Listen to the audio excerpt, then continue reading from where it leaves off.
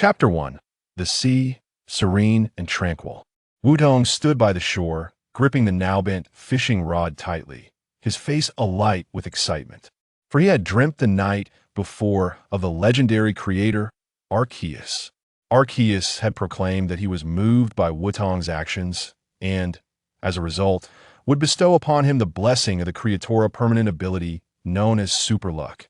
Though merely a dream, Wutong could distinctly feel that something substantial was nibbling at his line. This was certainly not a Magikarp or a shiny tentacle.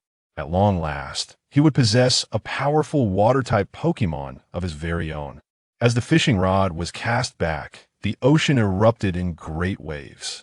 Upon glimpsing the massive silhouette of deep blue, Wutong acted without hesitation, hurling the redand white Pokeball he clutched. Go! You must succeed. The Pokeball collided with the colossal Pokemon, bouncing back and landing on the sandy beach, beginning to shake. Once, twice, thrice. Ding! Captured. The Pokeball burst forth with twinkling stars as Wutong eagerly rushed to retrieve it, pressing the central button to release his newfound companion. It shall be you! Roar! A deep, resonant growl echoed as the immense, cerulean body materialized before him, causing the ocean to tremble with its presence. That iconic, palm-shaped fin, the orca-like appearance, and the radiant red patterns emerging upon its form all signified to Wutong that this Pokemon was none other than the ancient legendary Groudon. He had just caught the deity of the ocean, Groudon, with his fishing rod. What on earth is happening? Even if the super luck from my dream has come to fruition, catching Groudon this way is utterly absurd. 2 centuries prior, a disruption in time and space brought Pokemon to Blue Star, resulting in a cataclysmic collision between 2 parallel worlds. Much like in the games, people forged bonds with Pokemon, playing together, assisting one another, and even engaging in battles. Wutong, a young lad who had fished here since the age of 8, had spent a decade reeling in countless Magikarp and Tentacle. His family's tradition dictated that one must catch their first Pokemon through their own efforts to become a trainer. Why not follow the path of ordinary children and seek out a professor for a starter Pokemon? Because his family belonged to the Aqua Team. He was the young master of the Aqua Team, the next leader, Water Wutong. And now, through perseverance and dedication over a decade of fishing, he had moved the creator, Arceus. With the boon of the Super Luck ability, he had inadvertently hooked the deity revered by the Aqua Team for over a century. The ancient Pokemon, the god of the ocean, Groudon. Gazing at Groudon, who was exhaling air towards him, Wutong felt a pang of annoyance. Now I have to tell them that my first Pokemon is Groudon, and I caught it with a fishing rod. And then, naturally, he'll become the new leader at lightning speed because of Groudon, while the ocean drowns the entire world. Not to mention how to explain to my father that I caught the deity worshipped by our family for a century with nothing but a fishing rod. Just the thought of drowning the world is absurd. Over the-top family goal would be enough to get me locked away by the League for 100 years. So why, oh why would the god of the ocean, a legendary Pokemon, be caught by a fishing rod? Where's your dignity? As he lamented, the colossal waves stirred up by Groudon were swiftly approaching. You come back here. I might not get beaten to pulp by my father, but I might drown because of you. Wutong recalled Groudon into the Pokeball just as the waves cascaded down, restoring tranquility to the sea. So what to do next?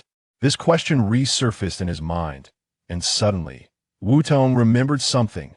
In the small forest to the east resided a Zoroark with the ability Illusion.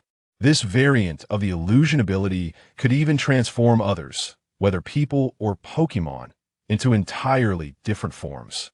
If he could find it and have it transform Groudon into a Magikarp or something similar, he could deceive his family and become a proper trainer. Moreover, and most importantly, that creature was a friend with whom Wutong had played since childhood. Had it not been for the family's rules, it would have been his first Pokemon long ago. I once wanted you to become a trainer, but you said friends shouldn't be confined by Pokeballs. And now that you need me, you say you want to be my trainer and accompany me on the quest for the pinnacle of being a trainer. You, with your mind solely on fishing, are being a bit excessive. The light blue eyes of Zoroark conveyed a hint of dissatisfaction as their gazes met. Wutong, feeling somewhat embarrassed, scratched his head while looking up at the small, grayish-black fox perched on the branch. This entirely gray-black fox, with pale blue pupils and black fur around its neck, had dark red fur on its limbs, around its eyes, and atop its head. Undoubtedly, it was the Dark-type Pokemon Zoroark, and it was a Pokemon that could speak human language. It was also Wutong's good friend, known since he was 8, and they had played together ever since. Yet, strangely enough, despite the passage of 10 years, its level had remained at 15, showing no signs of change. Zoroark, you know well that it's a rule set by my father that cannot be broken. But now that I've caught Groudon, it only makes sense for me to go on a journey and become the champion of a league. So, for the sake of our decade-long friendship, I beg you. Wutong clasped his hands together and lowered his head in a pleading gesture. Zoroark huffed, leaping down from the tree and circling Wutong while saying, I really can't do anything with you. You could have just caught a Magikarp and taken me along. But you insisted on the bond of your first Pokemon, making me wait 10 years for you. Do you know why I've remained at level 10? It's because I've been waiting for you to become my trainer. What a big fool you are. Before Wutong could react, Zoroark jumped up and swatted the Pokeball from Wutong's waist. With a swift paw, it pressed the button, enveloping itself in red light as the Pokeball began to shake. Once, twice, thrice. Ding! Captured successfully, without a doubt. Wutong picked up the Pokeball, pressed the button, and released Zoroark. All right, now let me see your new partner. Zoroark huffed, jumping onto Wutong's shoulder and saying, somewhat irked, I bet you think you caught the Wailord and mistook it for Groudon, using a fishing rod to reel in the god of the ocean. I can't believe that. Upon hearing this, Wutong couldn't help but chuckle, for he initially found it hard to believe that he had actually caught such a high-level Pokemon. But Groudon was indeed safely contained within his Pokeball, and he hoped Zoroark wouldn't be frightened when it was released. With that thought, Wutong grasped the Pokeball, pressed the button, and hurled it with vigor. Come forth, Groudon. As the deep blue, massive form of Groudon materialized before him, Zoroark was left utterly dumbfounded. Dark clouds loomed overhead, completely obscuring the area of the small forest to the east, and heavy rain began to pour. Groudon's eyes gleamed with radiance, and a faint blue arc of light appeared above Wutong's head, shielding him from the rain. This. Is it truly the legendary ancient Pokemon? The god of the ocean, Groudon? Zoroark stammered, utterly incredulous. It could hardly fathom that the boy it still perceived as a naive child had caught one of the deities of this world as his first Pokemon. Now do you believe? Wutong said with a smile, his words filled with pride. For Groudon's recent actions clearly indicated that it regarded him as a trusted trainer. Was that not a cause for joy? Zoroark leapt down from Wutong's shoulder, heedless of the rain soaking its fur. It approached Groudon, incredulously asking, Did you really come from Wutong's fishing rod? Roar, Groudon replied, and from Zoroark's animated expression, it seemed they were indeed engaging in a conversation. Wutong could not comprehend Groudon's words, standing still as he attempted to decipher the general meaning from Zoroark's expressions and dialogue. Yet, it was remarkable that Groudon, a deity, did not understand human language.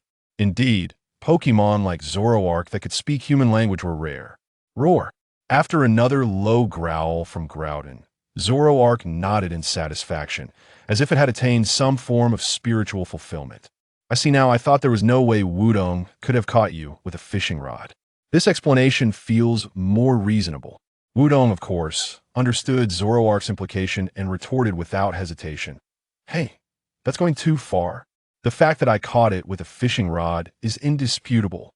Zoroark turned away, adopting a rather cheeky grin, and replied, Well, that may be true, but Groudon just awakened from a long slumber. Moreover, it sustained injuries from an enigmatic sprite's assault, seemingly regressing in level, and it was in this state that you managed to reel it in with a fishing rod. Furthermore, it was Gyarados that leapt from the water to be caught by you. Otherwise, given its size, how could you possibly have pulled it up? Injured? Its level has regressed? Could it be the work of Arceus?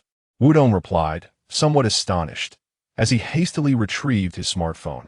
Selecting the Pokemon status for review, the screen displayed Zoroark and Gyarados, alongside their levels and health points. Gyarados, LV20, HP 103-103. Zoroark, LV15, HP 5252. Indeed, its level is merely 20, yet it possesses an astonishing HP of 103 truly. It is the deity of the oceans.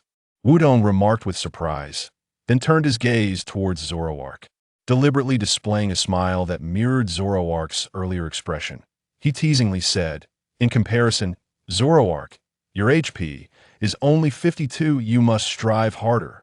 Zoroark huffed in response, turning away to disregard Wutong entirely.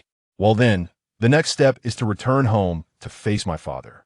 Wutong clenched his fist, casting an appraising glance at Gyarados, who appeared quite adorable in its clumsy demeanor. With that, he declared, Zoroark, transform Gyarados into a Sharpedo. Though the intent bore a hint of mischief, Sharpedo was undoubtedly a superior choice. Magikarp was too feeble, Tentacool was not particularly strong, and Wailord did not suit the identity of a young master of the water fleet. In contrast, the evolved Sharpedo, both in appearance and capability, stood out as one of the optimal selections. Zoroark nodded in agreement with Wutong's choice, while Gyarados understood Wutong's words, lowering its massive head to allow Zoroark to reach it with its small paws. Phantom, transform. A purple luminescence enveloped Gyarados' vast form. As within the glow, its body gradually diminished. When the light dissipated, the former deity of the oceans had transformed into Sharpedo, its menacing jaws agape, exuding a fierce and fearsome demeanor. Half an hour later, at the Waterfleet base. The base of the Waterfleet was an expansive cruise ship situated 200 meters off the coast, accessible only through a submerged tunnel designated for Waterfleet members. Identity verification successful. The hatch opened, and as Wutong took a few steps inside, a cool female voice resonated. Young master, you have returned. A striking beauty approached, her deep blue hair swaying gently, clad in a fitted top emblazoned with the Waterfleet insignia that perfectly showcased her alluring figure, complemented by black stockings beneath her leather skirt, igniting endless imagination. Indeed, Sister Kwanmei, I have returned. Wutong replied with a smile. The blue-haired beauty was Kwanmei, a senior officer of the Waterfleet and leader of the Special Operations Group, age 24. How was the fishing today? Did you catch a Magikarp or perhaps a Feebas? Ideally, a delectable mudkip would have been splendid. Kwanmei stated her humorless remarks with a straight face, wielding a punchline as lethal as a cold joke told in Antarctica. Wutong suppressed the instinctive shiver, managing a couple of forced chuckles, then deliberately placed his hands on his hips, adopting a proud stance as he proclaimed, I managed to catch a big one. I have successfully captured it as my first Pokemon, officially becoming a trainer. Clap, clap, clap. Kwanmei mimicked applause with her mouth. Then, using 2 fingers, she formed a smile at the corners of her lips, saying, That's wonderful, congratulations, young master, on becoming a Magikarp trainer. Strive to become the champion of Magikarp. The emotionless young lady, Kwanmei, unleashed her cold joke skill, with a power level of 120, achieving remarkable effects. Wutong finally succumbed to a shiver he could no longer contain to prevent Kwanmei from launching another cold joke assault. He quickly shifted the topic. Sister Kwanmei, is father on the ship? I can't wait for him to see my Pokemon. The boss is in his office. He'll accompany you, young master. Remember to make Magikarp leap with the most perfect arc for a spectacular splash. Kwanmei once again executed her cold joke attack. She added to the assault by raising her hands overhead to form a heart shape, all while maintaining her expressionless demeanor. Wutong, this older sister, 6 years Wutong senior, had joined the Waterfleet when he was merely 10 years old, and her personality seemed unchanged since boarding the ship. Emotionless and frigid in tone, yet unexpectedly gentle towards Wutong. Naturally, her gentleness referred to her method of continuously employing what she deemed effective actions to unleash cold joke attacks on Wutong. For other members, this had become an anticipated routine. The young master would go out fishing, return, and then be comforted and motivated by Kwanmei's daily unique cold jokes. What? You actually caught a Pokemon that could become your first partner, and it's neither a Magikarp nor a Feebas. How incredible! This is truly a blessing from Lord Gyarados. Moreover, perhaps this is Lord Gyarados' omen for me, urging me to swiftly accomplish the grand goal of submerging the world beneath the ocean. In the office, a middle-aged man clad in a deep blue pirate costume spoke with fervor, his emotions palpable. He circled the imposing Gyarados before him 4 or 5 times, tears of joy brimming in his eyes. Turning around, he immediately began a devout prayer to the mural of Kyogre that hung on the wall, as if the mere thought of catching a Pokémon beyond the likes of Kingler or Clownfish were a miraculous event. "Hey Dad, you're going too far," Wudong thought to himself, contemplating whether to have his Zorua dispel its illusion, allowing Kyogre to hurl this man into the sea. Indeed, this eccentric and somewhat absurd uncle was none other than Wudong's father. Water Dragon. Known as the leader of the Aqua Team by the Pokémon League, he humorously bore the nickname Water Faucet. "Just a joke, don't take it seriously," Water Dragon chuckled heartily, patting Wudong on the shoulder, his eyes gleaming with pride and expectation. "Son, congratulations on becoming a trainer. Always remember the ideals of our Aqua Team. The ocean is the most beautiful existence in this Pokémon world, the very source of life. Yet, due to human greed, the ocean is being relentlessly exploited, forcing Pokémon to lose their homes.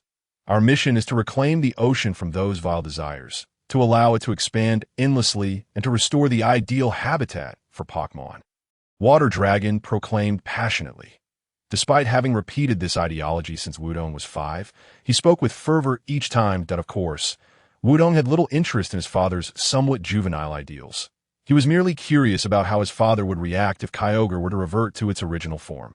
Nevertheless, curiosity aside, Wudong had no intention of doing so. He took out a Pokeball and recalled the Gyarados.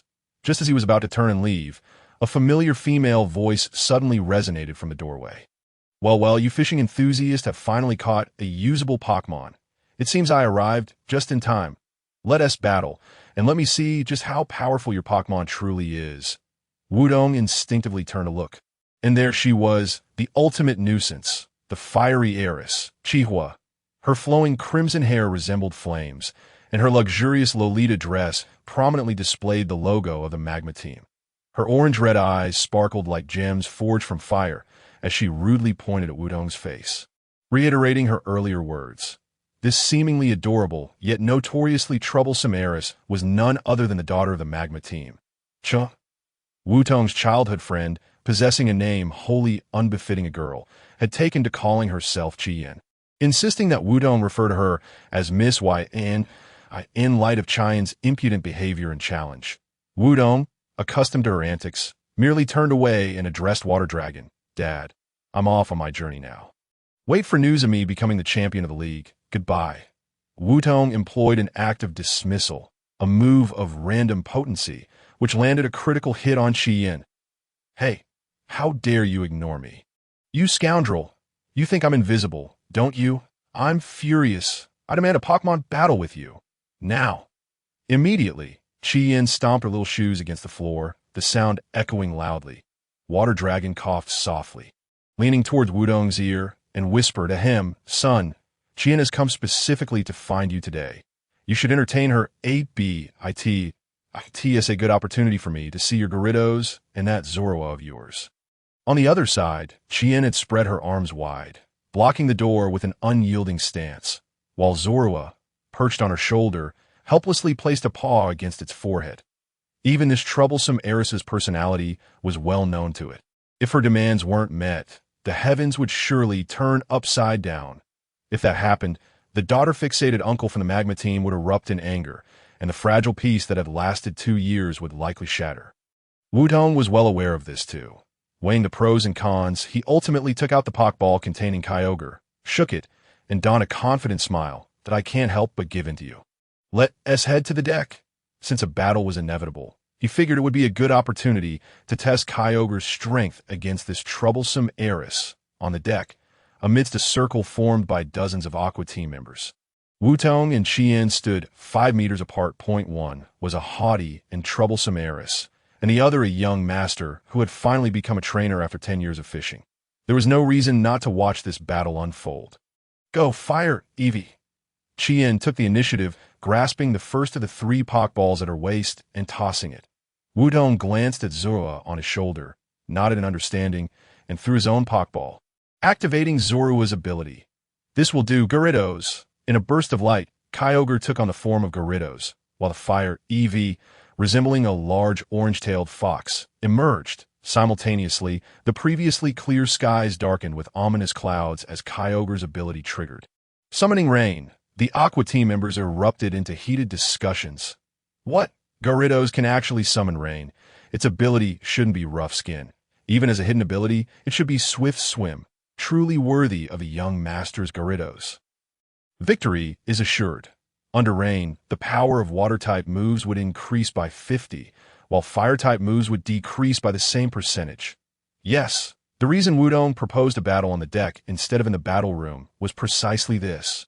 On the deck, he could activate Kyogre's ability. Under rainy conditions, Qian's 3 fire-type Pokemon stood no chance. Besides, even without the rain, they were facing an ancient legendary Pokemon, the god of the ocean. Kyogre. The rain was merely a means for Wutong to ensure Qian didn't lose too embarrassingly, providing her with a plausible excuse for the unequal conditions. Don't think this will give you an advantage. My fire EV is level 25, while your Gyarados is only level 20. The level difference is sufficient to bridge any gap. Qian, of course, was unwilling to back down, pointing and commanding, Fire EV, use quick attack to strike first. Not bad. Maintaining composure and refraining from using fire-type moves, Wutong smiled, acknowledging her strategy. The quick attack from Fire EV was executed, landing a blow on Kyogre under the assured priority of its ability. But unfortunately, that strike was hardly effective. The subsequent attack, however, will be far beyond Fire EV's endurance. Gyarados, use Whirlpool. Drown her, Wutong called out, his eyes filled with seriousness. Exerting full effort was the utmost respect. Thus, when Kyogre let out a whale-like roar, the ocean surged, transforming into a powerful whirlpool. The muddy yellow waves surged above Wutong's head, hovering ominously over Qian and Fire EV, cascading down like a waterfall. Boom! Fire EV was rendered unable to battle. The effect was astounding. Is this really Gyarados? Whirlpool. And it's a whirlpool powered by the ocean's might, truly deserving of the young master who fished for 10 years to catch this Pokemon. Hey, you could drop the 10 years part. You jerk. The Aqua team members erupted into cheers and discussions once more. Even Water Dragon and Izumi were taken aback. Had Water Dragon not been fond of Qian, the potential daughter-in-law of his dreams, he might have joined in the cheers. What a joke. I won't lose. It's not over yet. Qian recalled Fire EV, and with her other Pokeball already in hand, she threw it out. Go. Burning Bug. Use Tackle. The Burning Bug, capable of evolving into the formidable Fire God Moth at level 59, was deemed a Pokemon born of the sun, exceedingly rare and found only in volcanic regions. However, the one that had just emerged from the Pokeball, wrapped in a brown cocoon, was only level 19, far from evolving into the Fire God Moth. Moreover, Wutong had already begun issuing commands. Its Tackle wouldn't even get a chance to manifest. Gyarados, return. Zorua, go. Use Pursuit. Yes. Wutong recalled Kyogre and commanded Zorua, perched on his shoulder. Zorua transformed into a shadowy form, dashing forward at lightning speed, its small claws enveloped in purple light, striking fiercely against the chin of the Burning Bug. Pursuit, a dark-type move, could deal double damage when the opponent swaps Pokemon. Now was the perfect moment to utilize it. The Burning Bug's greatest strength lay in its attack, but its HP and defense were its weaknesses. Under the influence of the rainy conditions, that strike would prove equally fatal. Zorua executed Pursuit, landing a critical hit. The Burning Bug was rendered unable to battle. Splendid. Utilizing the right skill at the right moment. Not overly relying on a single Pokemon. And the finesse in skill application and timing was impeccable. Truly, my son, Water Dragon, has done well. Shui Wutong had completely forgotten to consider Qian's feelings and burst into laughter. Kwame raised her fist and, without hesitation, struck her boss on the back of his head. Miss Qian is still here, boss. Mind your words and actions on the other side. Qian, who had retracted the Burning Bug, wasn't a dazed her astonishment. She had lost to Wutong. To someone who merely knew how to fish, they had clearly agreed that she would become his trainer to protect him. Yet he had become so formidable right after becoming a trainer. Ugh, this fraud. However, he had looked incredibly handsome just now, especially when commanding his Pokemon. That earnest gaze, no, wait, this detestable fishing man, a great deceiver, unforgivable, yet he managed to catch such a powerful Gyarados. How splendid. No, absolutely unforgivable. Chine's inner world began to spiral into chaos. And with a flushed face, she dared not meet Wudong's gaze any longer. Suddenly, she conceived a brilliant idea. She lifted her head, directed her chin at Wudong, placed one hand on her hip, and pointed at him with the other. "Umph, you smug Wudong, don't get too proud. This is merely me giving you a chance. Next time, I will defeat you in a grand manner. Until then, I won't allow you to lose to anyone else. So, I'm heading back now. Goodbye." After declaring these words with great vigor, Chien spun around abruptly, her face flushed, and scampered away in small steps under the watchful eyes of other members of Team Aqua. To celebrate Wudong's first successful catch of a Gyarados after years of fishing, as well as his impending journey starting tomorrow, Team Aqua held a grand party. Wudong finally changed out of the ubiquitous fishing attire and donned the outfit specially tailored for him by Kwame. The clash of deep blue and sky blue hues outlined the blue ethos of Team Aqua, discarding the team emblem on his chest for some fashionable and stylish patterns. The striking primitive form of Kyogre on his back appeared somewhat ostentatious and juvenile.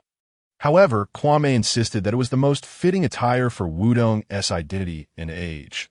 Certainly, for Wudong, who had caught Kyogre, this was even better. Most notably, the belt designed specifically for Wudong to hang his Pokeballs featured a team emblem in the center, which seemed to be a button that could be pressed. "Kwame, what is this?" Wudong asked, pointing at the emblem button while gazing at himself in the mirror. "This button is a battle suit switch. Pressing it activates the battle functions of the suit. By stimulating the body's acupoints and nervous system, it can maximally enhance your physical strength. For instance, if you're pursued by the League, activating the battle function will allow you to escape more swiftly." After speaking, Kwame seemed to reveal a hint of a scheming smile. "Escape more swiftly? What on earth are you talking about? I won't be captured by the League," Wutong retorted, clutching the Pokeball containing Kyogre in his hand. Perhaps 10 years later, he would manage to catch Lord Kyogre on the path to becoming a champion, and then he would need to flee from the League's pursuit when deciding to submerge the world. Chuame's expressionless remark about such a terrifying prospect sent chills down his spine. "I won T. And why 10 years later? Can't we let the fishing for 10 years joke go?" Wudong firmly dismissed, instinctively glancing at the Pokeball in his hand. Submerging the world. Such a notion was as extreme and terrifying as Team Magma's desire to transform the entire world into land. Those who would use the power of deities for such deeds would surely face divine retribution. However, speaking of deities, could it truly be because of the blessing of the creator god Arceus that he managed to catch Kyogre? Night, in dreams. Wutong once again dreamt of Arceus.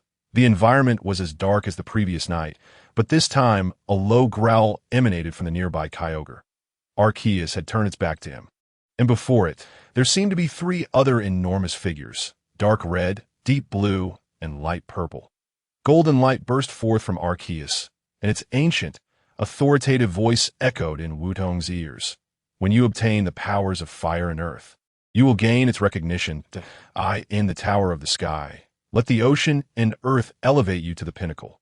The dragon will bring forth light. Only the essence of the world can counter the fabric of time and space. Only your existence can serve as the bond of connection. This shall be our final conversation. My blessing will accompany you for eternity." The voice faded. Before Wutong could utter a question, Kyogre's roar jolted him from the dream. In the last scene, he merely glimpsed a red giant beast roaring upon the earth, alongside a tower connecting to the cosmic river of stars. "Hey, speak clearly, you foul alpaca!"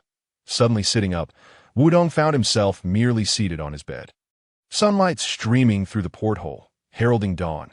Recalling the dream's content, Wudong seemed to realize something and sprang up, neglecting his morning routine as he dashed towards Chien's room. Given the previous day's party, Chien had naturally stayed on the ship. As for why he was knocking on her door now, Wudong needed to confirm something that would surely drive Team Magma mad. Knock, knock, knock. Who is it?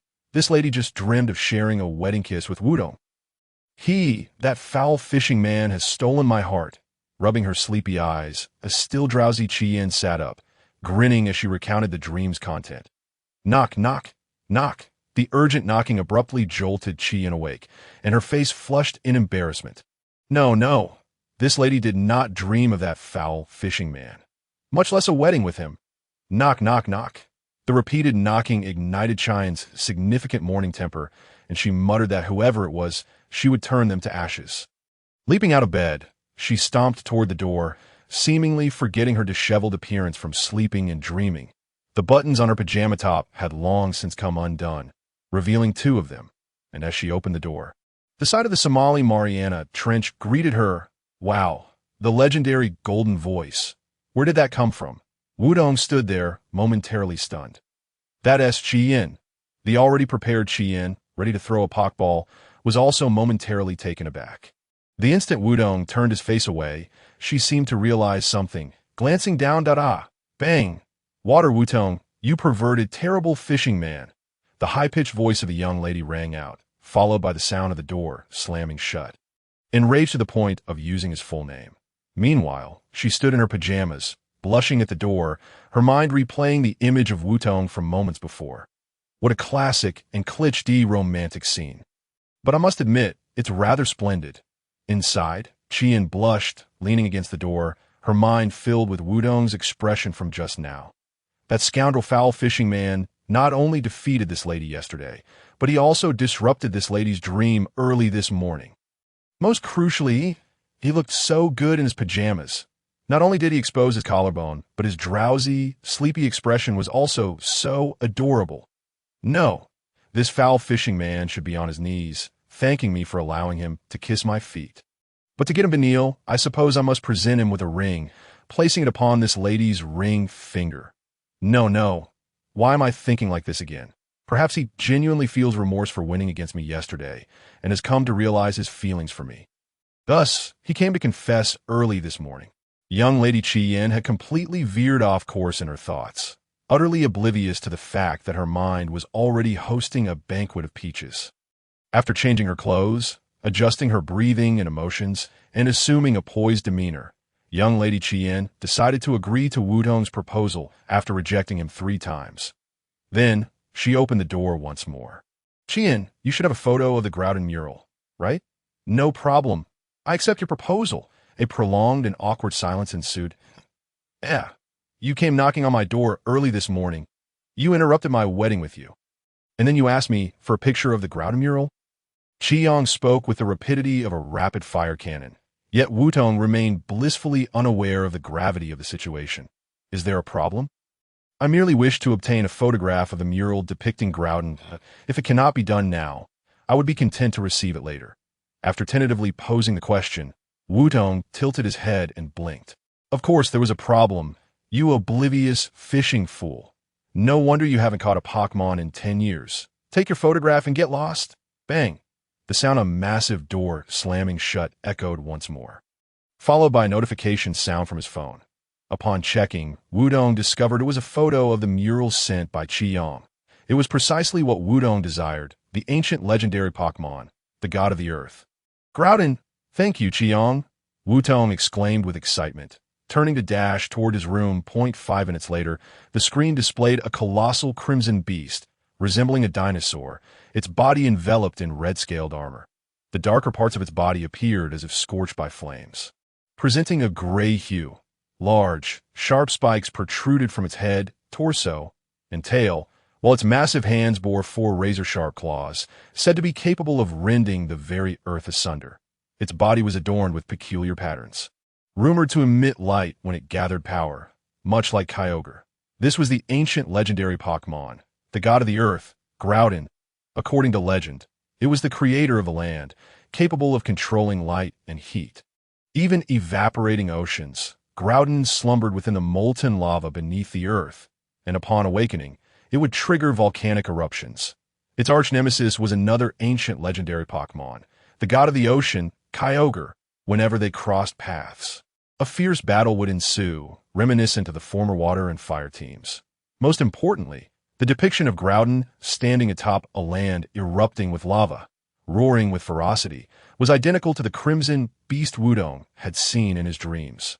When you obtain the powers of fire and earth, you shall gain its recognition. The words of Arceus echoed in his mind, and Wutong was now certain this was referring to Groudon.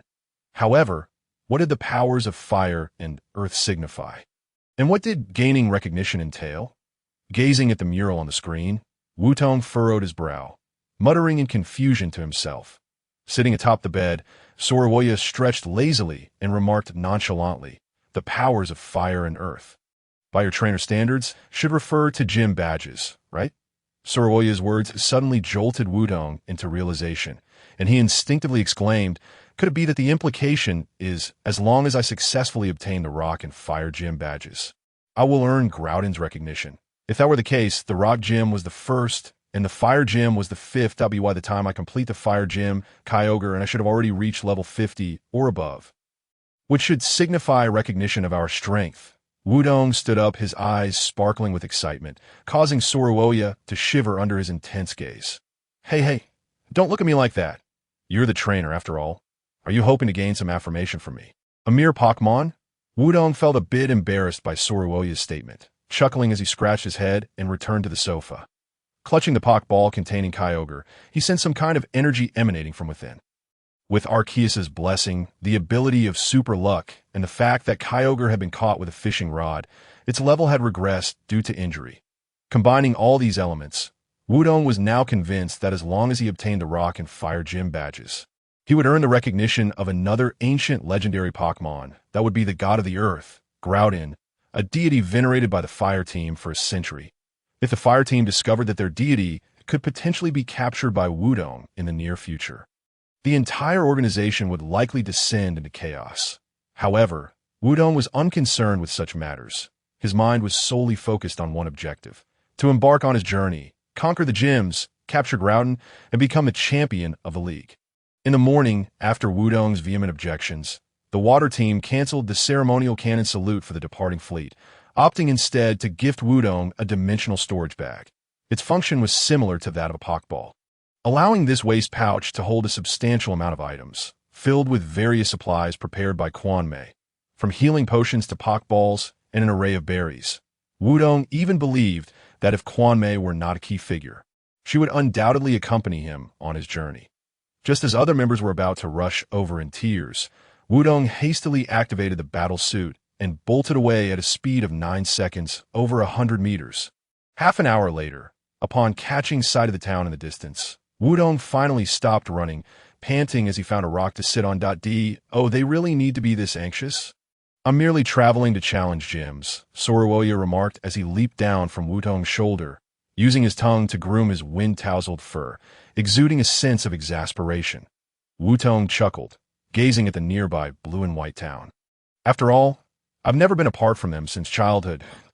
And no matter where I go, they have always been by my side. It's only natural to feel reluctant," placing his water bottle back into his backpack. Wutong rose and pointed toward the town ahead. By the way, that ahead is Heidu Town, that a coastal town embodying the spirit of battling against giant waves. Many members of the water team hail from this very place. Soroya nodded, standing on his hind legs, then striking the ground twice with his forelegs, adopting a fighting stance. "I've encountered the townsfolk here before. A few times when they visited the forest, my pranks startled them. However, their techniques are quite impressive." Soroya's antics caused Wutong to burst into laughter as he shared tales of Heidu Town while making his way toward the settlement. Meanwhile, not far from the roadside thicket, 3 figures peered out, observing Wutong's retreating silhouette as they discussed among themselves. "I can't believe this is the territory of the water team, and judging by that little brat's words, the townsfolk should be formidable. It doesn't matter. We're merely here to capture that rumored Pokemon, and it has nothing to do with the water team. However, it's quite strange that that brat Soroya can actually speak. So what if it can talk? I've been chatting with you all daily, yet you never seem to find it peculiar. In any case, as long as we capture that rumored Pokemon, we can leave without a trace. Let us prepare to set off. You don't get to command us. The voices of a man and a woman resonated simultaneously, accompanied by the sound of fists striking heads at it's young Master Wutong. Has he finally managed to catch a usable Pokemon and begun his journey? That mischievous Oroya has finally been taken away. The Jengar we saw in the forest must be this little rascal. The townsfolk greeted Wutong warmly, naturally addressing him as young master due to the water team's influence. The most enthusiastic was the owner of the Haiji Hotel, who insisted on treating Wutong to a lavish complimentary meal, claiming it was to celebrate Wutong's decade of fishing. Now finally able to embark on his journey as a trainer. 20 minutes later, at the dining table, the servers began to bring out dishes, while the owner, clad in a sea blue apron, chatted with Wutong across the table. By the way, young Master Wutong, you must have heard about the recent rumors, right? Even Captain Shui Wutong has started to take this matter seriously. The owner picked up a slice of sashimi, dipped it generously in wasabi, and popped it into his mouth, coughing as he spoke. What rumors? Wutong inquired, curiosity piqued as he had not heard of any such rumors. Nor had Shui Wutong mentioned anything about the guardian of Heidu Town, the Sea Overlord. The owner set down his chopsticks, speaking earnestly. Young Master Wutong should also be aware of the Sea Overlord, for there is a tale surrounding it. Legend has it that long ago, a fearsome giant beast roamed the seas, and each night it would come ashore to snatch townsfolk as food. The townspeople at that time were merely fishermen, utterly incapable of resisting. Each night, they could only lock their doors and windows tightly, praying that the beast would not choose them. The owner spoke solemnly, and Wutong felt a sense of familiarity. It seemed Shui Wutong had recounted this tale before, likely concluding with someone appearing to save the town. Could it be the Sea Overlord? And then what happened? Did the Sea Overlord save the town? Soroa, with her large, sparkling eyes, straightforwardly inquired, her mischievous nature piqued by the chilling tale. Of course, the proprietor replied with fervor, his excitement palpable as he recounted. On a stormy night, the Sea Overlord emerged. It battled titanic beasts, clashing fiercely from the village to the depths of the ocean. Its formidable strength shattered the monstrous waves, causing the creature's form to disintegrate. No one truly glimpsed the visage of the Sea Overlord, only catching a fleeting impression of its fists in combat, before it vanished beneath the waves. Thus, it was named the Sea Overlord, and in its honor, the village was renamed Sea Dual Town, adopting a motto celebrating the valor of battling against the mighty waves. At this, the proprietor leapt up in a fit of enthusiasm, striking various poses to showcase his muscles. Wutong, contemplative, nodded slightly before asking, "So, what's the latest rumor? Has the Sea Overlord reappeared?" The proprietor, with a cunning grin, produced a photograph, exclaiming, "Indeed, the Sea Overlord has not only resurfaced in the village, but is also seeking a powerful individual to become its trainer." "Trainer?" Wutong exclaimed in surprise, taking the photograph, which depicted a shroud of darkness, with a hint of crimson visible. Could it be that the Sea Overlord is also a Pokemon?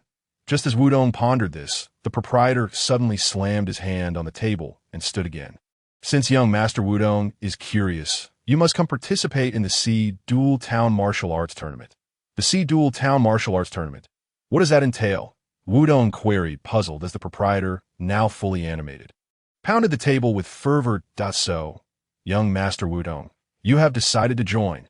This tournament will determine who is worthy to be the Sea Overlord's trainer. Only the strongest warriors can claim that title, battling alongside it to conquer the tumultuous waves and ascend to greatness." Afterward, the proprietor resumed flaunting his muscles. Lost in his own reverie, the Pokemon capable of shattering waves sounds extraordinarily powerful. Soroa looked at Wutong, her little paw pointing at the Pokeball containing Kyogre, saying, "With it and me, plus your battle gear, we just might triumph. I suspect you're just eager for the excitement." Wutong retorted, gently tapping Soroa's forehead. However, witnessing the proprietor's ecstatic demeanor and the photograph ignited a spark of interest and determination within him. Participating in the tournament could not only elevate Kyogre and Soroa's levels through combat, but might also lead to winning the championship and ultimately capturing the legendary Sea Overlord. A Pokemon capable of smashing waves? What a formidable creature indeed. While Kyogre is powerful as a deity, Capturing more Pokemon is certainly advantageous. With this thought, Wudong stood tall and declared, "No problem. I shall participate in the C-Duel Town Martial Arts Tournament." In another corner of the establishment, 3 pairs of eyes shifted away from Wudong, lowering their voices to discuss. The C-Duel Town Martial Arts Tournament? Who would have thought they'd employ such a method to determine the trainer of that Pokemon? We should join as well. And when that Pokemon appears, create chaos with explosives. In such turmoil, not only could we seize the Pokemon, but we could also snatch away that little rascal Soroa. Most importantly, Musashi's million-ton punches and kicks make winning the tournament a piece of cake. Ha ha ha! Indeed, Musashi, the powerhouse, is perfectly suited for such a martial arts tournament. The sound of fists striking 2 heads reverberated, and as Wutong instinctively turned, the patrons in the corner had already departed. Was it an illusion? 3 hours later, at the C-Duel Town Martial Arts Hall, the first floor was packed with participants, including not just townsfolk, but also some members of Team Aqua, all fervently conversing with Wudong. The annual C-Duel Town Martial Arts Tournament was about to commence. The host, microphone in hand, scanned the crowd before gesturing towards a specific spot. First up, we have the seed contestant from the Sea Home Restaurant. The proprietor himself, the tournament's primary sponsor. Applause erupted as the proprietor eagerly stepped forward, snatching the microphone and striking poses to showcase his muscles once more. Ha ha ha! Who would have thought I'd be among this year's SC contestants? Truth be told, I'm not all that strong. I merely practice diligently at every moment, so I'm just a smidgen stronger than you all. Ah! With that, the proprietor maintained his jovial laughter, stepping aside while constantly shifting through various poses. Well, the proprietor's words are quite provocative. Next up is the second contestant, the stunningly beautiful and absolutely breathtaking Miss Izumi, a senior member of Team Aqua. The host voice soared on the last 4 words. As Izumi stepped onto the stage, the crowd erupted. All the men present, including a dazed Wutong and a gaping Soroa, even the proprietor absorbed in his muscular display, began chanting Izumi's name. What's going on? Izumi is competing too. Just as Wutong voiced his confusion, Izumi, microphone in hand, shifted her gaze towards him. With one hand forming a heart and the other holding the microphone, she struck an adorable pose on one leg. Then, with an expressionless face, Izumi stated, "Do your best, young master. I will eliminate all obstacles in your path." Her expressionless delivery of such a menacing declaration sent chills down Wutong's spine. "I'm ready. Miss Izumi, please come and eliminate me." The proprietor knelt before her. Izumi, with her view of Wudong obstructed by the proprietor, swiftly kicked out her raised leg. Izumi executed a million-ton kick. The impact was astounding. The proprietor was sent flying out of the arena, rendered unable to battle. Finally, Izumi blew a kiss towards Wudong, stepping aside. Good heavens! The first seed contestant has been eliminated just like that. It seems this year's martial arts tournament is destined to be a gathering of the strongest. Doubling the excitement, the host took the microphone, reigniting the atmosphere with his words. However, Wutong, who was holding his forehead, realized that this tournament was likely to be utterly chaotic. Now, let us introduce the 3rd, 4th, and 5th seed contestants together. Why? Because they form a martial spirit team trio from the distant land of martial arts. They are Million-Ton Fist Zhongwu, handsome mid-parted Dallin, and the cursed Meowth, transformed into a Pokemon, yet still burning with the spirit of martial arts. With a resounding thud, the lights in the venue abruptly dimmed. 3 figures appeared beside the host, swiftly exchanging the microphone as they delivered a peculiar opening speech. "Since you sincerely inquired, we shall benevolently inform you. To prevent the world from destruction, to safeguard the peace of the world, upholding love and true justice. The charming martial artists, Zhongwu, Dallin, we are the martial spirit team, ablaze with fervor. The passionate tomorrow awaits us." With that, the lights flickered back on, revealing 3 figures to the audience. On the left stood a man with blue-purple hair, styled in a handsome mid-part, strikingly handsome. Holding a rose. To the right was a woman with purplish-red hair styled in twin buns, adorned with dramatic eye makeup and lipstick, clad in a fiery red chi-pao. And in the center, arms outstretched, was a cream-colored Meowth Pokemon sporting a lucky coin on its forehead. The martial spirit team's entrance was nothing short of spectacular, leaving the audience in awe. Of course, if Dallin does not wish to be eliminated right now, he ought to cease the act of presenting flowers to Miss Izumi in declaration of his affection. The host reclaimed the microphone, his expression fervent as he proclaimed. Next up is the sixth contestant, the highly anticipated super contestant, known as the second generation of Team Aqua, the ultimate idol of fishing men globally. The Kingler Destroyer, the father of Wutong, Captain Water Dragon. Indeed, it is I, the captain of Team Aqua, Water Dragon. My dream is to submerge the entire world beneath the sea. A dragon clad in pirate attire leaped from the ceiling. With hands on hips, he regaled the audience with tales of perilous dreams. Wutong stood frozen in place, his mouth agape, mirroring the astonishment of Solroya. What on earth is happening here? 20 minutes later, on the second floor of the venue, the elves gathered at the center of the stage. The host, microphone in hand, spoke with fervor as he delivered the opening remarks. All contestants are now in position. Therefore, the first round of the three-part contest begins. Defeat the Gyarados. The rules are simple. Each contestant will take turns battling the Gyarados provided by Captain Water Dragon. Due to level constraints, the Gyarados' skill power will be limited and will gradually increase over 3 attacks. Contestants who successfully withstand 3 attacks or defeat the Gyarados will advance. The judging panel will score the battles, and the contestant with the highest score will win a Gyarados egg. As soon as the words left his mouth, the host snapped his fingers, and a member of the water fleet ascended to the battle stage. He cradled a vibrant red Pokemon egg. After placing the egg on the prize platform, the host produced a Pokeball. Pressing the button, he tossed it to the left of the stage. Roar, roar, roar. The air was filled with the sounds of fury and rage as a blood-red figure appeared before the 20 contestants. It was indeed a shiny red Gyarados. This was the Pokemon lent to the host by Water Dragon. An 80-level red Gyarados. Wutong instinctively glanced toward Water Dragon, only to find him gazing back with a knowing smile. Little did he expect that this fellow would lend his Pokemon to the host for the martial arts tournament, especially during the first round. It would have sufficed for him to join the fray. But now he seemed intent on eliminating all other contestants in one fell swoop.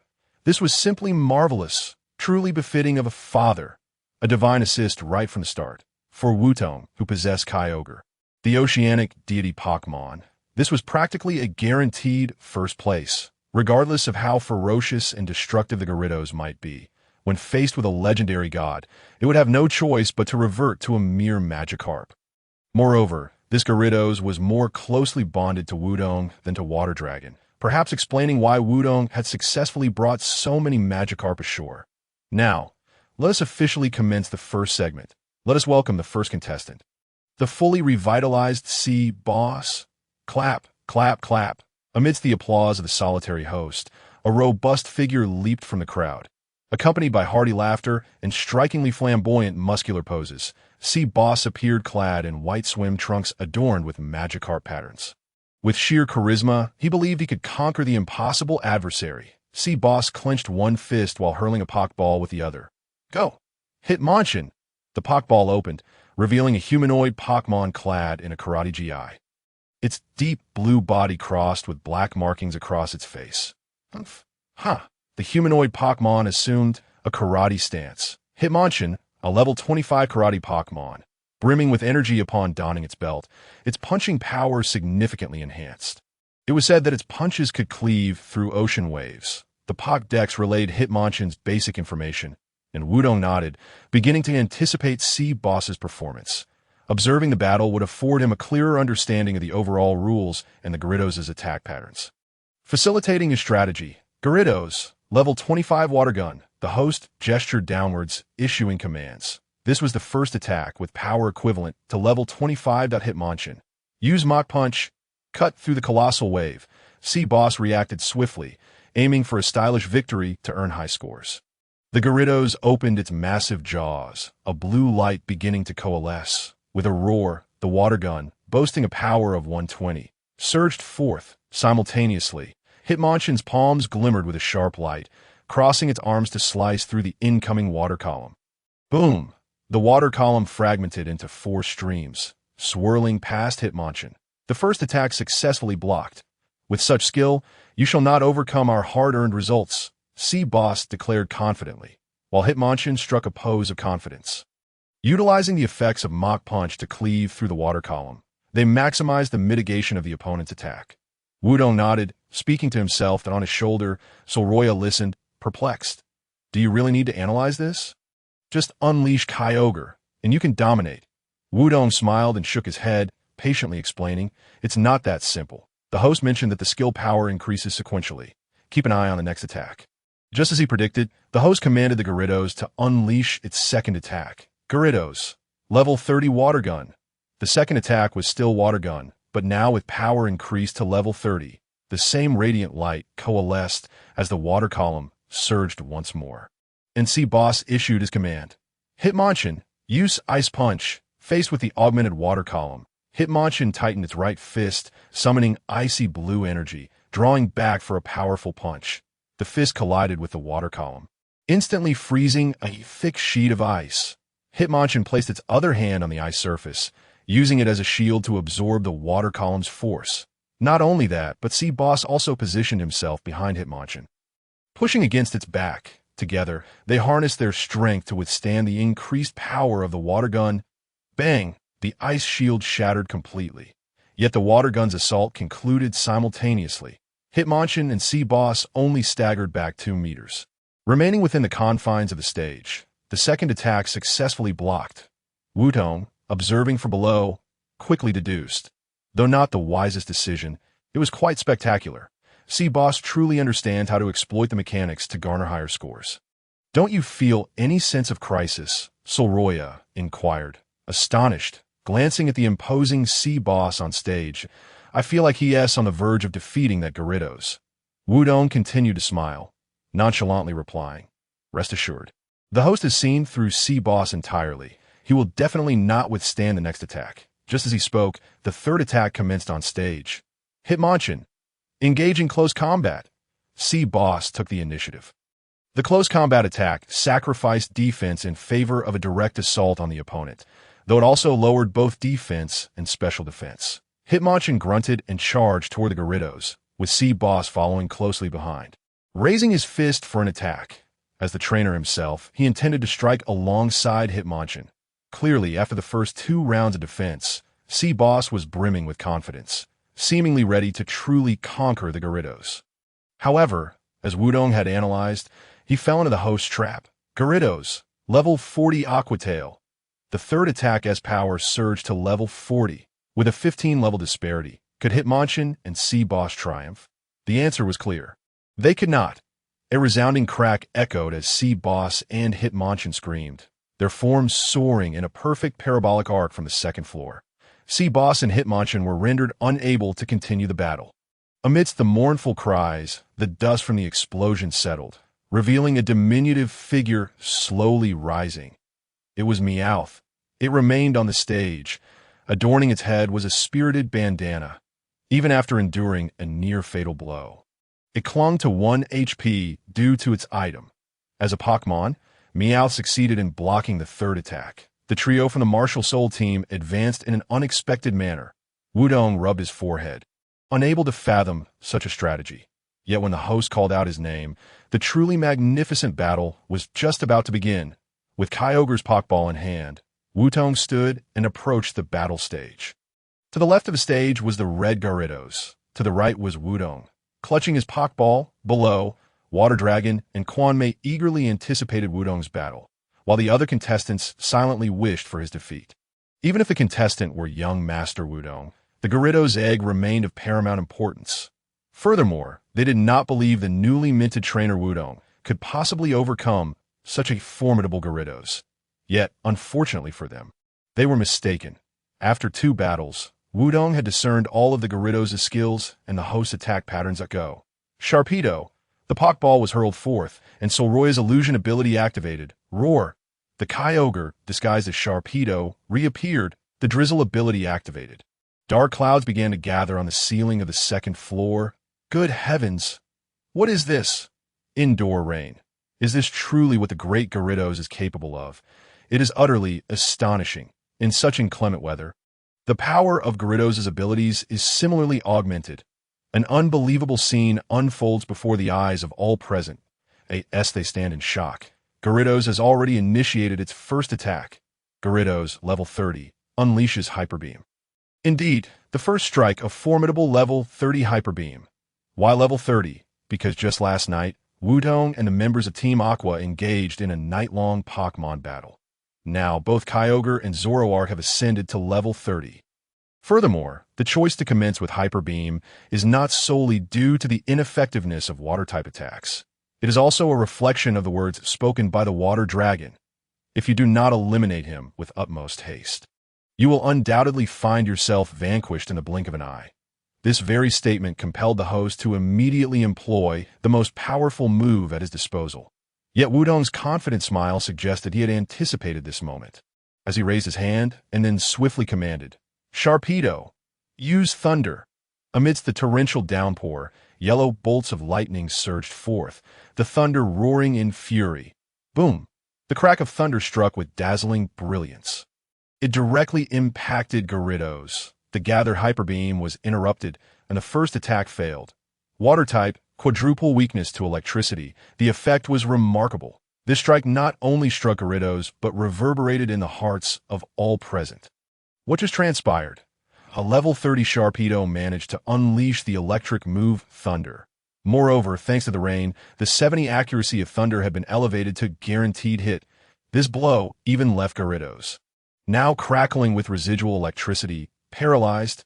An event nearly impossible had occurred, leaving the host utterly dumbfounded, yet he stubbornly commanded a second attack. Gyarados, level 35, unleash Hyper Beam once more. The second strike, a level 35 Hyper Beam. Once again, with Gyarados' impressive HP at level 80, even quadruple weakness to electricity would not suffice to bring it down, not even after 3 strikes. However, for Wutong Sharpedo, being hit just once would be adequate. Come back, Sharpedo. Wutong retrieved Sharpedo into its Pokeball. It's your turn, Zoroark. Use Protect. Zoroark leaped down from Wutong's shoulder. The small figure shimmered with an extraordinary radiance, completely shielding against the incoming Hyper Beam. Protect, learned through TM17, can entirely block an opponent's attack, although repeated use will lead to failure. But using it now is nothing short of perfect, for Wudong's objective from the very outset was never to defeat Gyarados. After 2 battles, he had absorbed the scoring techniques of a sea boss and the defensive strategies of Elder One. When combined with his own Pokemon, it manifested in the current display. First, he astonished everyone with the incredible rain ability, swiftly followed by the Thunder move.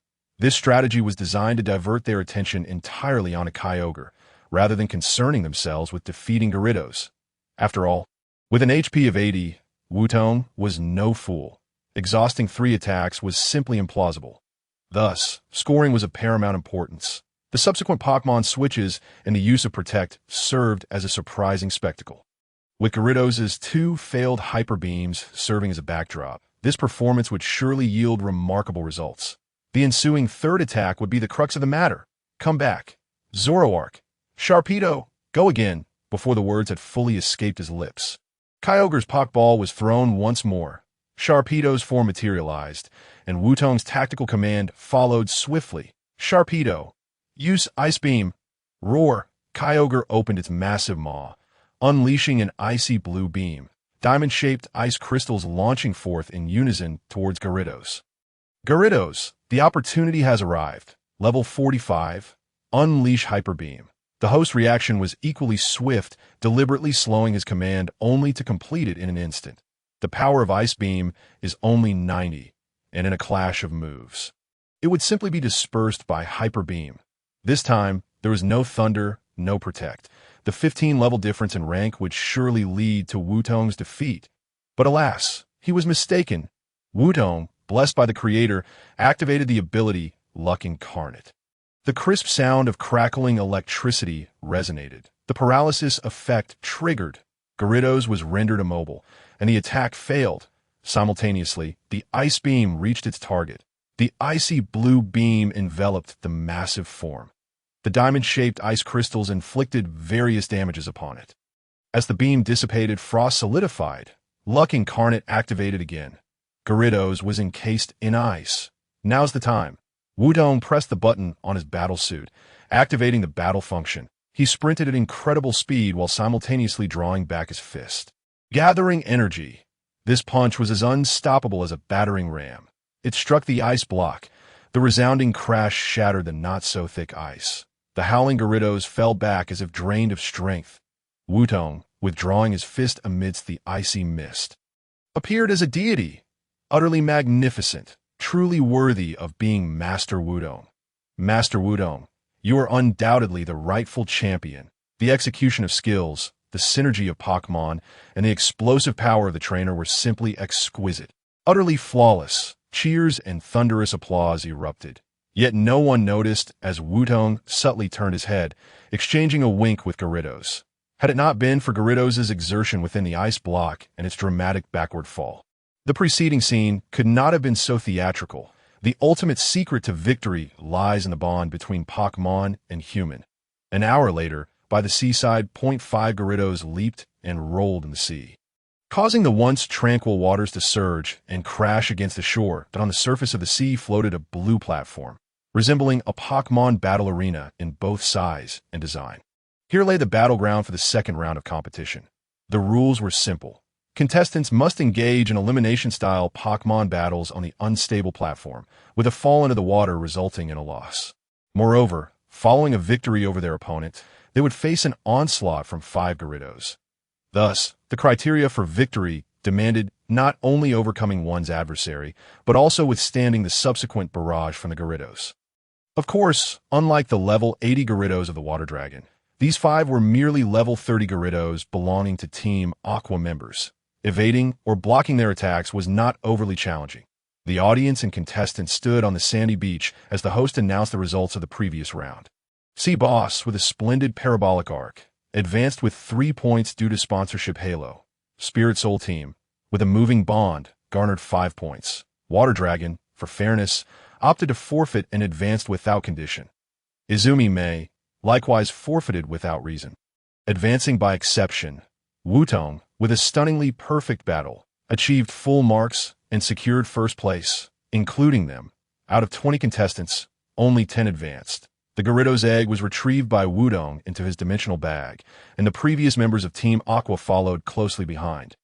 Still clutching an exquisite leather case, the host accepted the case, placing it on the prize podium, and upon opening it, red, yellow, and blue lights shimmered brilliantly. Inside the case lay a beautiful short sword, its red blade, blue guard and yellow hilt radiating a dazzling and sharp glimmer, imbued with a sacred and majestic aura.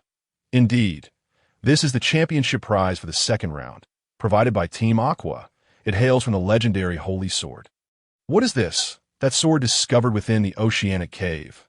Wudong's gaze was instantly captivated, exclaiming instinctively. The Pokeball of Kyogre at his waist trembled slightly, the blue hue rippling as if conveying some signal. The host nodded, continuing, Indeed, as Master Wudong has stated, this holy sword was unearthed by Team Aqua in a cavern beneath the sea. The cave entrance bore a formidable seal, and the walls within were riddled with sword scars. Atop a stone platform lay this holy sword sealed. Most importantly, the mural depicted a figure that is none other than the legendary mythical Pokemon, the Holy Swordsman, Keldeo. In that instant, the entire venue erupted. No additional word from the host were necessary. Everyone could fathom the significance of this holy sword. And when the host proclaimed that this holy sword is the key to locating that mythical Pokemon, the fervor surged to new heights. That is indeed a mythical Pokemon, though it may not rival Kyogre in divine status. The legend of the Holy Swordsman Keldeo is equally resounding, and its power is beyond question. It is said to race across the surfaces of rivers, lakes, and seas, traversing the world, appearing by beautiful waters. Thus, many have claimed to have witnessed its majestic form and formidable strength. Even Wutong instinctively glanced at the Water Dragon, as this sword's secrets had never been extensively revealed to him. It was now presented as a prize. Wait a moment. The egg of the Gyarados, the Holy Sword, and the Water Dragon, who gives a thumbs up with a bright smile. Wutong suddenly realizes this is the deliberate scheme of that old man. Whether it is the egg or the Holy Sword, they are all prepared for himself. merely presented in this peculiar manner. What is this supposed to be a test? Could he not simply hand them over directly? That middle-aged man with delusions of grandeur. Of course, grievances aside, every cell in Wutong's body is now bubbling with excitement. As long as he wins the second round and obtains the Holy Sword, he will possess the key and opportunity to find Kyogre deity that moment. With the assistance of Gyuka, the success rate will be nearly 100%. The second round, it must be won. Naturally, it is not just Wutong who is exhilarated. The cheering contestants, as well as the trio in the corner whispering once more, share in the excitement. They never expected such surprises in a small local tournament. Mysterious Pokemon, the talking Zoroa, and that outrageous Sharpedo of the little rascal aside, there are even clues to mythical Pokemon. If we present all of this to Lord Sakaki, we might just ascend to the ranks of higher officials in one fell swoop. The salary at that time would allow me to live a life of luxury. This is the goal we should be pursuing, Meow. The water fleet truly has its merits, Meow, compared to that Pikachu. It is evident that this little rascal has far more to offer, Meow. The trio begins their unrealistic fantasies, while on the other side, the match has already been announced to commence. So, the second round. The first match, announcing the contestants, once again fully revived, determined to redeem himself, the karate master of the 9th Dan, the largest sponsor of this tournament, the owner of the Sea House, Mr. Hai, and the aloof and unfeeling Mrs. Izumi. Known as the Deep Blue Siren, under the assaults of the Gyarados and Mrs. Izumi, can Mr. Hai redeem himself? Let us wait and see. In a host's voice, two Gyarados escort Mrs. Izumi and Mr. Hai to either side of the floating platform down on the left. Mr. Hai takes out a Pokeball and smiles as he declares, "Once I win this match, I will present the Holy Sword as an engagement ring to Mrs. Izumi." Mr. Hai shifts from his usual boisterous demeanor to deliver a heartfelt and tender declaration. Mrs. Izumi remains expressionless, merely tossing out her own Pokeball.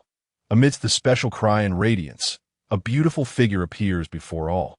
It resembles a sea serpent, its body a creamy hue, with eyes like rubies. The red fin-like structures frame its head, and its beautiful tail is adorned with blue and pink scales featuring black stripes. Resembling an unfurled fan, Milotic, level 70, the general Pokemon, said to be the most beautiful of all Pokemon, its splendid scales display a rainbow of colors that shift with the angle of observation. The Pokédex reads out its basic information, captivating nearly everyone's gaze. Mr. Hai's Pokeball slips from his hand, and the Shiftry that jumps out nearly tumbles into the sea. However, in the next moment of panic, it stands frozen in place, just like its master. The sight of an unparalleled beauty alongside the Pokemon hailed as the most exquisite is a splendid spectacle. Yet, only Wutong, who is currently receiving heart gestures and kisses from Mrs. Izumi, understands the dreadful fate that awaits Mr. Hai. This Milotic is Miss Izumi's trump card. Her deployment signifies her full commitment to the battle. Indeed, as Mr. Hai adjusts his Magikarp swimming trunks, preparing to deliver some suave lines, Miss Izumi has already issued her command. Milotic, use Icy Wind.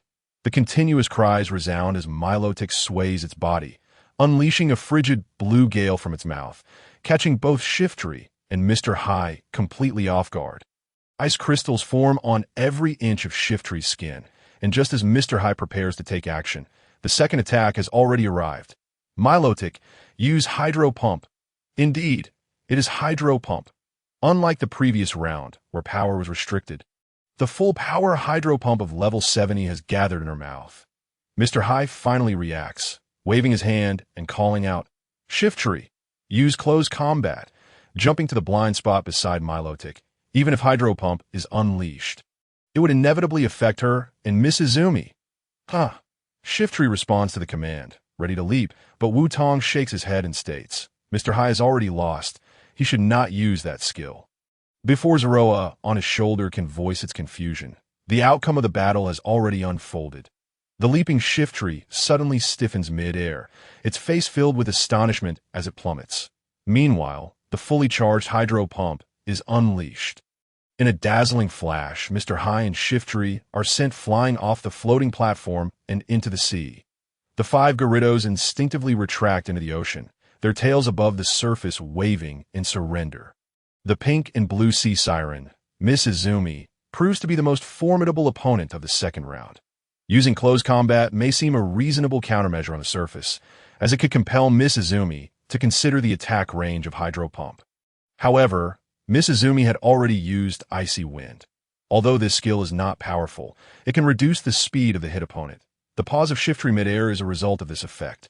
Thus, it cannot evade Hydro Pump. Had Mr. Hai chosen to command Shiftry to use the hold-on skill earlier, it could have at least retained 1 HP. Moreover, after using Hydro Pump, Gyarados would be unable to act in the next round due to the skill's high energy cost. Given Shiftry's fighting prowess and Mr. Hai's 9th Dan Karate skills, he could directly attack Miss Izumi herself, which might offer a glimmer of hope. Wutong shakes his head, calmly stating, while Zoroa on his shoulder curiously inquires, "Attack the trainer directly? That doesn't conform to the rules of Pokemon battles, does it?"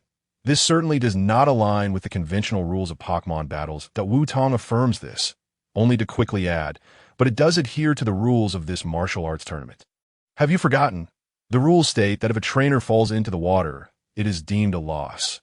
Even if not explicitly stated, considering the characteristics of the floating platform and the onslaught of Gyarados. It suggests that contestants may attack each other. Or rather, it indicates that Pokemon may be commanded to attack opposing trainers. Having said this, Wutong lowers his head to gaze at the switch of his battle attire, already contemplating strategies to counter Miss Izumi or the Water Dragon. Meanwhile, the second match has concluded, and the host calls out the names of the contestants for the third match. So, the second round. The first match, announcing the contestants. First, the reigning champion, the powerful and glamorous rising trainer, young Master Wutong, and the Spirit Soul team, known for their strong bonds and unwavering will. Cheers erupt in succession as Wutong stands atop Gyarados, clutching the Pokeball of Gyuka in his hand. Regarding this trio, supposedly from the martial arts nation, he has already begun to sense something amiss. Though the specifics remain unclear, one thing is certain. They are not from the martial arts nation. To deal with them, there is no need to reveal the trump card he contemplated earlier. This is the ocean. Wutong's Pokemon is Gyuka, the deity of the ocean. In facing him, the Spirit Soul team stands no chance. Yet, regrettably, even as they stand on the left side of the floating platform, they remain oblivious to this fact. The previous round was merely a matter of level disparity. In this round, facing a little rascal who has just become a trainer, they intend to redeem themselves and triumph over him in the most stylish manner. Little rascal, we from the martial arts nation will not go easy on you like them. If you surrender now, it's not too late. Just then, two iron fists striking down upon their heads interrupt what Meow was about to say, as the Spirit Soul team's eldest member throws out a Pokeball. Go! Octillery! The blue and white little squid leaps from the Pokeball, hovering in the air and emitting a joyful cry. Octillery, level 25 possessing dark and psychic attributes, is capable of hovering, making it a decent choice in the floating platform environment. Wutong observes the Pokédex's description and remarks, while on the other side, the eldest member stands proudly, commanding, Octillery, use Psybeam. Let us confuse it first. Psybeam, a psychic-type skill, employs a wondrous beam to attack. With a chance to confuse the opponent, is their strategy to throw me into a disadvantageous state right from the start. Quite the clever tactic. The luminous entity atop the Haola flower's branch has begun to flicker with an extraordinary brilliance. Yet Wutong refrains from deploying the Pokeball of Kyogre, instead calling out, "Come forth, Zoroa, utilize Dark Pulse." A gray figure leaps down from his shoulder, exuding an ominous aura brimming with malevolence, coalescing into a line that strikes directly at the airborne Haola flower. Dark Pulse, a Dark-type move, not only inflicts damage but also possesses a 20 chance of causing the opponent to become intimidated. Indeed, against this trio, Wudong deems it unnecessary for Kyogre to engage in battle just yet. Considering the Wuhuan team, including Meowth, there are at least 3 Pokemon, making it wise to have Zoroa wear down 1 or 2 of them first. With the influence of Wudong's super luck ability, that 20 chance effectively approaches 100. Thanks to the disparity in levels, Zoroa's speed is evidently superior to that of Haola Flower.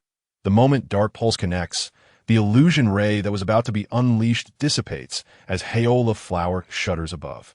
A successful hit, and Haola Flower succumbs to intimidation. Zorua sees the advantage and unleash Shadow Sneak.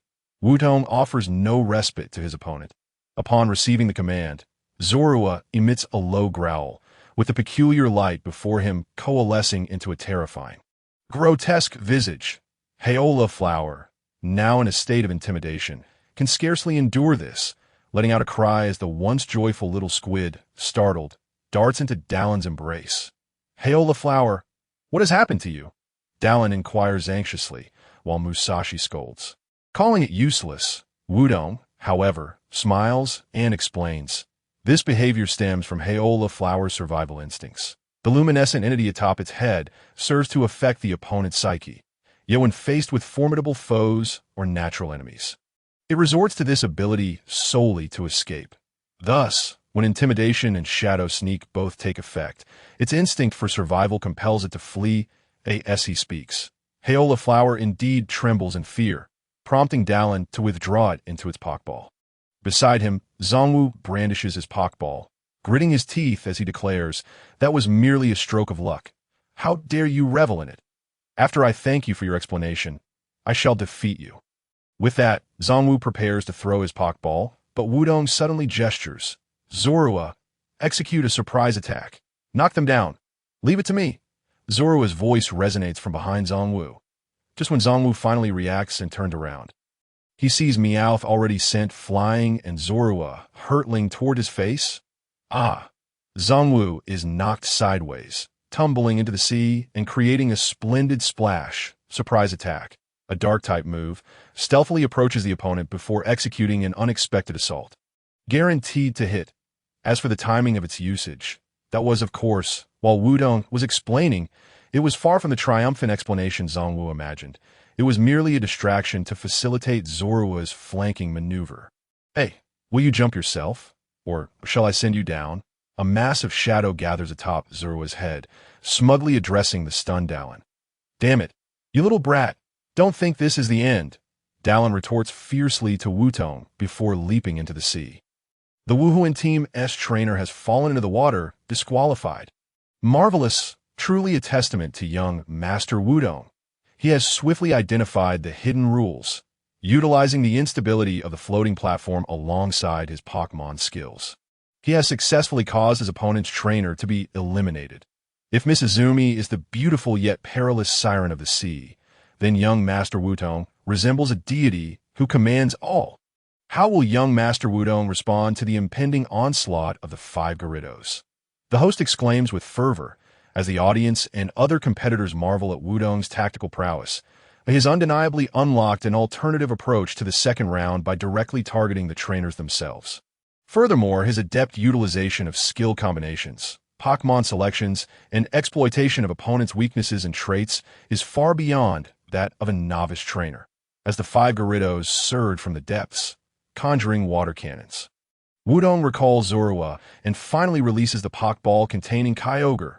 "Go, Sharpedo!" Zorua's illusion ability activates. Kyogre's drizzle ability triggers. The skies darken, and torrential rain pours down. What is he planning? In the deluge, the 5 Gyarados will also gain a power boost. Is young Master Wutong truly attempting to withstand such an assault? Even with thunder, the Gyarados are positioned differently, rendering simultaneous attacks impossible. This would only allow the amplified water cannons to strike true. The audience and competitors express their astonishment. Yet Wutong raises his hand, commanding, "Sharpedo! Use Blizzard, TM13, Blizzard, with a power of 110. Unleash a fierce blizzard upon the enemy, with a 10 chance to freeze them," amidst Kyogre's roar. Icy blue winds whip up from the swirling clouds. Countless ice crystals swirl around the 5 Gyarados, coalescing upon their forms. Super Luck activates. Ice crystals form, creating 5 ice sculptures upon the sea's surface. My goodness, all 5 Gyarados are frozen solid. This is impossible. How did he accomplish this? In that instant, even the host's sunglasses are knocked askew. Under the effects of blizzard, all 5 Gyarados are simultaneously frozen. Their attacks interrupted, rendering them immobile. Sharpedo, unleash thunder. It appears, the thunder move. While it cannot strike in all directions at once, the frozen Gyarados are incapable of action. A few more hits will suffice, moreover, in rainy conditions. Thunder is guaranteed to hit, eliminating any concern over accuracy. Amidst the deafening clamor of thunder and flashes of lightning, Wutong stands as a deity of the sea. All 5 Gyarados lose their battle capabilities. Experience gained, Kyogre reaches level 32. On the shore, the trio, now clad in new attire, gazes at Wutong, who has returned to the contestant area, their eyes ablaze with intensity. Damn it, I never anticipated this little brat to be so formidable. Truly worthy of being the 3rd generation of Team Aqua. Let him bask in his glory for now, even if he claims victory this round, whether it be the egg or the holy sword. It will ultimately fall into our hands. The arena is rigged with my specially designed bombs. No matter how strong he is, he shall not escape. As their words conclude, the trio emits a sinister laughter in unison. And when Wutong instinctively looks their way, they vanish once again. What is the matter? Zorua inquires, somewhat puzzled. Wutong rubs his forehead, deep in thought. I sense something amiss with that trio. They must have ulterior motives for coming here. Ulterior motives? Zorua recalls the trio's various comical antics, dismissing it with, "Why not have your father deal with them?" Wutong does not rush to respond to Zorua, contemplating for a moment. Since the trio evidently has a purpose and is participating in the tournament, it is highly likely they are targeting the Sea Overlord. The Sea Overlord is not expected to appear until after the 3rd round concludes. Thus, even if they intend to act, it would be after the 3rd round. The current dilemma is their intentions remain unclear. Recklessly allowing Team Aqua to act would only alert them, potentially bringing unnecessary trouble to Heidu Town. Hey, why the silence? Zorua's little paw gently taps Wudong's face, causing him to instinctively look at it. Suddenly, a brilliant idea sparks in Wudong's mind. If their intentions are unclear, then why not become one of them? Utilizing Zorua's illusion ability, they could easily masquerade as a member of the trio. At that point, with a bit of rhetoric and cunning, extracting any information would be a breeze. Of course, the most pressing matter at hand is still to win the 2nd round and secure the prize. 15 minutes later, the final Water Dragon match proceeded without a hitch, yielding an overwhelming victory. The 2nd round concludes, and the first phase ends 0.5 advance, and the draw for the 2nd phase of battles commences. Wutong is fortunate enough to draw by, while the other 2 trainers face rather unfortunate fates, as if by design. They are matched against the formidable Izumi and Water Dragon, resulting in their immediate disqualification.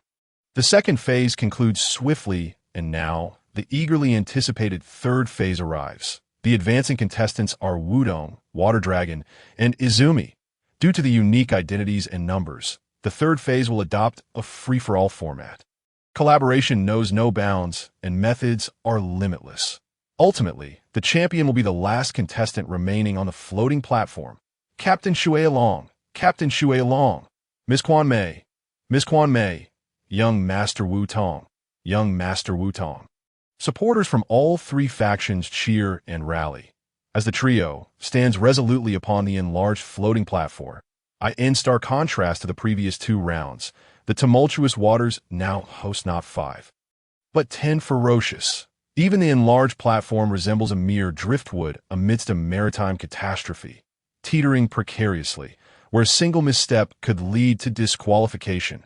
Come now, son, the challengers you faced last night did not include me or Quan Mei. Let us witness the extent of your potential. Defeat me, and you shall earn the right to inherit the water fleet and embark on the grand journey to seek out Gyuka. With an imposing gesture, Shui Wutong pointed at Wutong, despite nearly stumbling backward amidst the platform swaying. Yet this did not deter his flamboyant bravado. Observing his eccentric father, Wutong contemplated the possibility of summoning Gyuka without employing the illusionary traits of Solgaleo. Nevertheless, he opted for an alternative strategy. Quan Mei, shall we forge an alliance? Should he utter a few more words, the truth that the leader of the water fleet is indeed a fool would soon be revealed. Wutong chose to ally. He gazed at Quan Mei, and though his tone remained unremarkable, it pierced Shui Wutong's heart like 1,000 arrows. However, this did not hinder Shui Wutong's subsequent theatrics. My foolish son, do you truly believe Quan Mei would choose to ally with you against her captain, whom she has followed for so many years? The bonds between individuals are immeasurable. He crossed his arms, the hem of his pirate garb fluttering in the wind, a confident smirk gracing his lips. He looked at Quan Mei, eagerly anticipating a rejection from the trusted officer. Of course, as long as it is young Master Wutong's request. I shall comply. Quan Mei, with a stoic expression, gave an affirmative response. She even tossed out a pokeball. Shui Long's heart suffered 1,000 critical hits. Wutong, too, cast his pokeball. If that is the case, let us strike together. Go, Jaws. Battle suit activated. Gilka. Activate the rain ability. The heavens opened, unleashing torrential rain. Jaws. Unleash thunder. Quan Mei used hyper beam. Wutong commanded Gilka while calling out to the poised Quan Mei. No. After using hyper beam, the second attack will be unable to act. Your jaws alone cannot inflict significant damage. Surprisingly, Quan Mei refuted Wutong, her demeanor starkly contrasting with Shui Long, who seemed unhurried after tossing his pokeball. In battle, her expression was exceptionally serious. Trust me, Quan Mei, I will handle the inability to act in the second round. Your melodic skill set contains hyper beam, which can deal considerable damage to my father-s. Wutong reiterated as the storm clouds gathered ominously overhead, thunder resonating in the air. All right, Milotic, use hyper beam. Quan Mei did not counter, and a radiant light began to coalesce from Milotic's mouth. Meanwhile, Shui Long finally issued his command. Use Earthquake, TM26, Earthquake, Power 100. It creates shockwaves that attack all surrounding Pokémon. In the context of the floating platform S environment and rules, it is the simplest and most flawless skill choice, the host and other spectators exclaimed, praising Shui Long, the seasoned and formidable trainer, for his composure. So, how will Wutong and Quan Mei respond? The focus shifted to Wutong, who was smiling. He was indeed smiling. That calm and confident grin surpassed even Shui Long's, as if he had anticipated what was about to unfold. And indeed, the reality was just that. The combination of thunder and the lucky ability guarantees a 100 chance to paralyze. After Milotic uses Hyper Beam, it can exploit the paralysis effect to interrupt attack. Even if it doesn't T-interrupt, Solgaleo can utilize Protect to shield against one round a S for Earthquake, given Wutong's understanding of Shui Long and the skill combination of. He could assert with absolute certainty that the first move would be Earthquake. Jaws! Dive into the water! Wutong called out, and as the thunder rumbled down, Gayoka leapt into the sea. Simultaneously, Milotic's Hyper Beam and Earthquake commenced. The collision of Hyper Beam and thunder struck, causing the floating platform to tremble violently. But in that fleeting moment, Wutong dashed to Quan Mei's side, scooping her up in a princess carry and leaping into the air. The battlesuit was designed for this very moment. With Milotic's level, it would endure little damage from Earthquake. Moreover, as long as the trainer does not fall into the sea, they would not be disqualified. Therefore, as Wutong and Shui Long locked eyes midair, it seemed Shui Long foresaw a particular scenario from Wutong's gaze and smile. As the earthquake subsided, the platform stabilized, and Wutong, landing deftly upon it, commanded Guoka to initiate a second attack without hesitation. Jaws, use Waterfall. Even though it was now paralyzed, Milotic was unable to act this turn. The disparity between level 70 and 80 was undeniable. Absolute dominance was essential. The paralysis would have speed, and now utilizing Waterfall would serve to reduce its accuracy. Furthermore, in the vast ocean, the sea goddess attacks would undergo a qualitative transformation. Gyoka roared, and the ocean began to churn, a surreal blue light linking Wutong and Quan Mei at the waist. A colossal, muddy tsunami surged forth, akin to a monstrous beast of the sea, opening its gaping maw to engulf. With a thunderous crash, the tsunami overwhelmed both and Shui Long, cleaving the original platform in twain. Have we won? Not yet. As Shui Long erupted from the sea simultaneously, the entire venue was awestruck by this astonishing battle. S tail coiled around the platform. With Shui Long standing atop its head, the platform steadied upon the surface, and Shui Long leapt down, as released an enraged roar. No matter how powerful, this is merely a water-type attack. The level disparity ensures Wutong cannot finish off his opponent in one blow. Yet even so, this was remarkable. A level 32 Jaws could achieve such feats. How utterly astonishing. Alas, young Master Wutong was about to endure the wrath-fueled attack of an inevitable defeat. Even if young Master Wutong were to lose, he would remain an undeniable victor in my heart. Were their levels equal, the champion would undoubtedly be young Master Wutong. While astonishment filled the air, the spectators had already resigned themselves to Wutong's loss in their minds to TO them. It seemed Wutong had inadvertently placed himself at a disadvantage. With the platform fractured, any attack on Shui Wutong would necessitate long-range skills, and evasion would be exceedingly challenging. Shui Wutong recognized this as well, chuckling derisively at the prior thought of his impending defeat in the sea. Promptly regaining his initial momentum, use Dragon Dance to enhance your attack and speed. Son, with the next move, I shall end you. In this interval, ponder how to counter. Shui Wutong thundered at Wutong, as he believed that no matter how skilled, even with his inherited combat awareness, Wutong remained a novice trainer. Overconfidence can lead to downfall. It would be better to deliver a blow to his ego, finishing him off with a power-enhanced attack. Swayed its body, performing an unusual dance. Quan Mei glanced at Wutong, refraining from interrupting his thoughts, preparing to shield him from the next attack. That, of course, she believed in the determination radiating from the now smiling Wutong. As Dragon Dance concluded, Shui Wutong waved his hand. Use Waterfall to attack Milotic. HM05, Waterfall. The skill's effect is to charge at the opponent with tremendous momentum, possessing a 20 chance to induce a flinch. After the enhancement from Dragon Dance, Shui Wutong was utterly confident that Milotic would be knocked into the sea, successfully defeating Jaws. However, he miscalculated, as soared towards him like an arrow released from a bow. Wutong made a fist gesture. The lucky ability activated. Zizzes. The sound of electricity crackled alongside a flash of yellow lightning. S body froze mid-air. It plummeted into the sea. The paralysis effect. S action was interrupted. Could it be that all of this was within young Master Wutong's calculations? How astonishing to factor in such probabilities into battle. Young Master Wutong, how terrifying indeed. The audience erupted in a flurry of discussions. Even Shui Wutong was taken aback, and Wutong had awaited this very moment. Now, Quan Mei, shatter the light. Attack the Gyarados. Use Aqua Tail again. The brilliance coalesced within the maw of Milotic, targeting the Gyarados lurking in the depths of the sea. With the roar of Kyogre, a tsunami surged forth once more. The shattering light struck the Gyarados, while the turbulent waters, transformed into a tsunami, engulfed the aquatic dragon yet again. However, unlike the previous round, the Gyarados was not beside the water dragon. Instead, it found itself in the central region between two floating platforms. Under the dual influence of paralysis and shattering light, it was unable to conjure the platforms as it had before, allowing Milotic to unleash shattering light. The Gyarados was rendered immobile, exposing a fatal flaw. Disrupting the platforms granted the water dragon this opportunity for attack, while the Gyarados remained unexpectedly inactive. From beginning to end, all of this was meticulously planned. And the water dragon was steadily stepping into the trap. The Gyarados lost its ability to act. The water dragon fell from the platform into the sea. Izumi took the initiative to leap off the platform. Wutong, victory is yours.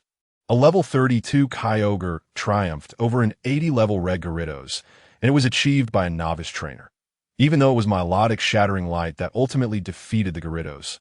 Wutong's control, support, mastery of skills, and timing were all indispensable in the recent battle. Most importantly, Kyogre's performance was astonishing. The audience was unaware that this was the god of the ocean. They only recognized it as a level 32 Sharpedo. With the ability Drizzle, this Sharpedo could learn Thunder, Hydro Pump, and Ice Beam. How incredible it was to witness such a display. This Sharpedo must be captured. Meowth, you and I will lay an ambush at the dojo. Kojiru, stay here and keep a close watch on the little brat, reporting any developments immediately. In a nearby corner, Zongwu spoke to the nearby Dallin and Meowth, his eyes ablaze with fervor as he glanced at Wutong. Upon receiving the holy sword, Wutong could distinctly feel the surge of power within his palm. In a fleeting moment of clarity, he even envisioned a Pokemon racing across the water surface. Undoubtedly, it was Keldeo. Wutong could foresee the scene of capturing it, and he couldn't contain his excitement. Wutong, it's time for the third round. The host gently interrupted Wutong's daydream, feigning mystery as he stated, due to the unique nature of the third round. It will be conducted in secrecy. The competition venue is over there. With that, the host gestured in a direction, and Wutong followed his gaze. Good heavens, the Aqua Team base! At this moment, Wutong could ascertain that this so-called martial arts tournament was orchestrated by his father.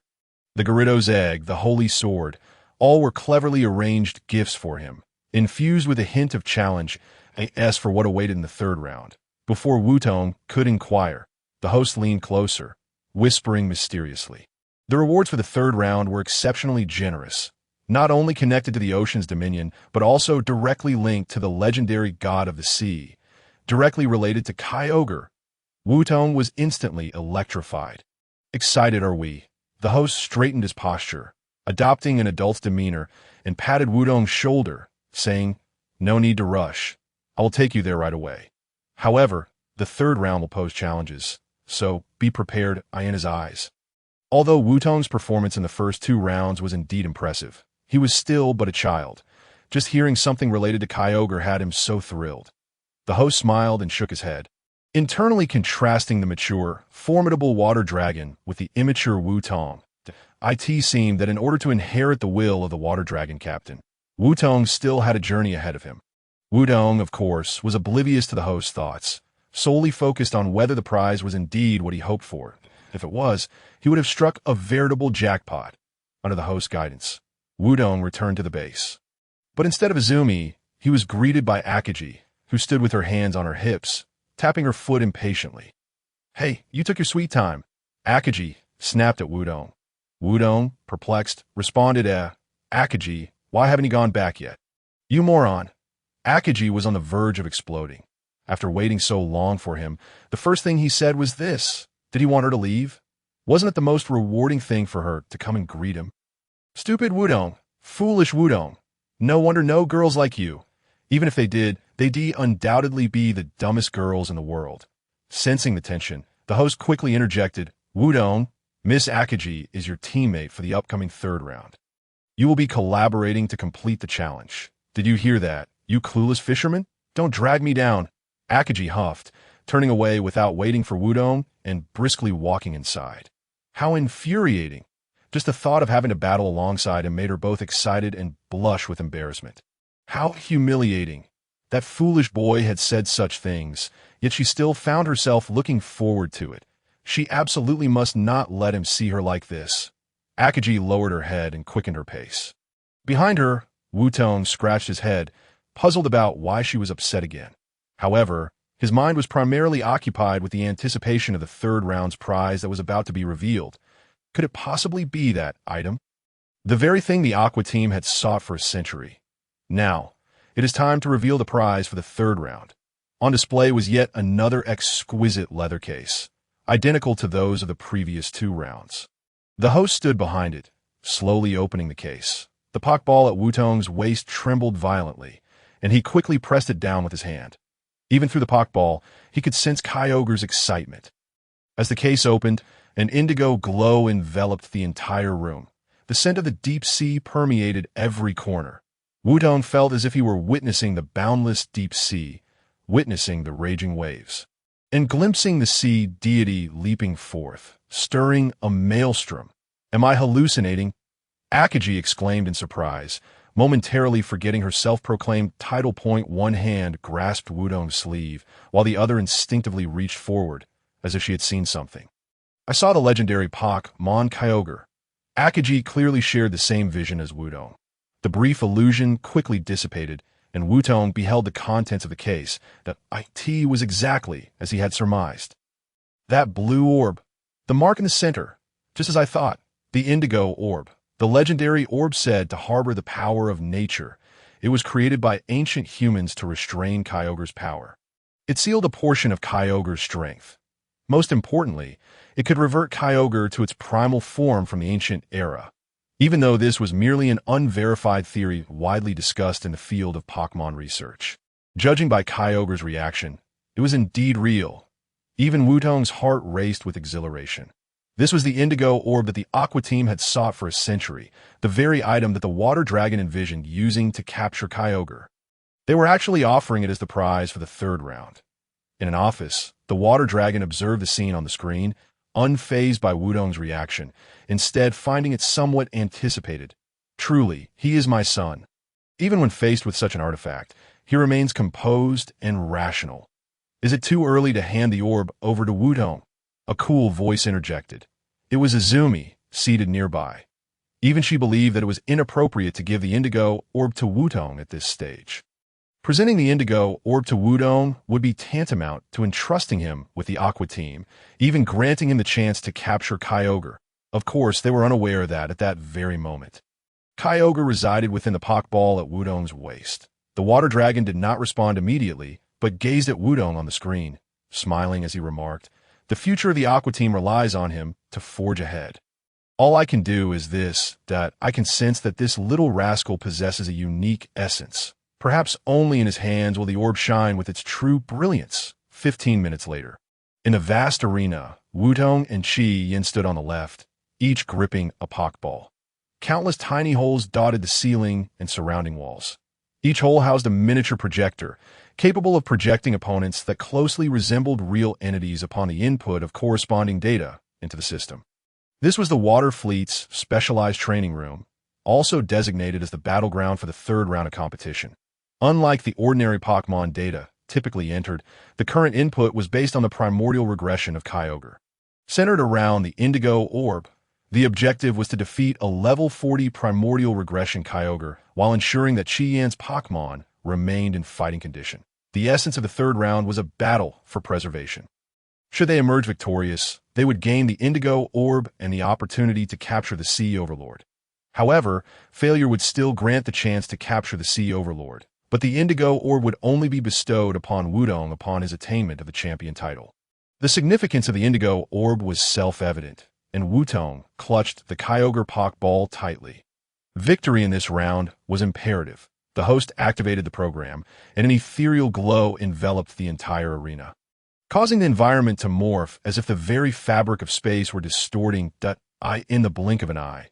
The surroundings transformed into a vast ocean, with Wudong and Chi Yin standing atop jagged rocks. The roar of the deep sea echoing amidst the swirling vortex. This was the environmental alteration feature of the arena. Defeating the primordial regression Kyogre in the ocean presented a heightened challenge. Go, Sharpedo! Go!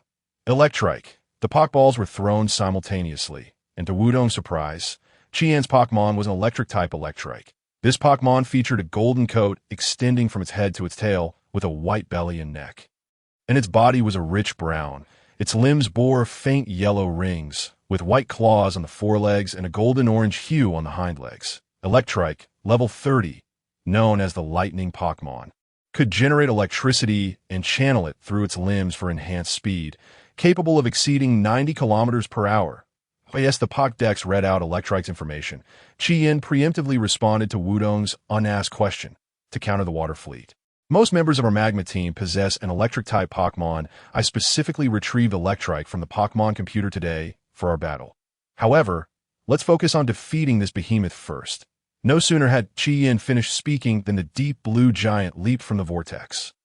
It was an enormous Pokemon, its energy manifesting as seawater cascading from its sapphire-like body, rendering it semi-transparent and emanating a brilliant yellow glow.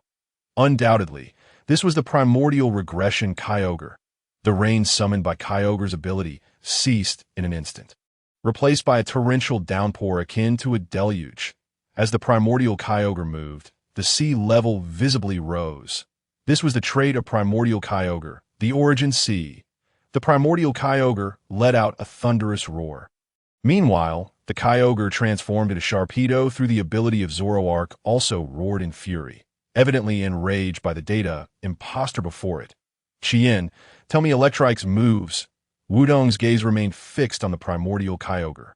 Given the level disparity and the constraints of the rules, he needed to secure victory in the most stable manner possible. The sudden query startled Chi-Yin, who quickly fished out her phone to check Electrike's status. It has Thunder Fong, Thunder Wave, and, Volt Tackle. As she hurriedly recited the last move, Qian maintained her noble demeanor, as if to say, "Behold the impeccable move set of my Pokemon." However, rather than expressing admiration, Wutong challenged Qian, "That isn't your Pokemon, is it?" "Who says it isn't? This is my Pokemon. I didn't ask my dad for it just because I lost to you yesterday, and I certainly didn't choose level 30 to make it seem more authentic." The haughty yet troubled heiress inadvertently revealed her true feelings. "I shall demonstrate how to command it. Electrike, use thunder and roast this behemoth to perfection." Qi Yin dramatically waved her arm, exuding confidence, while Electrike barked in response. It opened its mouth wide, fangs and limbs crackling with yellow electricity, and with the force of the electric current, Electrike dashed across the ocean's surface. It then leaped forward, aiming for primordial Kyogre, but instead of using thunder, it executed a different move, Thunder Fong. Electrike was clearly not heeding Qi Yan's commands. Even with the boost from Strong Jaw, which increased the power of biting moves by 50, its opponent was a level 40 primordial Kyogre. Launching a close-range attack in the first round was utterly irrational. Primordial Kyogre released a deafening roar, and behind it appeared countless pale blue lights, moving faster than Electrike, a speed-oriented Pokemon. The disparity in levels and base stats was glaringly apparent. Moreover, Wutong recognized that this was a move only a level 45 Kyogre could learn. Origin Pulse. With a power of 110, it unleashed a barrage of shimmering pale blue beams that could strike all opponents. Electrike, with its insufficient defenses, was practically doomed against such an overwhelming foe. Forgetting to critique Qi Yin, Wutong unhesitatingly commanded, "Sharpedo, use Ice Beam." An icy blue light converged in Sharpedo's mouth, and with speed surpassing that of its opponent. It launched its attack. Wutong's ability, Super Luck, triggered. The attack hit. The primordial Kyogre was frozen. The skill was interrupted. Simultaneously, Electrike's Thunder Fong struck. The effectiveness was remarkable. Regrettably, due to the level difference, the damage inflicted was far from ideal. "How did you manage that? Your attack speed was faster than its," Qi Yin exclaimed, astonished. "And using Ice Beam against it doesn't match its type, so it shouldn't inflict substantial damage," Wutong swiftly explained just in case. "I equipped Sharpedo with a Quick Claw item, giving it a 20 chance to attack first. And if you had used Thunder, Electrike would have been hit too. Did you forget the rule about protecting your Pokemon?" Wutong elaborated rapidly, not even glancing at Qi Yin's astonished expression. Even Shui Long and Quan Mei were in awe. Wutong's probability-based attacks seemed to succeed almost 100 of the time, a remarkable advantage indeed. It could be said that had luck not been on his side in that round, Electrike would have already been knocked out, resulting in Wutong's elimination. Of course, this was thanks to the assistance of the Super Luck ability.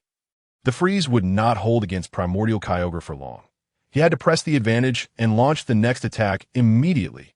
Simultaneously, he needed to address the fact that Electrike was not responding to Qi Yan's commands. Most importantly, he absolutely could not allow Primordial Kyogre to unleash Origin Pulse, a complete AoE move. "Qi Yin, immediately call Electrike back." Wutong's tone was exceedingly serious, startling Qi Yin. This was not only due to his heightened focus during battle, but also because of the crucial importance of the Indigo Orb. They absolutely could not afford to lose this round. Undoubtedly, the move that would inflict the greatest damage against Primordial Kyogre was Thunder. However, if Electrike continued to run amok, it would only be inadvertently harmed and subsequently eliminated. They had to call it back and execute Thunder simultaneously with both Pokemon, relying on Wutong's Super Luck to gamble for paralysis throughout the battle. Qi Yin grew anxious, pacing back and forth while calling for the errant Electrike. Yet, her pleas were in vain. Electrike seemed oblivious to her voice, running even faster. The most frustrating part was that it was circling Primordial Kyogre, denying Wutong any opportunity to strike.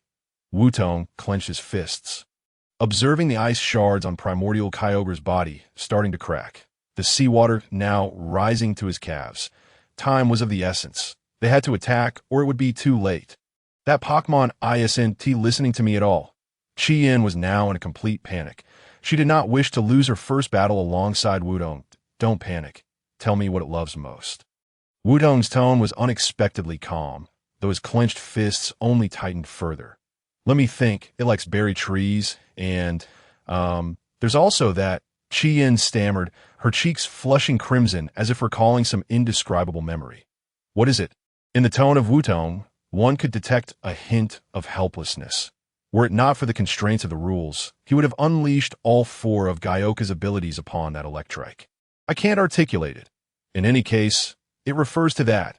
It is indeed its girlfriend, another Electrike.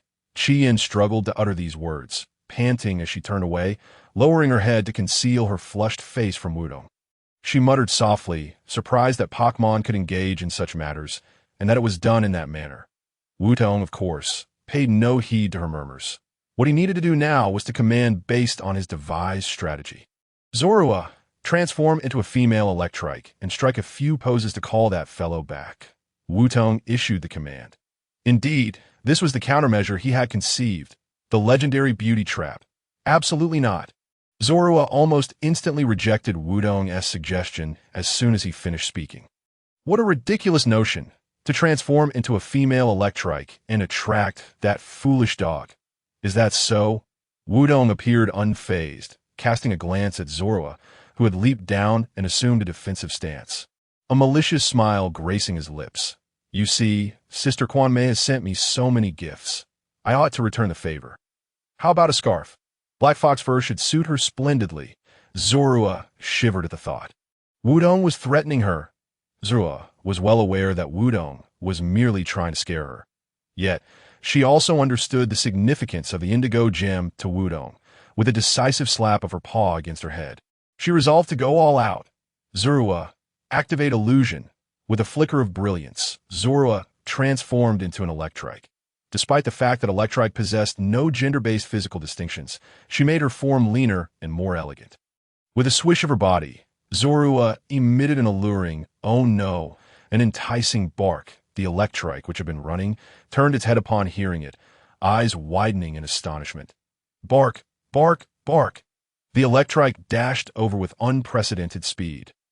Now's the time. Gyarados, use Thunder. Zorua commanded to unleash Confuse Ray.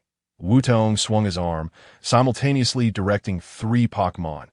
Even with an 8-level disparity, the power of Thunder and the type advantage could yield considerable damage.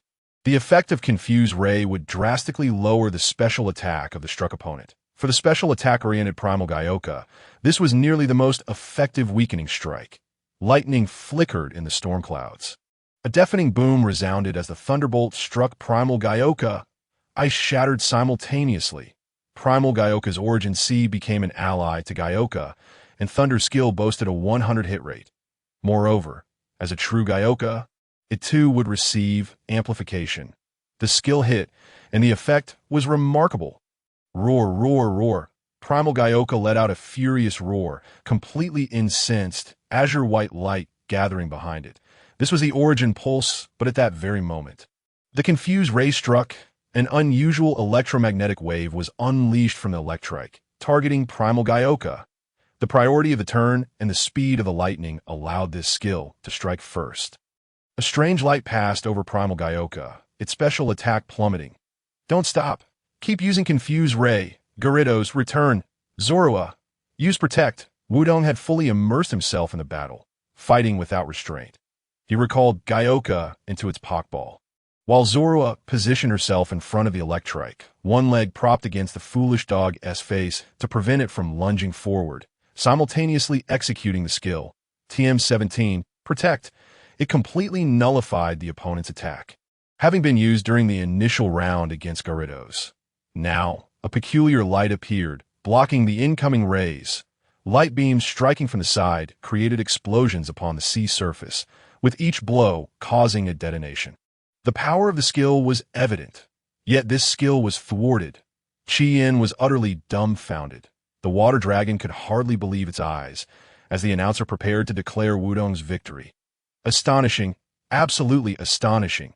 First, he gambled on the probability of freezing his opponent, then utilized a clever method to control the disobedient Electrike. His Pokemon exchanges and skill applications were exceptional.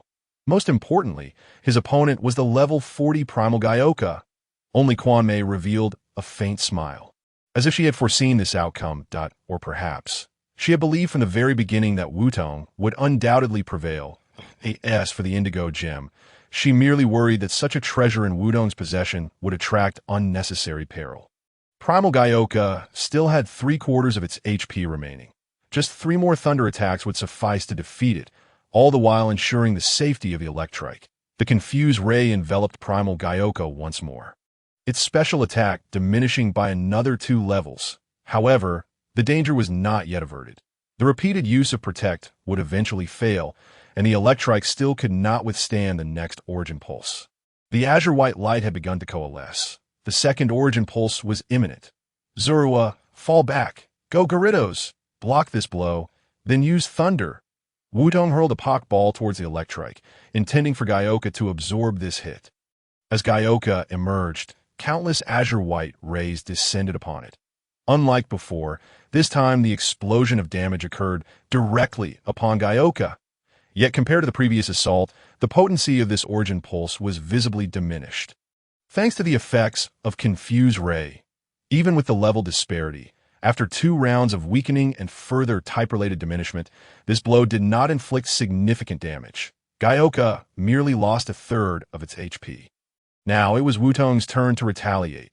Zorua, command the Electrike to use Thunder. Gyarados, Thunder is due. Give it a buy 1 get 1 free. The peculiar electromagnetic waves surged forth from Zorua's body as storm clouds gathered above Gyoka. Consolidating lightning.I in tandem, clouds also accumulated above Gyoka. The opponent refrained from using Origin Pulse again, opting instead to employ the same Thunder skill. Lacking sufficient attack power, were they attempting to compensate with type advantage? A smile crept upon Wutong's lips as he made a fist. It's not that simple. Wutong, activate your Super Luck ability. The first Strike Claw activated successfully. Gyoka would attack first. The thunder rumbled down, and Primal Gyoka emitted a pained howl. Yellow electromagnetic waves danced across its surface. The paralysis status was successfully applied. Simultaneously, the lightning above Gyoka was about to strike. Super Luck activated. ZZZZ. Primal Gyoka became paralyzed. Its attack was interrupted. On the other side, the Electrike's thunder had already arrived. Boom! The effect was remarkable. The final blow. Primal Gyoka succumbed to defeat. Wutong emerged victorious. He had truly won. Chi-Yin could hardly believe what had transpired before her. Primal Gyoka dissipated into streams of data, and the environment began to shift, returning to the initial battle chamber. Zorua had reverted to her original form, chasing after the Electrike for a round of punishment. Wutong recalled Gyoka into its Pockball, exhaling deeply before finally collapsing onto the ground. The earlier battle had drained him of both pressure and energy. Facing Primal Gyoka, the prize was the coveted Indigo Gem. Alongside a dog teammate, just a minor misstep at any point could have meant losing out on the gem entirely. Thus, in that fleeting moment of realizing his victory, the tension that had gripped Wutong finally eased. And he leaned back, casting a smile towards Chi-Yin. Thank you, Chi-Yin. Without the Electrike's perfectly timed skill, I might have lost. Chi-Yin instinctively opened her mouth to respond, but no sound emerged. Then, as if recalling something, she reverted to her ladylike demeanor.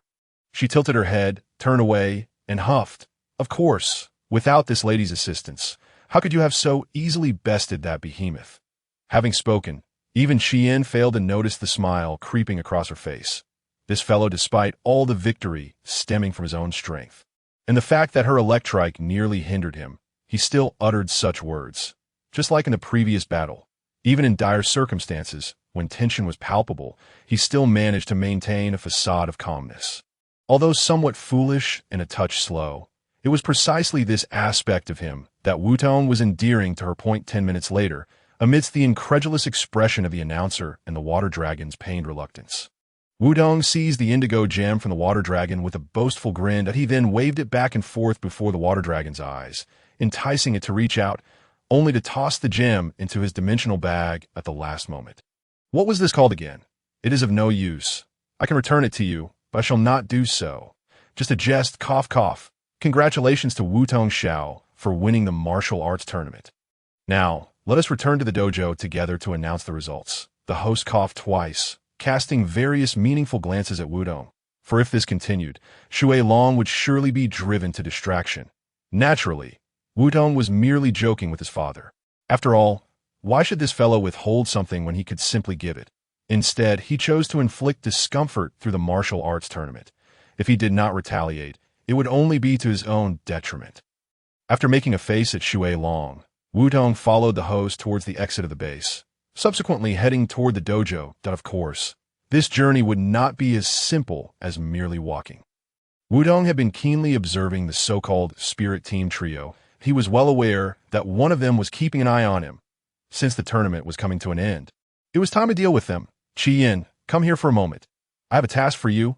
Wutong beckoned to Qian, a mysterious smile gracing his lips. 10 minutes later, by the seaside behind a coconut tree. Why hasn't that little brat emerged yet? He has been inside for nearly half an hour. Could it be that the third round concluded on that ship? If so, the explosives set up by the dojo would be rendered meaningless. Delang muttered to himself, just as he was about to pick up the communicator to contact Zhongwu at the dojo. At the exit of the Shui fleet base, a familiar figure appeared. It was the little brat. He had finally emerged. The moment Delang spotted Wutong and the host, his previously yawning demeanor transformed into one of alertness, as soon as he secured the little brat's sprite and those items. The prospect of a splendid future was enough to make him grin. How could he not be invigorated? Delang fixated on Wutong, oblivious to the shadow that suddenly darted past him.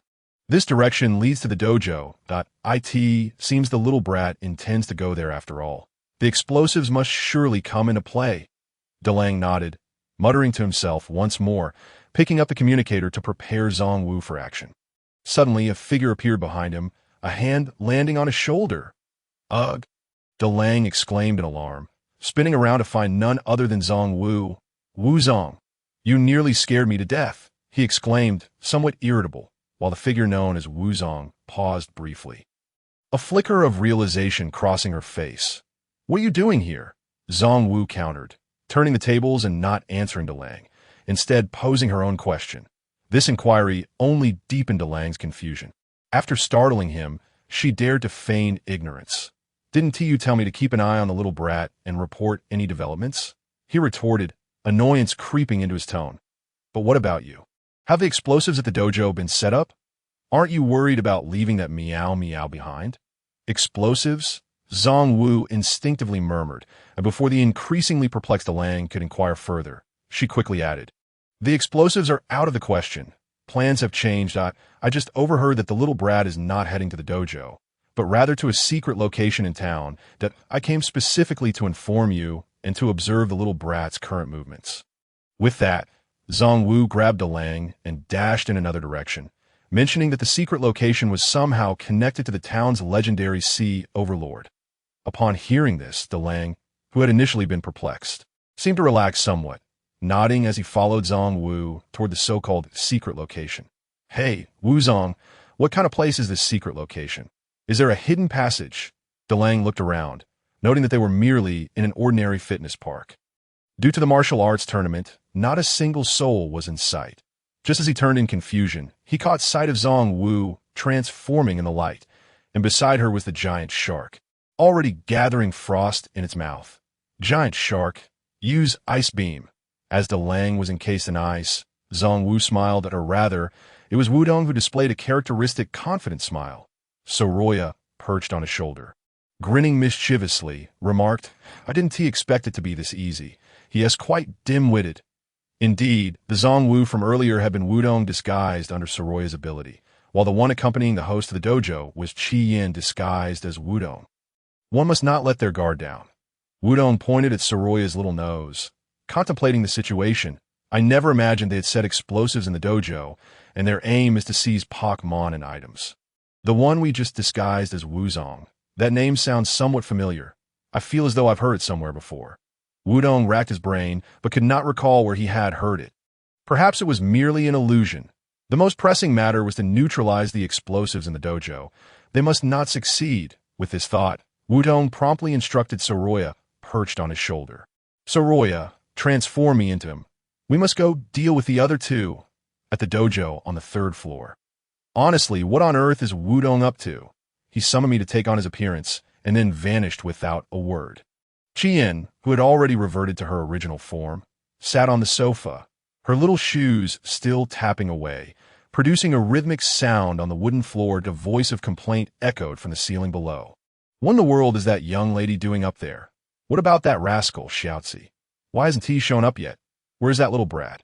On the ceiling light fixture, a meow meow lay sprawled, grumbling as dust fell upon its head, much to its displeasure. Evidently, the dust was a result of Qian's incessant tapping above. "Keep it down. Do you want to expose us right now?" The voice from the corner belonged to Zongwu, who was hiding in a storage cabinet, or rather, she should be called Wuzong. While Zongwu warned Meow Meow that such antics would reveal their position, she too felt her patience wearing thin. Producing a communicator, she prepared to inquire about De Lang's situation. "Xiaozi, what is the status on your end? Why hasn't the little brat arrived?" Zongwu quietly pressed, to which the voice of De Lang emerged from the communicator. "Wuzong, there has been a change in plans. You need to hurry here." The communicators De Lang, or rather Xiaozi, relayed a location and specifically mentioned that Meow Meow should remain behind just in case of unforeseen circumstances. At the seaside, Wutong crouched by the water, cradling a red Pokemon egg in his hands, cautiously attempting to place it in the water, noticing distinct cracks forming on the shell. "That's a Gyarados egg," Zongwu whispered nearby, turning to Xiaozi with a hint of surprise. "Is that egg about to hatch so soon? Are you suggesting we strike now?" Xiaozi nodded, gesturing towards Wudong. "The little brat hasn't released his Pokemon yet, making it the perfect opportunity for a stealth attack. Not only could we capture the freshly hatched Gyarados, but we could also seize the items." Suddenly, Zongwu seemed to realize something, raising a hand to halt Xiaozi. "Wait, the Sea Overlord hasn't shown up yet. Attacking now would only alert him. Moreover, making a move near the Shui fleet base would undoubtedly lead to detection, which is far too dangerous. Our Team Rocket headquarters has yet to arrive in this region, and we cannot engage the Shui fleet directly. At least, we must not expose ourselves." As Zongwu finished speaking, Xiaozi's expression broke into a grin. "Team Rocket, it seems you've finally shown your true colors." "Yes, Wuzong, your meticulous planning is commendable. I scarcely recognize you like this," Xiaozi affirmed, giving a thumbs up. Observing his demeanor, Zongwu felt puzzled. What had caused this transformation in him? "Hey Xiaozi, what has gotten into you? Aren't you usually timid and bickering with me? Today you seem like a different person. And what of that little brat? Where is his Soroya?" From my observations, that Soroya dislikes being in its Pokeball. Much like Pikachu, Zongwu's barrage of questions came like a rapid fire. But Xiaozi did not respond. Instead, he tossed a Pokeball behind her. Before Zongwu could react, Xiaozi snapped his fingers. Ice Beam. The icy blue beam struck Zongwu, yet another ice sculpture was formed. At this moment, the sycamore by the seaside also approached, its radiant glow dissipating to reveal a Solgaleo. Meanwhile, standing before Musashi, the figure of Kojiro, who had just recalled his Sharpedo into a Pokeball, transformed into the sycamore. Indeed, it was the sycamore who was conversing with Musashi through Kojiro's communicator, summoned here not only to ascertain the situation, but also to enhance credibility. After all, having witnessed the sycamore at the seaside with the Gyarados egg, the trio from Team Rocket, with their basic intellect, would undoubtedly believe it. With the details now clarified, the sycamore finally recalled where she had previously heard that name, on television. It was during a random interview segment with trainers, where the host fortuitously interviewed a certain Pokemon master who was traveling. Coincidentally, they encountered the trio from Team Rocket. Their opening lines were strikingly similar to those they used at the Pokemon gym. The outcome, as one might expect, was recorded throughout the battle, culminating in the trio piloting a special robot that ultimately exploded, sending them flying. As for that Pokemon master, his name seemed to be Ash, who intended to challenge the Pokemon League in the Hoenn region and become the champion. Naturally, Hoenn was the region where the Sycamore resided, and that program appeared to have aired about half a month ago.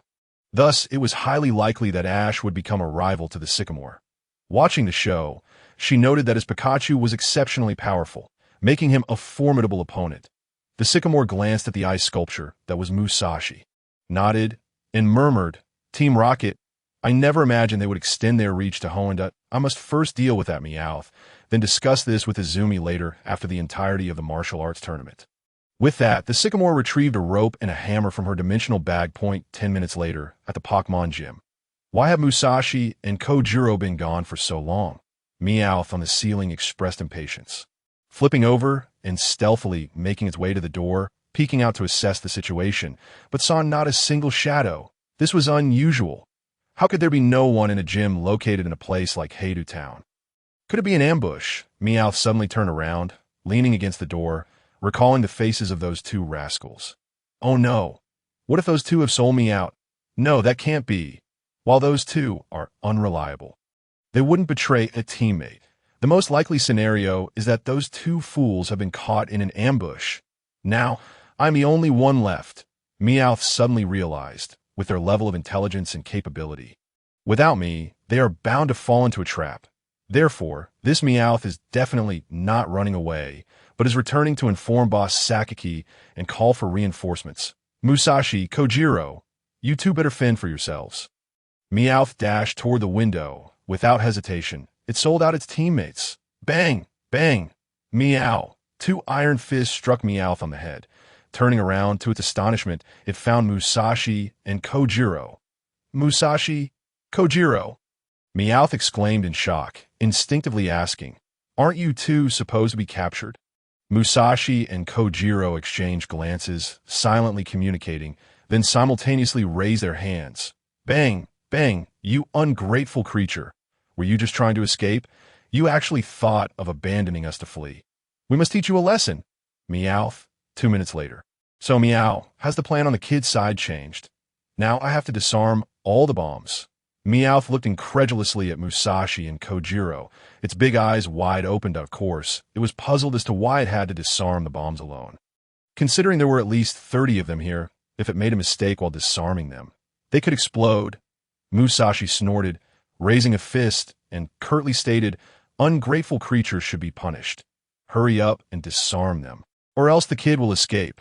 Meowth grumbled a bit, but began to disarm the bombs in every corner, completely oblivious to Musashi and Kojiro's whispered conversation. This plan is quite clever.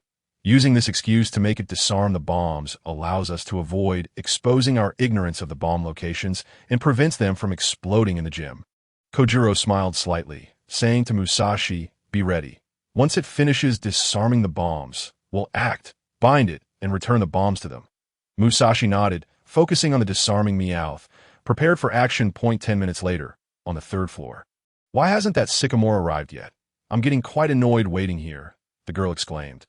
"Honestly, I must go find that fool and give him a proper scolding." Chi Yin stood up, stepping in her little shoes toward the door. Meanwhile, on the 2nd floor, that I'm exhausted, just one more bomb left to disarm, and then I'm done, Meowth quietly complained, carrying the 29th bomb over to Kojiro, who was stashing it in a bag he had stolen from who knows where. Turning around, as it approached the last bomb on the ceiling, a female voice suddenly rang out from the doorway. "Who are you?" Kojiro and Musashi's expressions changed in an instant. Almost immediately, they turned to see the red figure. Oh no! The words "bad news" echoed in their minds simultaneously, as the girl standing at the door was none other than Chi Yin, who had been waiting on the 3rd floor for nearly an hour. How could they have forgotten about her? Musashi whispered to Kojiro, while Kojiro had already dashed out. "No choice. You'll have to take a nap." Like a bolt of lightning, Kojiro swiftly appeared behind Chi Yin, delivering a swift chop to her neck. Smack! Chi Yin hadn't even realized what was happening before her eyes rolled back, and she fainted. Kojiro managed to catch her from behind, while Meowth, who had climbed up the window, was left dumbfounded, exclaiming, "When did Kojiro become this strong?" There was no time for explanations. "I'll take her upstairs. See you at the rendezvous point," Kojiro declared, carrying Chi Yin as he dashed upstairs. Honestly, that troublesome young lady could have just stayed up there a bit longer, Kojiro grumbled under his breath, placing Chi Yin on the sofa before leaping out of the window, just in time to encounter Musashi and Meowth, who were rushing out from the 1st floor exit. "Meow! Kojiro, did you just jump for the 3rd floor? I'm starting to wonder if you're really Kojiro." Meowth was utterly astonished, but Kojiro didn't have time to consider its shock, scooping it up and running towards the seaside. Honestly, if we don't hurry, those two might just untie the ropes. Moreover, he had just discovered that these bombs were on a timer, set to explode in 15 minutes. They had to reach the seaside before the explosion to minimize the potential damage. On the third floor of the gym, Chi-Yin lay on the sofa, deeply asleep. On the second floor, above, the red light in the darkness steadily counted down. 14, 32.14, 31.14, 30 the seaside. Bound to a tree. Musashi and Kojiro struggled incessantly, trying to wear through the ropes binding them. Kojiro gritted his teeth, expressing his frustration. That little brat is utterly despicable. He actually impersonated you to deceive me and hit me with Ice Beam. Achoo! To his right, Musashi also sneezed but scolded Kojiro instead. Isn't it because you're such a fool, falling for it so easily? Knowing that the opponent has a Solgaleo, why didn't you check with the communicator? If it weren't for your communicator being stolen, I wouldn't have been deceived. Kojiro, feeling guilty, refrained from retorting, merely grinding against the ropes as he muttered. All our hopes rest on Meowth. It must come to rescue us soon. From a distance, Meowth's voice echoed, and Musashi and Kojiro seemed to hear the voice of salvation, stretching their necks to look towards the direction of the shooting star. Slow down, Meow. You're making me spill my breakfast.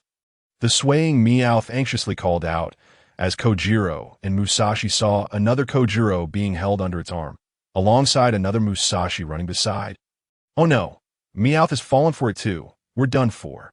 As they grasped this horrifying truth, the other Kojiro and Musashi, who were in fact the Sycamore and Solgaleo disguised as them, had arrived.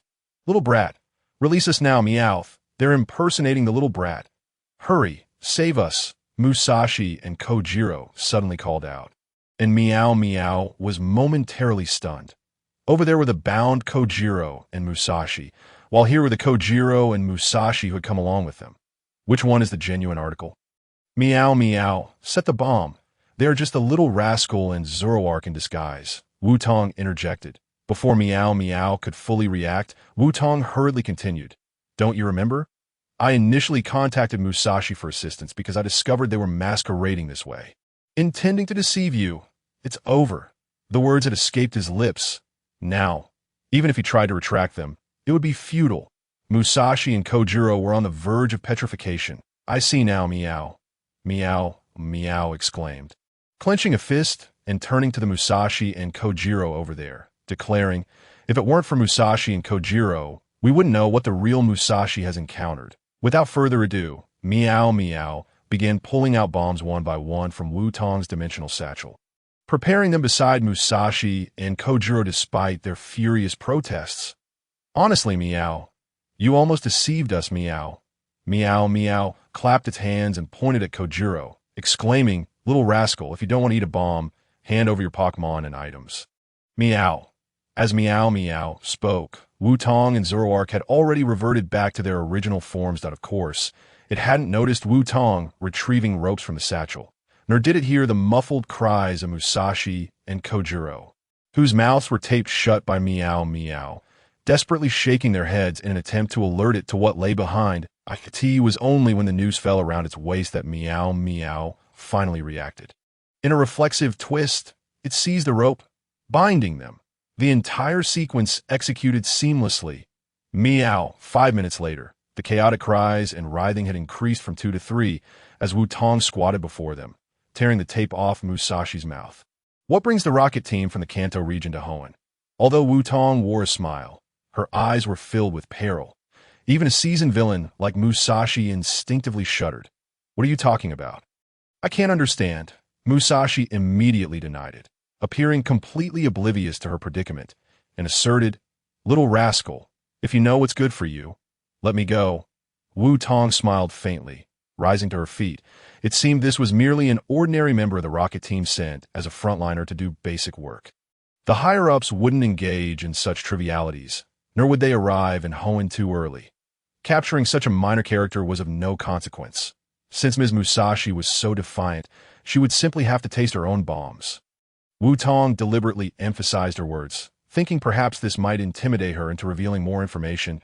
Oh ho. Little rascal, you think too simply of us. having been blasted away hundreds, if not thousands, of times that granted them a profound realization. Musashi paused momentarily, her eyes brimming with confidence and pride. The truth is the power of a bomb can at most send us flying. Kojiro and Meow vigorously nodded in agreement. Despite only being able to produce muffled sounds, their eyes gleaming with pride. Wutong, Zoroark, speechless, utterly speechless. What on earth were these three boasting about? What kind of situation involved being blown away hundreds or thousands of times? What kind of painful past had they endured? A few dark lines appeared on Wutong's forehead as she reapplied the tape to Musashi's mouth. Turning to leave, it was pointless to waste any more time with them. It would be far better to return and check whether the Sea Overlord truly existed. Wait, how many bombs are there in total? Zoroark suddenly thought of something and turned to Wutong. Inquiring that Wutong frowned slightly, pondering at the dojo, Meow said there were a total of 30 bombs, right? The two suddenly reacted in unison, exclaiming, "Then how many are here?" Wutong quickly turned around and began counting. 1, 2, 3, 28, 29, gone, 29. There's still one at the dojo. When Chien came out, Meow ran directly. Chien is still at the dojo. The bomb countdown has 5 minutes left. Quick, return.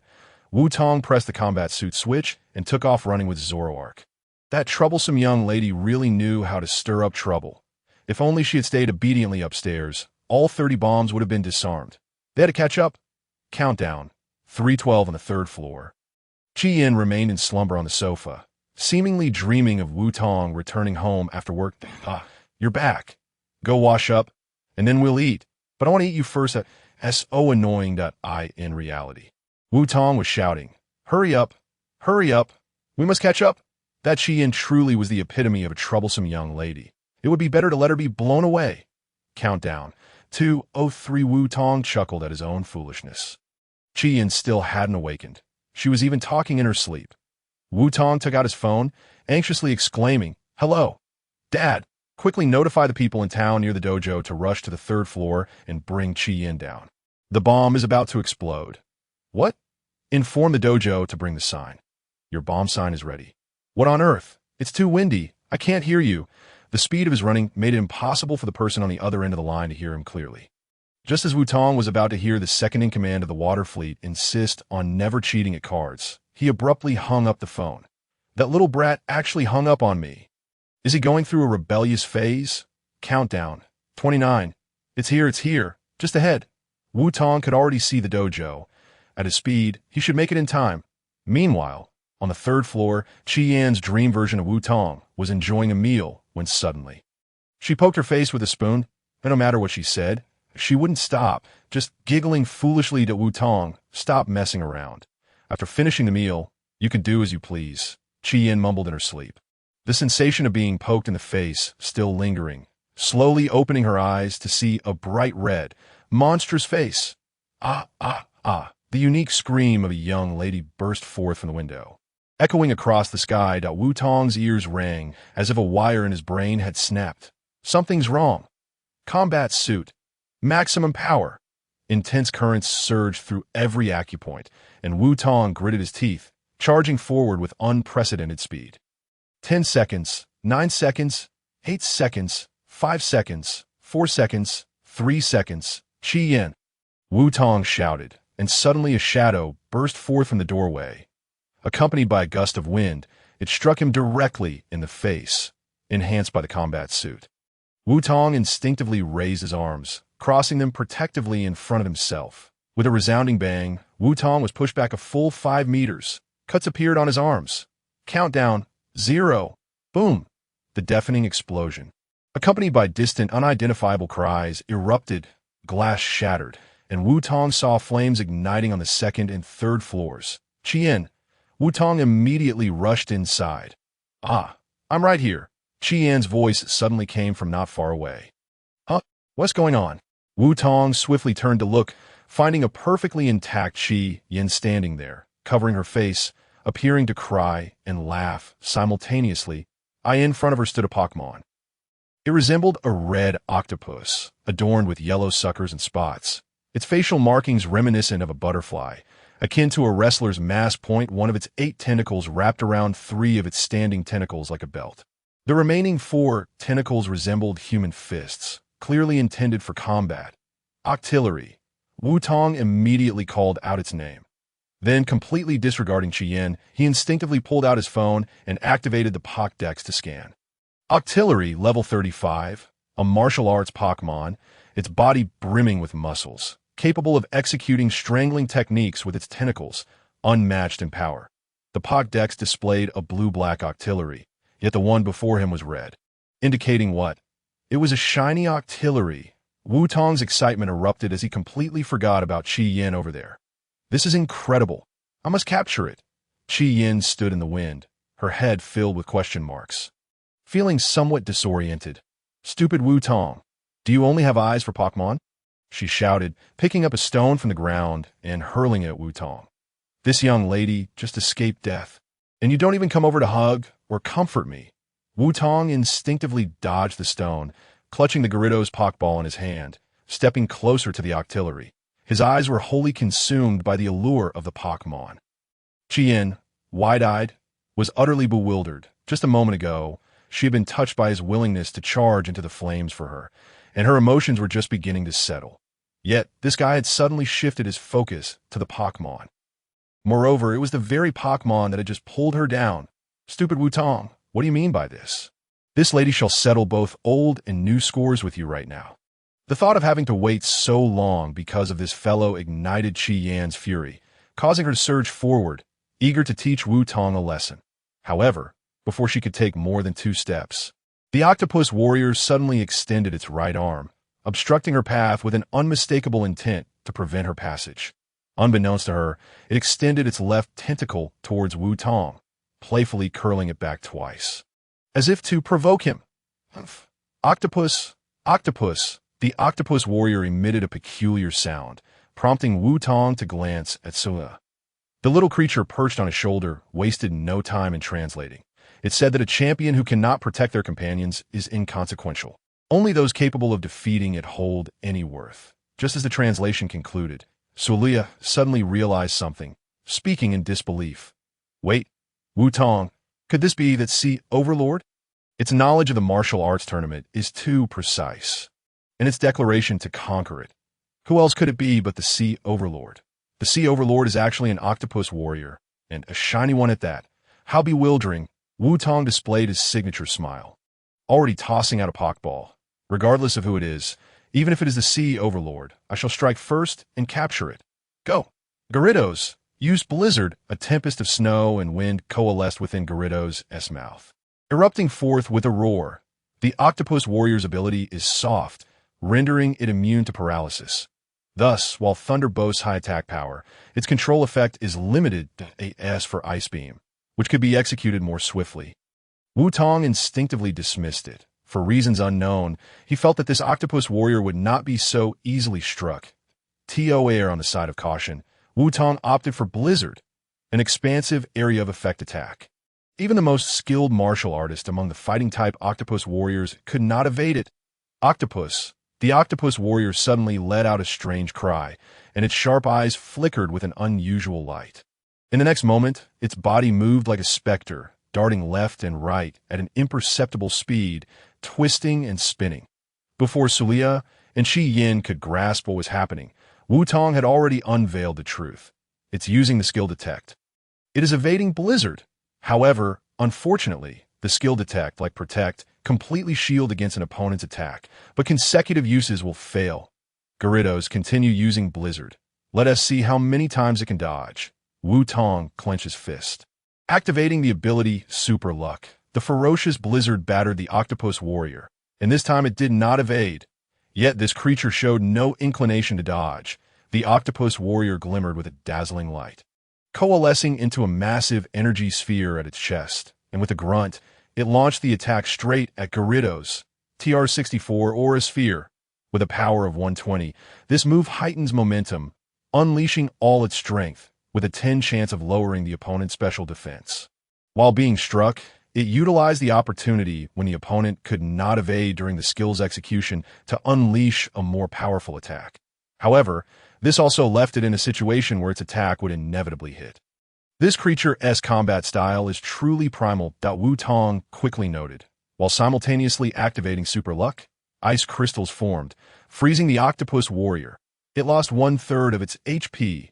Simultaneously, the aura sphere struck Gyarados. It lost 1/4 of its HP. No matter how primal your fighting style, you can only obediently endure the attack while frozen. Gyarados, use thunder in succession. Let us finish it off in one go. Wutong called out, and with a roar, storm clouds began to gather. But in that fleeting moment, the frozen octopus warrior moved.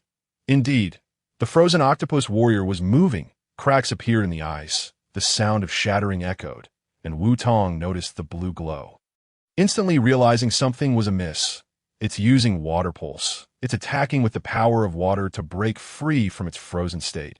It intends to draw the electricity over using the effect of water pulse. Gyarados, quickly evade. Wutong miscalculated this time. He anticipated that this octopus warrior would be so extraordinary. Not only could it easily escape Gyarados' control, but could also engage in a tactical duel with a trainer like Wutong. It had truly maximized its fighting prowess. In the next instant, Wutong not only witnessed its strength, but also its astonishing speed. Thunder struck successfully, lightning descending from the storm clouds, hitting the octopus warrior, which was enveloped in water. The electricity danced across its watery surface, and its attack was not interrupted. Instead, its speed accelerated, and in an instant, it reached the direction where Gyarados was attempting to evade. Colliding fiercely, during this exchange, Wutong clearly saw the opponent's HP rapidly diminishing on his mobile device scan results. This creature was enduring damage to launch its own attack, utilizing Gyarados' electricity to transform the water-type water pulse into electric type. Counterattacking alongside Gyarados. To achieve this, reflexes, strength, and speed are all essential, and this octopus warrior succeeded. The moment it collided with Gyarados, it unleashed its third-round skill. Hell Roll, 4 tentacles wrapped around Gyarados' waist. The octopus warrior twisted its body violently, causing both Pokémon to roll tumultuously on the ground. Hell Roll, with the power of 80, affects the opponent by slamming them to the ground while causing itself to receive 1/4 of the damage. Electricity crackled between them, and both Pokémon's HP visibly decreased. The octopus warrior was already bloodied, and Gyarados' condition was also dire. In that moment, Wutong felt a fire ignite within him. This was the most challenging opponent he had faced since becoming a trainer, a Pokémon. It was capable of putting Wutong in such peril. It was thus far the only opponent capable of reversing control over Gyarados. This Pokémon, whether it is the Sea Overlord or not, must be captured. And now, it was time for Wutong to take action. First, he swiftly analyzed the battle situation.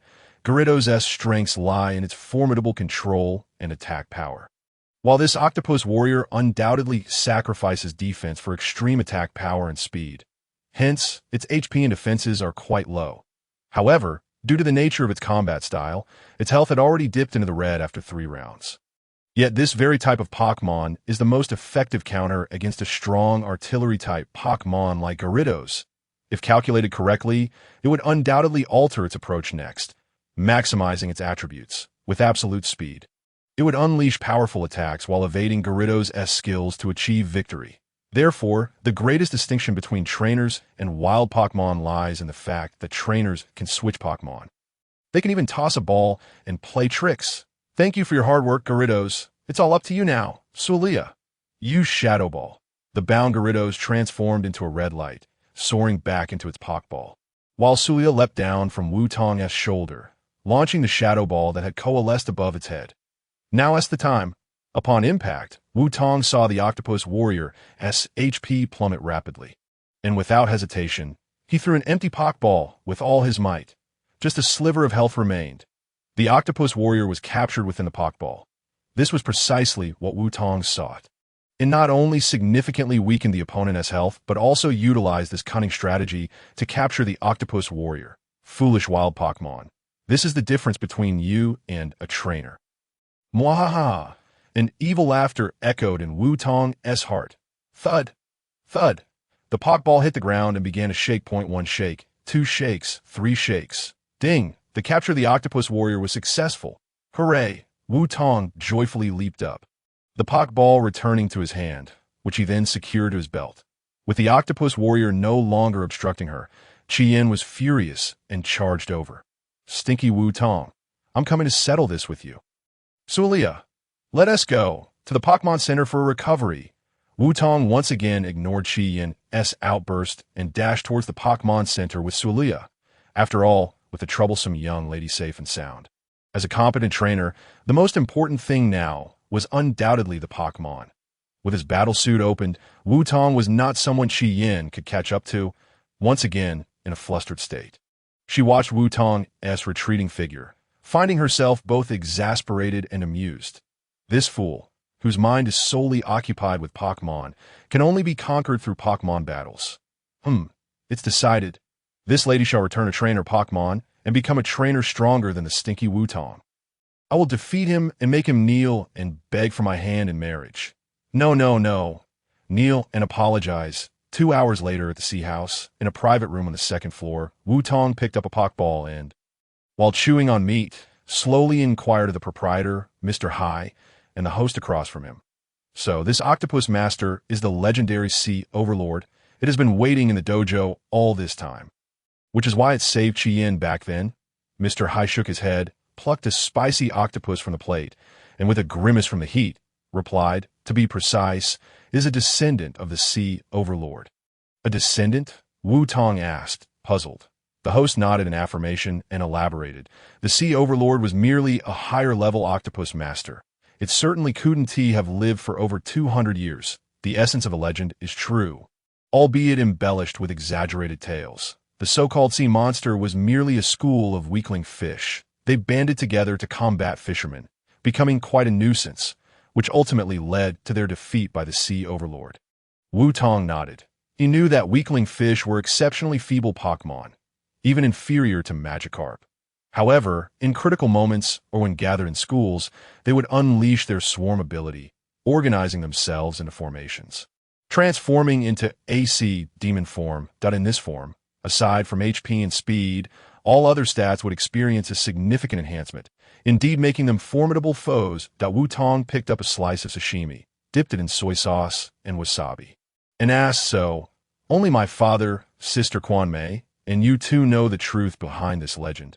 Mr. Hai nodded, took a sip of shochu, his cheeks slightly flushed, and stated with conviction, the truth of the legend is not important. What matters is that the existence of the Sea Overlord has empowered the townsfolk of Heidu.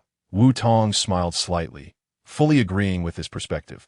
The true identity of the Sea Overlord was irrelevant. What was significant was the spirit and belief it inspired. Revealing the true nature of the Sea Overlord could potentially lead to the disappointment of the townsfolk, producing the opposite effect. Thus, it was best to leave things as they were. However, now that I have captured the Octopus Master, I shan't return it to you. Wutong smartly affixed the Pokeball back to his belt. Mr. Hai and the host exchanged glances and burst into hearty laughter, exclaiming in unison, no need, no need. Captain Water Dragon had originally intended for it to travel with you, young Master Wutong, for these few days, if you hadn't caught such a strong Sharpedo. It would have been the first Pokemon. Wutong nodded, realizing that his suspicions were correct. All of this had been orchestrated by Water Dragon. Of course, he could also be certain that had he not won 3 rounds, that fellow would never have presented the Holy Sword and Indigo Pearl. Speaking of the Indigo Pearl, Wutong had previously tested it only to find it ineffective, with Kyogre himself stating that it could only revert to its primal form after reaching level 45 and learning Origin Pulse. The task at hand was to make haste in continuing his journey and to level up Kyogre to complete the primal reversion sooner. The next destination was the city of Kanaz, home to the Rock-type gym. The former gym leader, Cuckoo, had seemingly resigned from her position after her recent marriage, and Wutong was unaware of who the new leader appointed by the League was. Rubbing his head, he mused that if it were Cuckoo, he could gather substantial intelligence and easily triumph. Knowing oneself and one's opponent is key to victory in every battle. This new gym leader seemed to be from another region, and all he could ascertain was that they were a formidable rock-type trainer, which felt quite daunting. However, Regardless, rock types were 4 times weak to water and twice weak to fighting, with Kyogre and the Octopus Master. Victory should not be overly challenging. After finishing their meal and packing their belongings, Wutong bid farewell to Mr. Hai, mounted his folding bicycle, and departed from Heidu Town, in Kanaz City, at a hotel on the 3rd floor in a certain room. "Oh, you ran into Team Rocket again?" The man on the sofa inquired of the boy sitting on the bed, a mischievous smile gracing his lips. "I didn't expect them to come home." "Specifically following you," the boy shook his head, removing his hat to tidy his hair, and replied, "That shouldn't be the case. They appeared quite surprised to see me. Perhaps Team Rocket is planning something in Hoenn. I will inform the League." The man chuckled lightly before changing the subject. "And you, traveling to Hoenn, is your goal still to become a champion?" The boy grinned, rising to lightly tap the man's shoulder. "Of course, I'm about to challenge the rock-type gym. Are your badges ready?" The man laughed in return, picking up a Pokeball. "I've become even stronger now. Earning a badge won't be so easy." "Is that so?" The boy feigned skepticism, glancing at the Pikachu lounging behind him. "Pikachu, are you ready?"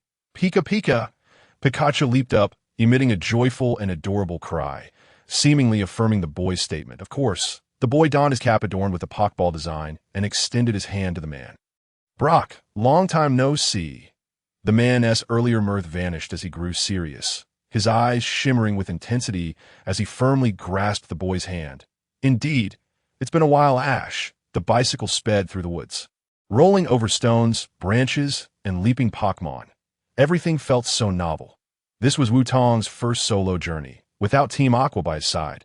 Solgaleo, who had previously nestled within Wutong's garments, poked its head out to survey the surroundings, stating, "Based on the map and our route, we should camp outside tonight and reach our first destination, Web Town, by tomorrow morning, just in time for lunch."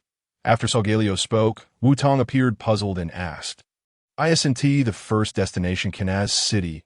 "Of course not." Solgaleo playfully tapped Wutong on the collarbone and replied, "You're riding a bicycle, not a rocket. There are still 2 towns to reach Kanaz City." Wutong chuckled sheepishly, suddenly recalling something. "Web Town, I've read the information about that town. The townsfolk revere the power of bug types, believing that the entire world is supported by tiny insects. Thus, most of them are bug-type Pokemon trainers." Solgaleo smirked mischievously, half-jokingly commenting, "So, that means this town is filled with bug-catching boys? Huh." The two shared a hearty laugh in unison.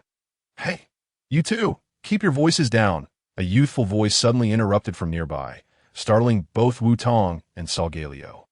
Wutong halted his bicycle as rustling sounds emerged from the bushes, and a shadow leaped out, landing in front of the bicycle, clad in a signature straw hat, a cool tank top, and shorts. He was none other than the legendary boy aspiring to become a pirate. No doubt, he was the bug-catching kid Solgaleo had just mentioned. This was evident from the long-handled net he wielded for catching insects. "Your noise is too loud. It will scare away the bug Pokemon." The bug-catching boy pointed at Wutong, appearing no older than 10, and had to look up to meet Wutong's gaze. A child of similar height to the bicycle daringly pointed a finger at the nose of the second-in-command of Team Aqua. It was nothing short of a masterpiece. Of course, while it was amusing, the kid was still just a child, and Wutong smiled back, saying, "I'm truly sorry. We'll take our leave now."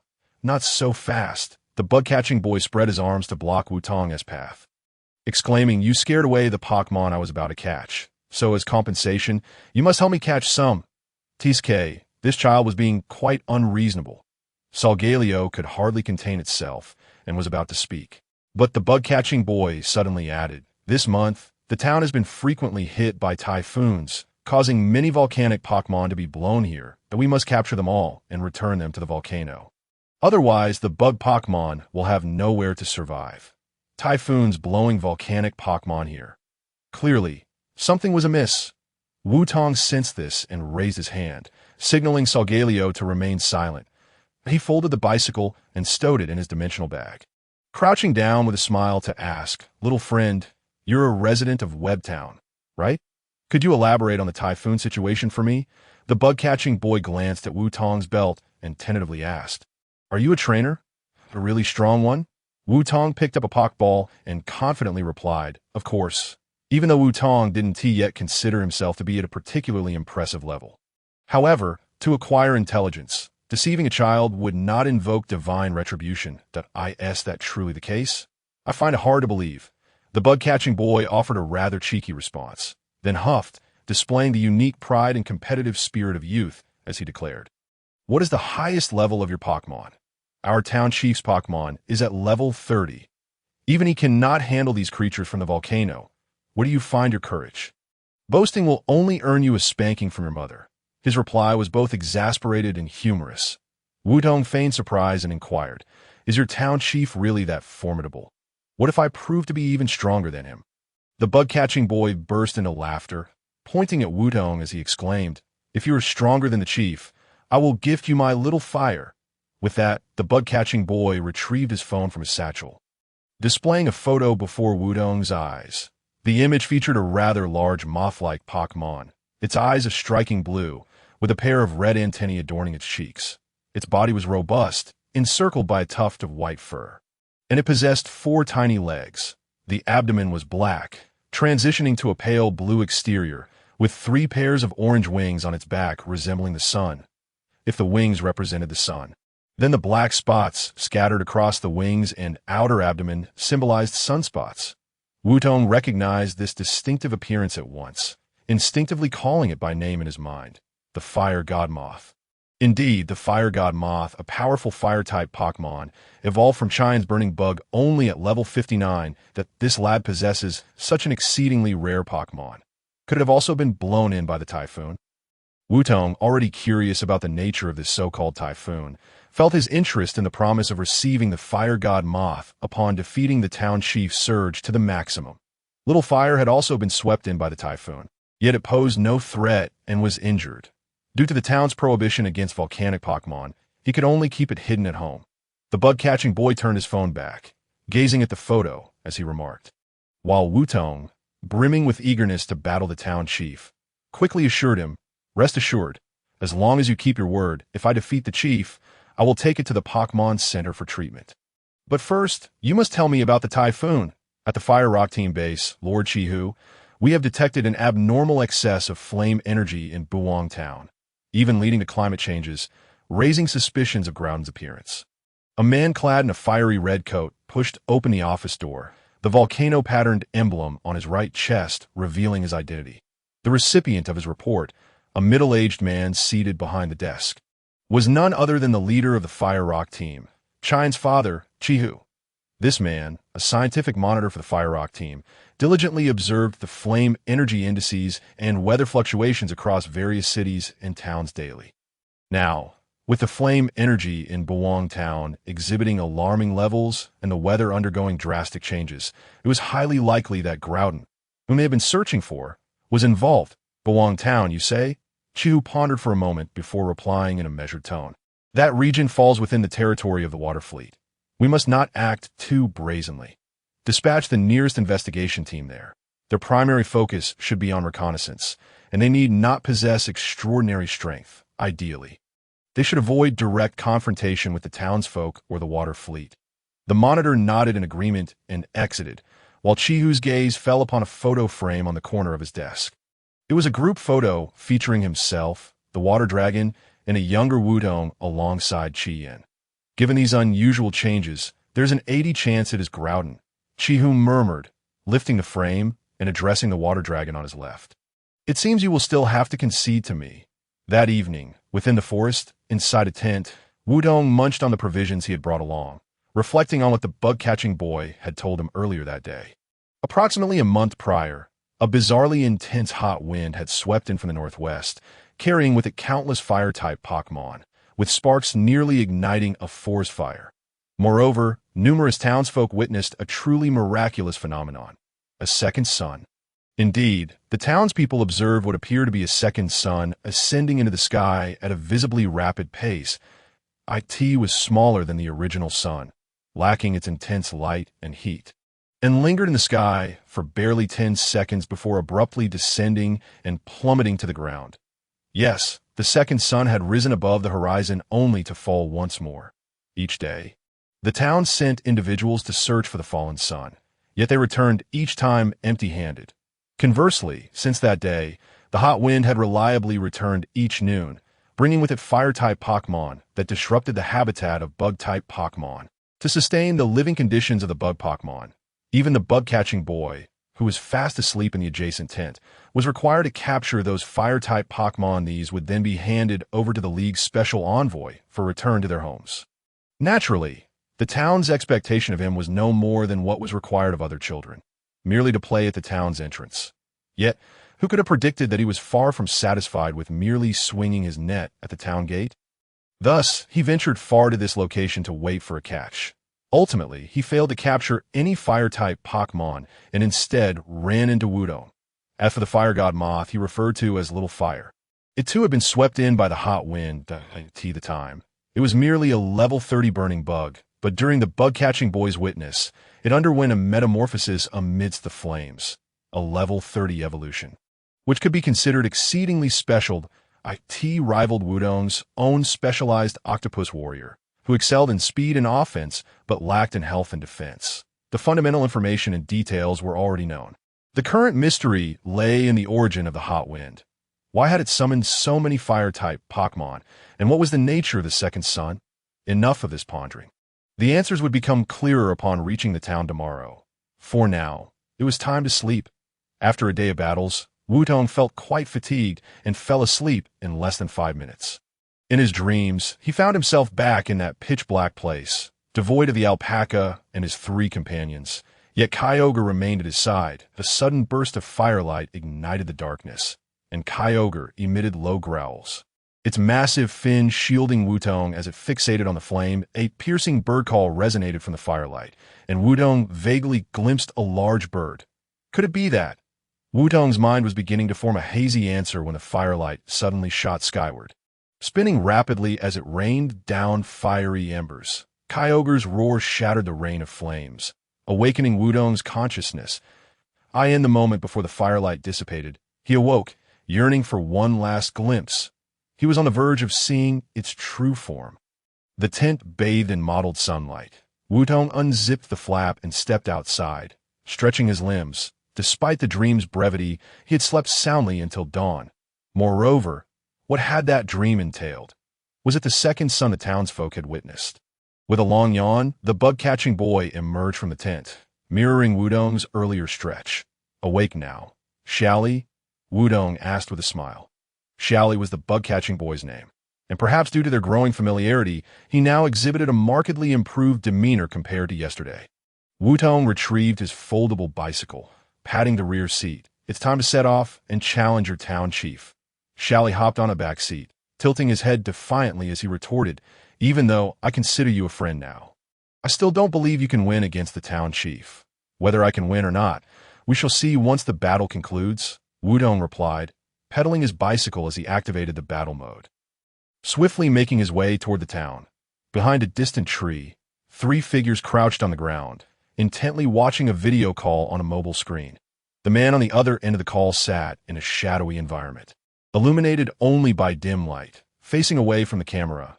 With hands adorned with various gemstone rings, he stroked the large figure beside him, saying, "Remember everything I just mentioned. Bring back all those fire-type Pokémon. You have already failed once. This time, do not act so brazenly in direct confrontation with the water fleet." "Yes, Lord Sakaki," the 3 replied in unison, their voices resonating with determination. It was evident that they were the infamous trio of Team Rocket. And undoubtedly, the individual on the other end of the call was none other than their leader, Sakaki. Regarding the plan he mentioned over the phone, it is rather straightforward. There are countless fire-type Pokémon blown in by the wind, which the citizens of Buwang Town will capture and then hand over to the Special Commissioner of the League, who will then release them into suitable environments. What Team Rocket intends to do is masquerade as this commissioner and transport all the fire-type Pokémon they capture back to the Team Rocket base. After Banmu hung up the phone, the trio each exhaled a sigh of relief. Thankfully, he only brought up the matter concerning the Sea Overlord. Had Banmu learned of the existence of the Sacred Sword and the Dragonite Egg, we might have been compelled to commence our duties at the base by cleaning the toilets. "I'm still rattled," mused Kojuro, while Musashi retracted her phone and remarked, "Fortunately, we did not encounter the little brat this time." There should be no conflict with Team Aqua, and our disguise is unlikely to be easily seen through. Yet, if the little brat happened to pass by while we were conversing with Banmu, or if he had arrived at Buwang Town yesterday, then our failure would be all but assured. Nyarth dismissively spread his arms and shook his head at that moment. Musashi and Kojiro, without a word, launched 2 iron fists at him. "You Jinx, can't you say something positive for once?" they exclaimed in unison. They were completely oblivious to the fact that Wudong had indeed proceeded towards Buwang Town while they were on the phone, 300 meters from the north gate exit of Buwang Town. A young man holding a detector declared, "Indeed, this is the place. The fiery energy here is exceedingly unusual." The Fire Rock Team's uniform and insignia boldly proclaimed his identity. Not only is the energy abnormal, but the weather is also problematic. A female voice chimed in with a hint of complaint. Turning to look, he saw a girl retrieving sunscreen from her bag, clad in the same uniform and bearing the same insignia. It was evident that she was the young man's teammate. Undoubtedly, they had been dispatched by the Fire Rock Team for reconnaissance to ascertain the situation and gather accurate intelligence. Most importantly, however, was the special mission assigned by Chiho to intercept Chien, who was preparing to travel alone in Buwang Town and ensure her safety before escorting her back to the Fire Rock Team base.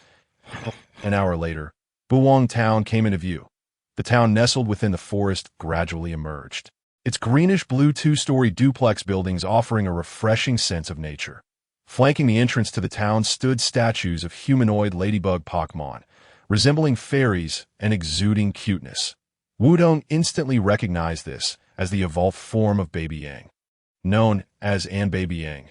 Baby Yang is a Pokemon that fights with 4 fists, Xiaoyang explained. Though the power of its fists may be modest, it often emerges victorious through sheer number of strikes. This implies that even seemingly weak bug-type Pokemon possess their own formidable strength.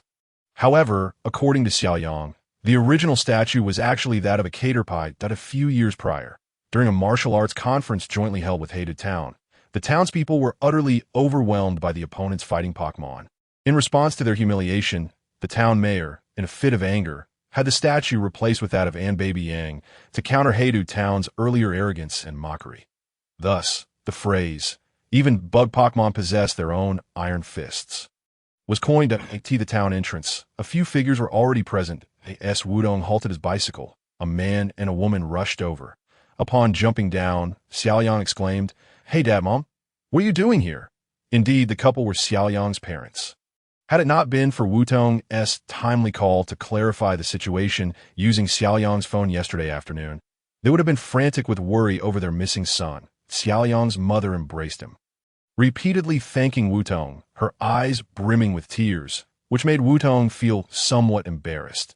Zorua, peeking out, quickly withdrew, patting Wutong's chest and wishing him good luck. Just as he stowed his bicycle back in his bag, the other 2 individuals waiting with him approached. Standing slightly ahead was an elderly man in his 50s or 60s, his hair graying and sporting a large straw hat, dressed in a familiar sleeveless shirt and shorts. Even the long rod pattern on his shirt indicated his identity as an insect-catching elder. Behind him stood a man clad in a shirt and shorts, who cleared his throat and introduced, "You must be Wutong. This is our Buwang Town's mayor, Mr. Bu, and I am the mayor's assistant. You may call me Af." And Mr. Bu smiled warmly, grasping Wutong's hand and giving it a gentle shake, enthusiastically saying, "You are the heir of Team Aqua. Wudong, do you remember me? I met you a few years ago." Affin nodded, adding, "Yes, a few years back at the joint martial arts conference. The mayor witnessed your duel from the judge's seat." Cough, cough. Mr. Bu suddenly began to cough, glaring at Affin with a fierce look. Clearly, he was reluctant to have that duel mentioned. However, Affin's comment did jog Wudong's memory of the joint martial arts conference 3 years ago, when Mr. Bu's Ariados was swiftly defeated by the opponent's Infernape. It was quite the embarrassment. Subsequently, the young mayor of Hated Town had taken to becoming a traveling trainer. Meanwhile, Mr. Bu returned to the town, seething over the incident for a full 3 years, showcasing just how petty he was. Amused by this recollection, Wutong stifled a laugh and raised his other hand to pat Mr. Bu's hand, shaking it in turn. "Mayor Bu, your strength is remarkable. I have often heard my father speak of you. How could I possibly forget? Even bug Pokemon possess their own iron fists. This phrase is indeed one of my mottos." Wudong demonstrated greater enthusiasm than Mr. Bu, prompting a hearty laugh from the elder. Slapping Wutong on the shoulder, he turned to Affin, exclaiming, "This child is quite the charmer. No wonder he is the future heir of Team Aqua.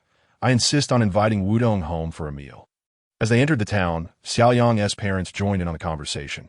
Just a few steps in, Xiaoyang suddenly pointed at the mayor and interrupted, "Grandpa Mayor, who is stronger, you or Wutong?" "Mr. Bu."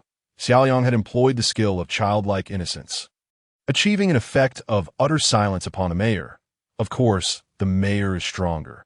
I am merely a novice trainer," Wutong modestly replied, all the while feeling triumphant inside. Humility? Not a chance. If he could defeat the mayor, he would surely acquire a fire god moth, and Wudong would not let such an opportunity slip by. Had he not remembered Mr. Bu's pettiness and his genuine connection with Suiryu, he might have already initiated a challenge at the town entrance. On the other hand, Mr. Bu's emotions shifted dramatically upon hearing Xiaoyang's words. However, Wudong's response immediately brightened his mood, bringing forth a jubilant smile. What does this mean? It means that the heir of Team Aqua acknowledges his strength. How impressive that would be to share. Yet, Wudong had just won the championship at the martial arts tournament in Haida Town yesterday. "Mayor, you have always believed that the martial arts tournament was unfair. Why not have a duel with Wudong instead?" Xiaoyang launched into the second round, refusing to relent and escalating his assault. Cough, cough. Mr. Bu suddenly coughed again, slightly turning his head to exchange glances with Xiaoyang's parents. Affin could hardly contain his laughter, while Xiaoyang's parents struggled to suppress their amusement, though they maintained a facade of mild annoyance, signaling Xiaoyang to refrain from speaking out of turn. "I wasn't speaking out of turn." Xiaoyang protested anxiously, pointing at the pokeball at Mr. Bu's waist. "The mayor is the strongest trainer in our town. Shouldn't he graciously accept the challenge? Could it be that he is afraid?" This remark struck Mr. Bu like two resounding drumsticks, resonating a military command within his mind. Enough of this. Even if it meant embarrassing the heir of Team Aqua, he had to take action. As the mayor of Buwang Town, how could he allow a child to look down upon him? At that moment, Mr. Bu felt a surge of grandeur, imagining how towering and formidable he appeared in Xiaoyang's eyes that in contrast, while Wutong was indeed eloquent and the heir of Team Aqua. As a novice trainer, he still needed to hone his skills. As for that group from Haida Town, it was evident they had allowed Wudong to win the championship purely out of respect for Suiryu. As a trainer often mentioned in the same breath as Suiryu, Mr. Bu felt it was his duty to help cultivate the future successor. With this in mind, Mr. Bu, who was a head shorter than Wudong, suddenly straightened his back, adjusted his waistband, and after clearing his throat twice, proclaimed, "While it is true that children often speak without restraint, Master Wudong need not be overly modest, as the mayor, and a longtime friend of Captain Suiryu. I feel it is my duty to enlighten you on what it truly means to be a trainer. It is also a means to prepare you for the harsh realities of the trainer's world." He took the bait. He is thoroughly hooked. Wutong controlled the smile at the corner of his lips, displaying a rebelliousness typical of youth, yet imbued with a certain deference towards his elder. This complex interplay of emotions only intensified Old Bu's resolve to meticulously refine Wudong. It seems it is time for him to grasp the profound significance of the former bug-catching boy, now the mayor of Bugnet Town. 30 years hence, soon, he shall witness the essence of a swift defeat and understand that even bug Pokemon possess their own iron fists. 15 minutes later, at the battleground, here lies the arena of Bugnet Town, where numerous townsfolk eagerly anticipate the forthcoming battle. Old Bu, the mayor, versus Wudong. One is an acknowledged champion trainer of Bugnet Town, while the other is a newcomer who clinched victory at the Haida Town martial arts tournament just yesterday. After a 3-year hiatus, Old Bu is set to challenge Haida Town once more. Old Bu retrieved a Pokeball, gazing proudly at Wudong across the field, declaring, "Young Master Wudong, I shall not hold back." Wudong, in turn, grasped his Kyogre Pokeball and responded with a smile. "Giving it my all is the utmost form of respect in battle." Old Bu chuckled, hurling his Pokeball with vigor. "Go forth. Scyther, show him your iron fist." A crimson Pokemon leapt from the ball, a humanoid mantis-like creature, adorned in vibrant red armor with 2 pairs of translucent wings on its back. Its striking pincers bore patterns resembling eyes, seemingly designed to intimidate its foes. Scyther, level 30. The mantis Pokemon boasted a body as resilient as steel, impervious to ordinary attacks to prevent overheating. It would flutter its wings to regulate its body temperature. The Pokédex relayed Scyther's fundamental information, while Wutong's device displayed its basic stats, revealing a notably low HP ceiling. Yet, Old Boo wore a proud expression, for this Pokémon had been meticulously retrained specifically for Heidu Town. He envisioned the scene of Scyther using its formidable pincers to obliterate those fighting-type Pokémon in the future.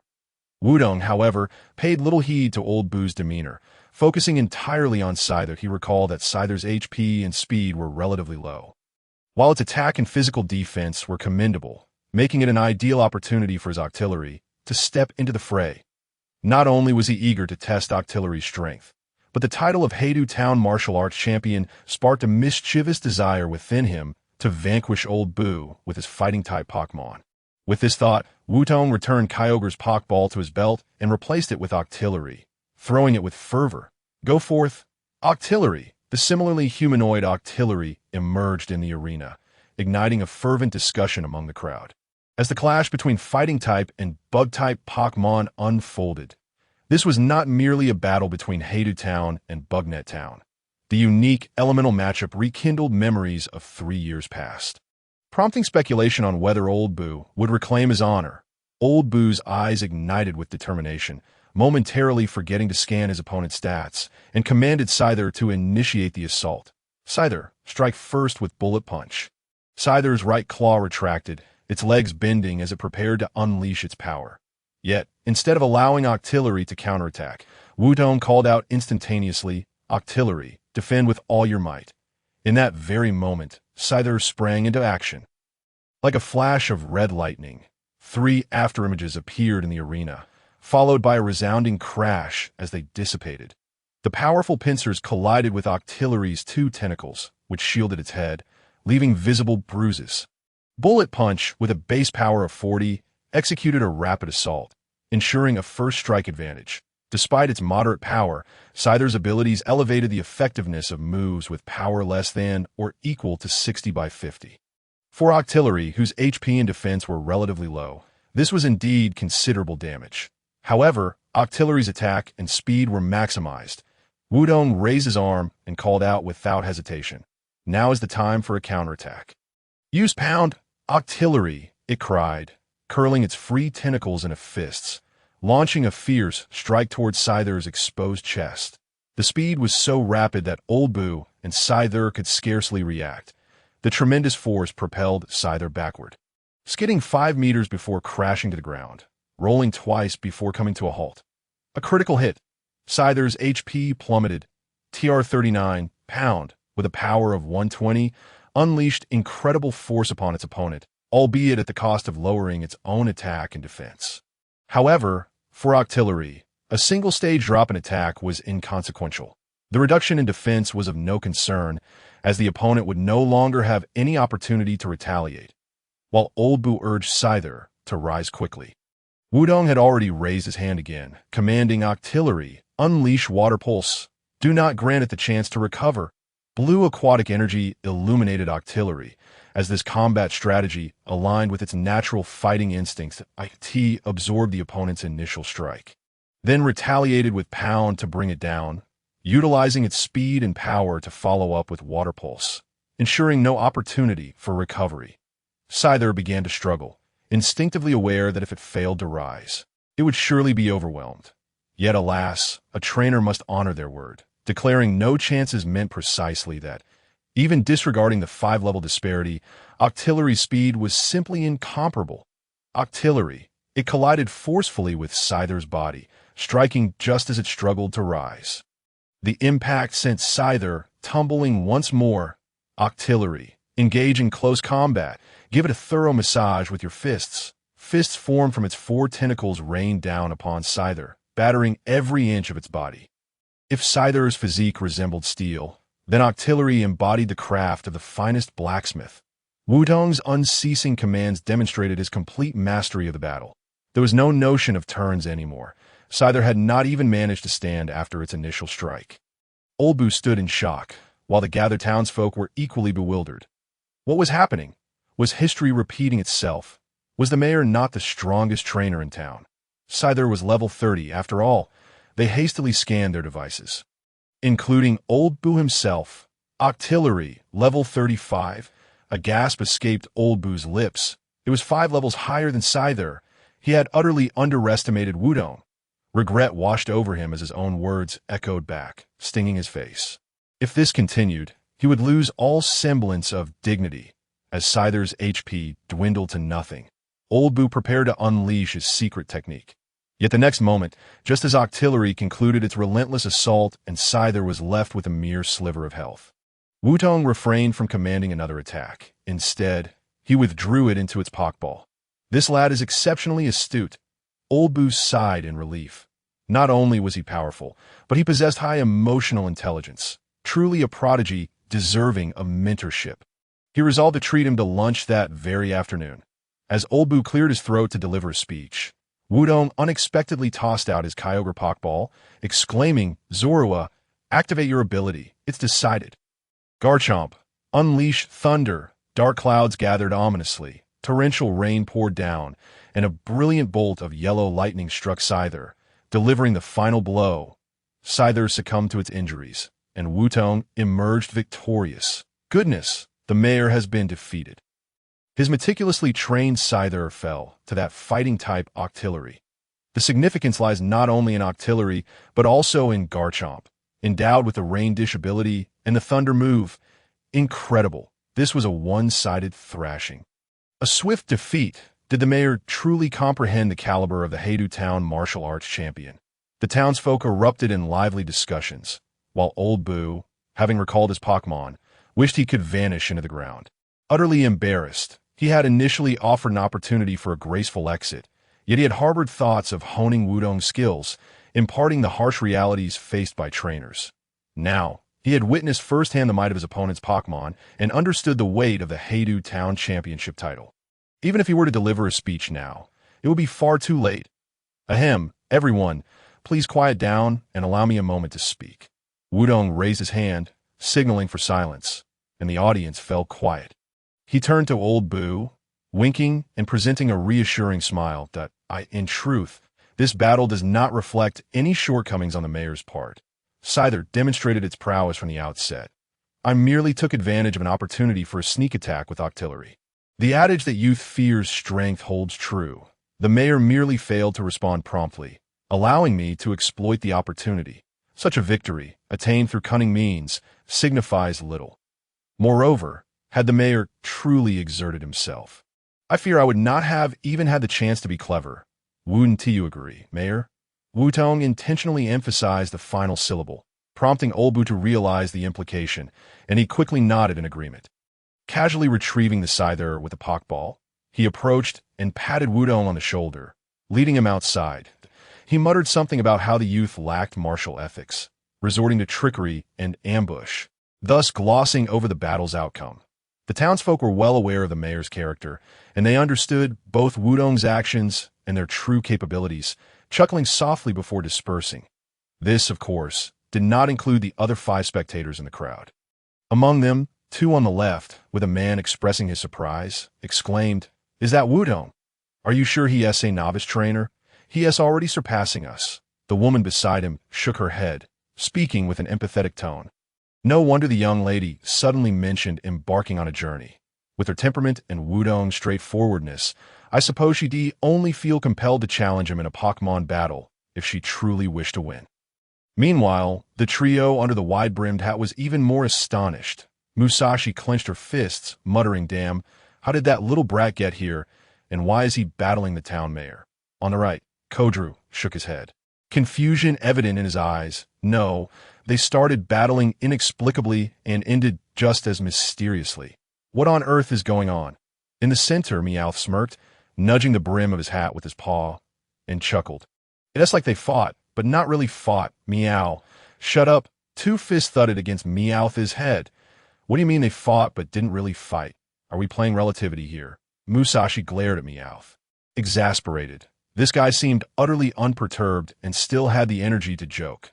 Kyogre, being more rational, analyzed the situation. The most pressing concern is that the little brat has arrived. Our plans may face various complications. We must devise a strategy. Meowth, having just been struck, tilted his head and grinned, dismissing the situation. That's simple enough. We can just disguise ourselves. Didn't we always use disguises to deal with that Ash kid? Even if the little brat recognizes us, we can simply don a look he wouldn't identify, right? After all, this time we just need to take those fire-type Pokemon. There's no need to engage in conflict with the little brat.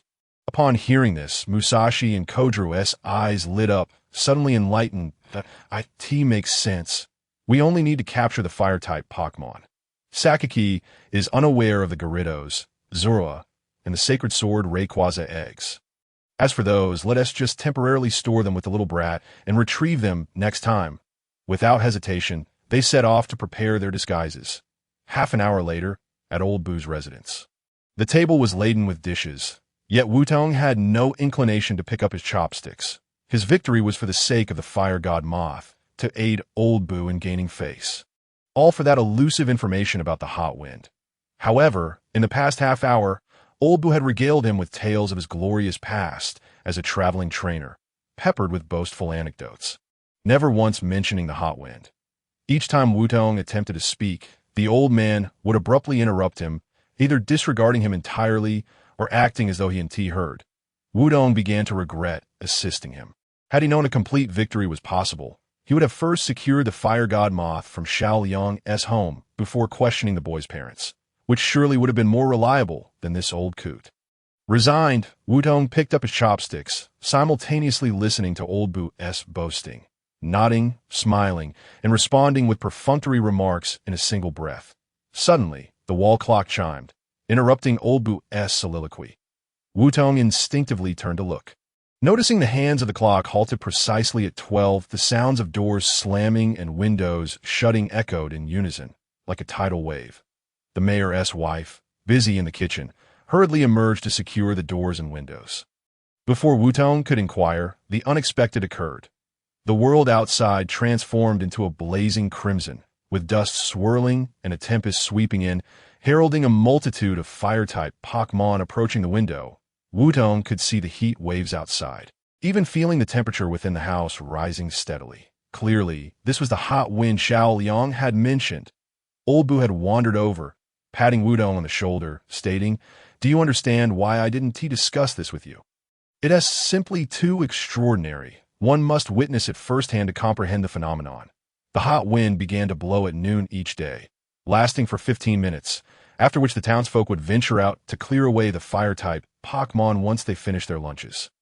Gazing out the window, Old Boo sighed, shaking his head as he continued.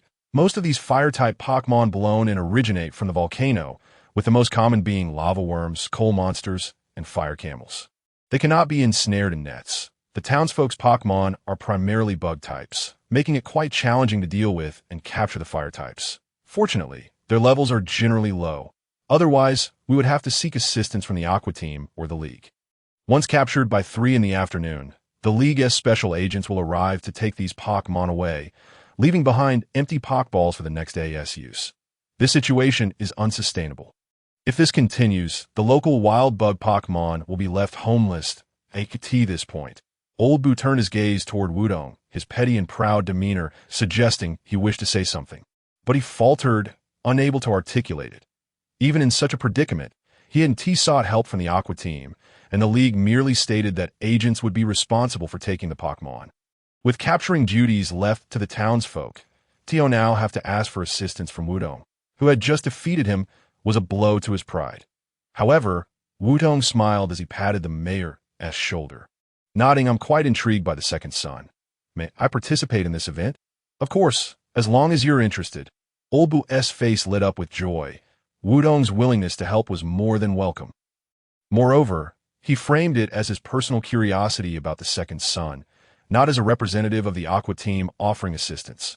Thus, it was merely Wutong's individual request to be involved, certainly not Old Boo proactively seeking his aid. Clearly, Wutong understood Old Boo's character, which is why he phrased it that way.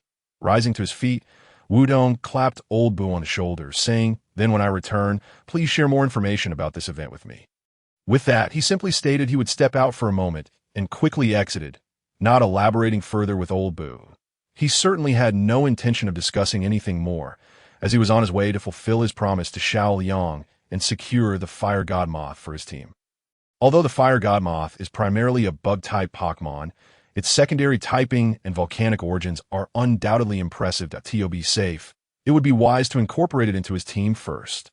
Xiao Yang's home was not far from the mayor's. It required crossing just 2 intersections. Zorua, accustomed to curling up in Wudong's clothing, poked its head out from his chest, furrowing its small brow. "I have a strange feeling." "You should be cautious. What's wrong?" Wudong halted, clearly concerned by Zorua's words. Zorua shook its head, replying, "I'm not sure, but you should remember, I occasionally sense impending danger instinctively and can use disguises to avert crises." Wudong nodded. It was precisely because of Zorua's unique ability that he had taken its earlier unease seriously. Given that Zorua had sensed something amiss, and he had a direct objective to reach Xiao Yang's home. Wudong suddenly realized something, swiftly donning his battle gear and racing in that direction. No, Xiao Yang is in danger. Xiao Yang's house came into view, accompanied by the sight of black smoke billowing from the window and flames threatening to consume everything. "It's on fire! It's on fire! Hurry to extinguish the flames." Some townsfolk were already rushing out with buckets of water, and Wutong could hear Xiao Liang's frantic cries from within the house. "Little fire! No! Stop! Please stop, little fire!" It was the Fire God Moth. Without a moment's hesitation, Wudong threw out Kyogre's Pokeball, calling Gyarados. "Use muddy water." Zorua activated its illusion ability. Kyogre's drizzle ability triggered. Dark clouds loomed overhead, and torrential rain poured down as Kyogre unleashed a stream of muddy water aimed directly at Xiao Yang's house. The flames visibly diminished, and with a swift kick, Wutong burst through the door. Simultaneously, the Pokeball of the Octopus Master had already opened. "Octopus Master, rescue the people first." Wudong commanded the Octopus Master to save those in peril before turning to assess the unfolding situation. At the innermost part of the house stood a Fire God Moth, roughly the size of a human, flapping its wings and emitting flames accompanied by a cacophony of peculiar sounds, appearing to be in agony. Not far in front of it was the anxious Xiao Yang, along with 3 other somewhat familiar figures. "Team Rocket, it's you again!" Wudong suddenly recognized their identities and shouted as he dashed forward. The Team Rocket trio, upon hearing his voice, abruptly turned around. Kojiro, who was blocking Xiao Yang from reaching the Fire God Moth, tossed him directly to Wudong. "Quick, take him out of here! That Fire God Moth has gone berserk." Without a second thought, the Team Rocket trio fled, having no time to acknowledge that Wudong had recognized them. Catching Xiao Yang, Wudong was momentarily taken aback. As he turned to flee, holding Xiao Yang, the Team Rocket trio had already vanished without a trace. "Hurry! Help little Hua!" When that hot wind came, a red light suddenly shone in, and then little Hua lost control. Xiao Yang was so anxious he nearly jumped. Wudong patted his head and trusted him to his parents, and glanced at the Gyarados and Octopus Master beside him. "Let us go. We need to cool it down." The raging fire had been extinguished, leaving the house shrouded in darkness. Wutong stared at the Fire God Moth, which in turn was fixated on him. "Gyarados, use Whirlpool." Given the type advantage and the constraints of the terrain, extensive deliberation was unnecessary. He simply directed Gyarados to unleash the Whirlpool, as the muddy yellow whirlpool was about to erupt. The Fire God Moth suddenly let out a strange cry, swayed, and collapsed. "What is happening?" It ended before we even began fighting. Just as Wudong was puzzled, a red beam of light shot up from the Fire God Moth's head, soaring toward the window. That might be the source of the Fire God Moth's madness. Recalling Xiao Yang's mention of the red light, Wudong instinctively called out in his mind. 3 Pokeballs were thrown simultaneously. Recalling the Octopus Master and Kyogre, while capturing the now incapacitated Fire God Moth, with the Pokeball secured at his waist, Wudong vaulted through the window and pursued. Not far behind a tree, the Team Rocket trio sat on the ground, panting heavily. Musashi struck Meowth on the head, scolding, "It's all your fault. You had to barge into someone else's home when that wind came." Kojiro shook his head helplessly, adding, And of all places, that little brat's house had a rare fire god moth. Otherwise, we wouldn't have bothered trying to seize it. Meow stood up with a hint of grievance, clenching its fists and retorting. What does that have to do with me? It's you guys who wanted to steal it. Who knew that fire god moth would suddenly go berserk? As they began to argue, fatigue set in, leading them to collapse and reach a final consensus. Thankfully, that little brat showed up. Meanwhile, a girl dressed in the fiery uniform of the lava team tightly held onto another girl, preventing her from moving toward Wutong. Miss, you can't go there.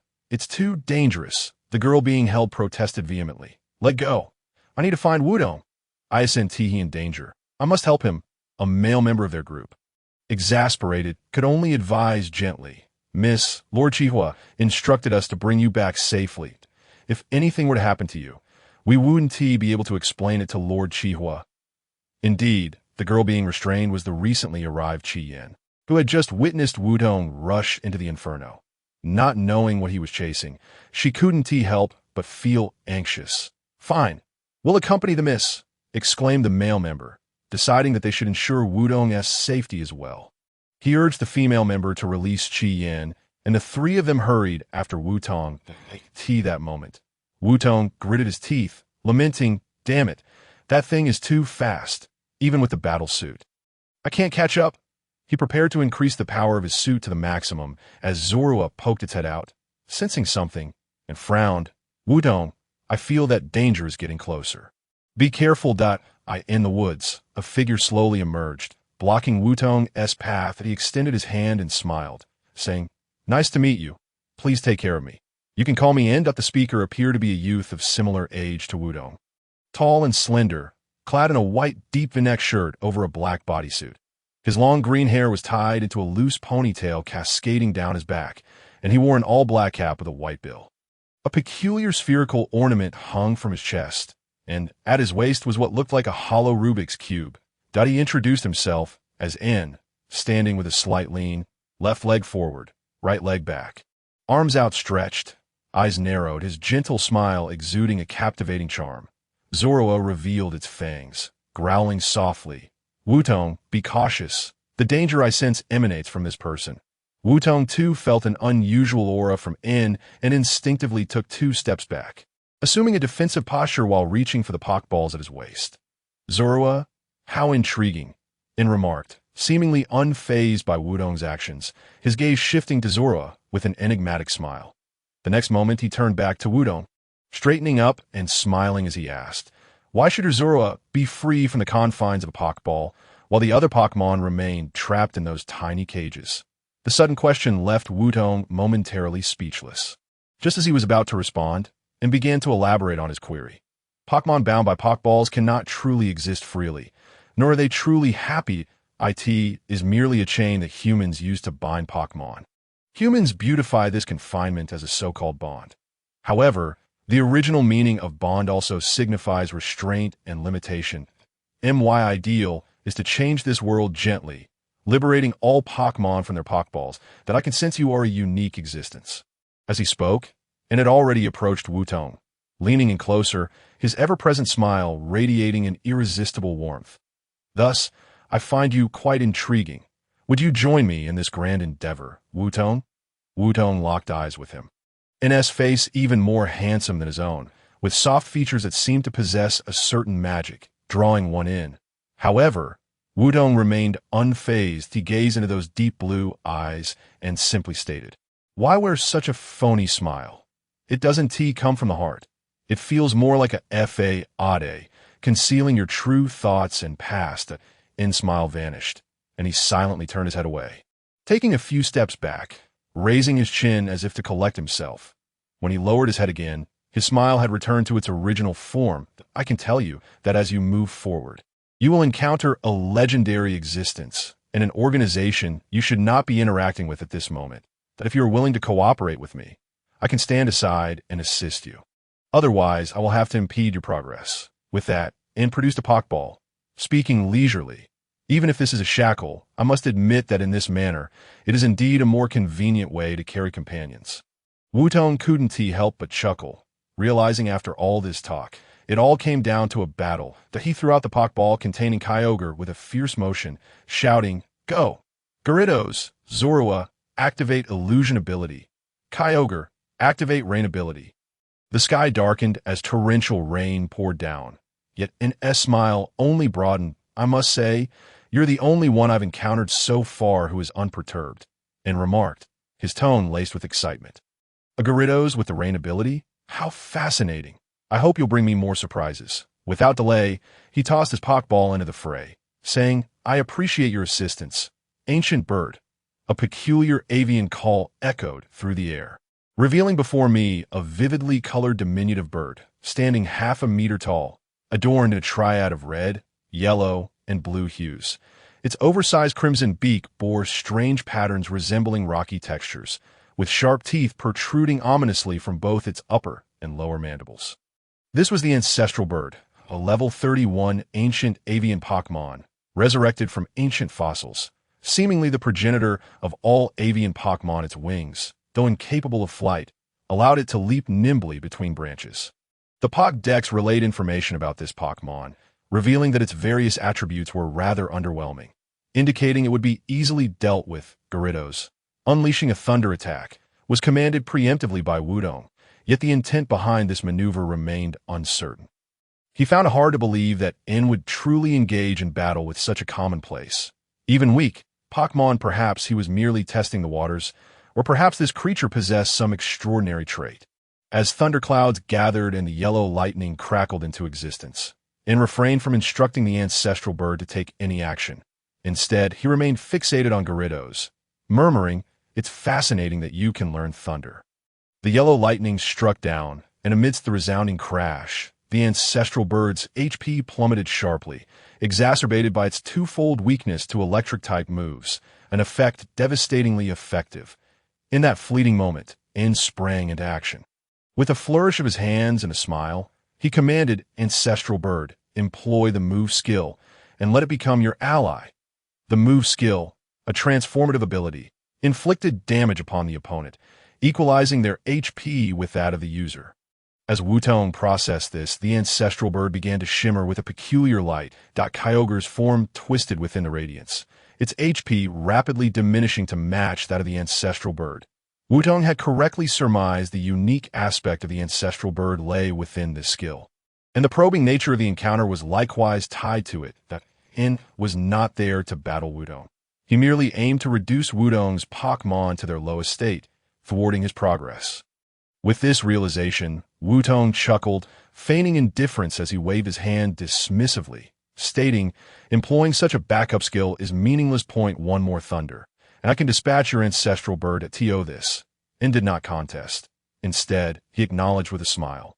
However, my intention from the outset has not been to engage in a conventional battle with you. That if all my subsequent Pokémon were to be Ancestral Birds, each utilizing the move skill, your Pokémon's HP would likely become quite dire.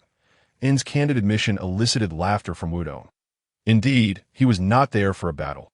To put it bluntly, he was simply there to vex Wutong. Wutong sensed N's lack of hostility, but also felt the weight of matters he must confront along the path behind him.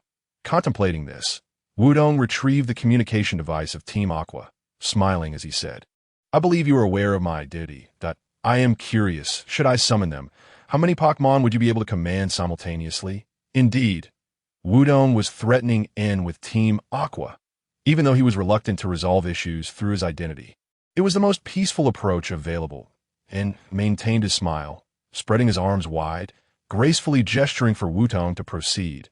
His demeanor exuded elegance at all times, but I must remind you, when you gaze into the abyss also gazes back at you. Should you intervene with them, you will be drawn into an inescapable calamity. Are you certain you wish to proceed? N's tone bore a hint of amusement, as Wutong provided the simplest of responses. From his satchel, he produced a full blue spray medicine, capable of restoring a single Pokémon's HP to its maximum, an item of high caliber. Aiming at Kyogre, he pressed the button, and amidst the spray, Kyogre's HP was fully restored, the Pokeball retracting. Wutong tossed another full medicine to N before activating his battle suit and dashing deeper into the forest path, without the need for explicit words. Even as adversaries who had clashed upon first meeting, N comprehended Wutong's intent. Knowing he would be ensnared in disaster, yet resolutely choosing to advance was indeed intriguing. Observing Wudong's retreating figure, In murmured to himself, then turned, using the full medicine to restore the ancestral bird's HP. He caressed its feathers. His voice was imbued with tenderness. Thank you for your assistance. You have worked hard. Thus, the decision to leave or stay rested upon your thoughts. Reveal your answer to me. In placed the Pokeball at his feet, the ancestral bird casting a glance at him.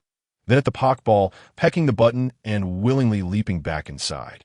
Picking up the Pokeball and displayed a satisfied smile, for Wudong had long since vanished from sight. Looking back the way he had come, and snapped his fingers, since this individual piqued my interest. I shall lend him another hand. Zoroark, a purple specter, leapt from the woods, and in a flash of light, vanished, replaced by the elegantly poised Wutong, a subtle smile gracing his lips. Not far away, 3 fiery red figures materialized. And strolled toward them. In the depths of the forest, Zoroark inquired, Wutong, who exactly is that fellow?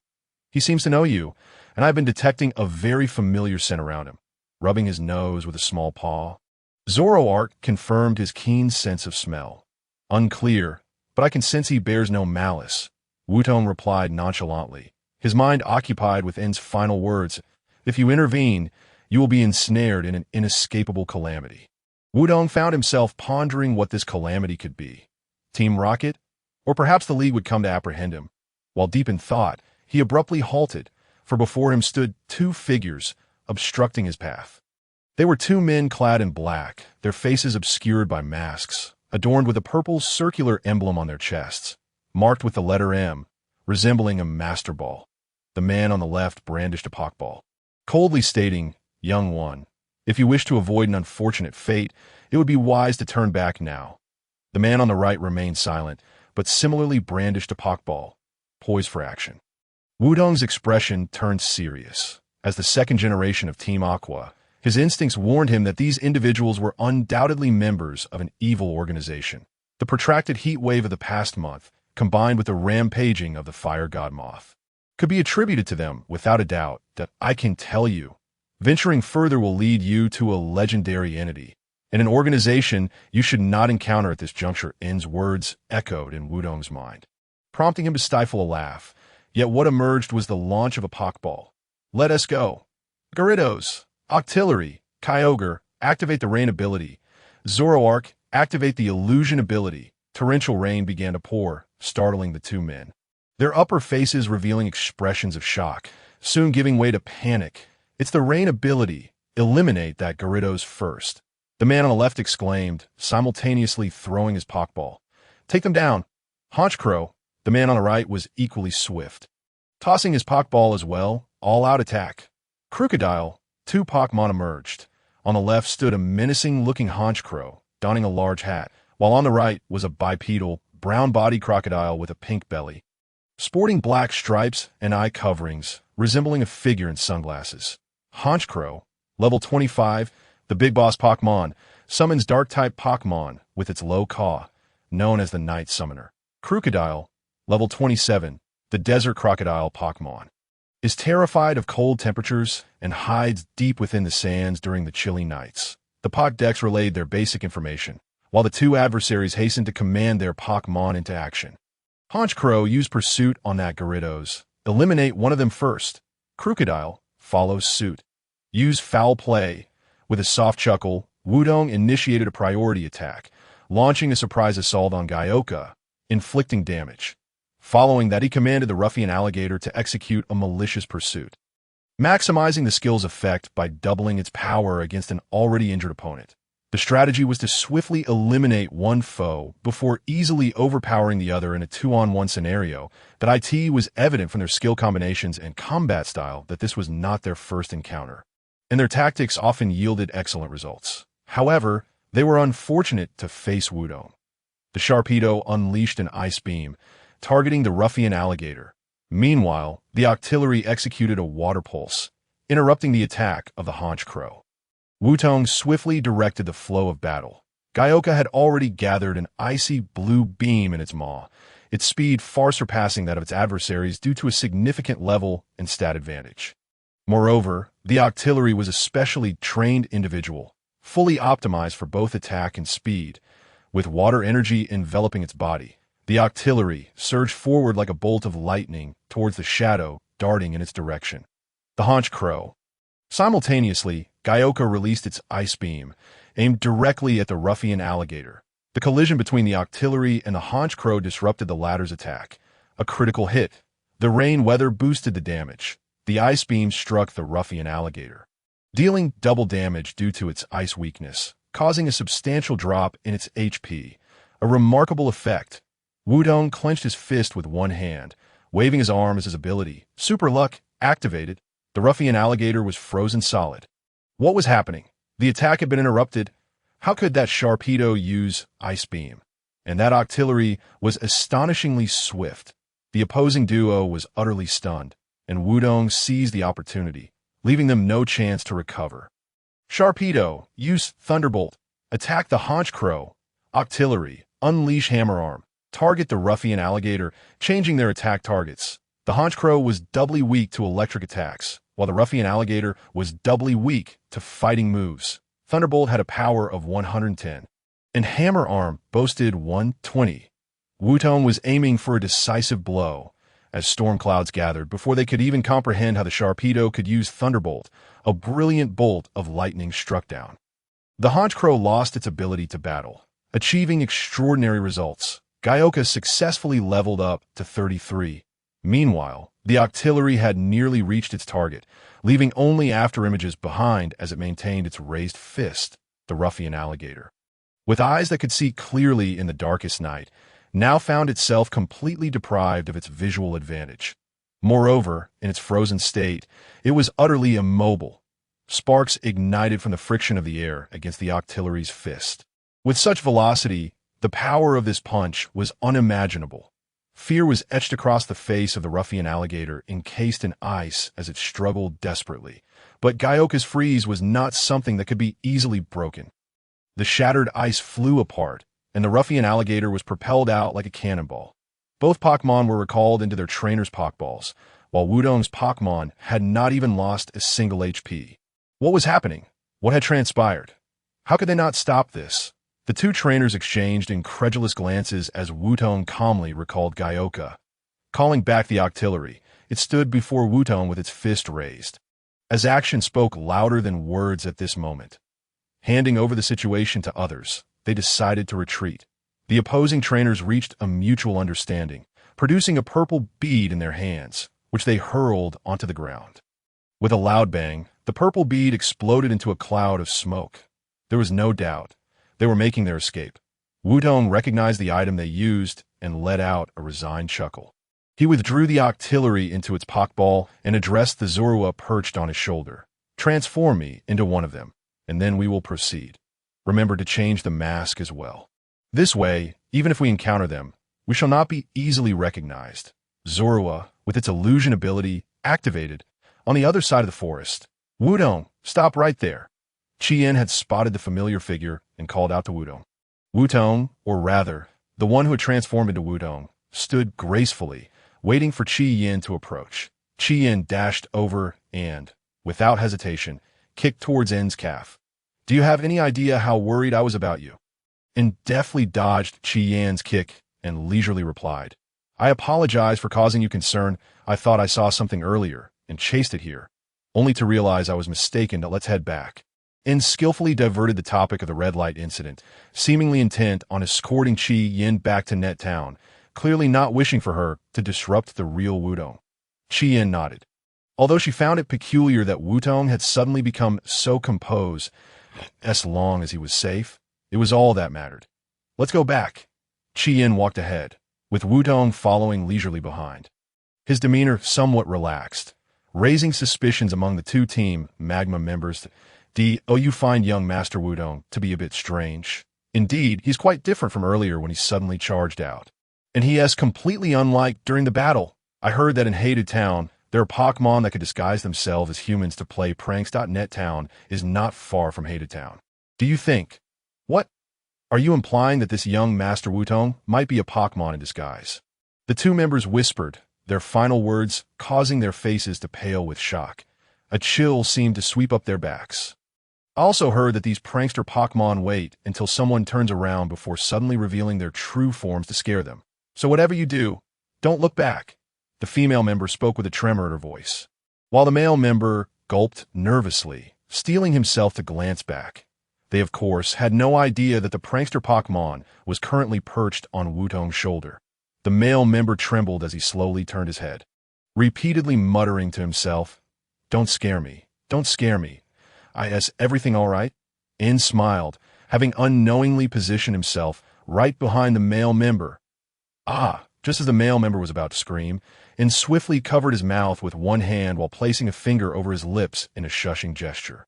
"I need to investigate the cause of the fiery moth's rampage. You two should escort Chien back. This matter involves the adversarial organization of Team Aqua and has no relation to Team Magma. So I hope for your understanding." Without waiting for a response from the two Team Magma members, In vanished from their sight in a series of swift movements. The only one who piqued In's interest was Wutong. As for Chien and Team Magma, merely a spoiled young lady and an extreme organization with delusions of utilizing Pokemon to fulfill their insane ideals. Wutong, the feeling of danger intensified. Zorua whispered, its small head swiveling around, searching for the source of this unknown threat. Wutong nodded lightly. He had already disguised himself as a member of the evil organization. Upon arriving, he had spotted several members on guard in different directions. Wutong had a premonition that he was getting closer to uncovering the truth behind the fiery moth's rampage. Deep within the forest, in an underground cavern, two men stood before a row of sophisticated instruments, observing the data displayed on the screens. "How is the control progress?" 65, gradually slowing. "Too slow. The League has already taken action, and other organizations are beginning to notice that we must accelerate our pace. That it's quite challenging. If the League moves too quickly, we may have to relocate it. What if we utilize the power of another? Form a balance of forces. Is that possible?" "No, that would merely trigger an uncontrollable explosion. Unless we find a higher-level existence to forcibly suppress it." "That I understand what you mean, but that is still too premature. You know who possesses it. The plasma team has disbanded. He is alone now. And with our current strength, it is sufficient. With the Dark Trio and that entity in his possession, do you truly believe we are capable of contending with him at this moment?" The man in the white lab coat fell silent, adjusting his glasses as he pressed a button before him, retracting the screen. Before them appeared a large window, behind which was a fire-type Pokemon bound in chains. It was a bird-like Pokemon standing 2 meters tall, with a streamlined crown and a tail that swirled like flames, composed entirely of fire. Its flame-like feathers burned with an intense blaze, and its piercing cry conveyed its fury. This was the legendary Pokemon that commanded flames, igniting sparks with every flap of its wings, possessing a beauty that stirred the hearts of all who beheld it. It was the legendary fire-type bird. "Molters, halt! The cave base is off-limits." A man adorned with purple-patterned embellishments obstructed Wutong, a heavy mechanical door looming behind him. To be precise, it was a mechanical door disguised to blend back in the mountainside. Had Wutong not witnessed him emerging from the elevator at the entrance, he would never have suspected that a temporary base lay concealed within the very mountain before him. Judging by the uniform, it was evident that he was a member of a higher rank, while Wutong was merely disguised as an ordinary member, lacking the clearance to enter. Of course, this posed no challenge for Wutong. Stepping forward, Wutong adopted a serious demeanor and declared, "I have important matters to report."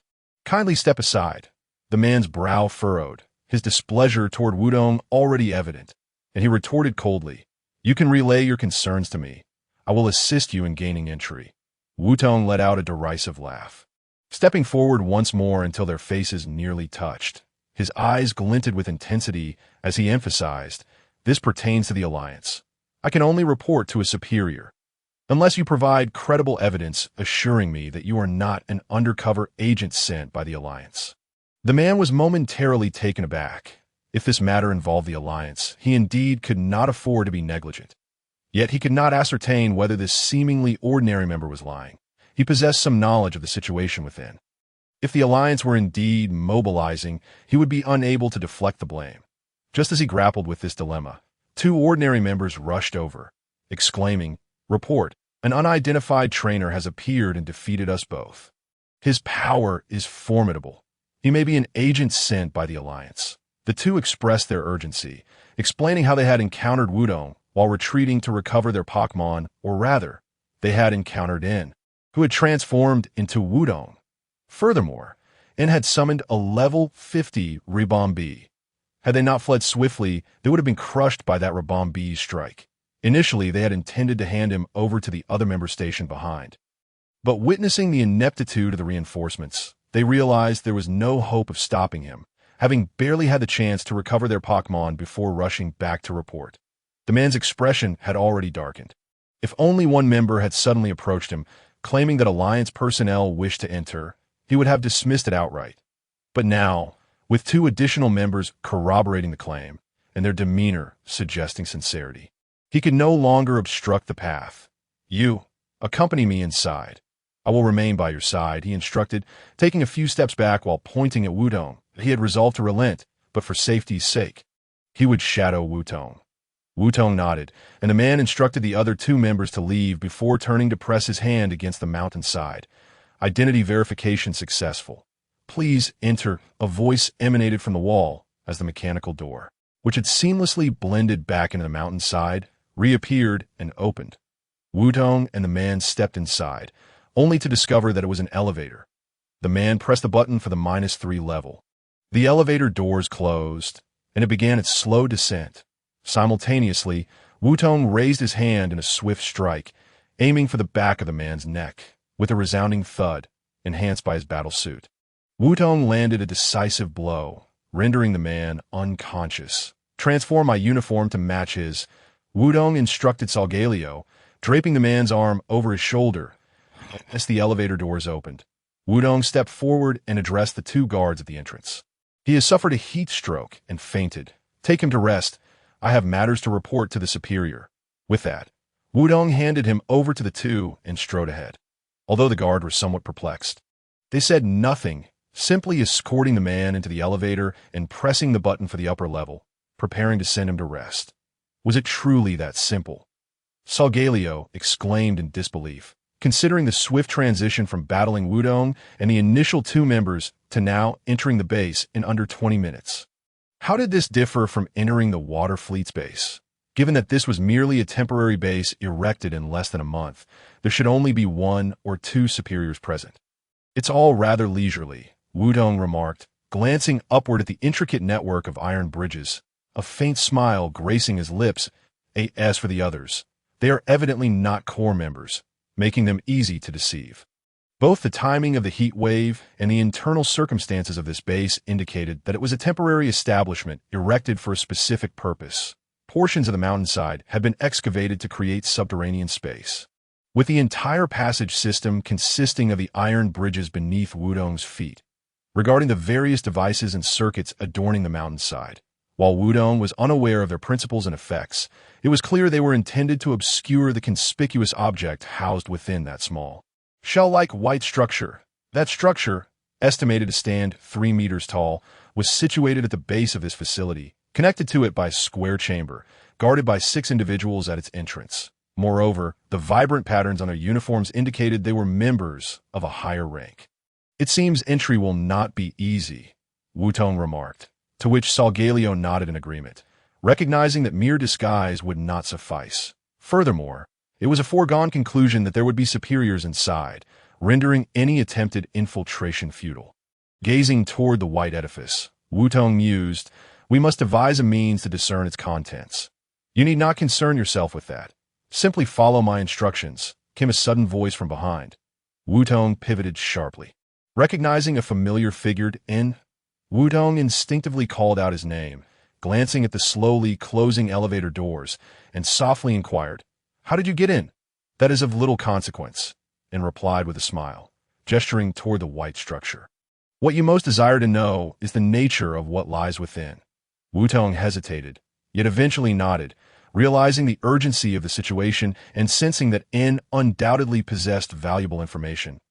En sighed with resignation, spreading his hands and saying, "As you suspected, I know what is inside."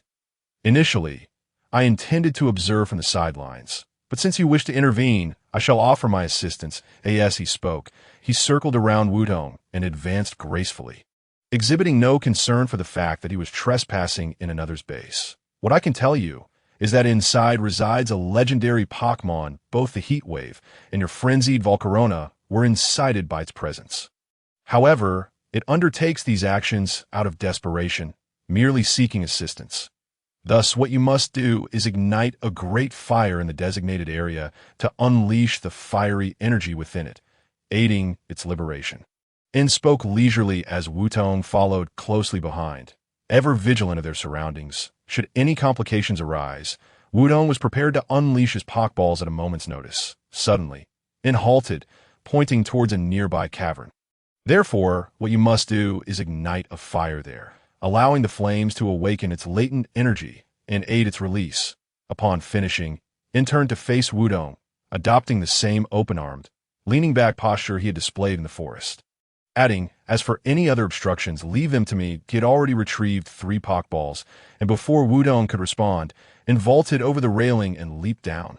Really, that self-absorbed fool, Solgaleo complained exasperatedly, activating his battle suit. Wutong sprinted towards the cavern while declaring, "Let us not overthink it. We'll proceed as he suggests. Prepare for battle." Wutong dashed forth, accompanied by a cacophony of sound behind him. The thunderous roars of Pokémon battles mingled with furious shouts from the onlookers, alongside N's bewildering philosophical musings. Incoming. Over by the research facility, 2 men burst from the cavern, each clutching a Pokeball, rushing toward the white structure. Suddenly, a figure emerged, blocking their path. "Go!" Garchomp, Octillery. The 2 Pokeballs were hurled forth, and before the men could react, Wutong commanded his Pokémon to attack. Garchomp, Ice Beam, Octillery. Engage in close combat. The Ice Beam swept through, freezing the 2 members solid before Octillery's fist struck, double strike. The ice shattered, resulting in instant defeat. Intruders detected. Target the energy core, attack. Voices echoed through the passage as others shouted in alarm, and having witnessed the earlier events, they swiftly released their Pokeballs. Go. Jengar, eliminate them. Marshadao, 2 Pokémon stood before them.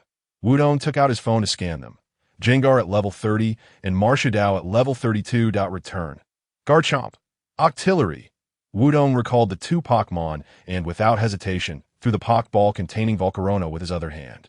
Simultaneously commanding Zoroark, use Shadow Ball to attack Jengar. Volcarona, unleash Fiery Dance to assault Marshadao. Jengar, a Ghost type, is doubly weak to Dark type moves. Marshadao, a combination of Dark and Ice types, is doubly weak to Fire type attacks, although Marshadao is 4 times weak to Fighting type moves. The number of enemies ahead remains uncertain, so it's prudent not to exhaust a single Pokémon too much. Moreover, relying solely on one Pokémon while neglecting others is hardly the mark of a competent trainer. A surge of dark energy erupted from within Zoroark, aimed directly at Jengar. Meanwhile, Volcarona unleashed a massive flame toward Marshadao. The flame struck Marshadao like a brand, forming a big character and resulting in a violent explosion. Jengar's HP plummeted significantly. The effect was splendid. Marshadao was rendered unable to battle. Outstanding success. Cursed be this foe. His Pokémon are formidable. That is the Fire-type Volcarona.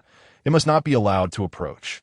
Jengar, use Destiny Bond on Volcarona. Drag it down with you.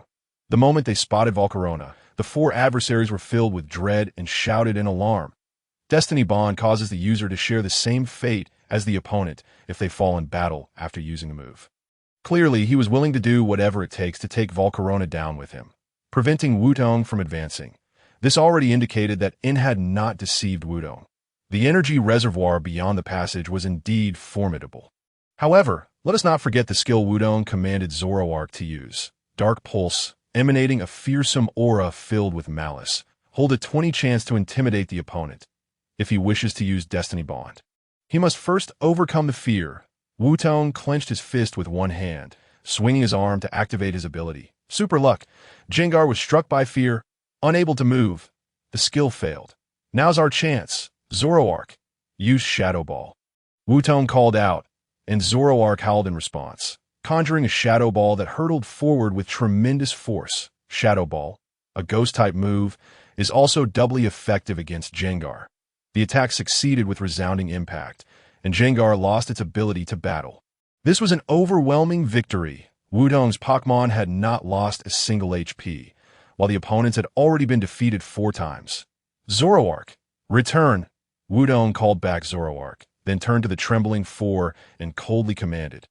If you don't wish to be scorched, step aside. Volcarona! Spray flames. Volcarona flapped its wings, condensing fiery energy, and unleashed an intense torrent of flames. The 4 fled in terror, while Volcarona halted its attack and followed Wudong toward the glowing point at the cave's end. Meanwhile, within the white building, alarm bells echoed throughout the structure. A series of urgent banging sounds emanated from the mechanical door. Bang! Bang! The deformation and cracking of the door vividly displayed the strength of the assailant. With a resounding crash, the mechanical door shot across the room like a cannonball. 2 men instinctively dodged as the door collided with the control panel behind them. The sounds of electricity sizzling and the furious cries of the molters ringing in their ears. Yet they were too preoccupied to care, and Harmonia stood gracefully at the door, a striking contrast to the deep blue tortoise roaring beside him. Undoubtedly, the tortoise, standing as if clad in heavy armor, was one of N's Pokemon. Level 50 Torterra. N elegantly spread his arms, smiling at the men. Howlin', you can just call me N. He then turned his gaze to the man in the white lab coat. Long time no see, Colress. Howlin', one of the 7 executives of the Legendary Beast Alliance, ranked 5th. Colress, the chief scientist of the Alliance, that it was evident that N was acquainted with him. Colress gritted his teeth, turning to the fiercely struggling molters behind him, only to look back at N with fury etched in his eyes. Such emotions were hardly concealed. N chuckled softly, noticing the raging molters behind him. A flicker of anger flashing in his own gaze. Find a way to stabilize molters. Leave this one to me, Howlin instructed Colress, pulling out a Pokeball to shield himself. Turning to N, Howlin sneered. As far as I know, you have severed ties with Team Plasma. Have you fallen too deep, still serving Kyurem? N smiled and shook his head, speaking in a calm manner. Neither Team Plasma nor that man concerns me. I am merely realizing my own ideals. Do you understand what you are doing? Howlin thundered, casting a sidelong glance at Colress, who had begun to take action. Controlling his emotions and tone, he smiled. N, we have always kept a position for you in the Legendary Beast Alliance. Think carefully. Do not do anything foolish. N closed his eyes, nodding slightly as if contemplating, before affirming, the goal of the Legendary Beast Alliance is to control all legendary Pokemon, using their power to alter this world, which aligns with my ideals. Howlin exhaled deeply, his smile softening. Indeed, we should not be enemies, but allies. Joining the Legendary Beast Alliance is the wisest choice. After saying this, he looked back at the struggling molters, which was visibly weakening to last. It seemed stable for the moment. Howlin, Colress's exclamation interrupted Howlin, who turned sharply. Next to Colress stood a fox Pokemon, standing on its hind legs, adorned with deep purple fur covering its back. Its sharp claws were poised against Colress's throat. Zoroark, level 75, the result revealed by the phone caused Howlin's pupils to tremble, and he yelled, N, what are you doing? N nonchalantly shrugged, of course, I am here to stop you. I never said I wished to be your friend, did I? As for my friend, you should have arrived by now. Please enjoy the upcoming fireworks. With that, N snapped his fingers and Zoroark grinned mischievously, snatching the tablet from Colress's hands. With a crack, the device shattered in 2, and Zoroark and N turned to leave, while Howlin clutched the Pokeball, lacking even the courage to throw it. What a joke. Level 75, and NS Zoroark at that. While his highest level Pokemon was only 56th, would he send it to its doom? The control device was utterly ruined, and molters would break free in no time.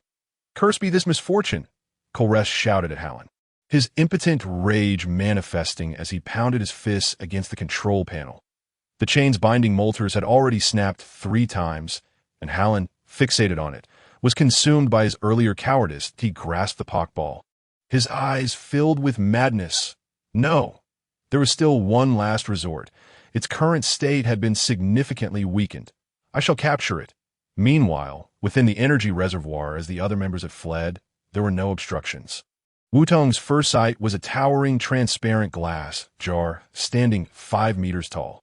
Most importantly, it contained a fireball resembling the sun, as the transfer port at the jar's top continuously supplied fiery energy. The sun was expanding in size. "What is this?" Zoroark exclaimed in surprise, instinctively sensing tremendous danger. Wutong gazed intently at the fireball, slowly articulating, "This must be an energy conglomerate, and the energy being gathered is likely that of a legendary Pokémon. If it detonates, the energy should flow back to that legendary Pokémon. This must be what it meant by using fire to help it break free." With that, Wutong threw out the Pokeball containing Octillery and commanded, "Use Aura Sphere to shatter this glass jar." Time was of the essence. Wutong chose to forego any testing and directed Octillery to unleash its strongest physical attack. Aura Sphere gathered in front of it before hurtling toward the glass jar. Bang! The sound of shattering glass resonated as the jar was obliterated. Wutong had not anticipated it would be so effortless. Was it due to Octillery's overwhelming power, or their inadequate defenses? Yet, these concerns were trivial. Gazing at the fireball before him, Wutong recalled Octillery with the Pokeball and then commanded, "Volcarona, use Fiery Dance to attack that fireball."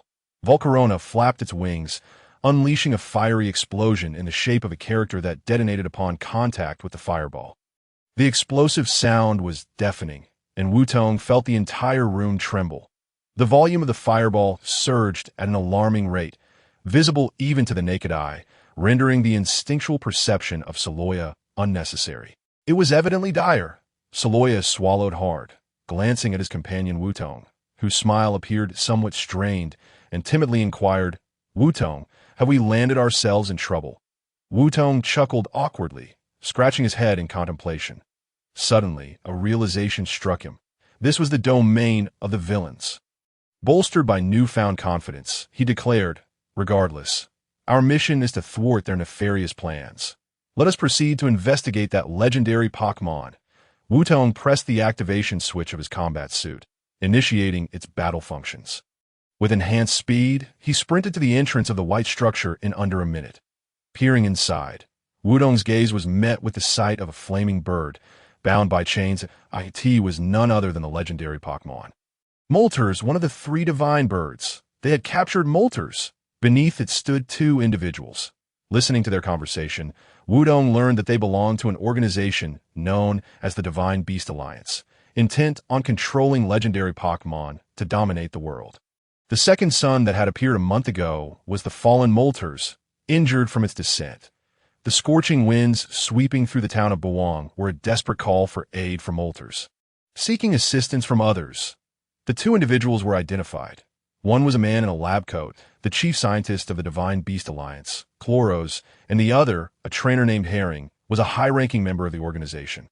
Chloros pointed at the readings on his device, addressing Herring. "As long as the energy reservoir remains intact, I can extract the energy drawn from Moltres. With enough time, coupled with the genetic material of that Pokémon, I can successfully replicate another complete Moltres." Replicating Moltres! Wutong's curiosity piqued. Was it truly possible for this organization to duplicate a legendary Pokémon? That seemed rather far-fetched. However, it appeared that the 2 had differing objectives. Herring, besides being a high-ranking member, was also a ground-type trainer. His aim was to siphon Moltres' energy, reducing its strength to merely half of its peak. With the ground-type's resistance to fire, he believed he could defeat Moltres using his own Pokémon and capture this legendary creature. Conversely, Chloros, the scientist, was fixated on creating another Moltres AT that moment. Their argument reached a conclusion that as you wish, redirect the energy reservoir.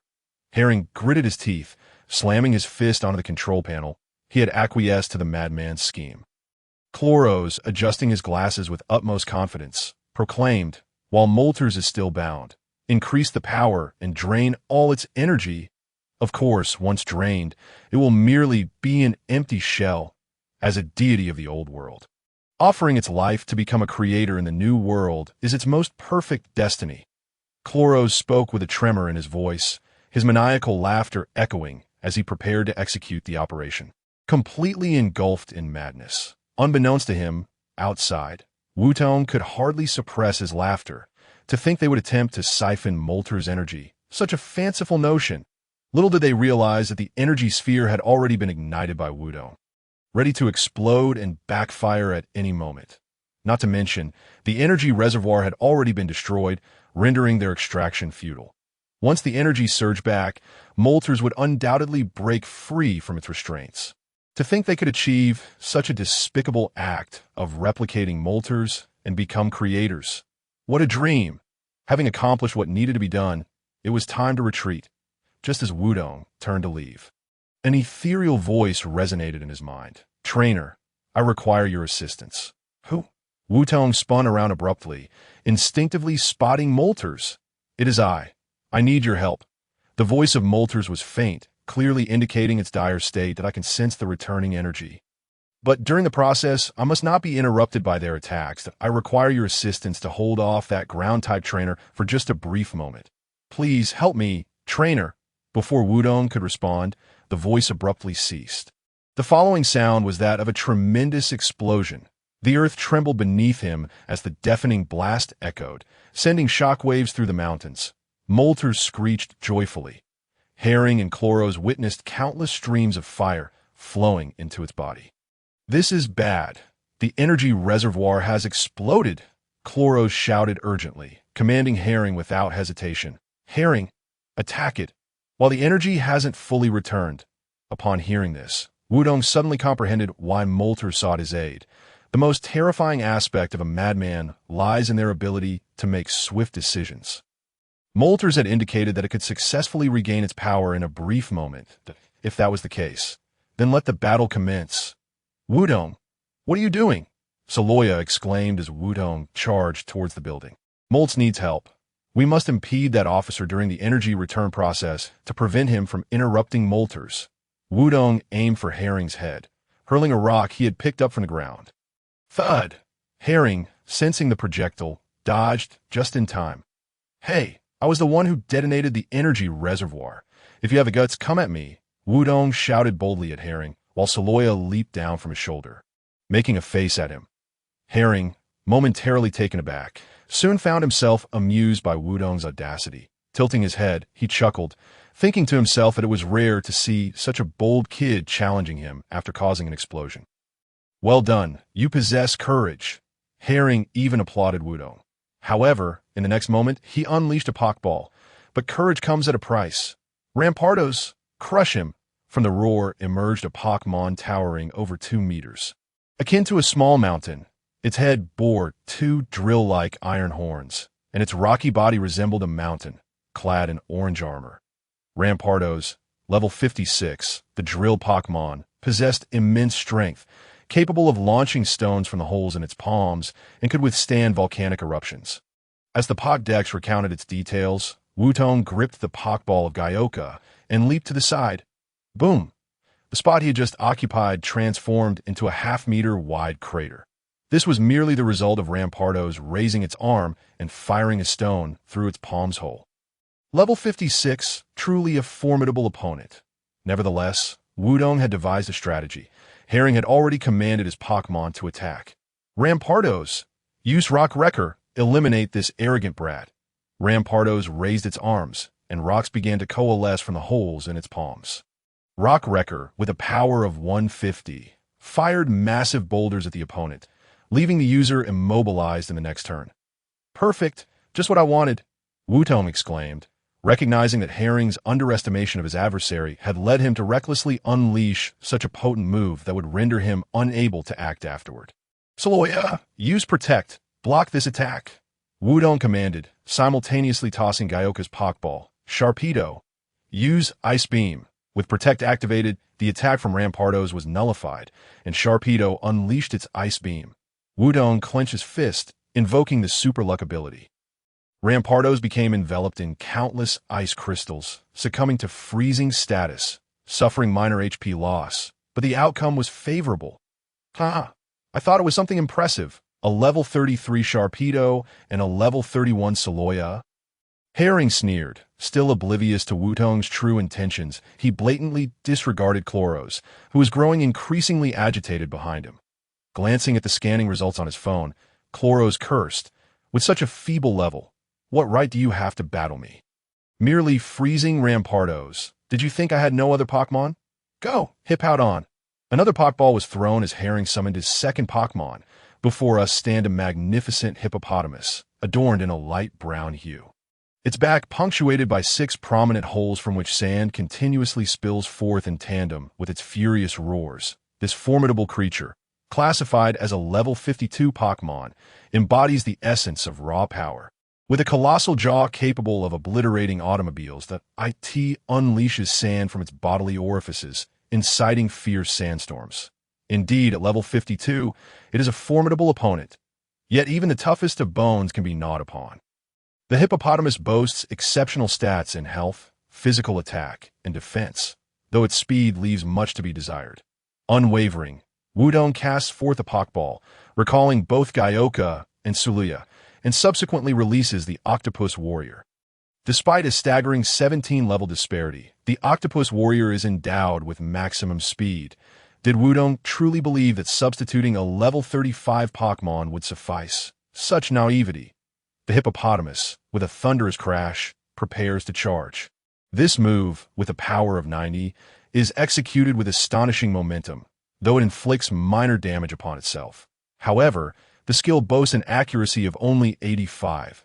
Wutong silently rejoices. This Harlan, it appears, relishes unleashing grand attacks. As long as the move isn't guaranteed to hit, there exists a chance for the Octopus Warrior to evade. Should it employ the obligatory ground-type move, Earthquake, the Octopus Warrior may well falter. Alas, Harlan remains ensnared in Wutong's trap. The hippopotamus rushes forward, a sight of sheer ferocity, akin to a cannonball fired from a cannon. Yet its speed proves insufficient. The Octopus Warrior deftly dodges while simultaneously launching a Chi Ball. As the Octopus Warrior leaps aside, a radiant Chi Ball forms before it. Before the hippopotamus's assault concludes, and before Harlan can even react, the Chi Ball strikes. The hippopotamus veers off mid-charge, akin to a cannonball colliding with another. How could this be? Harlan bellows in disbelief. Yet, as a seasoned commander, he perceives the anomaly with the Octopus Warrior. Reacting almost instantaneously, he shouts, "Hippopotamus, do not compete in speed. Use Earthquake." Harlan roars, gesturing emphatically, and the hippopotamus bellows in response. Its forelegs raise to stomp the ground, initiating a seismic tremor. Too late. Wudong has already recalled the Octopus Warrior with a previously thrown Pokeball, while another Pokeball reveals the fiery Moltres. Moltres! Inferno Blast! As Wudong commands, he clenches his fist, activating his Super Luck ability. The tremor coincides with the Moltres' aerial position, rendering the Earthquake ineffective. You cunning little devil, I must concede, you are quite clever. But to assault a ground-type Pokemon with fire-type moves is, without a doubt, foolish. The predicament you find yourself in arises solely from your own weakness. Harlan sneers at Wudong, though a flicker of admiration brews within him. This admiration leads him to refrain from commanding the hippopotamus to act. Allowing the Inferno Blast to strike unhindered, he seeks to demonstrate to Wutong the absolute disparity in their strengths. Even allowing you to attack is inconsequential. Yet, the next moment, Harlan is taken aback by Wudong's words and actions. Who informed you that I intended to utilize fire-type attacks against your Pokemon? The sound of shattering glass resonates. Sharp and piercing. Flames erupt upon the glass screen, akin to the sun's radiance. A chilling bird call follows. The inferno engulfs Wudong in an instant. The mountain seems poised to collapse at any moment. Firebird! Harlan exclaims, invoking the name of the flame Pokemon. His features contort with rage, veins bulging upon his forehead, revealing the extent of his fury. All energy converges, and the form of the Moltres expands at a visible rate. Harlan finally comprehends that Wudong is not engaged in battle with him. Rather, he is stalling for time. The previous Inferno Blast was merely a means to replenish the Moltres' energy, igniting its flames. Wutong, mounted upon the Moltres, feels his heart race with exhilaration. Beside him is a deity of the ocean. Beneath him, one of the legendary bird trio, the Moltres. How can he not be thrilled? How infuriating! Harlan's rage intensifies. After 5 months of effort, regardless of your divine status, I must capture you today. Harlan bellows, directing his command at the molters. Hippopotamus, execute a body slam. Super armored rhinoceros, continue with rock blast. Yes, he aims to assault the molters. To capture this legendary Pokemon, now restored to level 70, using the method of subduing wild Pokemon. The hippopotamus roars, leaping into action, while the unthawed super-armored rhinoceros conjures rocks once more. Just as they prepare to attack, the molters erupts in flames, igniting to a cataclysmic degree. With a piercing screech, it twists its body, flames threatening to consume all, transforming the cavern into an infernal hell. Incinerate, a fire-type move with a power of 130, engulfs itself in flames, delivering devastating damage to its foe, albeit temporarily diminishing its own fire-type abilities. Clearly, the equally furious Molters has unleashed its ultimate technique. It seeks to obliterate Harlan in one fell swoop. Despite the type advantage, the disparity in levels and stats is sufficient to ensure its success. The hippopotamus S attack is interrupted, plummeting from the air. The super-armored rhinoceros forcibly halts its assault, turning to shield Harlan. With its formidable defense, it barely protects him from harm. However, the cost is that both it and the hippopotamus lose their combat capabilities. Ascending into the sky with Wutong, the Molters takes flight. Moreover, the entire mountainside trembles under the Molters' ascent, on the verge of collapse. Harlan clenches his fists, gritting his teeth.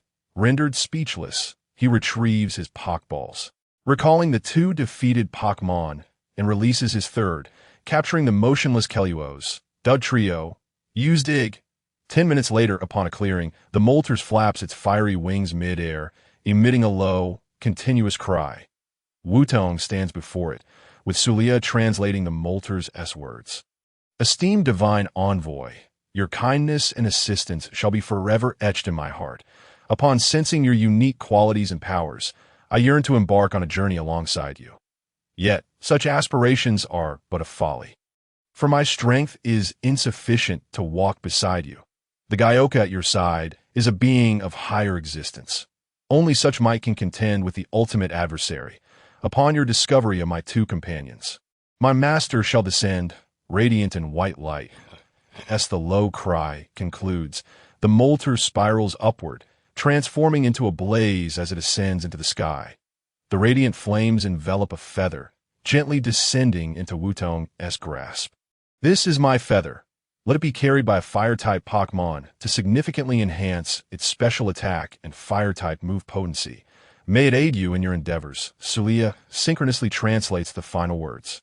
And the Molters vanishes from sight.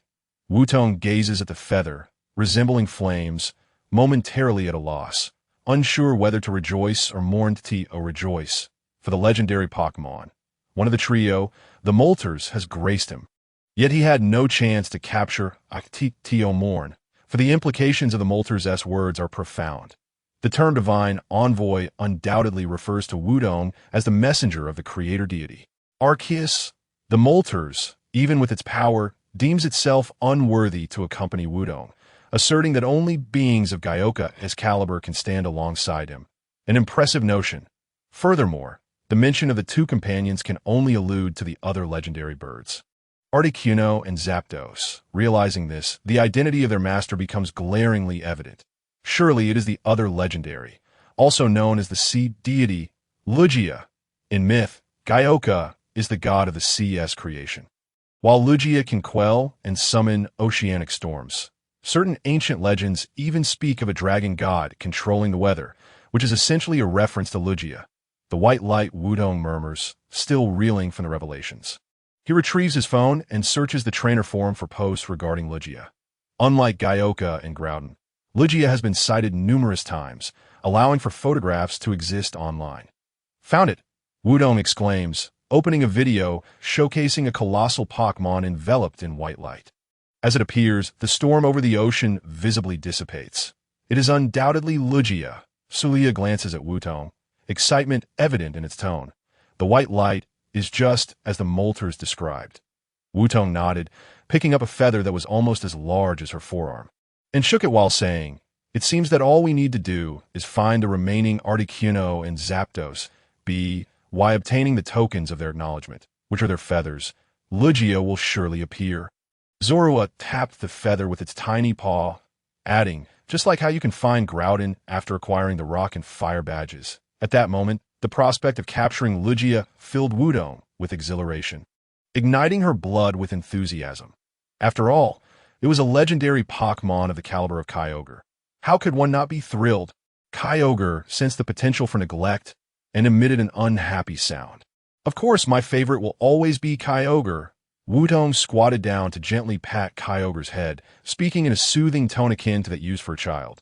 You are my very first Pokémon, and our bond is unparalleled.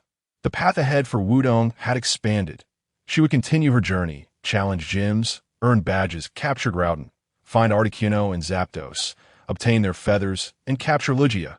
Wutong equipped Fire God Moth with a Flame Bird feather, which significantly boosted its special attack and the power of its fire-type moves. It could almost be regarded as a divine gift. The transformation was reflected in the soaring special attack value on her phone, which increased by a staggering 50 points. Hooray! Wutong exclaimed in joy, not just because of Fire God Moth's stat change. Her phone also indicated that Kyogre had reached level 36.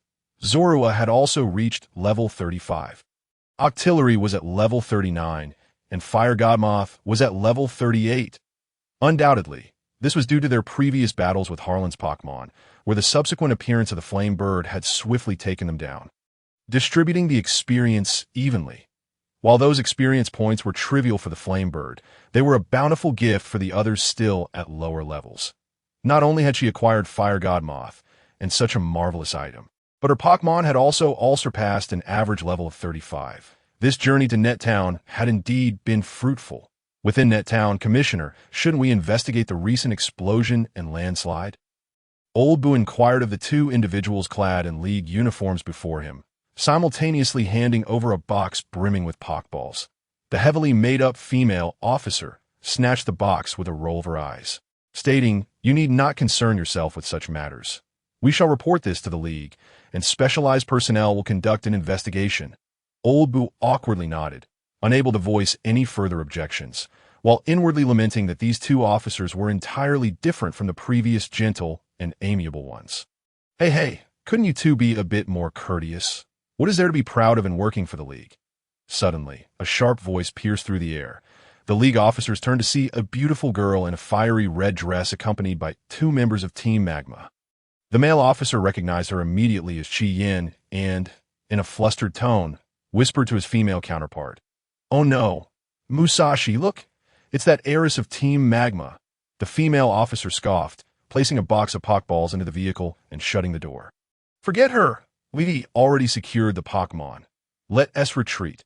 In the passenger seat, a Meowth, also wearing a uniform, poked its head out of the window, making faces at the bystanders. "Ha! You've all been tricked. We've taken the Pokémon."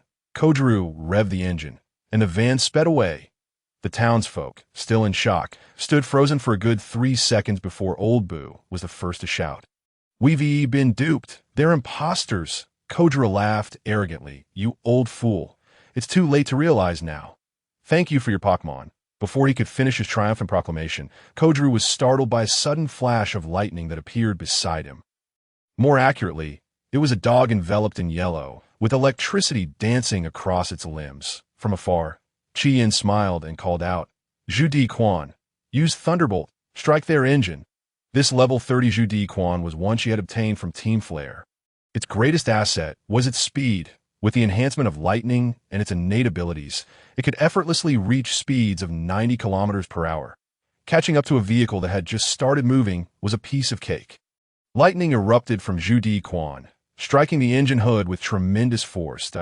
In a flash, a resounding boom echoed from within the engine compartment. The van's electrical system had short-circuited and exploded. "Why are you two so careless? If you had retreated properly, this wouldn't have happened." Musashi's furious voice came from the back of the vehicle as the townsfolk and Chi-Yin rushed towards them, clearly ready for confrontation.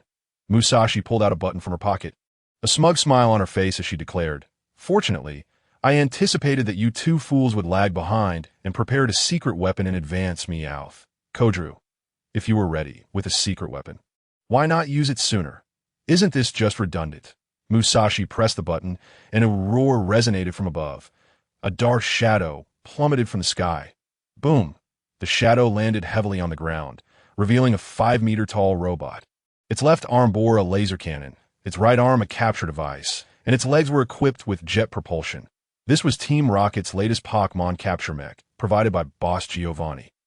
Designed to deal with pesky kids, Musashi said proudly, pressing the button twice more, causing the robot to crouch down, opening its chest to reveal a 3-person cockpit.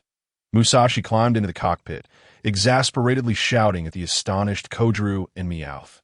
What are you waiting for? Get in. Let us show these people the true power of this machine. Oh, right. Kyogre and Meowth finally snapped back to reality, leaping into the cockpit, with Kyogre controlling the left arm and Meowth the right. Initiating their assault. Did they truly believe they could defeat me with a robot? How naive. Chien, who had just arrived, scoffed and instructed her 2 teammates, go, destroy their robot for me, and Zhu Quan.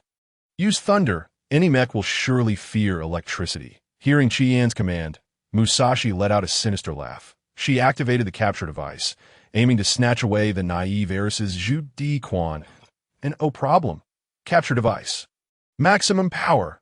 Meowth pressed the activation button. The semicircular crystal at the end of the right arm suddenly burst forth with an extraordinary blue light, just as Zhu Quan prepared to unleash its move.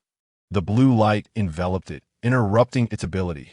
The robot raised its hand, and Zhu Quan was lifted into the air. Oh, whoa!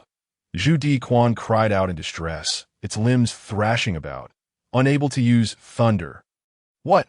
How is this possible? Chien exclaimed in disbelief, while her 2 teammates stood frozen in shock. Not to mention them, even the townsfolk of Net Town, who had already readied their Pokeballs for an all-out attack, found themselves unable to throw a single one. How could they restrain a Pokémon? What kind of monstrous robot is that? What are you all standing around for? Attack! The robot advanced menacingly, and Chien, in a fit of panic, stomped her foot. The male teammate opened his mouth, hesitating as he said, My lady, we are merely members of the investigation team. Our Pokémon levels are not as high as yours. Chien was utterly at a loss for words. That foolish old man. Where did Wutong go? One moment she was here, and the next she vanished. There was no choice but to rely on herself. If it were Wutong, what would she do right now? Following her battle style, the first step would be to formulate a plan. Planning requires time, and someone needs to stall that. In simple terms, she needed to find 2 decoys to send out. As long as those 3 fools indulged themselves a bit too much, they would surely become overconfident. Once they let their guard down, everything would be manageable. With this thought, Chien looked back up at her 2 teammates and issued her command. You 2 send out your Pokémon. You don't need to win, just delay for as long as you can. Losing your Pokémon is inconsequential. I will reclaim them. The 2 teammates stepped out to engage in battle, and Chien turned back to Old Boo behind her. Hey, you're the town mayor, right? He was among those who had hesitated earlier to, yes, Old Boo nodded, then cautiously asked, Is there anything you need my assistance with? Of course there is. Chien pointed at the approaching robot and declared, That robot possesses the ability to restrain Pokémon, and I require your cooperation. Before Lao Bu could refuse, Chien continued, That robot is likely a lightweight model. Thus, its defensive capabilities should not be formidable. Your Pokémon, however, is a Scyther, renowned for its exceptional speed and strength. Hence, I need you to ambush the robot. Naturally, I shall have my Flareon create a distraction to provide you with an opportunity. Remember, the greatest threat posed by that robot is its restraining ability, so you must maneuver to its right side and strike at its right arm. Having successfully intimidated Lao Bu, who still harbored intentions of declining, with a mere glance, Chien initiated the operation.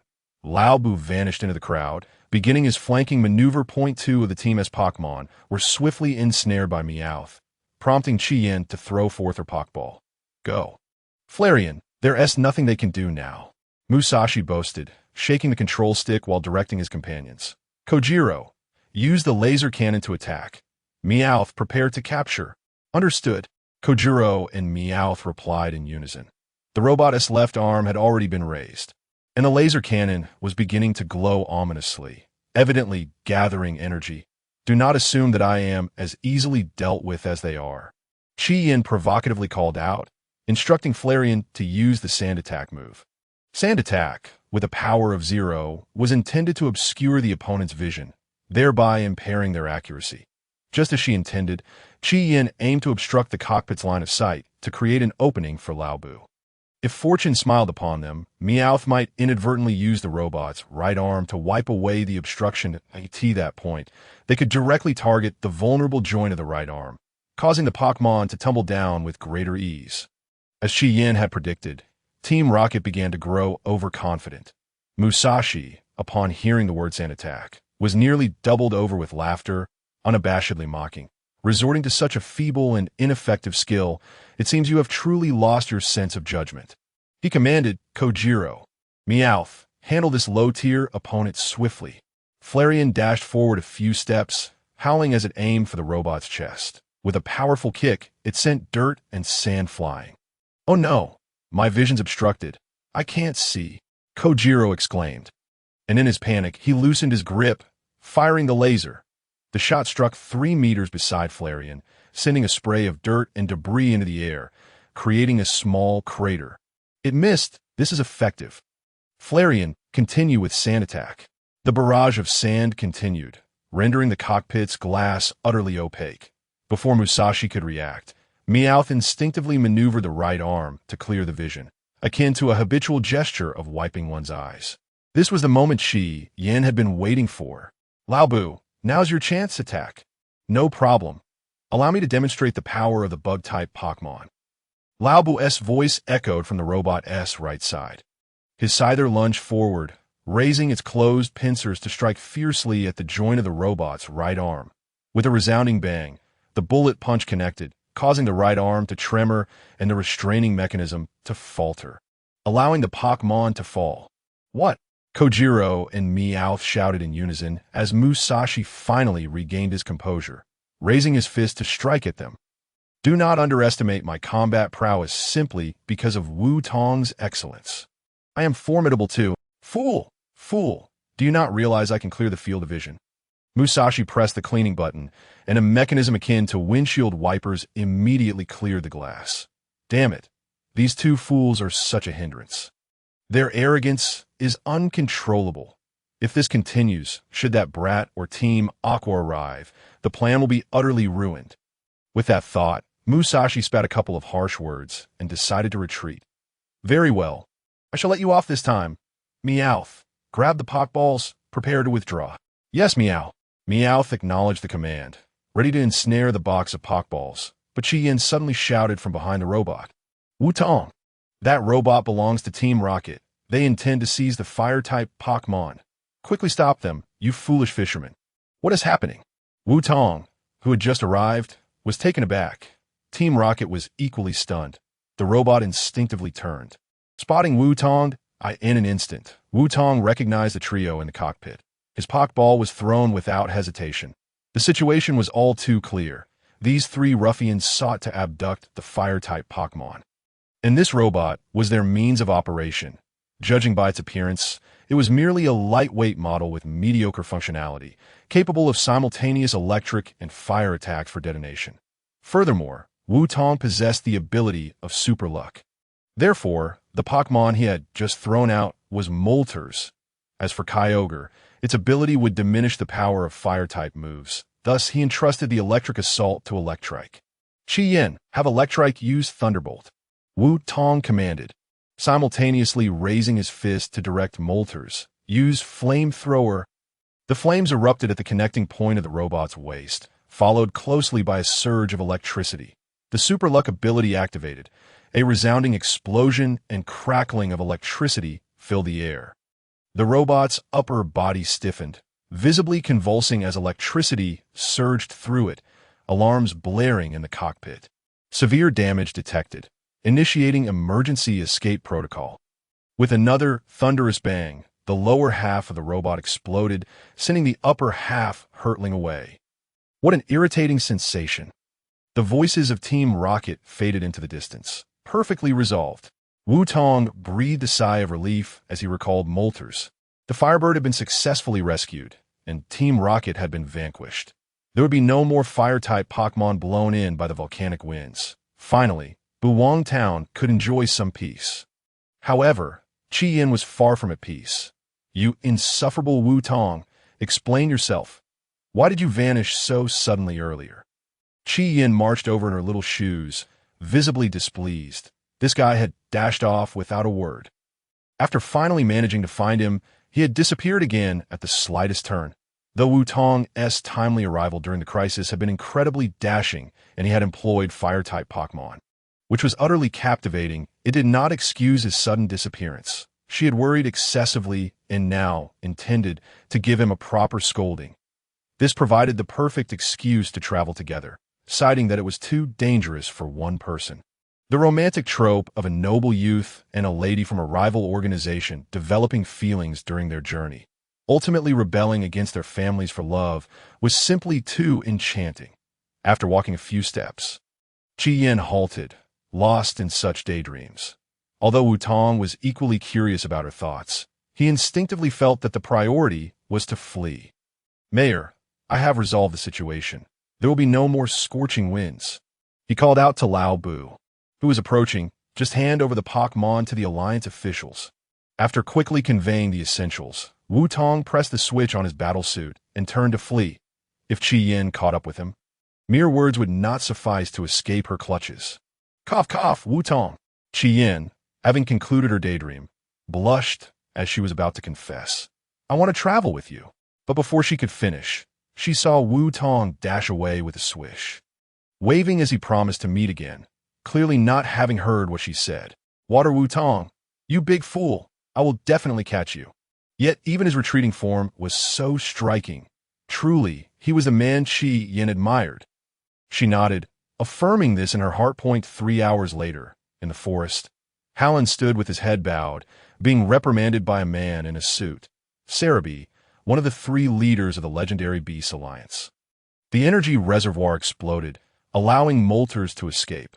Hallen nodded slowly, too intimidated to look Cerebi in the eye. Yet Cerebi pulled out his phone and asked Hallen, "Is he involved?" In that moment, Hallen's pupils quivered slightly. The screen displayed a photograph. It was Wutong's picture. "He has nothing to do with this." Hallen hastily denied any connection, placing the blame squarely on In. He refused to admit defeat to Wutong, a mere brat with a Pokemon level of 30. This is a disgrace, an immense humiliation. He seeks to redeem himself through his own strength. Shalebi pondered for a few moments. "Since this is related to In, you shall be responsible for pursuing him further. I will take charge of the matter concerning the flame bird." Upon finishing his words, he passed by Harlan and tossed out a Pokeball. With an extraordinary cry, a colossal insect-like Pokemon, enveloped in purple armor, emerged. "This is..." Harlan's pupils seemed to tremble in shock. Genesect, a Pokemon that existed 300 million years ago as the mightiest hunter. It is said that Team Plasma once revived one and modified it, even inventing a series of attribute cartridges. The function of these cartridges is that equipping them to Genesect allows its exclusive move, the Technoblast, to transform into the corresponding type. Shalebi raised his hand to halt the excited Harlan, calmly stating, "Retrieve the research data related to it and those cartridges, compared to the one modified by Team Plasma. This one is still far from sufficient. I need you to find Team Plasma's research information and then implement modifications on it." Shalebi recalled it into the Pokeball, and a faint smile finally graced his otherwise emotionless face. Equally reprimanded were the trio of Team Rocket at sea. Jesse sneezed, mumbling into the communicator. "Master Giovanni, as reported earlier, this operation has failed once again, and I don't need to say more." Giovanni raised his hand to silence Jesse. Taking a deep breath before continuing, "I understand, given your abilities, it is quite challenging to defeat that little brat. Were you now on a fishing boat?" Giovanni frowned slightly and inquired. Meowth promptly jumped in to answer. "Ah. Yes, we were rescued by fishermen at sea. We're heading to Orange City. The fishing boat is currently en route to Orange City. It seems there is indeed something peculiar over there." Giovanni stroked his chin, contemplating these thoughts, and said to the trio, "In that case, make your way to Orange City. To my knowledge, there have been some strange rumors in the Orange Forest recently. People claim to have seen the silhouette of a legendary Pokémon there. Your task is to investigate thoroughly. If you find a legendary Pokémon, bring it back to me. I will send you items that you can use. Do not disappoint me again. 3 days later. The bicycle came to a halt at the entrance of Grand City, the words Orange City appearing before them. We've arrived. Orange City, Wutong exclaimed with excitement, pulling out his phone, where the basic information about Orange City was displayed. Orange City, a place where humanity communicates with nature. Extending from the outskirts to the coast, it is also known as the city where the sea breeze gently wafts. Most importantly, it houses a gym. The gym leader is Chisato, who specializes in normal-type Pokémon and is known as an incredibly powerful man. Moreover, he's the father of Ruby, the current champion of the Hoenn region. Wutong grasped a Pokeball and remarked, "It's a pity that I need to acquire 4 gym badges before I can challenge the Orange Gym. Otherwise, I would love to test my skills against him." Zorua climbed onto Wutong's shoulder, jokingly commenting, "Come on, given our current abilities, we wouldn't stand a chance. Let's focus on leveling up first." Wutong nodded in agreement and scrolled down the screen, suddenly spotting a headline. Orange Forest, shocking supernatural incidents. 30 missing persons, a hauntingly mysterious mansion. "Wutong, look at this!" Zorua exclaimed, evidently having seen it as well, pointing at the screen. Wutong acknowledged and clicked on the information, revealing a post with over 100,000 views. The gist was that in the Orange Forest, which Wutong and Zorua had passed through half an hour ago, terrifying supernatural incidents had occurred. 2 weeks prior, Ghost-type Pokémon began to appear in the Orange Forest, and people claimed to have seen a peculiar mansion. Initially, no one believed them until reports of missing persons surfaced, prompting authorities to take the matter seriously. Currently, gym leader Chisato has intervened in the investigation, advising the public to refrain from entering the Orange Forest. Before Wutong could finish reading, Zorua could not restrain himself from commenting, "Wutong, don't you find this incident somewhat familiar?" Wutong nodded, articulating the conclusion. "It's almost identical to the Flame Bird incident in Bunwang Town. The only difference lies in the Pokémon type. If this is indeed caused by a legendary Pokémon, it is likely to be Ghost-type. Indeed, much like the Flame Bird incident in Bunwang Town, these Ghost-type Pokémon are akin to the Fire-type Pokémon blown in by a fierce wind. It is highly probable that a legendary Pokémon lurks behind the events." Zorua scratched his head, expressing disappointment. "But we just came from the Orange Forest that we didn't encounter any Ghost-type Pokémon or see the mansion. It is uncertain if we can even find this legendary Pokémon." Wutong nodded but did not respond, stroking his chin in contemplation. At this point, they only grasped the content of the post, lacking clarity on specific details, and could not ascertain the existence of the legendary Pokémon. However, the post did mention that gym leader Chisato had already begun the investigation, which could serve as a starting point. Exactly, Wutong exchanged thoughts with Zorua, reaching a consensus to visit the gym and consult with Chisato first. 10 minutes later, the gym, located in the heart of Orange City, was easily found. The streets were nearly deserted, with every household shuttered, and they arrived in just 10 minutes. The gym's architectural style was distinctive, resembling a training dojo. Wutong approached the entrance and gently knocked twice, inquiring, "Is anyone there?" No sooner had he spoken than the door swung open.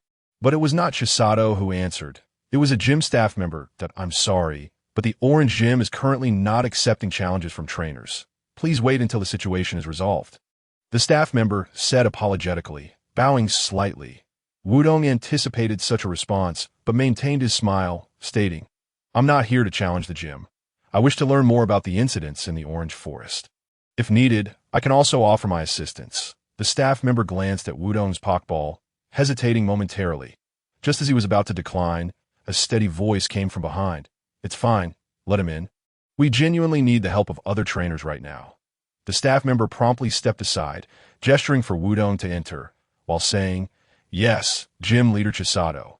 Undoubtedly, the speaker was Gym Leader Chisato. As Wutong entered, the man who had been seated approached him. With short, deep blue hair that appeared quite spirited, he wore a dark red jacket and sports pants, his wooden clogs producing a crisp sound with each step. His features and sharp angles exuded a strong demeanor, aligning perfectly with the rumored pursuit of power. It is said that he was once destined to become one of the Elite Four, but chose to remain as gym leader in Orange City, testing trainers who have journeyed partway on their quest for the championship. Chisato extended his hand, speaking in a calm tone. "Hello, I am Chisato, the gym leader of Orange City." Wutong smiled and shook his hand, responding simply, "Hello, I am Wutong, a trainer." Releasing the handshake, Chisato gestured for Wutong to take a seat, then sat across from him, his gaze swiftly landing on Zoroa. "Are you a trainer specializing in Dark-type Pokemon? Or do you possess considerable knowledge about them?" Although Chisato's question was merely exploratory, Wutong could sense the urgency in his tone. Undoubtedly, his entry was facilitated by Chisato's perception of Zoroa, leading him to believe Wutong was a Dark-type specialist. This easily suggested that the incidents in the Orange Forest were somehow related to Dark-type Pokemon, or perhaps the Pokemon that possessed abilities akin to Zoroa's illusion, capable of creating phantoms. Given the circumstances, it is quite likely that Qianli will involve himself in the investigation alongside me, which inevitably may lead to confrontations that in this case, the attributes of Pokemon will undoubtedly be revealed, rendering any concealment regarding dark matters unnecessary. However, to gain his complete trust and secure my participation, I must first offer a bait to entice him.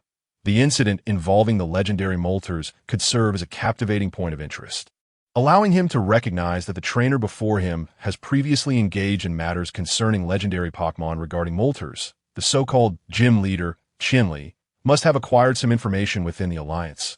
Once trust is established, a wealth of intelligence can be obtained.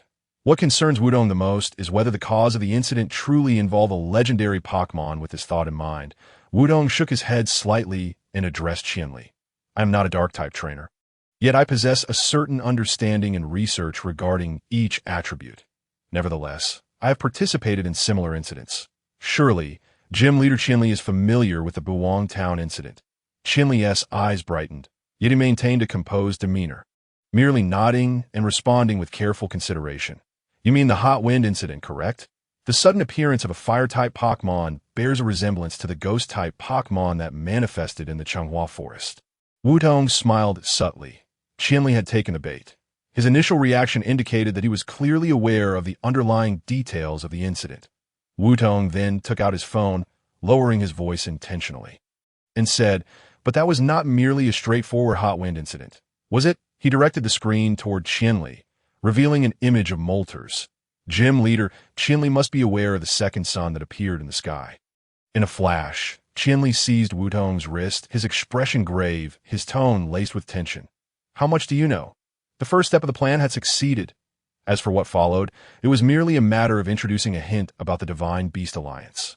Wutong feigned seriousness, shaking his head, and said, "Not much, just that I happened to battle with someone from that organization.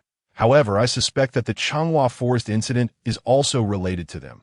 Qianli retracted his hand, lost in contemplation. Wutong discerned that he was hesitating whether to trust him. It was evident that Qianli was aware of the Divine Beast Alliance and the events surrounding Moltres, but his knowledge seemed limited to the Alliance's escape and the reappearance of Moltres. He was uncertain about the finer details and thus could not ascertain whether Wutong was speaking truthfully. After pondering for a moment, Qianli instructed his staff, "Go call Manchong and have him bring along his Shinado." Following this, he turned to Wutong and, with a hint of apology, said, "I am sorry, but I need you to wait a moment. I may require your cooperation for some tests shortly." Despite his polite words, Wutong could perceive Qianli's intentions through his gaze. Shinado, possessing both psychic and fairy attributes, wields formidable mental powers, even capable of foreseeing the future. It was clear that the test Qianli mentioned would involve using Shinado's telepathy to ascertain whether Wutong was lying. The individual known as Manchong was likely also a trainer, and his primary Pokemon was presumably Shinado. One must acknowledge Qianli's extreme caution. However, Wutong was unfazed, as he had merely concealed a fraction of the truth.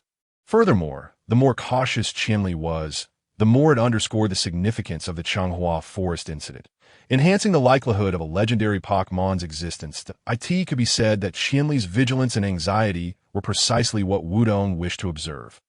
5 minutes later, the door to the gym swung open, and a staff member ushered in a young man.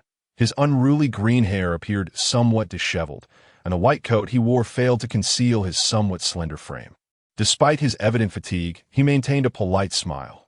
The young man cleared his throat a couple of times and asked in a slightly hoarse voice, "Gym Leader Chinli, did you need something from me?"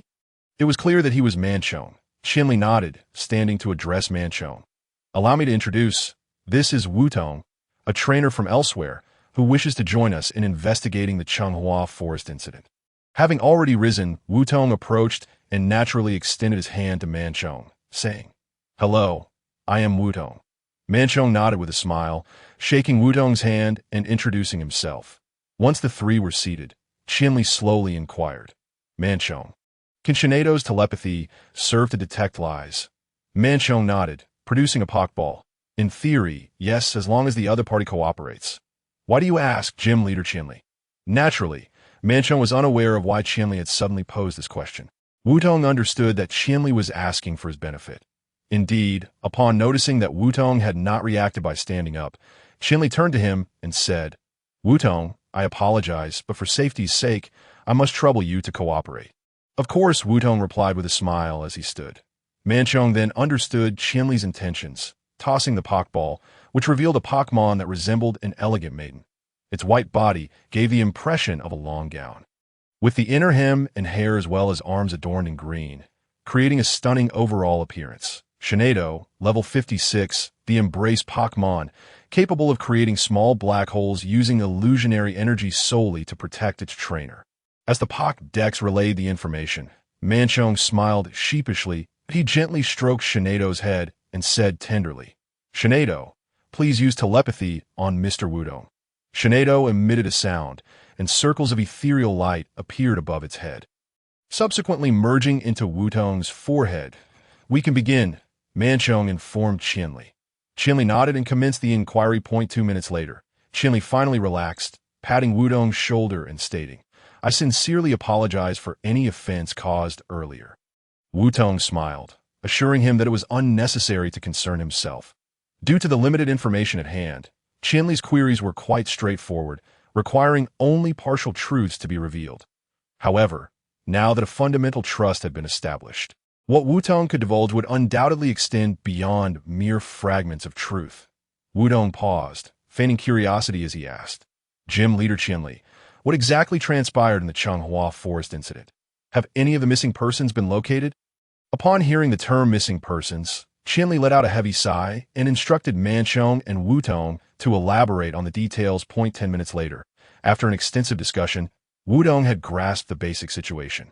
The cause and progression aligned with what had been described in the posts. A mysterious ghost-type Pokemon had appeared, with increasing numbers of witnesses reporting sightings at the mansion. Furthermore, there were reports of missing persons, and the numbers continued to rise. The latest developments indicated that nearly 80 of the citizens of Changhua City had succumbed to an unending slumber. Moreover, judging by the reactions of those in a coma, they seemed to be trapped in a bizarre nightmare state. Naturally, Shinedo, capable of utilizing psychic powers and telepathy, became the ideal healer. However, it could only alleviate their nightmarish conditions, failing to awaken them, and its efficacy was gradually diminishing. Manchone's appearance of sleep deprivation was a direct consequence of this. With so many in a comatose state, he had no time to rest. Most crucially, through Chinli's relentless investigation, some astonishing progress had been made. He had discovered the nightmare god, Darkrai.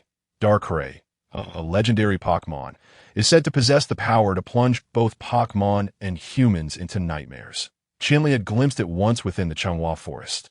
Although it had merely been a fleeting glimpse, the sensation was unmistakable. Considering the condition of the citizens, it could be reasonably concluded that they had fallen victim to Darkrai's nightmarish influence. Furthermore, the mansion within Changhua Forest likely constituted a nightmare or illusion conjured by Darkrai. Just as Zoroark could create illusions for mischief, Darkrai had evidently led the missing individuals astray within the mansion. This was precisely why Chinli had allowed Wutong to enter. He aimed to use Zoroark's illusionary abilities to lure Darkrai into revealing itself. Unfortunately, Chinli remained unaware that this had been Wutong's intention all along.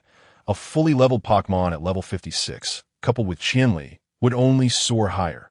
With these two acting as guardians, safety would be virtually assured. As for the Haunted Mansion and Darkrai, with the ability of Zorua, and the addition of the super luck trait. Luring it out should not pose a significant challenge.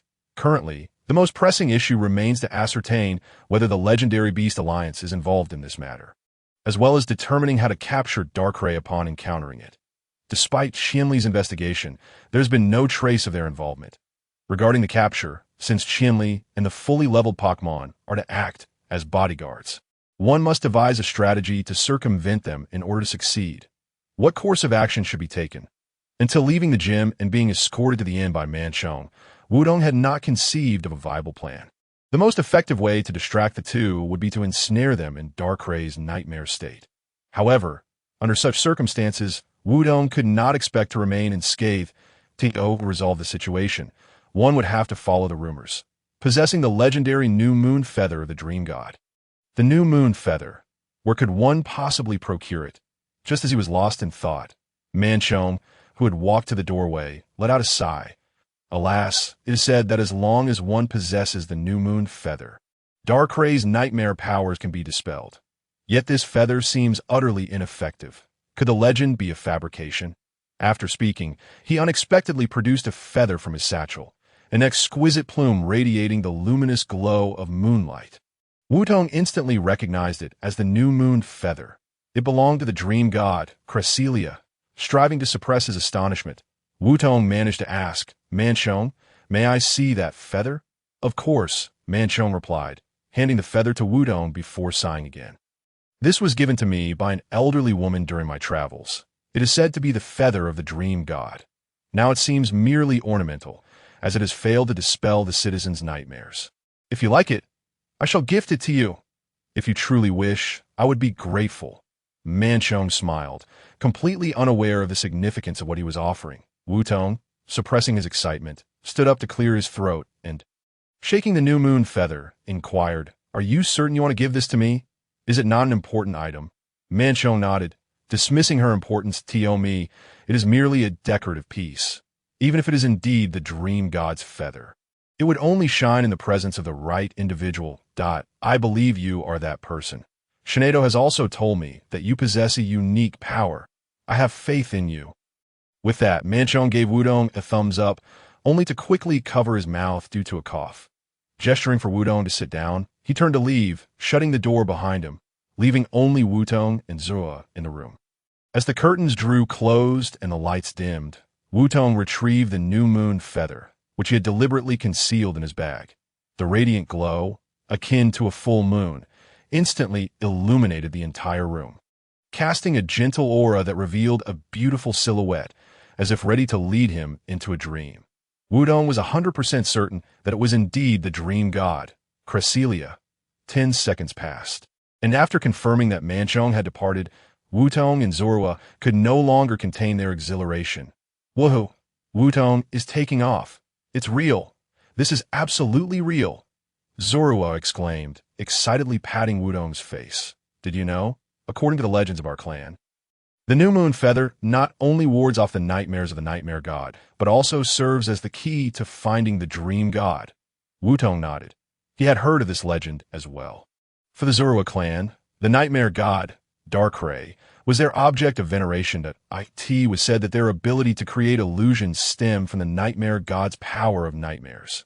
Now, not only did they possess a tool that was decidedly advantageous against the Nightmare God, but they also held the key to discovering the Dream God. According to legend, if one were to locate the fabled New Moon Island, they could gain the Dream God's recognition through the New Moon Feather. This marked the existence of 2 legendary Pokemon. How could Wudong not be thrilled? Including Keldeo, Lugia, and Groudon, there were now 5 legendary Pokemon, with a clear direction, a good rest tonight, and tomorrow they would officially embark on their journey to Orange Blossom Forest. That evening in Orange Blossom Forest, "Musashi, what exactly is here? We've been wandering for 2 days," complained Meowth. "Even the bento bought by Meow is all gone. My belly is already growling. I'm heading back for a meal. I'll come again tomorrow." In the forest, Kojiru and Meowth staggered along, while Musashi followed closely behind, gritting her teeth and raising her iron fist. "You 2 useless fools. Are we here for a vacation or a mission? Can't you endure a little hardship?" Boss Sakaki is already furious. If this investigation fails again, we might as well prepare to return to base and scrub toilets. After scolding them, Musashi pulled out a cookie and popped it in her mouth. She eats snacks while saying we don't work hard. Sure, go ahead. Eat yourself into a blimp. Kojiru and Meowth grumbled resentfully, but Musashi paid them no mind, raising her fist once more. 2 days prior. The Team Rocket trio had been tasked with investigating the Orange Blossom Forest incident. According to the intel gathered by Sakaki, it was likely caused by the legendary Pokemon, Darkrai. The trio, disguised as lost citizens, had been wandering in the Orange Blossom Forest for 2 days. They had yet to encounter Darkrai, but had come across a multitude of ghost-type Pokemon exhausted and hungry. Kojiru and Meowth suddenly experienced hallucinations, spotting a mansion not far away. Wait, Musashi suddenly halted, pointing toward the mansion in the distance. What is that? There is a mansion in this forest. Kojiru was taken aback, pointing at his chin and asking, a mansion? That is clearly a hallucination I saw. How could you see it too? Meowth nodded in agreement, saying, exactly, that is not just our exhaustion and hunger causing hallucinations. How could you also see it? Musashi was at a loss for words, exasperatedly scolding, you two idiots. Even if hallucinations can occur simultaneously, would they appear identical? That is true. Kojiru and Meowth simultaneously exhibited expressions of realization, and before Musashi could continue, they dashed toward the mansion. It was clearly a lavish villa belonging to the wealthy, and surely there would be delicious food inside. Exactly. Those wealthy folks adore this sense of tranquility. As the door swung open, the first sight to greet them was a long dining table adorned with candlelight, red wine, and an array of delectable dishes, including roasted lamb. Starving from their prolonged search, the two immediately lunged at the table. Completely unaware of the peculiarities of the mansion, Musashi, who had hurried after them to scold, suddenly found her attention captured by a jewelry cabinet in the corner. Various gemstones sat quietly, emitting a dazzling brilliance, as if an invisible force was urging her to approach. Delicious, so delectable. Only such jewels are worthy of my nobility. The trio became entranced in their respective worlds, oblivious to the changes occurring within the mansion. The warm-toned lights abruptly morphed into eerie purple hues, and ghostly flames illuminated their faces. The candles on the dining table began to writhe, with yellow eyes fixated on Kojiru. Blue pupils materialized in the darkness. Musashi remained entirely unaware that behind her stood the very nightmare god she sought. Darkrai. Sable claws pierced Musashi's neck as dark smoke enveloped Kojiru and Meowth. When Darkrai vanished, the trio had already succumbed to slumber. The following morning, at the entrance of Orange Blossom Forest, "It's so cold," Zorua sniffled. Despite it being the sweltering summer, the temperature in Orange Blossom Forest was unexpectedly low, instilling a chilling sensation. Beside her, Manchong shook his head, producing a thermometer. In truth, the temperature is perfectly normal. It is merely our cerebral senses being affected. Wutong, noticing the thermometer displaying entirely normal readings, instinctively touched the new moon feather tucked in his pocket. A warm sensation spread from his palm, swiftly permeating his entire being, dispelling the earlier chill. The answer was clear. Darkrai's nightmare abilities had expanded their reach. I apologize, but we require your abilities. Please bear with it for now. Chinli endeavored to soften her tone as she addressed her. Once we enter the Orange Blossom Forest, it would be best if you could utilize your powers to make Darkrai perceive an intrusion of other Pokemon in its territory, thereby luring it out. Zorua nodded, leaping down from the Paulownia tree and darting into the depths of the forest. The trio of Wutong exchanged knowing glances and promptly followed suit. According to rumors, Darkrai employs its Nightmare's ability when humans or Pokemon intrude upon its territory, serving as a protective measure. While the indiscriminate use of such power remains a mystery, it presents an opportunity to exploit. Thus, Zorua activated its ability, creating a myriad of shifting illusions around its body to capture Darkrai's attention. Whether due to the effectiveness of this tactic or perhaps because it was unnecessary, scarcely 10 seconds had passed before a grand mansion materialized in the distance. What is this? Manchong exclaimed in astonishment, while Wudong remained silent, merely signaling Zorua to return, his left hand instinctively reaching for a Pokeball. The Pokeball of Kyogre emitted a faint pulse, seemingly alerting Wudong. He sensed that Darkrai had intentionally conjured the mansion, almost as if inviting the three of them inside. Chinli gazed intently at the mansion, also retrieving a Pokeball, declaring, "This must be the so-called mansion." Wutong, Manchong, prepare for battle. Each of them produced their respective Pokeballs, and, after a mutual nod, Chinli raised his hand and forcefully pushed open the grand entrance. The resounding crash of the wooden door echoed, revealing an empty room before Wudong. Apart from the flickering candles in the corners and the eerie black and blue chandelier overhead, the space was devoid of anything else, including Chinli and Manchong, who had been by his side mere moments ago. Even Zorua had vanished. What on earth was happening? Wudong momentarily stood dazed, attempting to recollect the events of the preceding moment. Chinli had flung the door open, and a blinding light had flooded in, followed by darkness. When he opened his eyes again, he found himself in this place. For reasons unknown, this sensation felt oddly familiar.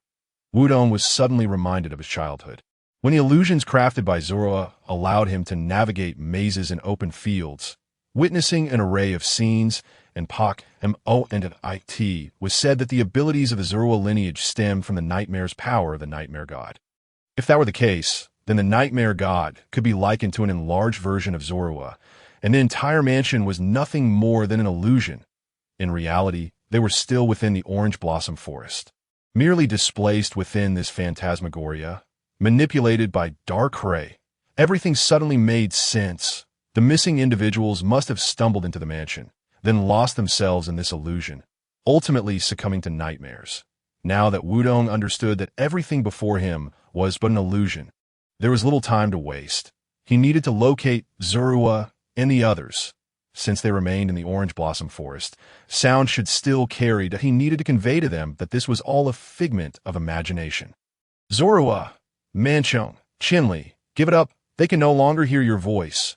A sudden male voice interrupted Wudong's cries from behind him, almost immediately followed by a familiar female voice. Do not worry. They are merely fast asleep. And finally, a peculiar voice chimed in. Don't be anxious. You will soon be asleep too, meow. Wutong spun around sharply, instinctively shouting, "Who are you?" Laughter echoed in the empty room, their voices reverberating from all directions, as three figures emerged behind him. "Since you have asked so sincerely, we shall graciously inform you. To prevent the destruction of the world, to protect world peace, to uphold the ideals of love and truth, we are the delightful yet devious Team Rocket. Wobbuffet, Jesse, James, we are Team Rocket, traversing the galaxy. A bright tomorrow awaits us, meow." With their bizarre introduction, Wudong recognized them even before turning around. Yet despite this knowledge, he was still startled by the sight. The trio of Team Rocket stood there in their pajamas, striking absurd poses, but most astonishingly, they were asleep. If one could be deceived by the sound of James's snoring, Meowth's incredible bubbles of snot were undoubtedly real. Wutong rubbed his forehead in exasperation, struggling to find the right words to describe these three fools. It was obvious from the very essence of their being that they had come here, seeking Darkrai, only to stumble into the mansion and become part of the missing persons. Yet he never anticipated that those who fell into a comatose state could still be manipulated into somnambulism, even engaging in Pokemon battles. Go, Roserade! Attack! Go, Octillery! If the notion of them throwing Pokeballs while sleepwalking was absurd, even more ludicrous were the Pokemon that emerged. Roserade and Octillery, seemingly in slumber, just like their trainers. Scanning with his phone revealed that both had a status ailment labeled sleep beneath their HP. Wutong was utterly at a loss, unable to comprehend Darkrai's peculiar sense of humor. However, now that the enemy had initiated an attack, he might as well assist them in waking up. Roserade was 4 times weak to Bug-type moves, while Volcarona's typing was Bug and Fire, allowing it to launch Bug-type attacks against Roserade. Octillery, being a defensive Pokemon, posed little threat with its lack of offensive capabilities. He could assign the more suitable Octillery to handle the assault, preventing it from shielding its allies from damage. Thus, he only needed to summon Volcarona and Octillery. Volcarona, Octillery, it's your time to shine. The 2 Pokeballs were thrown simultaneously. Unlike their somnolent opponents, Wudong commanded without hesitation. Volcarona, use Bug Buzz. Octillery, Engage in close combat. James abruptly raised his arm, shouting Rose Raid. Use foul play. Counter with the enemy's strength. Jesse, not to be outdone, provided the crowd-pleasing command. Octillery. Use mirror coat. Deflect that stinky octopus's attack. Their actions, observed by Wutong, resembled those of common street thugs, having Rose Raid utilize foul play, which allows it to attack using the opponent's power, was indeed a clever choice. Not to mention the disparity in levels, the stat differences were staggering. Given Rose Raid's speed, what could it possibly use to compare against Volcarona? On the other hand, Octillery's close combat was a physical attack, while Mirror Coat returned special attack damage at double the rate. The skill to defend against physical attacks was precisely what should be employed in this scenario.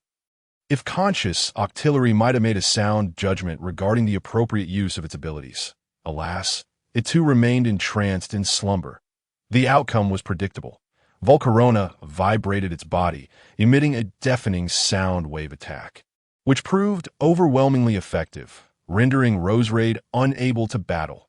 Octillery's punches rained down upon Rose Raid like a tempest, striking it like a punching bag.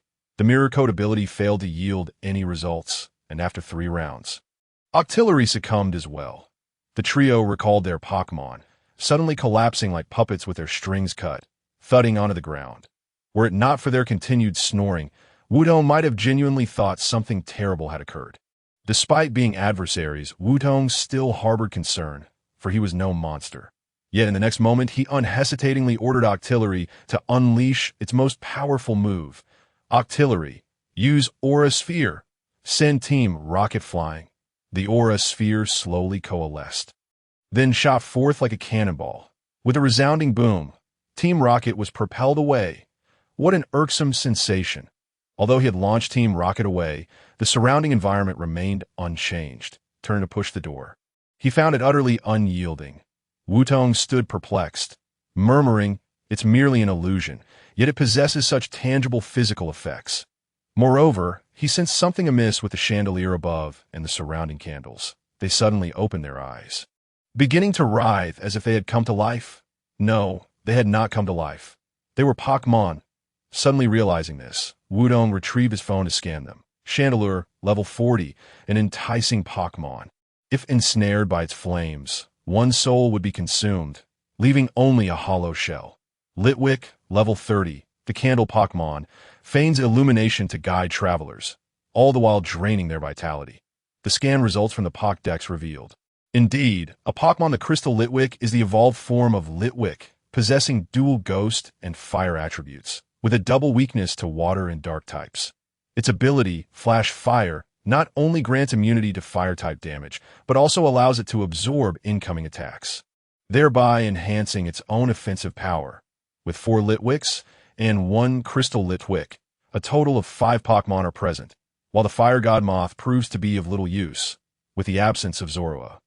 Only Kyogre and Octillery can be deployed. Wutong recalled the Fire God Moth and released Kyogre's Pokeball. Go Kyogre! Eliminate them in one fell swoop. Without Zorua's ability to disguise itself, Kyogre, revealing its true form, appeared particularly exhilarated. A torrential downpour began, threatening to extinguish the ghostly flames above them. The Litwicks, who had been gathering and giggling, suddenly panicked and howled as they charged forward to attack. Wild Pokemon, without a trainer, often lack the ability to make sound judgments, even when they possess advantages in numbers and levels. This battle required little contemplation. Octillery was to delay the highest-level Crystal Litwick.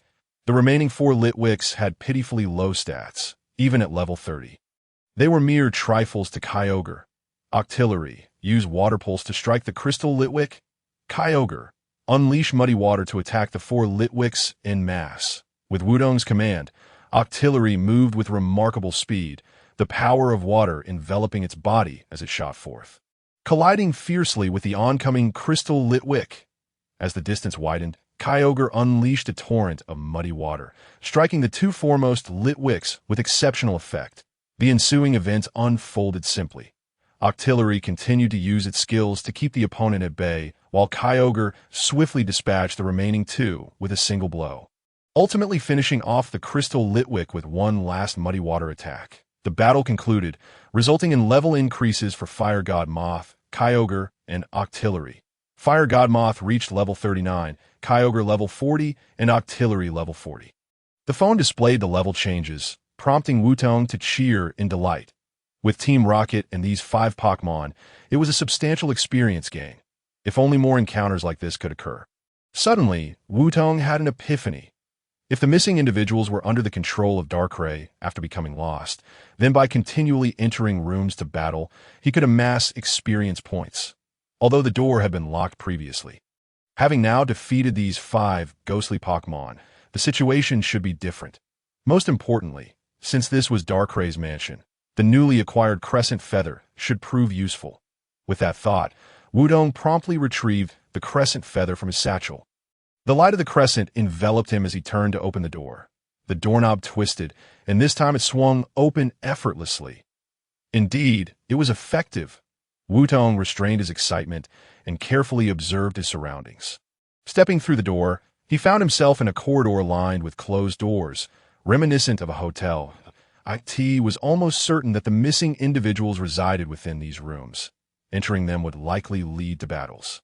Moreover, Manchong and Qianli did not possess crescent feathers, suggesting they had probably also been ensnared by control, and he might even encounter them along the way. Manchong Shenheduo was over level 50, and Qianli was even more formidable.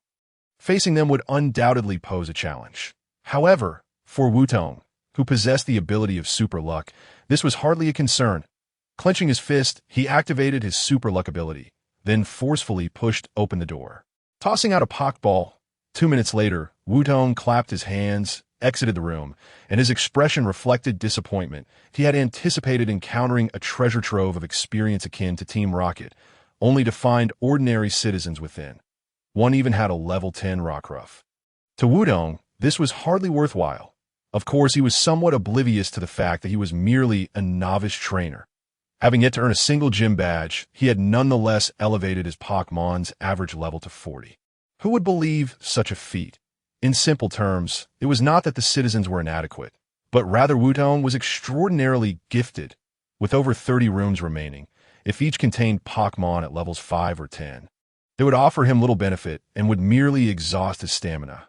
Wutong stroked his chin, gazing at the remaining rooms, when he suddenly felt a commotion in his satchel.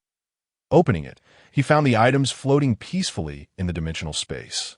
Except for one item that was shaking violently. It was a red Pokemon egg.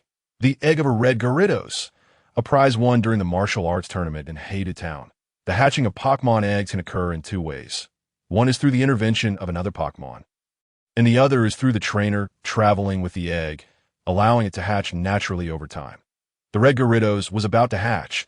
Wutong quickly took the egg from his satchel and placed it on the ground. Cracks had already formed all over the shell, and it shook more violently. Roar! The furious roar of Gyarados resonated as the shell shattered, revealing the massive red form amidst a brilliant light. It was almost unfathomable that an egg barely half a person's height could produce a Gyarados measuring nearly 6 meters long. Such is the wonder of Pokemon. Wutong retrieved his phone and scanned the creature, with its basic information and status appearing on the screen. Gyarados, level 10, possessing only the moves Bite and Thrash, and an ability called Intimidate, which raises its physical attack power by 1 stage for every Pokemon it defeats. The stats reflected this, with a high physical attack and average special attack. Along with commendable special defense and speed, it was quite the physical attacker when paired with its ability.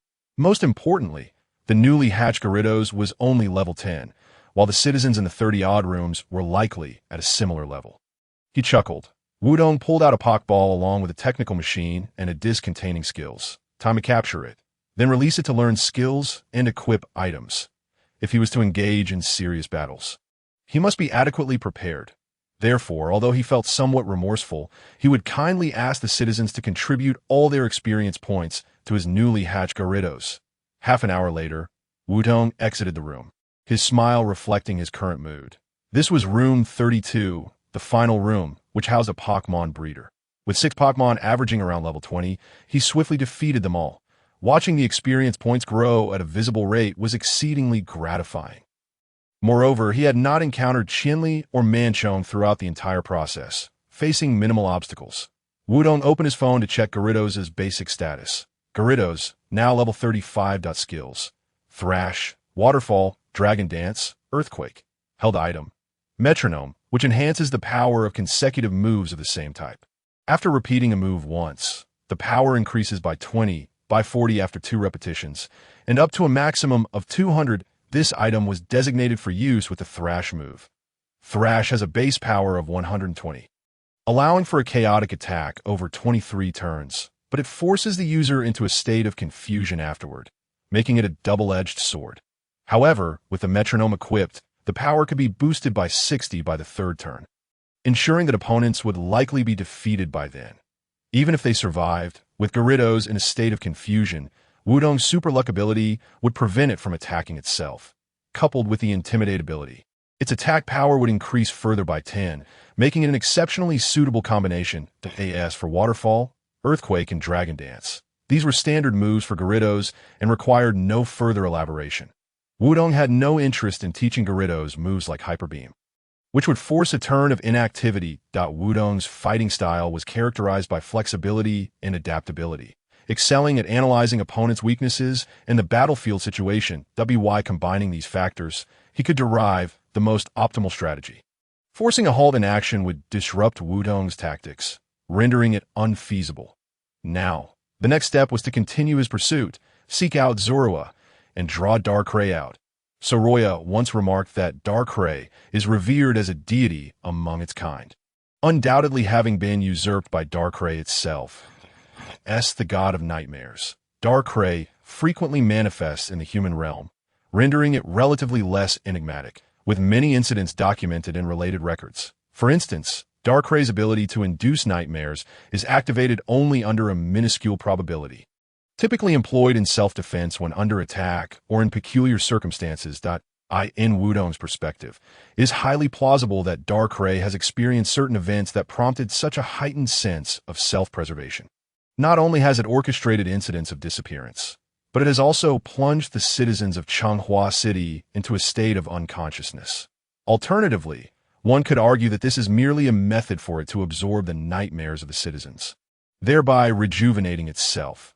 The psychic type possesses a skill known as Dream Eater, which allows it to consume the dreams of its opponents to deal damage and restore its own HP. The god of nightmares. Darkrai's actions likely mirror the principles of this skill, but if one were to hope, Wutong would prefer the latter scenario. This would imply that Darkrai's current condition resembles that of an initially captured Kyogre, significantly diminishing the difficulty of subduing it. Presently, only a single door remains.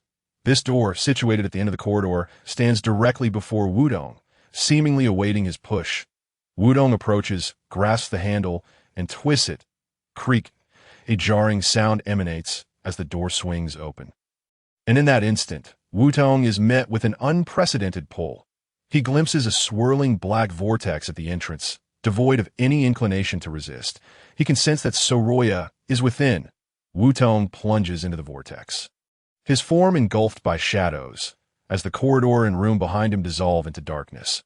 Upon opening his eyes, Wutong finds not the eerie walls, chandeliers, or candles he expected, but rather trees, grass, and a crescent moon in the night sky.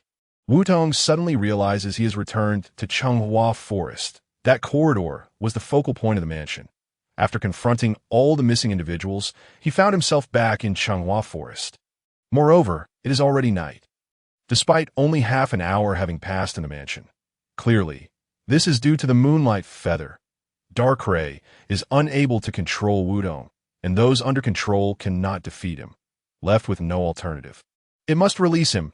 It has succumbed. Wutong, however, is unwilling to accept this. Setting aside the fact that he has yet to capture it, Soroya has not returned. Simply leaving like this? Not a chance. Just as Wutong contemplates how to return to the mansion, a familiar voice suddenly calls from behind. "Little brat, you are here too?" Turning around, he is indeed correct. It is Musashi from Team Rocket. Wutong immediately readies a Pokeball, prepare for battle, but Musashi hastily waves her hands and exclaims, Hey, calm down. I'm not here to battle you. Kyogre and Meowth are missing, and I'm lost here too. Can you help me find them?" Musashi's request leaves Wutong momentarily stunned. Not only is she telling him not to attack, but she is also asking for his help in finding her companions. Where has her villainous stance gone? And doesn't she realize it was he who sent them flying? Of course, Musashi cannot hear Wudong's inner monologue. As she approaches him directly, "If you don't speak, I'll take it as your agreement. In this nighttime forest, little brat needs an adult to ensure safety. Given our past interactions, I'll spare you for now. Let us call a truce." "Spare me? Truce? An adult to ensure safety? You're trying to use me for protection instead." Just as Wudong is about to voice his objections, Musashi interrupts him with her next statement. "That Soroya of yours is absent. It must have entered that strange mansion and gotten separated. I possess a special device that can locate the mansion that'll help you find Soroya, and you'll ensure my safety. Let us cooperate temporarily." Musashi entirely disregards Wudong's opportunity to refuse, and without hesitation, she squats nearby and begins rummaging through her backpack. Naturally, Wudong has no reason to decline. After all, she just mentioned having a device to locate the mansion. This is far more advantageous than floundering aimlessly. Moreover, Team Rocket must have received news of Darkrai, prompting them to send these three buffoons for investigation. Musashi clearly intends to exploit Wudong to capture Darkrai. Yet, what she does not realize is that Wudong has already devised a plan to turn the tables on her. Since Team Rocket seeks to capture Darkrai, they will undoubtedly provide useful tools. In that case, all he needs to do is procure those items and their usage methods, allowing him to capture it himself. This would thwart Team Rocket's scheme, secure Darkrai, and save the citizens of Changhua City. Truly a threefold achievement. Unbeknownst to Musashi, who remains oblivious to Wudong's intentions, she has forgotten that he is the heir of a notorious supervillain organization, and she has taken out a compact radar. This radar can track the mansion's unique energy. The red dot indicates their position, while the black dot represents no. The mansion's location, once they arrive, utilizing our Team Rocket's specialized absorber will allow them to siphon the mansion's energy, dismantling its disguise at that point. You will encounter a rather peculiar Pokemon, the true architect of all this chaos. It is an exceedingly malevolent Pokemon.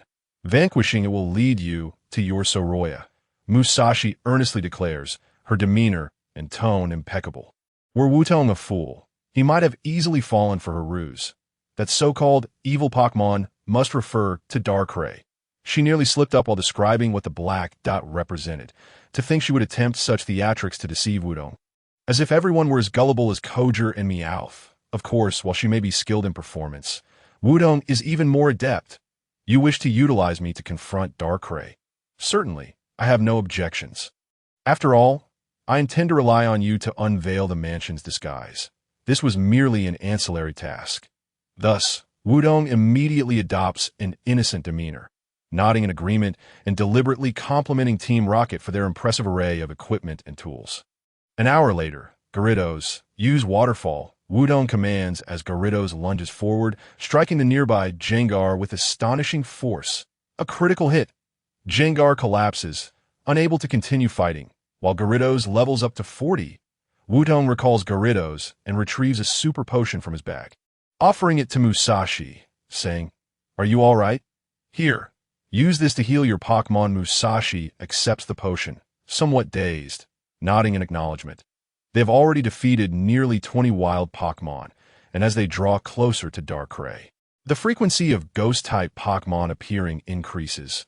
Musashi applies the potion to her Gurren, but her gaze remains fixed on Wudong. She suddenly realizes that this little brat is not as unbearable as she once thought. As a companion, he is remarkably reliable, powerful, and resourceful. Most importantly, he exhibits true gentlemanly qualities. He is nothing like those two bumbling fools. Alas, the little brat is still her enemy, and their cooperation is merely temporary. She must continue to exploit him. Wudong remains oblivious to Musashi's thoughts. He simply wishes to avoid wasting time and hindering their progress that on several occasions, when Wudong could have easily resolved the situation. She insisted on sending out Gurren to intervene, resulting in considerable delays. Darkrai continues to evade them, which is why they have yet to reach it after an hour of searching. Now, they are extremely close, and Wutong does not wish to allow her to cause Darkrai to escape once more. With this in mind, Wudong activates the battle suit, engaging its combat function, and promptly asked Musashi, "Are you ready?" Having just recalled Gurren, Musashi hesitates, confused. Ready for what? What are you planning to do? Wudong has no time to elaborate. He strides over, lifts Musashi on his back, and says quickly, "Keep an eye on the mansion's direction. We're running out of time. Accelerate, dash." Musashi barely has time to feel flustered, her heart fluttering, before being swept away by the oncoming rush of air. With the battlesuit's capabilities at maximum, Wudong's speed rivals that of a racing motorcycle. The force of the wind and jolting impact makes Musashi feel as though her stomach is about to turn inside out, retracting her earlier sentiments. This little brat is indeed insufferably annoying. Not reliable or gentlemanly in the slightest. Heaving violently, Musashi leaned against the tree, expelling the cookies he had previously consumed. As Wudong gazed at the mansion before him, which exuded an eerie atmosphere. A faint smile finally graced his lips. Handing over a bottle of water, Wutong eagerly exclaimed, "Musashi, we have arrived at the mansion. It's time to utilize the absorber." Musashi accepted the water, shooting Wutong a disgruntled glare. Despite Wutong's complete focus on the mansion, he remained oblivious to her expression. Musashi retrieved a large, vacuum-like device from her backpack, adjusting its various parameters with a serious demeanor before sternly instructing Wudong. "Listen carefully, I will begin absorbing the mansion's energy. The malevolent Pokemon may very well unleash the entranced individuals within to attack us once it loses its sanctuary. You must buy me time by fending them off and do your utmost to reduce that wicked Pokemon's HP to the lowest possible level for my capture. Do you understand?" Wutong nodded, glancing at the device, which bore a striking resemblance to a vacuum cleaner. However, atop the dust container at the back rested a black Pokeball. "Musashi, what is the purpose of that Pokeball?" Wutong feigned curiosity, and, after a moment's contemplation, Musashi replied without hesitation, "Integrating the absorbed energy from the mansion into this specially crafted Pokeball will enhance the capture probability to 80 since it's derived from its own energy. The wicked Pokemon will experience no discomfort even if captured within the Pokeball," Musashi declared with pride, leaving Wutong momentarily stunned. It seemed she truly regarded him as a fool to divulge such information so recklessly. Initially, he had merely sought to gauge the situation, but he unexpectedly received the entire set of information. "Since you provided the Pokeball, I shall not hesitate to accept it," Wudong asserted, readying himself. "Musashi, we can commence." He took out the Pokeball, and Musashi pressed a button, activating the vacuum. A brilliant white light illuminated the surroundings as Wudong observed dark energy swirling towards the device, being drawn in by Musashi's vacuum. In just 5 minutes, the upper portion of the mansion had vanished, prompting Wudong to exclaim in admiration, "Team Rocket truly excels with their peculiar machines that in contrast. Team Aqua primarily focused on enhancing their strength and fleet. If they were to encounter each other at sea, even the Alliance would have little chance of victory." Another 3 minutes passed, and only 1/3 of the mansion remained, but within, Darkrai could no longer remain still. 3 dark whirlpools materialized on the ground, with 2 figures emerging from either side. Manchong, Wutong recognized them instantly, but the 2 figures stood with their eyes tightly shut, unresponsive. Musashi tightened her grip on the vacuum's handle, gritting her teeth as she urged Wutong, "It's futile. They have already been controlled. You must defeat them." It was indeed peculiar that only 2 individuals were present when over 30 had gone missing. Where had they vanished to? Musashi lamented, unaware that those 30-plus missing individuals had already been dealt with by Wudong. Yet, she remained oblivious to the fact that even these 2 posed a significant challenge. Wutong gripped the Pokeball tightly, remaining still as he focused intently on the central whirlpool. A swirling white mist emerged from the vortex, revealing the shadowy figure of a Pokemon more accurately. The white mist resembled its flowing hair, obscuring much of its face while revealing a singular, bright blue eye. The tattered fabric draped over its shoulders pulsated with dark energy, and its clawed arms seemed capable of tearing through the night. Now, cradling the Solgaleo in its embrace. "That's it," Wutong exclaimed. "I need 5 more minutes." "Hold on," Musashi called anxiously, her eyes sparkling with excitement upon sighting the Pokemon. Wudong remained silent, clenching the Pokeball in his hand, while also securing 2 additional ones with his left hand. He recognized it instantly. It was the legendary Pokémon, Darkrai, the Lord of Nightmares. Darkrai sat with its paw resting on Solgalio's head, making the slightest movement. The previously slumbering Solgaleo suddenly opened its eyes and spoke. "Humans, you have trespassed upon my territory. Should you depart now, I may spare you." Its voice was devoid of emotion, echoing as if not its own. Clearly, it was Darkrai speaking through Solgaleo, using it as a vessel for its voice. Wutong took a calming step forward, responding, "Return Solgaleo to me." Darkrai shook its head, retorting, "Human, do not attempt to test my patience." Speaking grandiloquently, it treated the Pokémon merely as a tool for combat, pursuing its nefarious aims and daring to meddle with nightmares. It commanded Solgaleo to roar, and while Musashi felt a wave of embarrassment, Wutong remained unperturbed, advancing another step. "Return Solgaleo to me," he reiterated, his eyes ablaze with fury to Wutong. Solgaleo was an invaluable companion, not merely a tool. The bond they shared was incomprehensible to Darkrai, a stranger to their connection. Wutong understood that Darkrai was stalling for time, posturing. Its condition was evidently weak. If it continued to provoke, it would summon Manchong and Qianli to the fray. Wutong had 2 choices: either hold out for 5 minutes to forcefully capture Darkrai with the Pokeball, or defeat Manchong and Qianli within that time frame, subsequently rousing the self-proclaimed nightmare from its delusion before capturing it. As he stepped forward for the 3rd time, Wutong chose the latter. "Fire God Moth, Octopus Warrior, defeat our foes, bring back our partner." As Wutong hurled the Pokeball, Darkrai swung its arm. Manchong and Qianli simultaneously opened their eyes, each tossing out a Pokeball. The left revealed a Shinado without a doubt, as it was Manchong's strongest Pokemon, while the right showcased a Pokemon that resembled an ape, reclining on the ground, propping its head with one hand while scratching itself with the other, even yawning lazily. The Lazy King, level 45, a troublesome Pokemon known for its indolence, could unleash astonishing power by discharging accumulated energy in one go. Upon hearing the level 45, even Wutong breathed a sigh of relief, realizing Qianli had chosen a gym Pokemon rather than his own. For a gym leader, the Pokemon they used was categorized into gym Pokemon and personal Pokemon.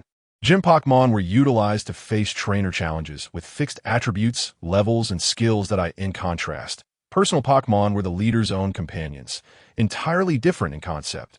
Not to mention Qianli's formidable prowess. Had it been his own Pokemon, Wutong would have had little chance of victory. The Lazy King, a normal-type Pokemon, was 4 times weak against fighting-type attacks, making it a suitable target for the Octopus Warrior. Consequently, the primary adversary was Manchong's level 56 Shinado.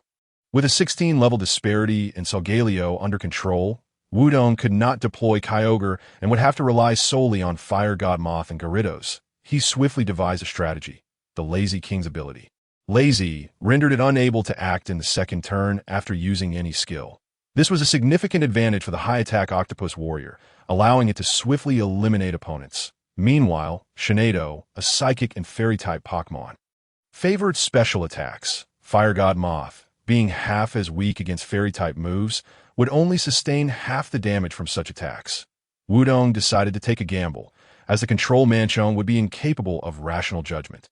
If he could compel Shinado to use a Fairy-type attack, Fire God Moth would withstand the blow for that turn. Moreover, Fire God Moth possessed a psychic move, Instant Amnesia, which could erase certain memories, significantly enhancing its special defense. If Shinado were to use a Fairy-type attack, Fire God Moth could safely employ Instant Amnesia during that turn. Following that, he could use a healing item to restore HP and continually utilize Instant Amnesia to maximize special defense. In doing so, by the end, Shinado would be incapable of harming Fire God Moth, rendering it fully capable of combat. Without hesitation, he commanded, "Octopus Warrior, use Aura Sphere for a ranged attack on Lazy King." Fire God Moth, use Instant Amnesia. Wutong began directing the battle, his left fist clenched as he activated the lucky trait. The benevolent king of Leave commanded, utilize Ultimate Impact to disrupt the Octillery Master. Meanwhile, Shinado was instructed to employ Moonblast, aiming to diminish the special attack of the Fire Moth. Qinli and Manchong also directed their Pokemon to launch assaults. Most critically, Shinado was executing the Moonblast move.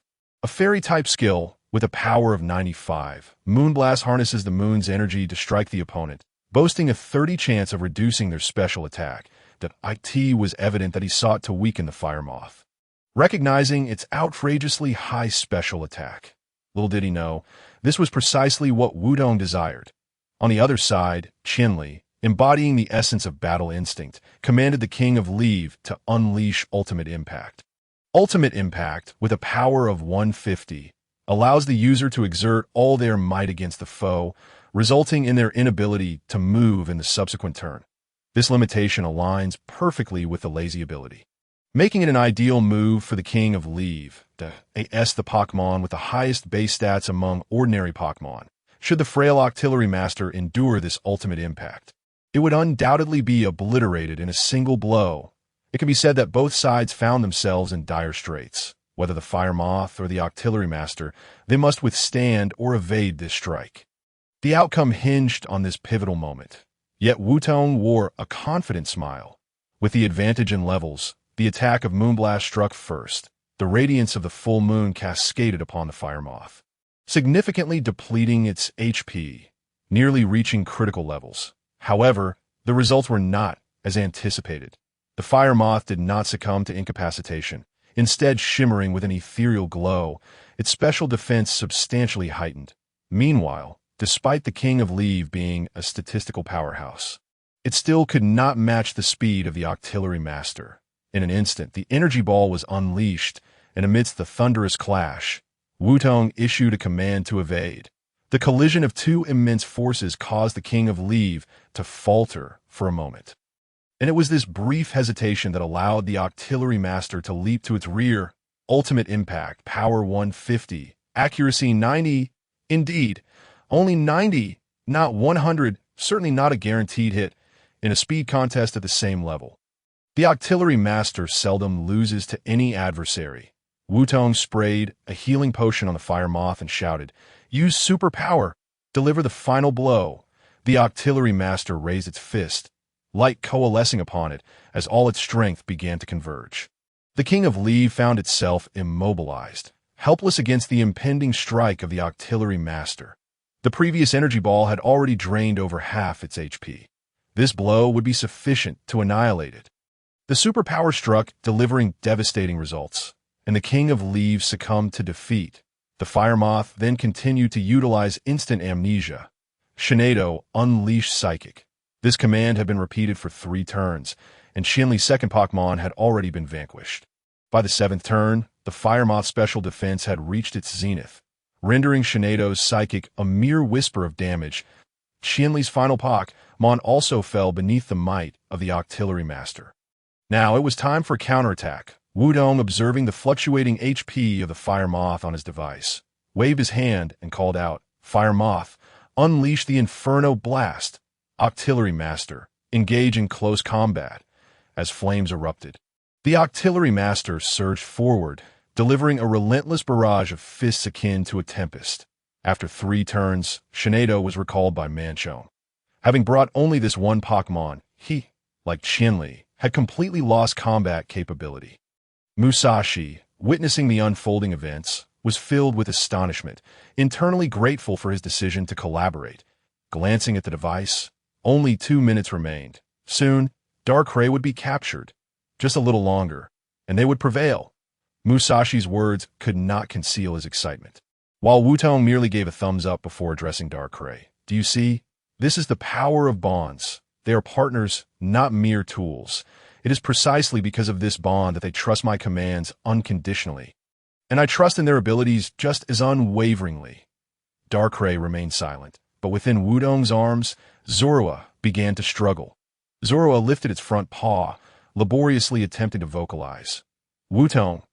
Zorua!" Wutong abruptly turned, calling out to Musashi, "Musashi, is it ready yet?" Musashi had already begun adjusting the device, fully inputting the data into the Pokeball. Equally anxious, exclaiming, "Just 1 more minute. Hold on." Zorua continued its arduous attempts to break free. A glimmer passed through Darkrai's eyes as it released Zorua. relinquishing its control, and commanded Manchone to vocalize. "Human, you are impressive. Allow me to witness the so-called bond you speak of." Darkrai unleashed an indescribable roar, arms outstretched, as black energy detonated in its palms in a flash.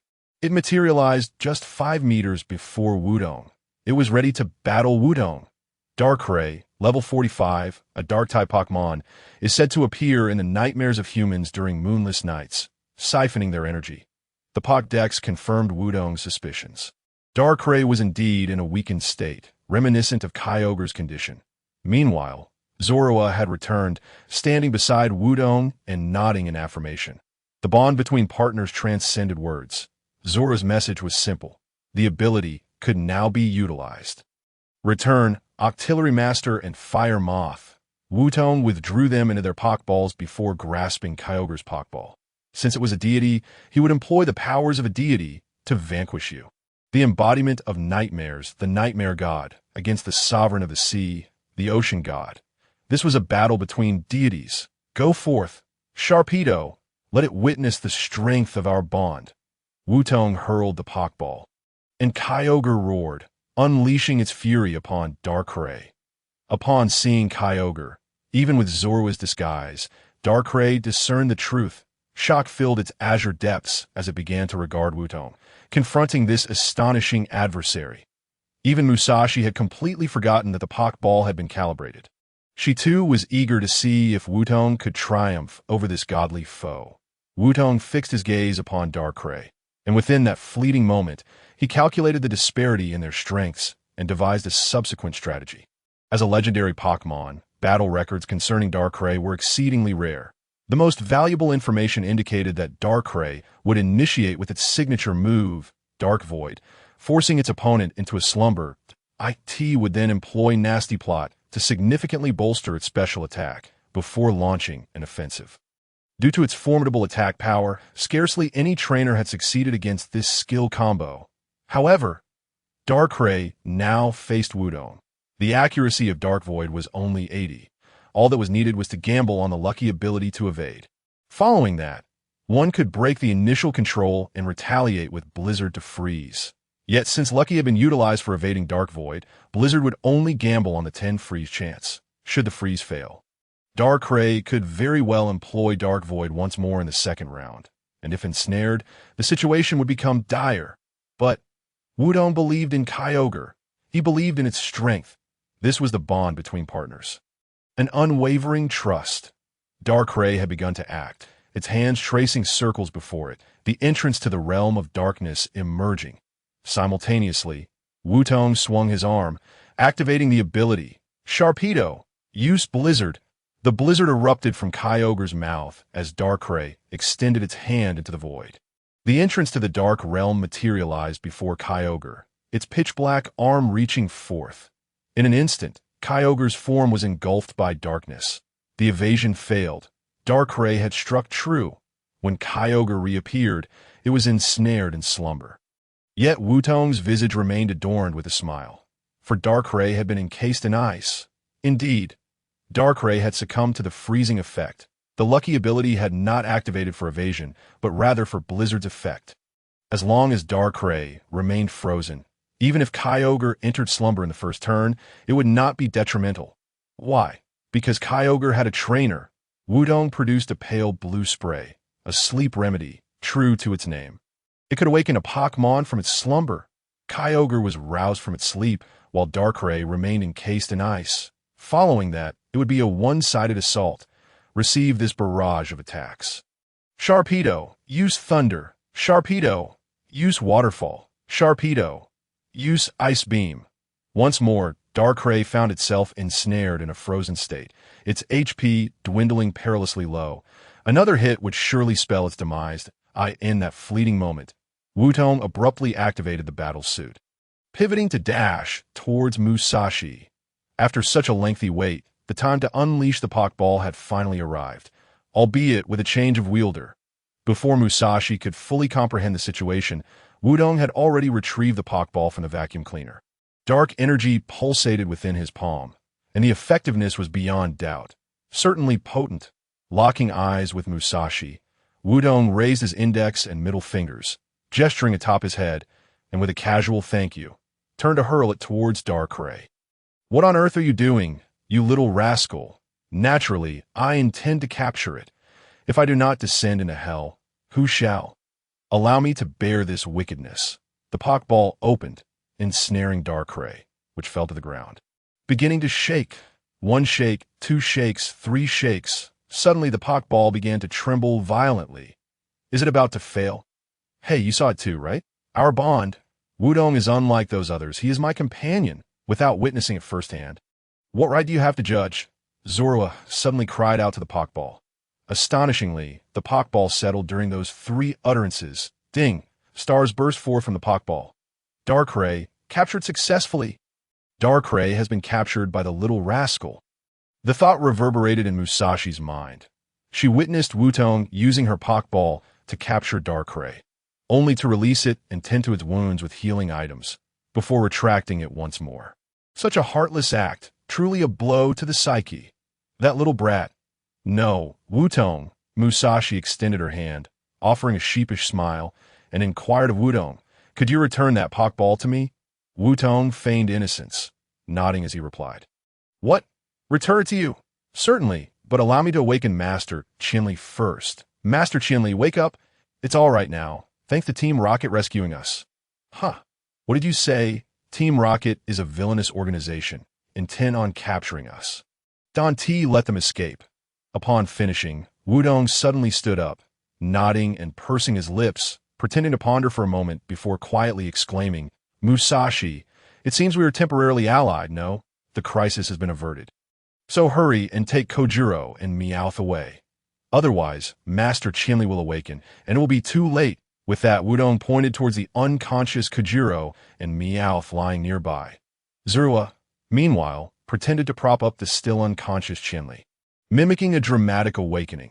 After much hesitation, Musashi turned and sprinted towards Kyogre, not forgetting to shout, Damn it, you little brat! Our alliance ends here. I shall not let this matter rest. With Kyogre slung over her shoulder and Meowth in hand, Musashi soon vanished into the night, leaving Wutong amazed by her extraordinary strength. Approximately 10 minutes later, after confirming that Musashi had indeed departed, Wutong released Darkrai and began conversing with it through Zorua's translations. 10 minutes later, after a brief exchange, Wudong finally grasped the situation that a month prior, Darkrai had surfaced in Changhua City. As the embodiment of nightmares, it frequently roamed human settlements, devouring nightmares at night to aid humanity. While initially a benevolent act, fate intervened when several members of the Divine Beast Alliance happened to be in Changhua City. Among them was one of their leaders, named Sairai, who discovered Darkrai. They commenced negotiations in an attempt to persuade Darkrai to join their ranks and reshape the world. Darkrai's response was unequivocal. It retaliated against the minions while Sairai chose to forcibly capture it. Sairai was formidable, and even Darkrai found the struggle taxing. Most alarmingly, he possessed a legendary Pokemon, specifically one of Wutong's most cherished legendary Pokemon, the Articuno from the trio of legendary birds. Under the relentless assault from Articuno and other Pokemon, Darkrai was overwhelmed by Sairai, fleeing into the Changhua forest. Yet Sairai would not relent easily.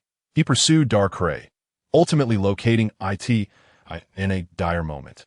Darkrai had no choice but to expend all its power to conjure a vast nightmare, shrouding itself in darkness to evade capture. Utilizing such a power while injured was akin to sacrificing its very life. At that time, Darkrai's level plummeted to a mere level 10, only daring to re-emerge 3 days after Sairai's departure.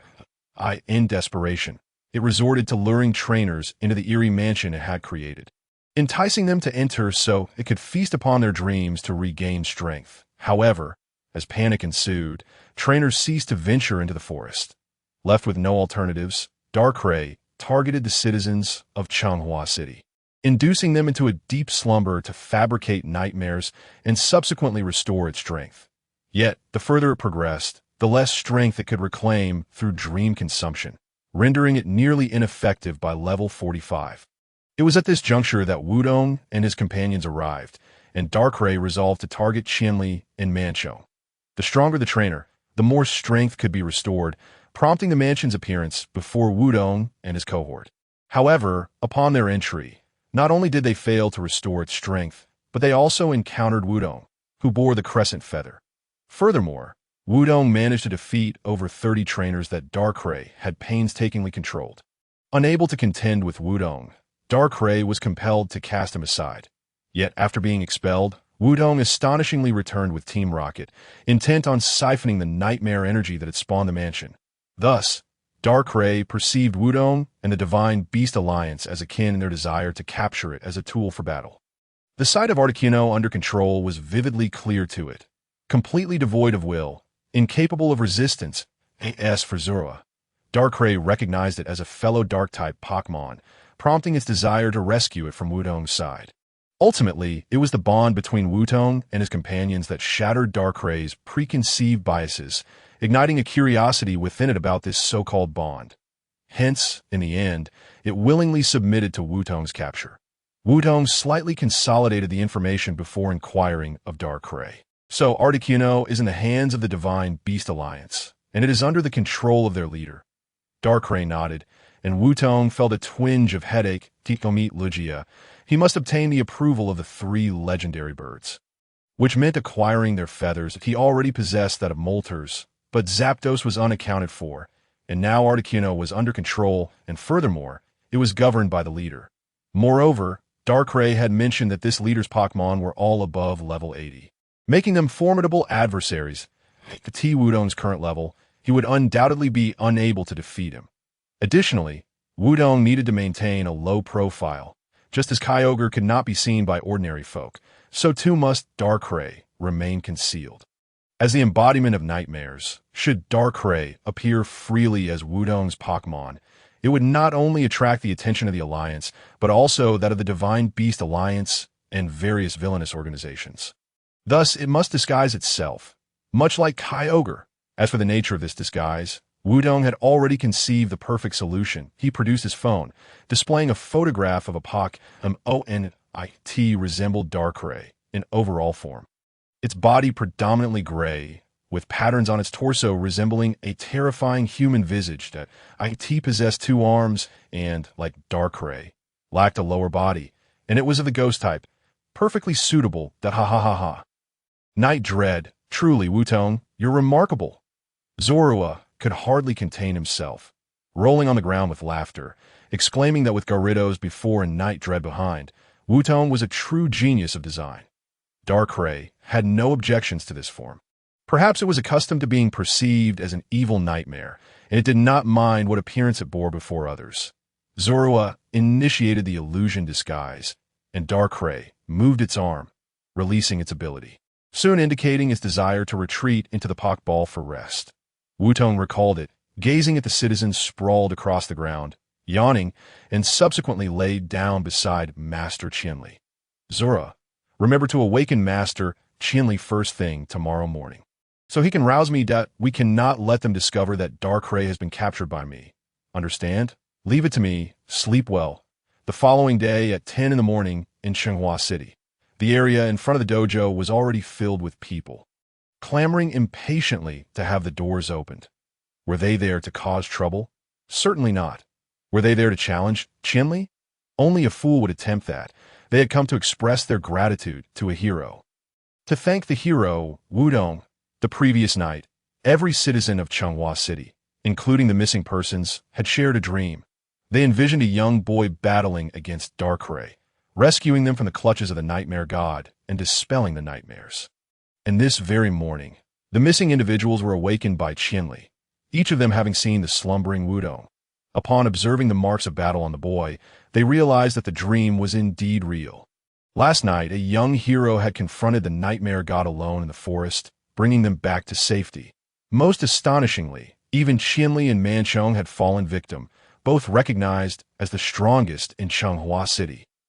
Wudong was immediately hailed as a hero, and the citizens resolved to hold a celebration in his honor, at this moment still somewhat rational. However, someone suddenly proposed erecting a statue to commemorate the hero, to document the story and preserve the spirit of the hero in Changhua, allowing that spirit to represent their city. From this point onward, their ideas began to spiral out of control, evolving from a simple celebration to the notion of statue. Now, they even wanted Wudong to remain in Changhua permanently, urging Qinli to train him as the next dojo master. Wudong found himself followed everywhere he went, ultimately retreating to the dojo as the crowd outside grew ever more boisterous. Were it not for Qinli's esteemed reputation keeping them at bay, Wudong would have surely been whisked away by them. How terrifying! I finally understand why you always emphasize the need to keep a low profile. It turns out that being high profile and attracting attention can be such a dreadful affair, Liu remarked, still somewhat shaken, recalling how, half an hour prior, those people seemed eager to divide Wudong among themselves, each wanting to take home a piece. Wudong could only feel exasperation. He had just purified their Pokemon, they had seen their Pokemon rendered incapable of battle, and one by one, they absurdly blamed Darkrai, claiming that if it weren't for the hero Wutong, their Pokemon would have certainly missed the crucial healing. The name Hero Wudong had spread to Kanaz City in a matter of mere hours. Now, even the television crew had driven over, waiting outside to interview Wudong. Manchong approached with a smile, offering Wudong a cup of water, saying, "This is what it means to be a hero, to be the center of attention. Rest assured, they will calm down soon." When Ruby had returned to Changhua City after becoming champion, they had reacted similarly. Once the excitement subsided, everyone returned to their senses. Wudong nodded in agreement, acknowledging that indeed. Most people would settle down once the novelty wore off. As expected, by afternoon, the crowd had begun to thin. Everyone had their own lives to return to, and coupled with Qianli's persuasion, most had calmed down. The missing individuals reunited joyfully with their families, while those who had come to spectate left in disappointment. The television crew, left with no choice, could only interview Qianli for a few moments, without even catching a glimpse of Wudong. By the next morning, the dojo had returned to its original quiet state, with only a few trainers engaged in their daily training. This was quite normal, as Chenghua's dojo was the fifth, requiring challengers to defeat the first four before attempting to face it. Moreover, given that they would have to contend with Qianli, it was rare for trainers to visit. As Wudong bade farewell to Qianli and prepared to leave, Qianli suddenly called out to him, pulling out a Pokeball and smiling as he said, "Regardless of anything else, you are the hero of Changhua City. I have nothing of great value, but take this Pokemon with you. I believe it will assist you on your journey." Wudong accepted the Pokeball. Pressing the button to reveal a remarkably handsome Pokemon, its appearance resembled that of a dog, with deep blue fur decorated with black stripes, standing on its hind legs, sporting steel spikes on its forearms and chest. Lucario, level 40, the Aura Pokemon. It emits a mysterious energy wave known as Aura, capable of shattering even massive rocks. Indeed, this striking Pokemon was Lucario, a rare fighting and steel-type Pokemon, powerful and fiercely loyal to its trainer. Even though Wudong already had an Octillery, acquiring another Lucario was certainly not an issue. Compared to the extreme Octillery, Lucario offered a more balanced approach. Furthermore, unlike ordinary Lucario, this one bore no weaknesses from low defensive stats. Rather, all its stats had reached a commendable balance. Wudong instinctively glanced at Qianli, only to find him smiling back that "I told you it would help you. I encountered it purely by chance. Unfortunately, I prefer normal-type Pokemon. So, I'm giving it to you." After this, Qianli suddenly recalled something, asking Wutong to wait a moment before disappearing into the dojo's inner room, only to re-emerge after a while as he returned. Qianli remarked on how long Wudong had waited while handing him an item. It was a silver bracelet, featuring a transparent stone in the center that resembled a glass marble. The stone bore patterns reminiscent of genetic chains, seemingly radiating an incredible power. Qianli placed the bracelet on Wudong's left wrist, smiling as he said, "Put this on. It's supposedly called a Mega Bracelet, and the stone is known as a keystone. It seems to be a tool that allows Pokemon to undergo Mega Evolution. As for Mega Evolution, it is still in the final stages of research, and there is little information to share. Even I am not privy to much. In any case, this bracelet was given to me by the League, but I have no use for it. You should wear it, for you may find it useful soon." Wudong was almost rendered speechless. Was Qianli distributing powerful Pokemon and items as if they were mere trifles? Receiving such a formidable Pokemon as Lucario was already overwhelming, and now he was being gifted such an important item. Having known each other for only 3 days, it felt embarrassing to accept so many precious gifts, but since Qianli insisted, it would be rude to refuse. Lucario and the Mega Bracelet. What a delightful combination. Wudong had heard a few words about Mega Evolution from Shui Wutong. Was said to be a cutting-edge research endeavor that harnesses a Pokemon's full potential from Mega Evolution. Qianli had mentioned that research was nearing completion, and it would not be long before they could truly experiment with Mega Evolution. Receiving the bracelet implied that Wudong would be among the first to experience this breakthrough. Such an opportunity should not be squandered. After expressing his gratitude profusely, with the Pokeball secured to his belt, Wudong set forth on his journey. The next destination, Kanaz City, Rock Gym, Rock Badge, 5 days later. Stepping off the bus, Wudong took a deep breath, gazing at the scenery before him. Before his eyes was a grand city, its scale rivaling that of Changhua. In contrast, Changhua felt more like an ordinary city, harmonious with nature. This place was dotted with towering skyscrapers, radiating an unmistakable aura of technology. Wudong stretched lazily and pulled out his phone, excitedly exclaiming, "We've finally arrived at Kanaz City, home of the Rock Gym." Opening his phone, he found the wiki displaying information about Kanaz City, a city that sought to integrate nature and technology, centered around the Duin Corporation, which managed much of the industry in Hoenn. After reading through the information, Wudong could only feel a sense of disappointment at the realization that this city, unlike Changhua or Binet Town, had not experienced any unusual events. Hey, your thoughts are becoming a bit extreme. Zeruya couldn't help but interject. Wudong chuckled awkwardly, scratching his head. After all, wherever there were unusual occurrences, there was a chance of legendary Pokemon being involved. Suddenly arriving in a mundane city without incidents felt quite disorienting. Such a psychological contrast is perfectly natural. I assent it. If there are no unusual events, then let us challenge the gym, settle this quickly, and move on to the next city, Wudong declared, clenching his fist as he opened the map app to navigate to the gym. Filled with determination, just a few steps outside, a slender, pale arm suddenly reached out towards Wudong from behind. Who goes there? Almost instinctively, Wudong spun around and leaped backward the moment he sensed danger, his left hand instinctively reaching for the Pokeball at his waist. However, the source of his alarm turned out to be merely a girl holding a flyer, her right hand extended in a somewhat dazed manner. Seemingly startled by Wudong's reaction, the girl paused for several seconds before awkwardly saying, You must be a trainer, right? I'm Wanai, a student from the trainer school. Would you like to learn more?" As she spoke, Wanai cautiously pulled out a flyer and offered it to the apologetic Wudong. "But you were scared by a girl handing out flyers?" "Wudong, it seems you're suffering from the after effects of that Darkrai encounter," Zorua teased mercilessly. Wudong, slightly annoyed, gave Zorua a gentle pat on the head before glancing at the flyer. The flyer read, "Trainer School, a place where novice trainers acquire knowledge about Pokemon if you aspire to become a powerful trainer. Enroll now." Wanai eagerly added, "We're the largest trainer school in Hoenn, and our former gym leader, Senior Duwan, is a graduate here. Moreover, the current gym leader is one of our instructors." The current gym leader? Wudong, who had initially shown little interest, suddenly brightened and raised his head to inquire. "Did you just say that the current gym leader is one of your teachers?" Sensing an opportunity, Wanai nodded vigorously, a hint of excitement in her voice as she replied, "Yes. Not only that. If you enroll now, you can participate in our internal tournament. The winner will receive an ancient Pokemon fossil as a prize."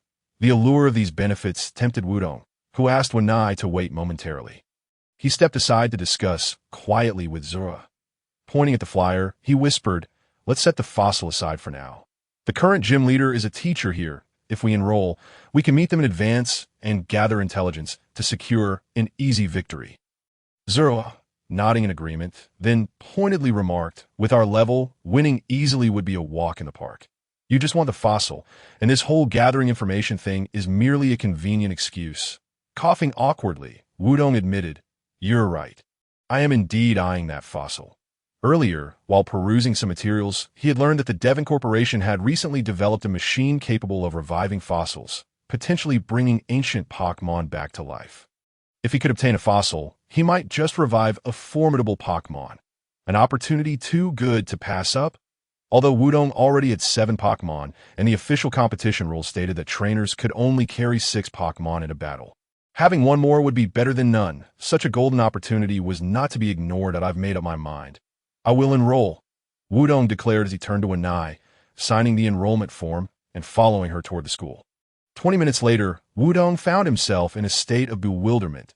He was feeling less than enthusiastic, while Zorua was rolling on the ground with laughter. The building before them was less a school and more akin to a dilapidated structure from a bygone era. Its old-fashioned architectural style clashed with the city's overall aesthetic, with peeling paint, a weed-infested playground, and classroom doors that looked as though they would crumble with a gentle tug. All of this combined painted the picture of the supposedly grand trainer school advertised on the flyer. Wudong picked up the flyer, noting the slogan, "Life after graduation will be incredibly bright." He couldn't help but smirk. Incredibly bright. More like my future will be a dark abyss. That he felt that with this degree, he might as well be destined for a life of begging. Perhaps this was the phenomenon known as deceptive advertising. Zorua was nearly in stitches, and the mere thought of Wudong trying to take advantage of the situation made it want to laugh even harder. Wudong took a deep breath, forcing a polite smile as he softly asked, "Wenai, are you certain this is the trainer school on the flyer?" Wenai nodded, blinking her large eyes as she replied, "Yes, the flyer shows what our trainer school looked like 15 years ago." Wudong's head filled with more question marks. Why does the flyer feature a photo from 15 years ago? What on earth happened during those years?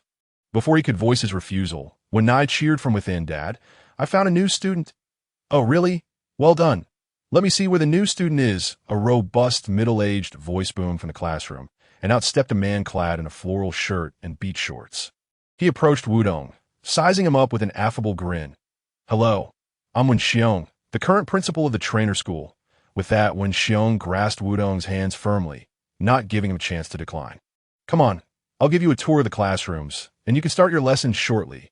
At that moment, Wudong couldn't care less about politeness and flatly refused, "I'm sorry, but upon further consideration, I think I'll pass on enrolling." "Thank you for your kindness, but goodbye." Before Wenxiong could respond, Wudong turned and made his exit. The earlier interaction had made it clear that the man was exceedingly thick-skinned. Lingering even a second longer could lead to unforeseen troubles. Just 3 steps away, however, he suddenly heard a long sigh behind him. "Alas, it's just as I thought. I'm sorry, Shaoli, I'm still too weak. I can't fulfill your wish, so I must come to see you," Wenxiong said, gently ruffling Wenai's hair. Then he gazed at a photo in his hand, a faint smile gracing his lips, his eyes shimmering with unshed tears, as if he were on the verge of making some desperate decision. Zorua poked Wudong's cheek, its voice laced with panic. "Hey, Wudong, this is just like one of those scenes from the television. You need to intervene." All right, I'll enroll." Wudong hurriedly waved his hands, reasoning that it was merely an enrollment, not a commitment to attend, that he needed to stabilize this man and prevent any reckless actions before addressing the subsequent matters. "Yay, that is fantastic," Wenai exclaimed, jumping up in delight, pulling out her phone to say, "I'll call Mom right away to let her know we finally have a new student." "Wait, you're calling your mom?" Wudong froze, glancing at the photo in Wenxiong's hands, and asked Wenai, "Your mother?" Wenai tilted her head, a puzzled expression crossing her face as she replied, "Mom works at Devon Corporation. She said if Dad's school couldn't recruit any students, she'd have Uncle arrange a proper job for him. And he'd have to give up the school, ditto. And Uncle is the president of Devon Corporation. Everyone calls him President Zawuchi." Wudong's mind raced with 3 words. "I've been duped." He shot a glare at Wenxiong, who had turned away to whistle nonchalantly, feigning ignorance. This cunning middle-aged man was clearly putting on an act, manipulating Wudong's sense of sympathy. Determined to leave, Wudong resolved not to be deceived again. Yet, in that instant of turning away, the man suddenly dropped to his knees and clung to Wudong's right leg. "Don't go, young man. You are the only hope for defeating the new star school. If you leave, this school will truly vanish." 10 minutes later, after a round of conversations, Wudong finally grasped the basic situation. This school had once been the most renowned trainer school in the Hoenn region, having produced many outstanding trainers, including the former gym leader Duwan. However, 5 years ago, a new competitor emerged in Kansas City, known as the New Star Trainer School. Initially, when Xiong had dismissed them entirely, yet as time passed, not only did a large influx of novice trainers enroll there, but even students from this school began to transfer, leaving for the rival institution. Even the teachers started switching allegiances. In a brief span of merely 3 months, the Kansas Trainer School has become devoid of students, completely overshadowed by the newly established Star School. With no students, there are no tuition fees. The lack of management and maintenance has rendered the institution a dilapidated shell of its former self. During this period, numerous students, including Du Wan, have extended their assistance. Even the Wenwen Company has repeatedly proposed funding, but all such offers have been rebuffed by Wen Xiong. Although he presents himself as an excessively brazen and cunning middle-aged man before Wudong, he possesses an oddly tenacious dedication to this particular matter. He asserts that without employing his own strength to conquer his adversaries, victory would be utterly devoid of significance. Thus, last week, Wen Xiong issued a challenge, proposing a grand competition on campus. The contest would consist of Pokemon battles among students, with the stipulation that the losing side must close their school and vacate Kansas City. However, with merely 2 days remaining until the competition, Wen Xiong has yet to recruit a single student. As it appears that Star School is poised to claim victory without a fight, Wudong unexpectedly appears. Wen Xiong immediately regards Wudong as his beacon of hope for triumph, which is why he exhausts every effort to retain him. Nonetheless, when Wudong assesses the overall situation, he succinctly summarizes it in 2 simple sentences. You have merely been defeated by your opponent in a standard competition. Moreover, if I am to partake in the battle, it will solely be reliant on my abilities, not yours. Wudong's words strike with piercing clarity, leaving Wen Xiong feeling as though he has been stabbed in the heart. Yet, in the next moment, he adopts a serious demeanor and states, if my loss were merely a consequence of fair competition, I would not react this way. The issue lies in the fact that the methods employed by Star School to best me are anything but conventional. As he speaks, Wen Xiong pulls out his phone and plays a brief 10-second video. The footage is simple. In the darkness beneath an apartment building, a robed figure extends their arms, emitting a peculiar humming sound. And suddenly, purple ripples of energy emanate from their hands. These ripples then split into several strands, infiltrating the homes of others through their windows. In the final 2 seconds of the video, the figure emits a flash of light and vanishes into thin air. Before Wudong can utter a word, Wen Xiong explains, this is their method, using psychic powers to brainwash and control others' minds. Psychic brainwashing. Wudong suddenly recalls how, during his time at the Changhua Gym, Shinado could employ telepathy to detect lies. Thus, it is conceivable that psychic brainwashing is not beyond the realm of possibility. The final act of vanishing, if he is not mistaken, should pertain to the teleportation skill. Teleportation, a psychic-type move, has a power level of 0. If utilized in battle, it allows for immediate escape. If used outside of combat, the effect aligns with what is depicted in the video. Only psychic-type Pokemon possess the capability to execute such feats. While Wutong continues to piece together the clues, the impatient Zorua directly inquires, since you have evidence, why not report them?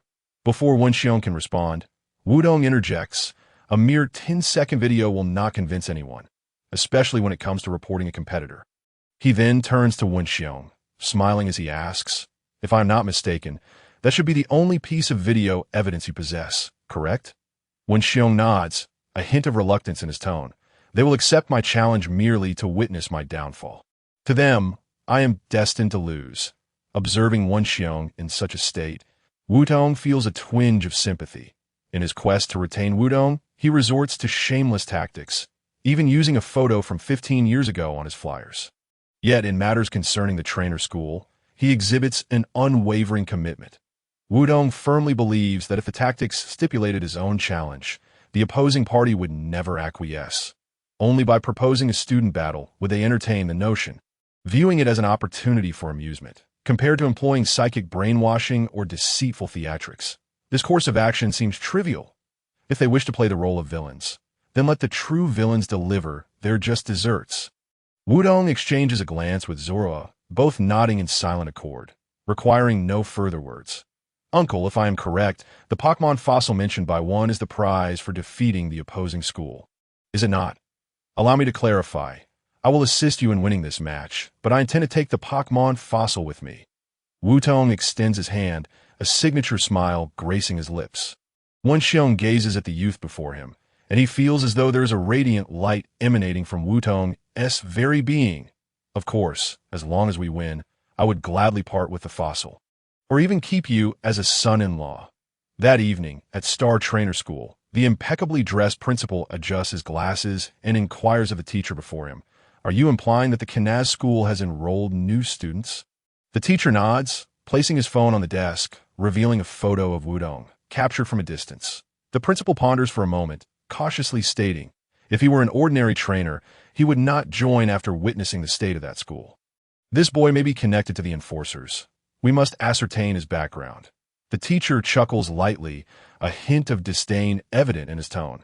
Rest assured, I've already conducted an investigation. This boy is a traveling trainer. He recently surfaced in Changhua City, locating several missing persons, and the locals refer to him as a hero, a traveling trainer, and hailed as a hero by the people of Changhua City. The principal strokes his chin, finding the situation rather intriguing. However, his intuition warns him against engaging in a direct confrontation with Wutong. With that thought, he clears his throat and instructs the teacher, since he wishes to participate in the competition. Let us oblige.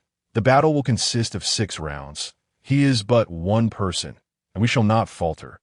Thus, he emphasized, remember, do not engage him directly. For the next 2 days, maintain a low profile. Understood? The teacher waves his hand dismissively, responding impatiently, yes, I understand. We seek profit, not trouble. Excessive provocation will only bring harm to ourselves. I shall take my leave now. The principal opens his mouth to say more, but the teacher has already exited the office, leaving him to sigh in exasperation that he is known as Yuechu, while the teacher is his younger brother, Yushi. Together, they are dubbed the Twin Thieves in the Unova region. Indeed, they hail from a thieving background. And 5 years ago, they fled to Hoenn to escape the highest level of bounties placed upon them in Unova.to this day. International enforcers continue to pursue them. Had it not been for their plastic surgery and continuous low-profile behavior, they would have been apprehended long ago. Yuechu is cautious and discreet, while Yushi is impulsive and quick-tempered, yet possesses remarkable initiative.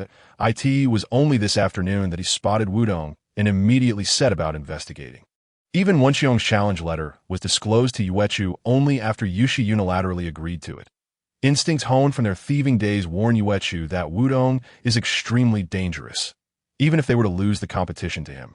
Tempting him with benefits, they must not allow any conflict to arise. However, Yushi perceives such caution as unnecessary nagging to him. Wutong likely appears to be merely an ordinary novice trainer, hardly a cause for concern.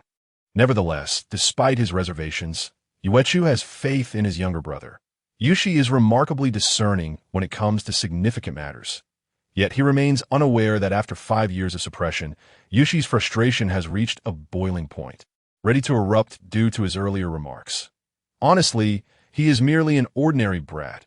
What is there to fear? Yushi grumbles in irritation. Eldest brother is always like this, overly cautious. It has been 5 years, and he shows no signs of leaving. Does he truly think of himself as the principal? In his room, Yushi vents his frustrations. During their days as the Twin Thieves, they infiltrated museums, cracked bank vaults, and even pilfered the mayor's ashtray. Yet now, they find themselves sneaking out only under the cover of night, utilizing Pokmon's psychic abilities to brainwash others into enrolling and paying tuition. Moreover, they must tread lightly, ensuring their control remains within the bounds of psychological suggestion, lest they attract the attention of the so-called enforcers. Indeed, this is all for the sake of safety. Yet the situation has become intolerable. Now, even a mere brat poses a threat. Yushi bolts upright from his bed, having never felt so constrained. The more he thinks, the angrier he becomes, until a bold idea suddenly dawns upon him. What if he were to use psychic powers to control Wutong and have him defeat Wenxiong? If I cannot confront him directly, then I shall orchestrate a conflict between him and someone else.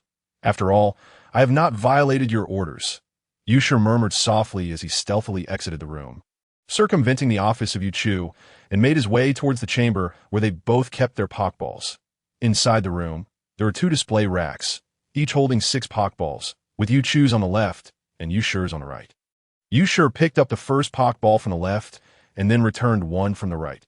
Subsequently, he pressed the button, releasing Yuchu's Pokemon utilizing teleportation. The destination was set for the Kazna Grand Hotel.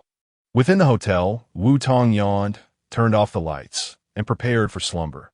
Zorua was tossing and turning on the bed when suddenly sensing something amiss. He halted his movements and spoke with a serious tone. Wutong, I sense danger. Be cautious. Zorua possessed an instinct for detecting peril, a skill that had saved them multiple times during the events in Buwang Town. Hence, whenever Zorua indicated a threat, it was likely that something significant was about to transpire. Wutong did not turn on the lights, but instead illuminated the room with his phone, retrieving the belt he had carelessly tossed on the bed, which was adorned with his Pokeballs. Wutong extracted a black Pokeball, housing the mythical Pokemon, Darkrai, that in the enveloping darkness, Darkrai was the most suitable Pokemon for the occasion. Pressing the button, a solitary bright blue eye emerged from the shadows. Wutong gestured towards the door, and Darkrai nodded in understanding before vanishing into the darkness. In the elevator, Yushir glanced beside him at a humanoid Pokemon cloaked in a black robe. The figure was obscured by a hood, rendering its appearance indistinguishable. That I have confirmed that the little brat is residing in room 809. Exercise caution. We must have complete control over him. Understood? Yushir addressed the Pokemon, the last phrase bearing a striking resemblance to his brother's mannerisms. The Pokemon nodded in agreement and retrieved 2 items from within its robe. 2 silver spoons grasped firmly in its hands. A violet wave flickered to life, and under the influence of its psychic abilities, the spoons began to bend gradually. It only employed the spoons as auxiliary tools when it was focused or exerting its full strength. In Yushir's mind, Wutong would soon become his puppet. He even began to imagine the expression on Yuchu's face upon witnessing this. Immersed in his reverie, he was entirely oblivious to the ominous figure lurking at the elevator doors on the 8th floor. Ding, ding, ding. The elevator arrived at the 8th floor, emitting a notification sound as the doors opened. Yushir snapped his fingers, signaling the Pokemon to take action. The violet wave surged forth, and the spoons warped in an instant. Yet, in the next moment, its psychic power, along with itself, was dragged into a black void by a pair of pitch-black claws. Yushir caught sight of a blue eye before losing consciousness, similarly engulfed by the darkness. Darkrai's signature move, Dark Void. When they reappeared, both Yushir and his Pokemon were unceremoniously ejected onto the floor of a room by Darkrai. Enveloped in slumber, they had no inkling that their target was right before them. Even watching them intently, Wutong was the first to notice the cloaked Pokemon, which bore an uncanny resemblance to the figure in Wenxiong's video. He pulled back the hood to reveal a yellow face adorned with pointed ears and long whiskers, a fox-like visage. He retrieved his phone and scanned the creature, confirming his initial suspicions.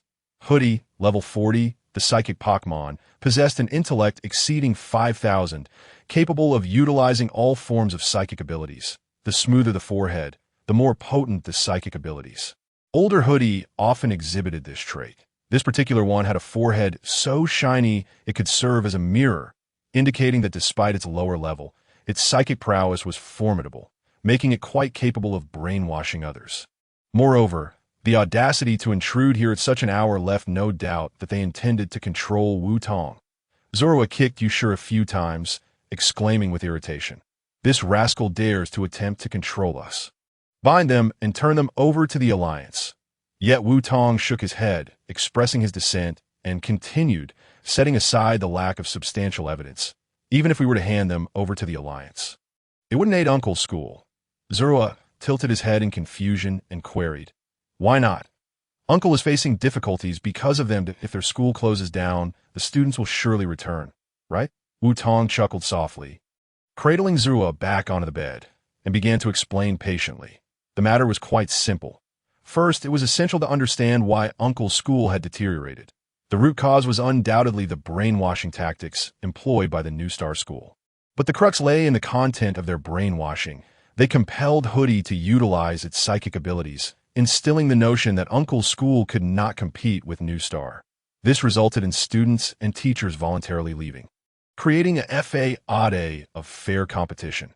Hence, even if New Star were to be captured and shut down, Uncle's school had already suffered irreparable damage, and others would not return. The Hoenn region boasted more than just this one trainer school.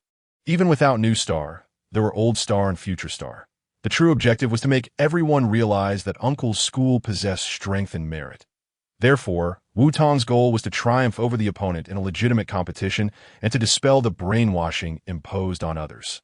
As for what followed, since they sought to control Wutong, he would allow it to unfold. Wutong smiled gently, looking at Darkrai, and instructed, "Darkrai, let him dream of successfully controlling me, then awaken him." Zorua immediately comprehended Wutong's intent. He aimed to feign being under control, then traced the source to uncover the true nature of the rival school. How cunning! Darkrai nodded, extending its hand towards Hoodie and Yushire's heads. As dark energy surged forth, the god of nightmares. Inducing a dream was a trivial task. Whether it would succeed depended on their intellect and Wutong's acting skills. 10 minutes later. How did I fall asleep? Yushire opened his eyes, gradually rising to his feet, rubbing his eyes. Instinctively, he turned to see a shadow standing before him. Who goes there? Yushire reflexively leaped back, his mind ringing with alarm. It was an ambush. The enforcers. That was the only thought racing through his mind. But when Wutong turned on the light, Yushire was left utterly dumbfounded. Wutong stood there, one hand resting on his shoulder, bowing slightly before him, then spoke in a neutral tone. "May I assist you, master?" The events unfolded too swiftly for Yushire to process. He blurted out in astonishment. "What did you just call me?" Wutong stifled his inner amusement, maintaining his previous demeanor. Respectful master. Had the control succeeded? Yushire instinctively glanced at Hoodie, only to find it equally bewildered, examining its spoons with a look of confusion. He began to recollect the events that had transpired. It seemed that just as the elevator doors had opened, he had collided with Wutong, prompting him to hastily command Hoodie to attack with its psychic power. Something must have occurred thereafter, though the sequence was somewhat muddled. In essence, he remembered being escorted back to the room by Wutong, since it was the first time Hoodie had fully controlled a human. Yushire surmised that the urgency of the situation, compounded by the confined space, had led to Hoodie exerting too much force, inadvertently affecting him as well. Nevertheless, in that fleeting moment, it had indeed managed to exert control over Wutong. Otherwise, he wouldn't have been assisted back to rest. Thus, it truly succeeded. Observing Wutong's vacant gaze and expressionless demeanor, Yushire, with his intellect, could not fathom that this was merely an act. All he recalled was a dream. Meanwhile, the so-called Pokemon with an intellect exceeding 5,000 was still reeling from Darkrai's abilities and remained oblivious to the situation. Yushire approached, patting Wutong on the shoulder, chuckling darkly. "The little brat deemed a threat by my brother now dares to call me master.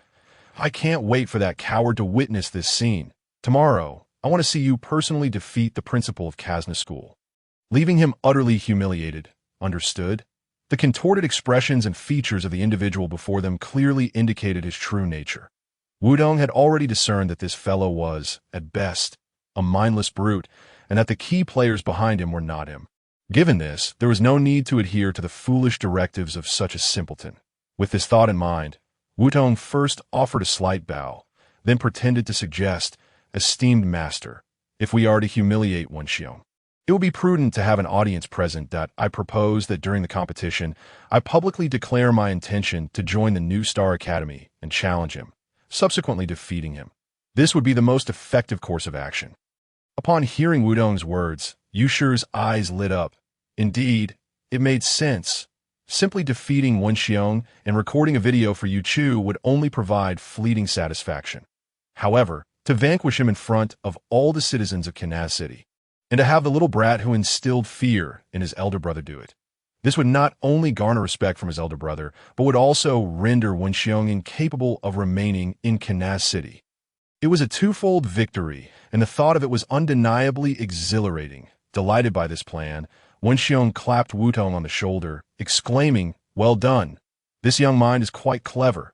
He continued, let us proceed with this plan. But remember to keep a low profile for the next couple of days. Come to New Star Academy tomorrow morning. I'll introduce you to my elder brother." With that, Yushur gestured, and, alongside Hudi, they moved to the door, uttering the phrase instant teleportation, and, just like in the video, vanished in an instant. Once they were sure of their departure, Wudong stretched his neck and a subtle smile graced his lips. The mention of visiting New Star Academy to meet his elder brother had turned out to be an unexpected boon. It was evident that Yushur's elder brother referred to the mastermind behind the scenes. This brash fool was evidently desperate for recognition, which explained his actions.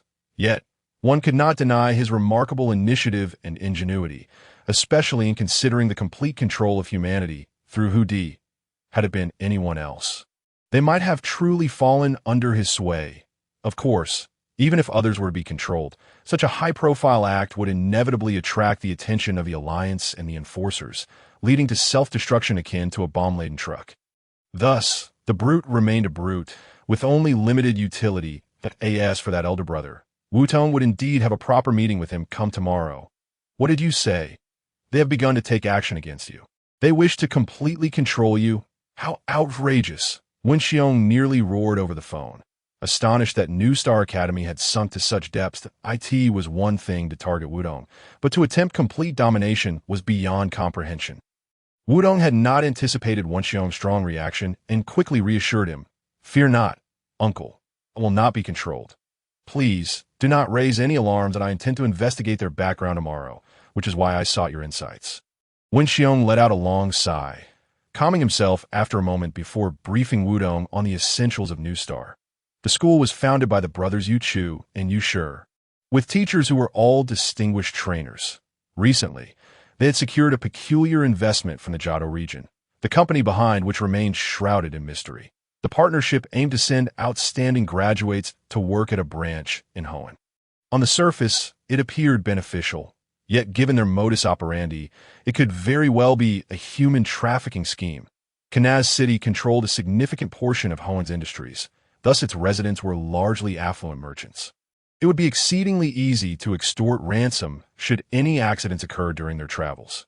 After hanging up, Wudong felt the direction of his objectives had become clearer, yet he was confronted with even more obscurities. If it were merely the brothers Yuchu and Yushur, it would be manageable, but now a mysterious company had entered the fray. Most troubling was that this company hailed from the Johto region, and specifics were unattainable. Wudong rubbed his forehead and remarked to the nearby Solgaleo, "What Uncle mentioned about ransom extortion is quite plausible, as long as the adversaries maintain a convincing faade. Coupled with Hudi's brainwashing capabilities, New Star Academy could easily evade responsibility." Solgaleo, concerned, inquired, "What are your plans? This matter has escalated beyond your capacity to handle. It may be time to contact the Alliance or the Enforcers." Wudong shook his head, stating that it was premature to reach out to the Enforcers. After all, this was merely a hypothesis. Tangible evidence was required. However, Wenxiong had mentioned that a new batch of students would graduate after the competition, and representatives from the mysterious company would undoubtedly appear in the coming days if fortune favored him. Following Yushur to meet his elder brother might lead to an encounter at that point. He could trace the threads back to their source. Thus, the most pressing matter at hand was to get some rest. The next day, at 9 in the morning, the space before them shimmered and flickered, a sign of Hudi and Yushur's arrival. The teleportation ability allowed them to return to places they had previously visited, so they were able to materialize directly in the room. Wudong was instantly alert, bowing upon seeing Yushur and greeting him with, "Good morning, esteemed master." This address sent Yushur soaring. In his elder brother's eyes, he had always been perceived as a mindless brute, often lamenting that without him, he would have long since been lost. No matter his endeavors, he received neither recognition nor encouragement. Yet now, the little brat was entirely under his control, even referring to him as master. Such a sensation of being respected was undeniably pleasurable. Were it not for the limitations on teleportation during battle, he would have eagerly returned to showcase his achievements to Yuchu. Suddenly struck by inspiration, Yushur slapped his forehead and chuckled. Pointing at Wutong, "Ah, the consultant from the company in Johto is coming by shortly. I'll introduce you to them." Behave well and don't embarrass me, understood? This opportunity would not only impress his elder brother, but also allow the consultant from that enigmatic company to witness his abilities. Even without Yu Chu's disclosure, he understood that this was no ordinary investment firm, but rather a significant villainous organization. He would much rather join their ranks than be a mere principal or teacher here.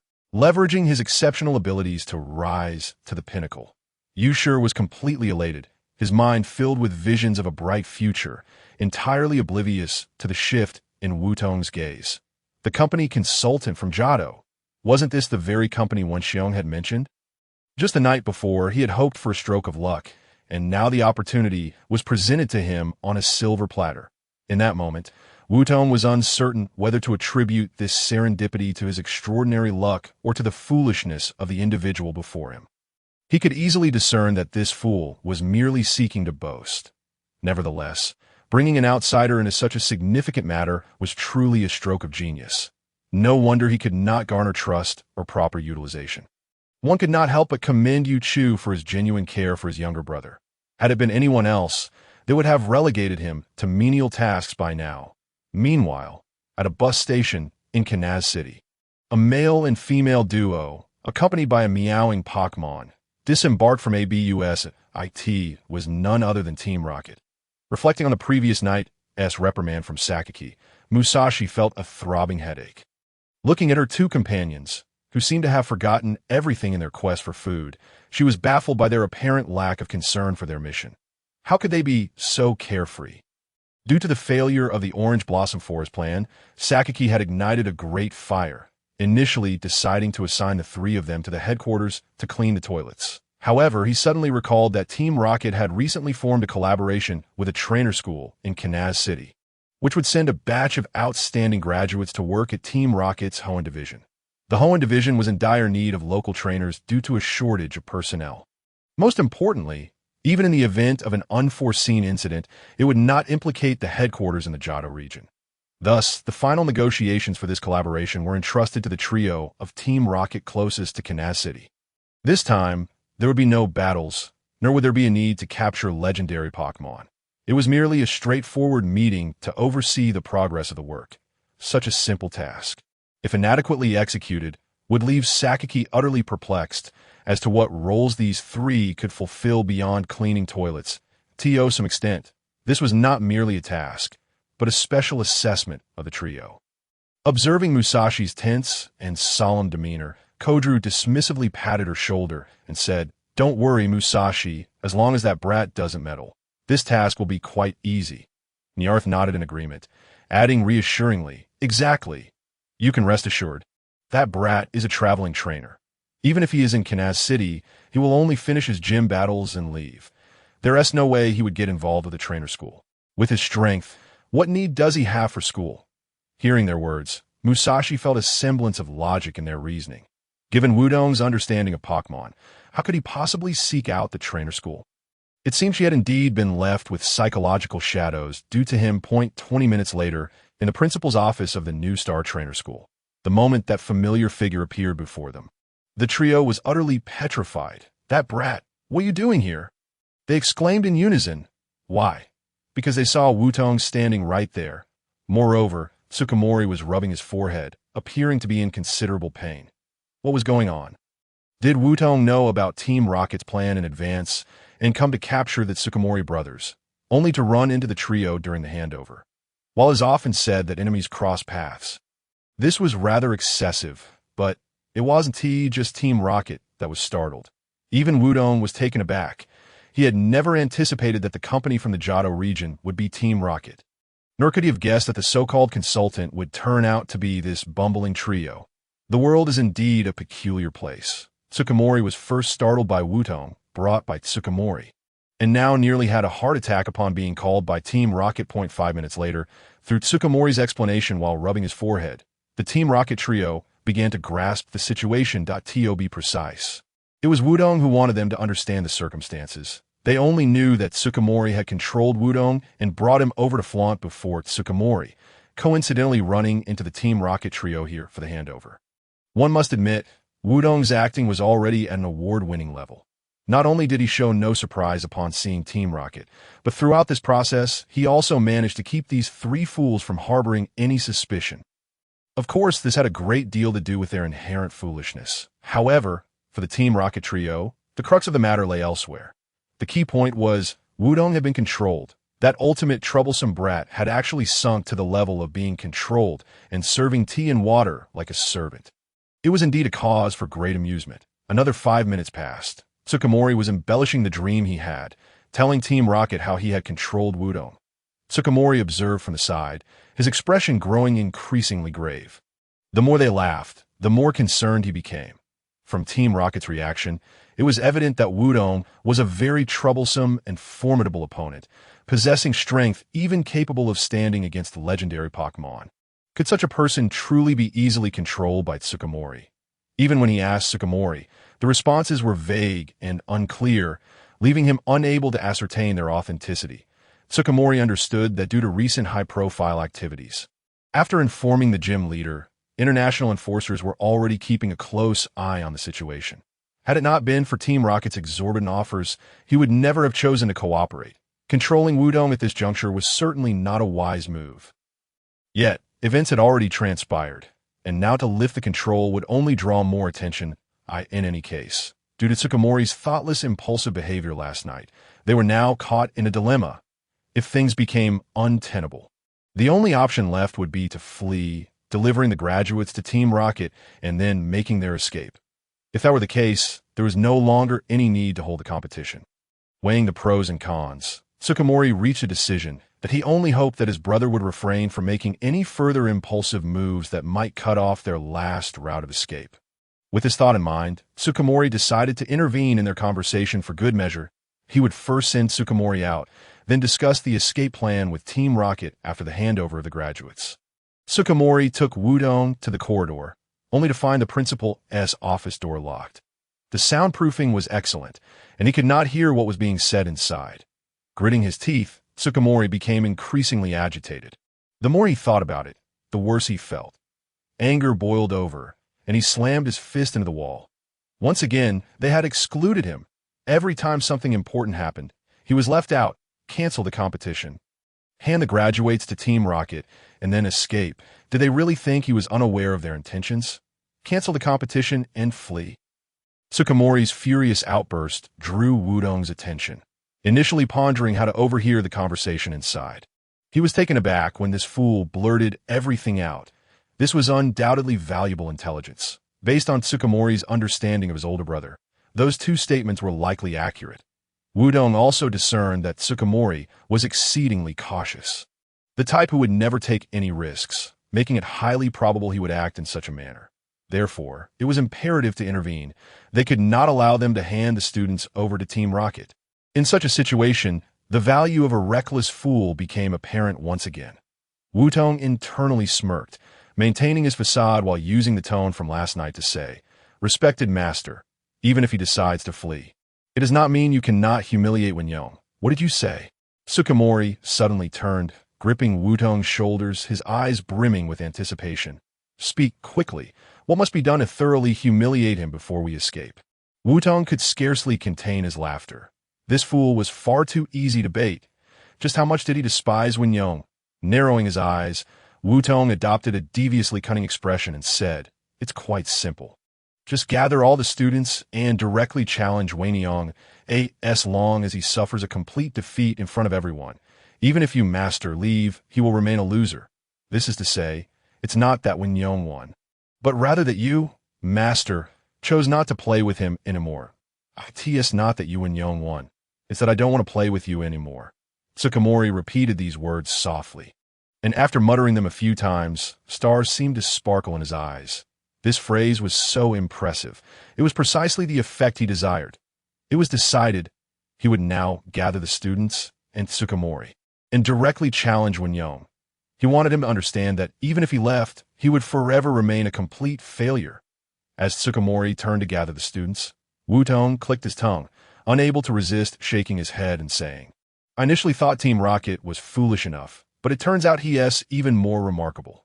With that, Wutong took out his phone and dialed Wutong's number. "Uncle, contact the gym leader and have him arrive at the school in 40 minutes. That's right, Tsukamori is preparing to flee. I need to move the students to a safe location and prepare for action according to plan. Hanging up the phone, Wudong revealed his signature smile. Tsukamori would never have guessed that Wudong had already discussed plans with Wenyong. And the counter-strike originally intended for the competition would be moved up. By the time they arrived at the Kanaz school, the only thing awaiting the disgraced Tsukamori would be failure. Meanwhile, at the Kanaz gym. Yes, I understand. Thank you very much. Rest assured, as long as there is evidence, the enforcement agencies and the League will never allow such evil to persist. The gym leader spoke earnestly into the phone. And after hanging up, he turned to face the international enforcer before him. You guessed correctly. Tsukamori and Tsukamori are likely wanted criminals, the twin thieves. Moreover, that investment from Jado is very likely linked to Team Rocket. To my astonishment, they have swiftly extended their influence to Kanaz City. Their obstinacy knows no bounds.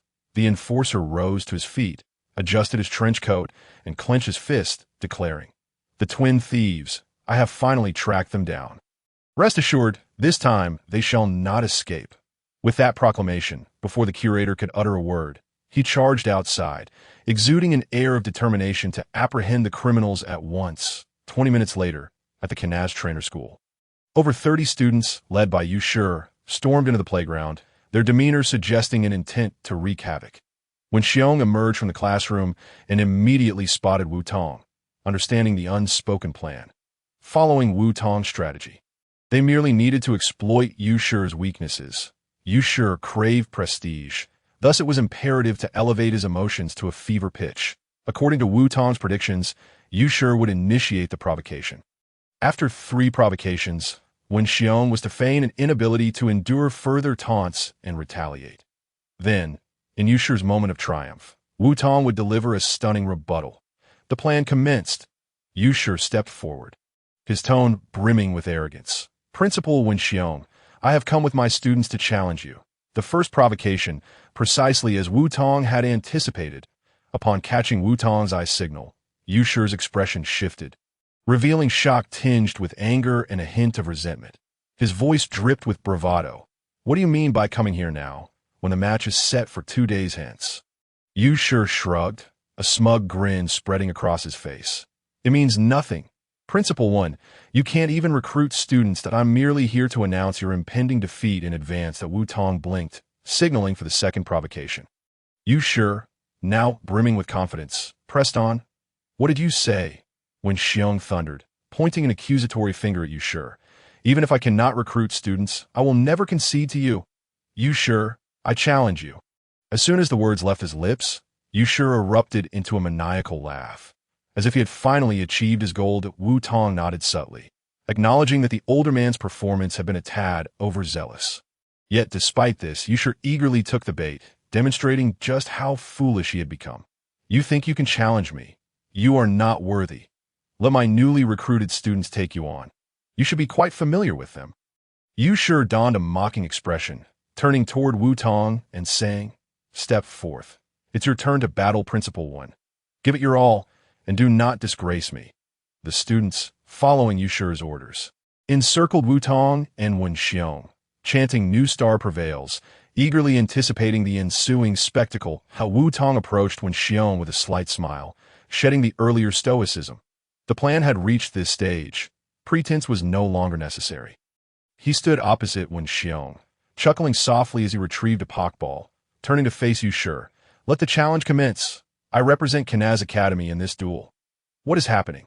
Wutong's declaration resonated like thunder, causing the students to freeze. All eyes fixed on Yushur. The latter, momentarily taken aback, displayed a flurry of expressions, struggling to discern whether he felt amusement or rage. He blurted out in a frenzy, "Hey, are you insane? What did you just say?" "I command you to attack him now." "I said I represent the Kanaz Trainer School in this challenge. The match is happening sooner than expected. Are you afraid?" Wutong maintained his smile, his presence and aura effortlessly eclipsing Yushur's. He pressed the button on the pokeball and flung it forward. Zoroark burst forth, its ability activating, while Kyogre disguised itself as a Sharpedo. Emerging from the pokeball with a ferocious roar, the skies darkened, and torrential rain poured down as a faint, deep blue glow enveloped Wutong. repelling the deluge. In that moment, he resembled a deity amidst the storm. Meanwhile, the increasingly exasperated Yushur merely served to highlight the divine magnificence of Wutong. "You are infuriating," Yushur spat through gritted teeth, the rain snapping him back to reality. He finally grasped that throughout this ordeal, Wutong had never been under his control.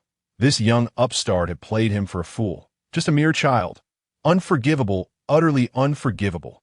Yushur erupted into a mad cackle, retrieving a Pokeball, losing all semblance of rationality as he bellowed. "Incineroar. Burn them to ashes. Annihilate everything."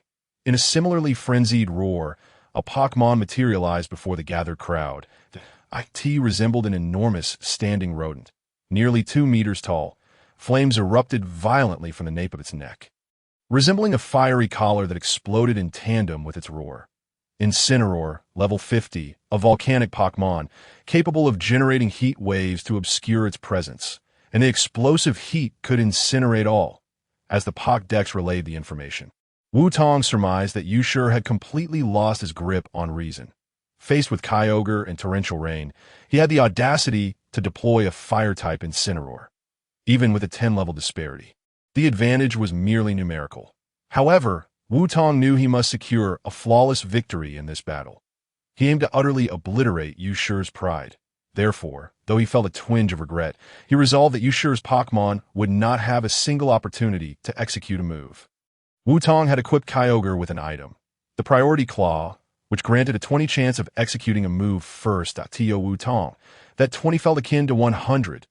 Yushur, oblivious to this detail, waved his hands, seemingly prepared to engage Wutong in a life-or-death struggle, shouting, "Incineroar, unleash all firepower. Use Inferno." Inferno, a fire-type move with a power of 100, engulfs the opponent in flames and carries a 100 chance of inflicting a burn status. It was evident that the volatile Yushur was determined to clash with Wutong using fire-type moves. Yet Wutong would certainly not grant him that opportunity. As flames began to coalesce, Wutong raised his fist, activating his ability while commanding, "Sharpedo, use Ice Beam." The lucky ability activated successfully. The Priority Claw took effect. Kyogre unleashed a chilling roar, spewing forth a cerulean beam that struck Incineroar head-on. Thanks to the Priority Claw's effect, the speed was unparalleled, interrupting Incineroar's attack and freezing it solid. However, due to Incineroar's resistance to Ice-type moves, the damage was not particularly severe. Yet Wutong's objective with this strike was not to inflict harm, but to exert control. Most importantly, the crowd was left in utter shock at that moment. It was simply incredible. A level 40 Sharpedo could not only summon rain, but also subdue a fire-type Pokemon 10 levels its superior. Yushur's Pokemon had been rendered helpless. Was he not the fire-type trainer superior to the gym leader? Yet it was clear that Yushur was flustered, having made a fundamental error by deploying a fire-type Pokemon under such circumstances. The students murmured among themselves, while when Shone cheered like a child from the sidelines, in stark contrast to Wutong's calm and elegant demeanor. Yushur's flushed face appeared all the more ridiculous. He gritted his teeth, his features and body trembling slightly. How dare they mock him so brazenly? Absolutely unforgivable. Suddenly, Yushur recalled the words spoken at the beginning of the month, warning him against provoking Wutong. He remembered how, upon witnessing Wutong's control, he had not praised him, but instead chastised him. Why? Why? You are merely a wretched child, an inexperienced trainer, just a Sharpedo. How could you possibly defeat me? You little brat. You think freezing my Pokemon guarantees victory? Watch closely. Even as a water type, I can obliterate you in an instant. You little brat.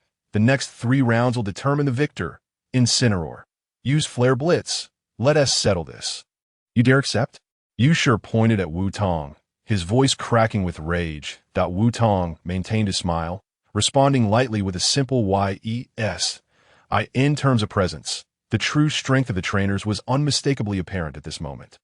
Yushur had long since disregarded the students' murmurs and opinions. His sole focus was on Wutong, intent on incinerating him completely. Good. Very well. You have spirit. Then, Incineroar. Use Flare Blitz. Let us settle this with a near-deafening roar of command. Flames erupted from Incineroar, melting the ice in an instant. Burnout, a fire-type skill with a power of 150, engulfs the user in flames, inflicting tremendous damage upon the opponent.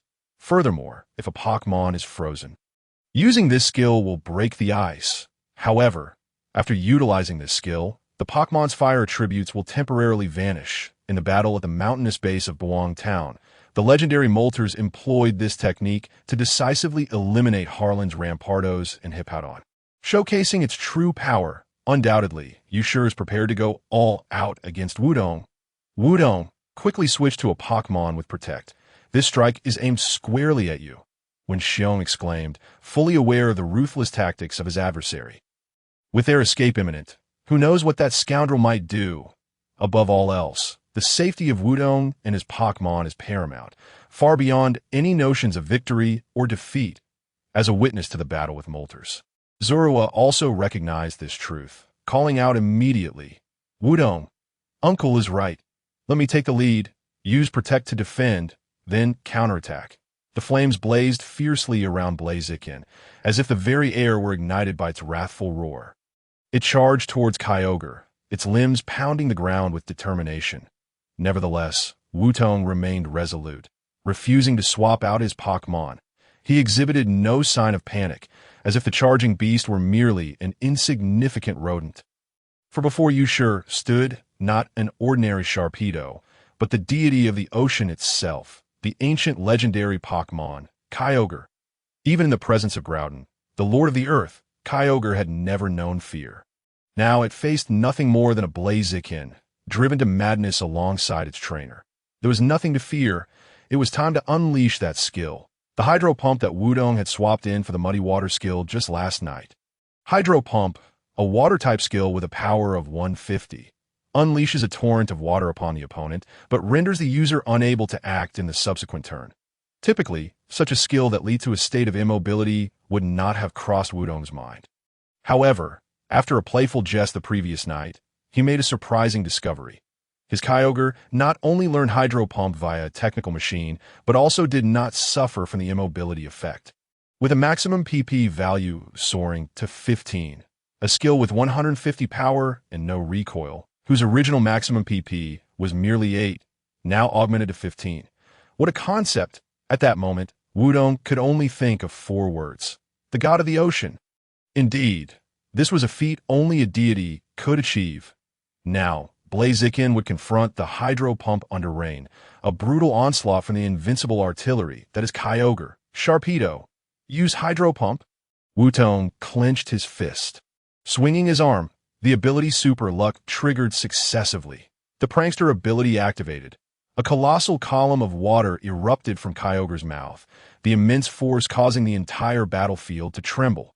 The spiraling water struck Blaziken's head, and the two forces began to collide. With the same power of 150 but a level disparity of 10, Yusur did not anticipate defeat. Yet, Wutong equally believed in his partner. Sharpedo, do not yield to him. As Wutong shouted, Kyogre summoned all its strength, the water column doubling in size beneath a blue glow. The tremendous force halted Blaziken's advance, its feet sinking into the ground as it left a long trail of destruction. The flames upon its back extinguished by the deluge. The might of Hydro Pump, the power of the god of the ocean, finally overwhelmed Blaziken. A resounding crash as Blaziken's body collided with the classroom. The already precarious building crumbled under the impact. The skill concluded with resounding success. Blaziken was rendered unable to battle. We won. We actually won. When Xiong stared blankly at the classroom, repeatedly murmuring those words. It was as if he had witnessed an impossible event. One so extraordinary it made him forget that his classroom had collapsed. We truly won. Unable to contain his joy any longer, when Xiong rushed forward to embrace Wutong. Spinning around in ecstasy, he continued to exclaim, "One turn to decide victory. A knockout despite the level difference exceeding 10. Incredible. Incredible. Such an outstanding trainer. I must have you as my son-in-law." 5 years of suppression erupted in that instant. And when Xiong felt happier than he had ever been, the students of the New Star Academy stood utterly dumbfounded. Before arriving, Yusur had told them to prepare for an extraordinary performance and to mock the loser without restraint. Yet now, they had witnessed a spectacular display. Wutong Sharpedo had defeated the level 50 Blaziken in just 2 turns. But the loser was their teacher. You sure? Should they truly mock him? The students found themselves at a loss. Their minds clouded by the subtle influence of brainwashing, uncertain of what to do except to look to you sure for guidance. But upon gazing at him, they saw only the final straw that broke the camel's back. He had thought he had controlled Wutong, even envisioning a scenario so real, only to be outsmarted. He had brought his presumed victory to his brother, only to receive a scathing reprimand, after eagerly anticipating a meeting with the villainous organization he had long admired. He was instead expelled, not even allowed to eavesdrop. Now, having proposed a 3-turn decisive battle, he found himself defeated in a single turn. It was merely a level 40 Sharpedo. Even with its ability to summon rain and unleash Ice Beam alongside the absurd Hydro Pump. It was still just a Sharpedo. Impossible, this cannot be. I am the Twin Thief. How could I possibly lose? I've always been the one to toy with others. No one has dared to play me like this. You sure roared, clutching his head in frustration. He grasped a second Pokeball, containing Alakazam. He had completely lost his sanity, desperate to overturn the reality of his failure. As long as no one remembers. As long as no one sees, I have never failed. Ha ha. Ha ha. You sure laughed maniacally as he threw out Alakazam's Pokeball, but Wutong had long expected this move, simultaneously tossing out 3 prepared Pokeballs. Darkrai, Lucario, and Octillery. Among them, Darkrai, disguised as the Night Demon, unleashed Dark Void to attack Alakazam. Lucario and Octillery seized Usher, ensuring he could not escape. As a twin thief, he certainly had his own means of escape. He must be contained, Night Demon. Use Dark Void. Do not let Alakazam use any skills. Octillery. Lucario. Restrain Usher. He must not be allowed to flee. Wutong commanded, activating his battlesuit function as he charged forward.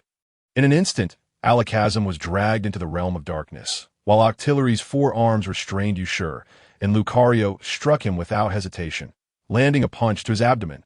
Thud. Usher's legs buckled, and he knelt, instantaneously rendered unable to act. You lost. You sure? Wutong stood before him, his tone unwavering, yet exuding the aura of a true victor. Usher lowered his head, unable to respond, his voice reduced to a low growl, akin to a defeated dog. Not only in battle, Wutong had completely outclassed him in every aspect. The students were now in shock. They realized that in Wutong's eyes, Usher was not even worthy of being considered an opponent.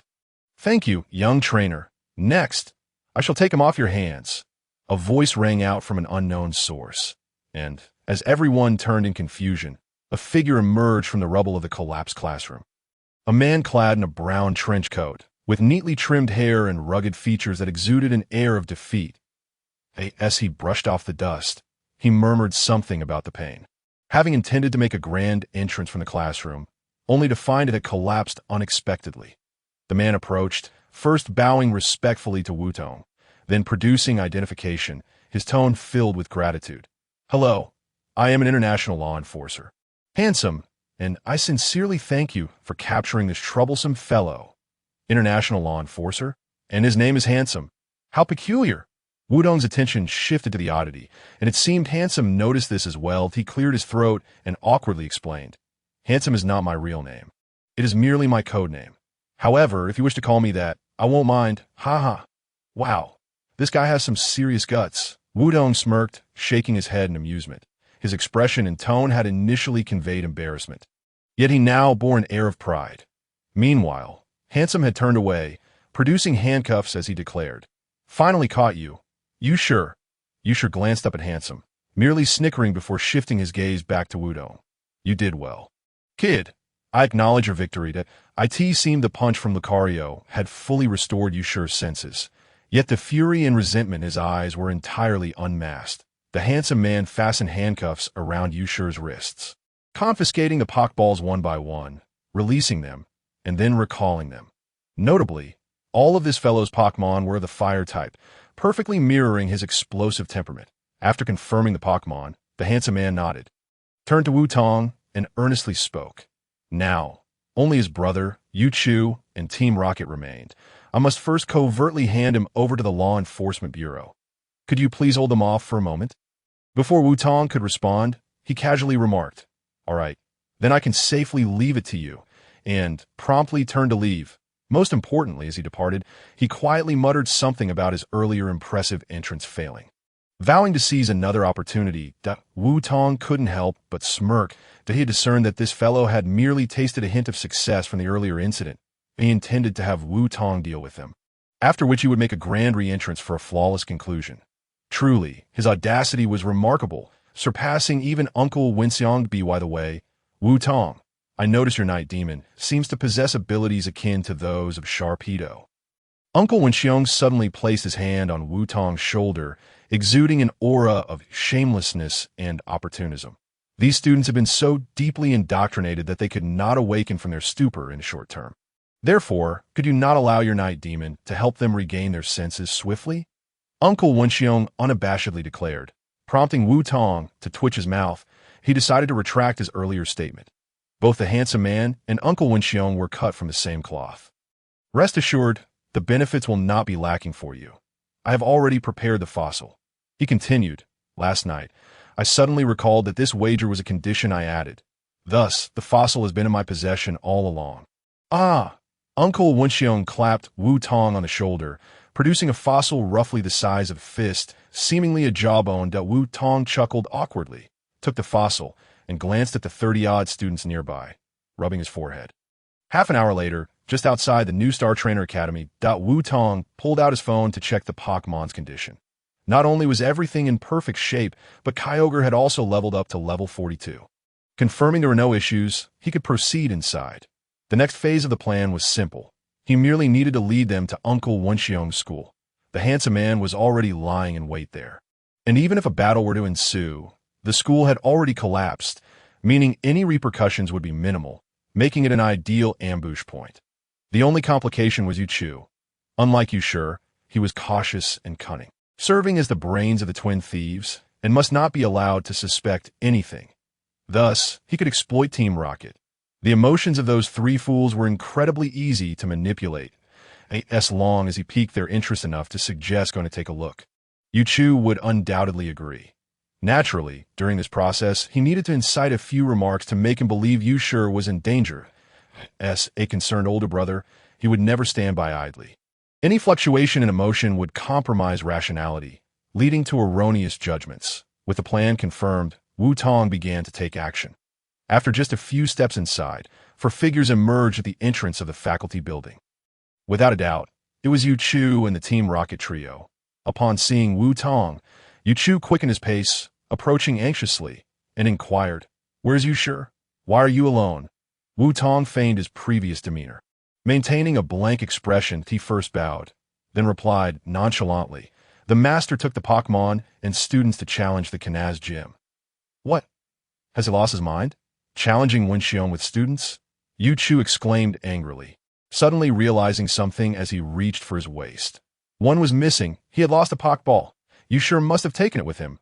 A loud buzz echoed in Yu Chu's mind. Given Yu Shi's temperament, if he lost, he could do anything.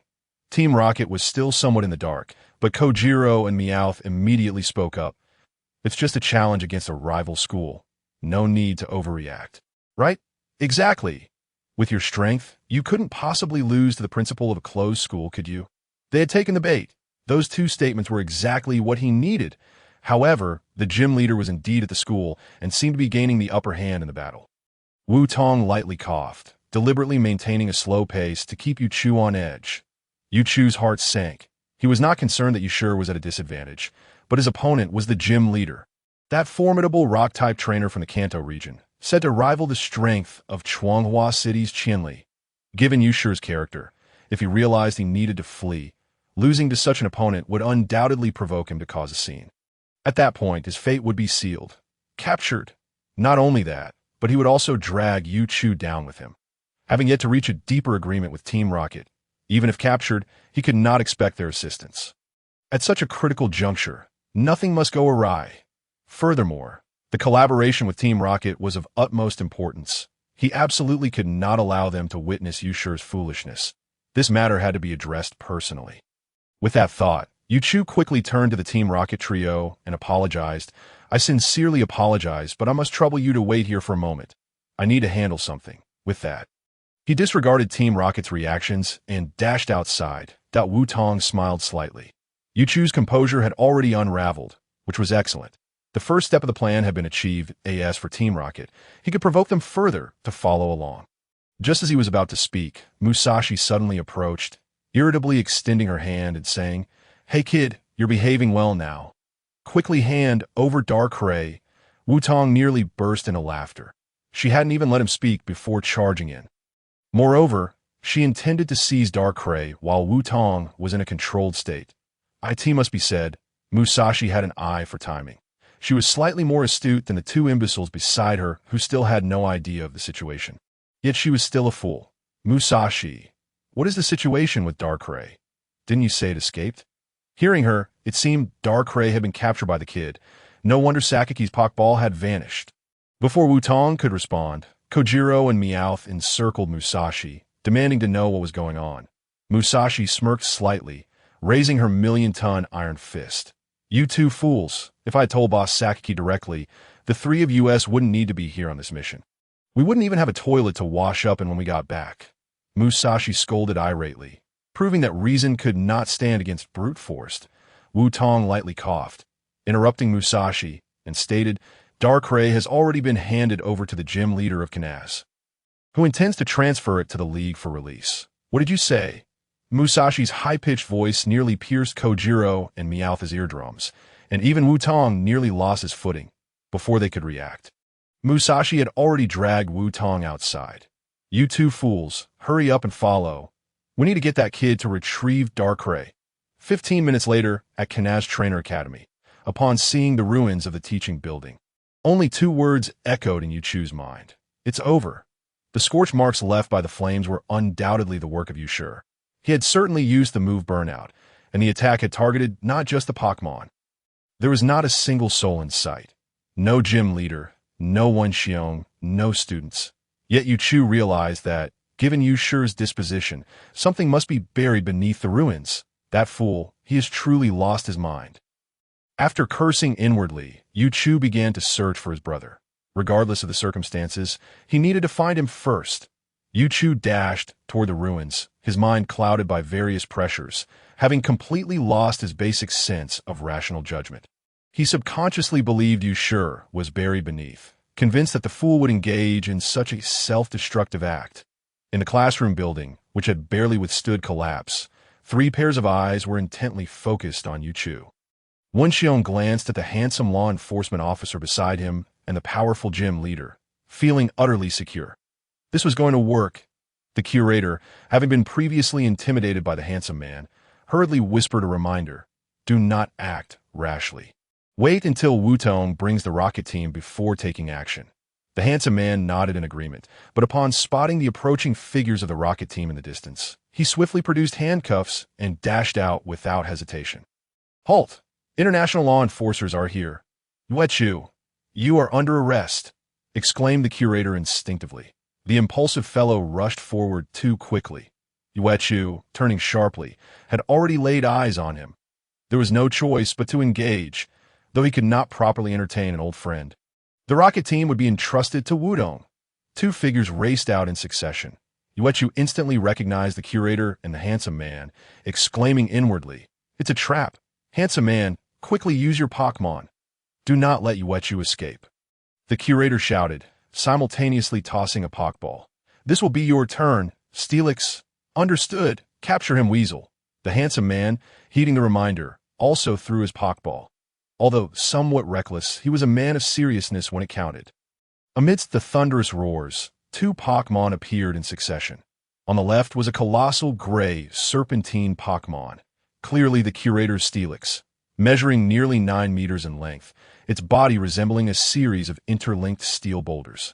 With a menacingly fierce head, beside it stood a diminutive Pokemon, scarcely a meter tall, undoubtedly the handsome man's Weasel. Despite its name, its appearance was more akin to a standing honeypot, its fur predominantly brown. The yellow fur around its neck matched that of its head, extending from the back all the way to its tail. The stark contrast in height appeared somewhat comical, while at that moment. Yuechu also threw out a Pokeball. Double Ice, Frost Guardian, blocked them. 2 Pokeballs were tossed, and Yuechu's Pokemon emerged. Unlike the height disparity on the other side, this pairing showcased a stark contrast of ferocity and cuteness. The left Pokemon, Double Ice, had an appearance reminiscent of ice cream, its body covered in snow, featuring 2 faces akin to that of a Weezing. Its lower half sported 3 downward-pointing ice pillars.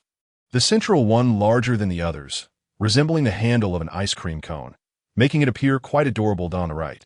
Frost Guardian resembled a round Pokemon composed of a black stone core.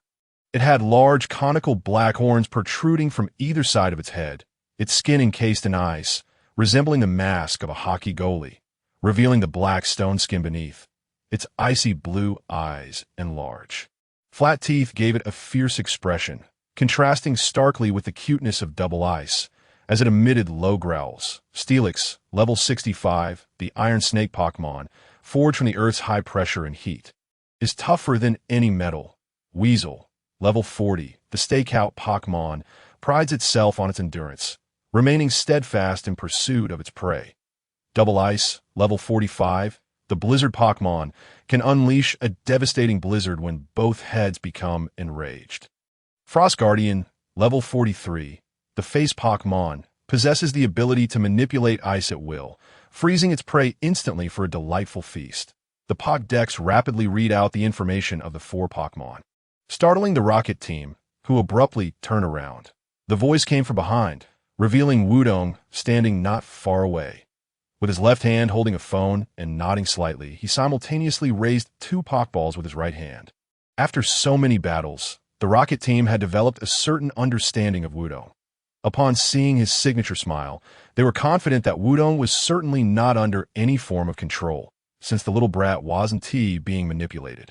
What was he planning to do?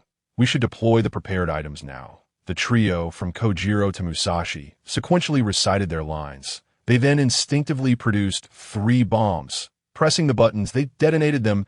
Ugh, what a loathsome sensation. The Rocket team traced a beautiful parabolic arc in the air. Were they actually using bombs to escape? Wutong couldn't help but chuckle at their antics. However, recalling their previous claims, the bomb's power was purportedly limited to merely knocking a person away. Based on their own experiences of being blasted away, they should be unharmed. Zoroa emerged from Wutong's chest, grumpily stating, "Honestly, they escaped again. I bet you let them get away on purpose. Now is not the time for that. We must engage in battle." Wutong brushed aside Zoroa's concerns with a smile, throwing a Pokeball towards the battlefield. Prepare for battle. Volcarona, Octillery. In Wutong's view, Yuechu would never surrender. Even knowing the curator's overwhelming level advantage, he would still choose to fight. Given his character, he must have absolute confidence in his victory. Thus, despite the curator's level superiority, Wutong was determined to throw his Pokeball. Of course, he wouldn't engage in the first round. He needed to assess the situation first. This was precisely why Wutong had deliberately allowed the trio to escape. He didn't want to waste time on meaningless battles, for even if he captured the trio, the Rocket team would not remain passive to that point. They could intervene and potentially rescue Yuechu and his brothers. Meanwhile, the battle on the other side had commenced, with the curator commanding his enormous Steelix to attack. Steelix. Use Euro Ball, target Double Ice. The handsome man was not to be outdone, issuing a wise command. Weasel, Fury Swipes. Attack Frost Guardian to weaken Yuechu's combat power. Euro Ball, a steel-type move with variable power, allows the user to spin rapidly and strike the opponent. The slower the opponent, the greater the powered. Steelix's speed stat is notably low. Even with the 20-level difference, it might not be faster than Double Ice. In a battle where the opponent's strength is unknown, employing this move to test the cunning Yuechu is undoubtedly one of the best choices. On the other side, Fury Swipes was equally astute. A normal-type move with variable power, it involves using sharp fangs to bite the opponent, potentially having their remaining HP. Thus, if the strike connects, Frost Guardian's HP would be instantly reduced by half, under conditions of lower level and stats than the opponent. This move was simply perfect for a first strike. It could be said that, barring any unforeseen circumstances, this battle would be a guaranteed win. But the most crucial factor was the presence of unforeseen circumstances. The opponent was Yuechu, the mastermind behind the Twin Thieves, a notorious criminal genius in the Unova region. Would he leave any normal conditions for his adversaries? Clearly, the answer was no. Yuechu smirked, removing his disguise glasses, and spoke in a calm tone. Double Ice, Frost Guardian, use Absolute Zero. Absolute Zero, an Ice-type move, also has variable power, but its effect is that, once it hits, it guarantees a one-hit KO. This means that if these two moves land, even a level 100 Pokemon would instantly lose its combat capability. Even with a mere 30 accuracy, Yuechu's calm invocation of this move indicated he had complete confidence in its success. Indeed, Double Ice began to spin, its horns emitting a fierce chill. Frost Guardian opened its mouth wide, unleashing a frigid torrent of energy. The move succeeded. The still-spinning Steelix was enveloped in the icy blast. Let alone Weasel, who was already at a 7-level disadvantage and had lost its battle capability. What, Steelix, what happened to you? The curator rushed over, finding Steelix's massive body collapsed on the ground, covered in frost. Similarly, Weasel lay incapacitated, leaving the handsome man at a loss. Zoroa, like the others, was shocked, incredulously exclaiming, "Wutong, you really called it. This guy had a trump card all along." Wutong narrowed his eyes. He certainly knew Yuechu would have a backup plan, but he hadn't anticipated such a lethal move. Moreover, based on Yuechu's earlier reaction, he had absolute confidence in his Pokemon's ability to hit successfully, with a 30 hit rate, even with held items and using items during battle. It would be impossible to reach 100. This guy's Pokemon must have some trick up its sleeve. Give it up. You cannot defeat me. Yuechu approached the handsome man, his expression and tone as cold and unyielding as his Pokemon's attributes. Release you sure, or the next strike will be directed at you. The Double Ice Dodo and Ice Ghost Guardian have gracefully floated over, positioning themselves on either side of the curator and the handsome gentleman. Should either of them display any suspicious movements, the previously unleashed Absolute Zero will be executed in an instant. Yet now, Wutong has moved. The earlier observation was merely to await this precise moment.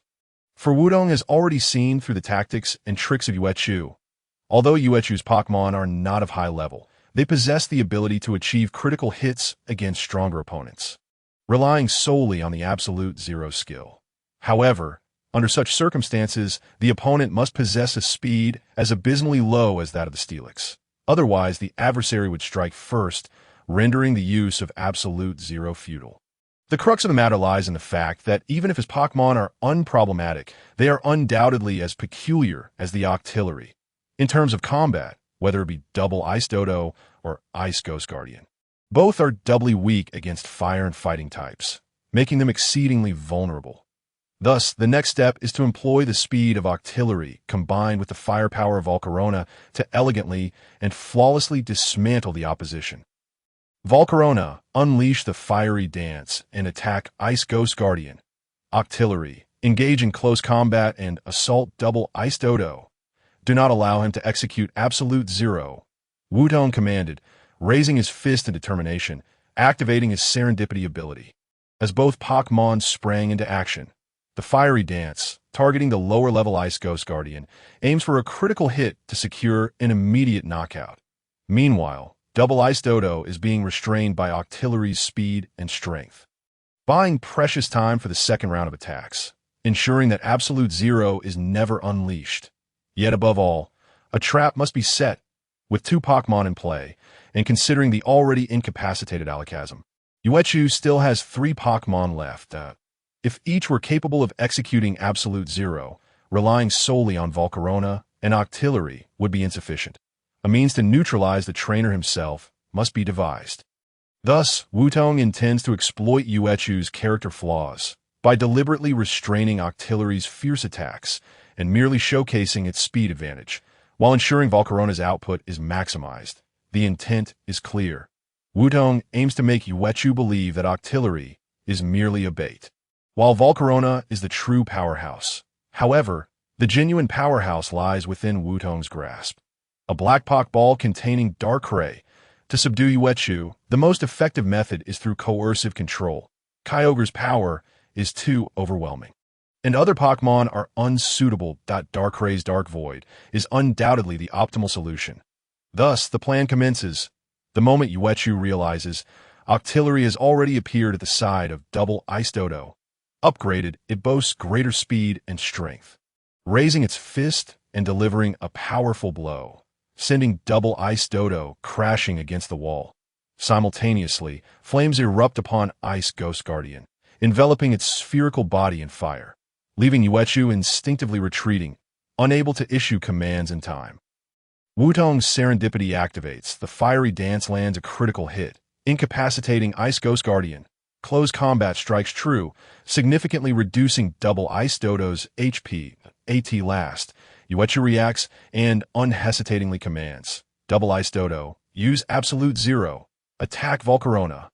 Indeed, Uechu directs Double Ice Dodo to attack Volcarona, not Octillery.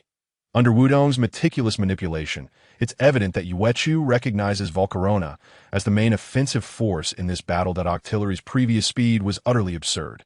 Undoubtedly a bait. Attacking it would likely result in a miss, rendering it pointless. Hence, prioritizing the resolution of the formidable main attacker is paramount, even if it leads to a one-for-one exchange. After all, he still has 3 Pokemon left. Dealing with Octillery would pose no problem. Uechu's calculations ring true. Yet he fails to notice the smile at the corner of Wutong's lips. Indeed, he has fallen into the trap. Uechu's attention is entirely focused on Volcarona, completely oblivious to Wutong recalling Octillery with a Pokeball. He remains unaware of the black Pokeball hurled towards Double Ice Dodo. As Double Ice Dodo begins to spin, frost emanates from its head, and Darkrai appears in that fleeting moment. Zorua, activating its illusion ability. Dark Void, Wutong calls out, deliberately raising his voice, as Uechu suddenly realizes something, turning sharply to that direction, just as he is about to issue a command. The black hole has already devoured his Pokemon. Dark Void successfully connects, plunging Double Ice Dodo into a slumber. How is this possible? A Dark-type Pokemon wielding Dark Void. How could this have transpired? Uechu erupts with emotions akin to his brother, truly a testament to their sibling bond. Yet alas, Wutong will not respond. Handsome, now is the time. Do not stand there. Wutong calls out to the handsome observer, who has shockingly forgotten his identity and duties, engrossed in watching the battle between Wutong and Uechu. However, as previously mentioned, this reckless enforcer, despite his blunders, proves to be remarkably serious and reliable in crucial moments. At the instant Uechu roars at Wutong in anger, he produces handcuffs and lunges forward, akin to a weasel spotting its prey. Uechu, cease your resistance. You are under arrest. The handsome gentleman leaps onto Uechu's back, cuffing his hands, striking a pose and expression of triumph. 3 hours later, at the Enforcement Bureau, I truly appreciate your assistance. Without you, not only would we have failed to apprehend them, but the consequences would have been dire. I in front of the van transporting the criminals. The handsome gentleman grips Wutong's hand, shaking it vigorously. Wutong smiles somewhat awkwardly. The gentleman's demeanor is quite pleasant. At least now, he can genuinely sense his gratitude, albeit a bit exaggerated. By the way, I received a notification that Team Rocket and some villainous organizations are secretly active in the Hoenn region.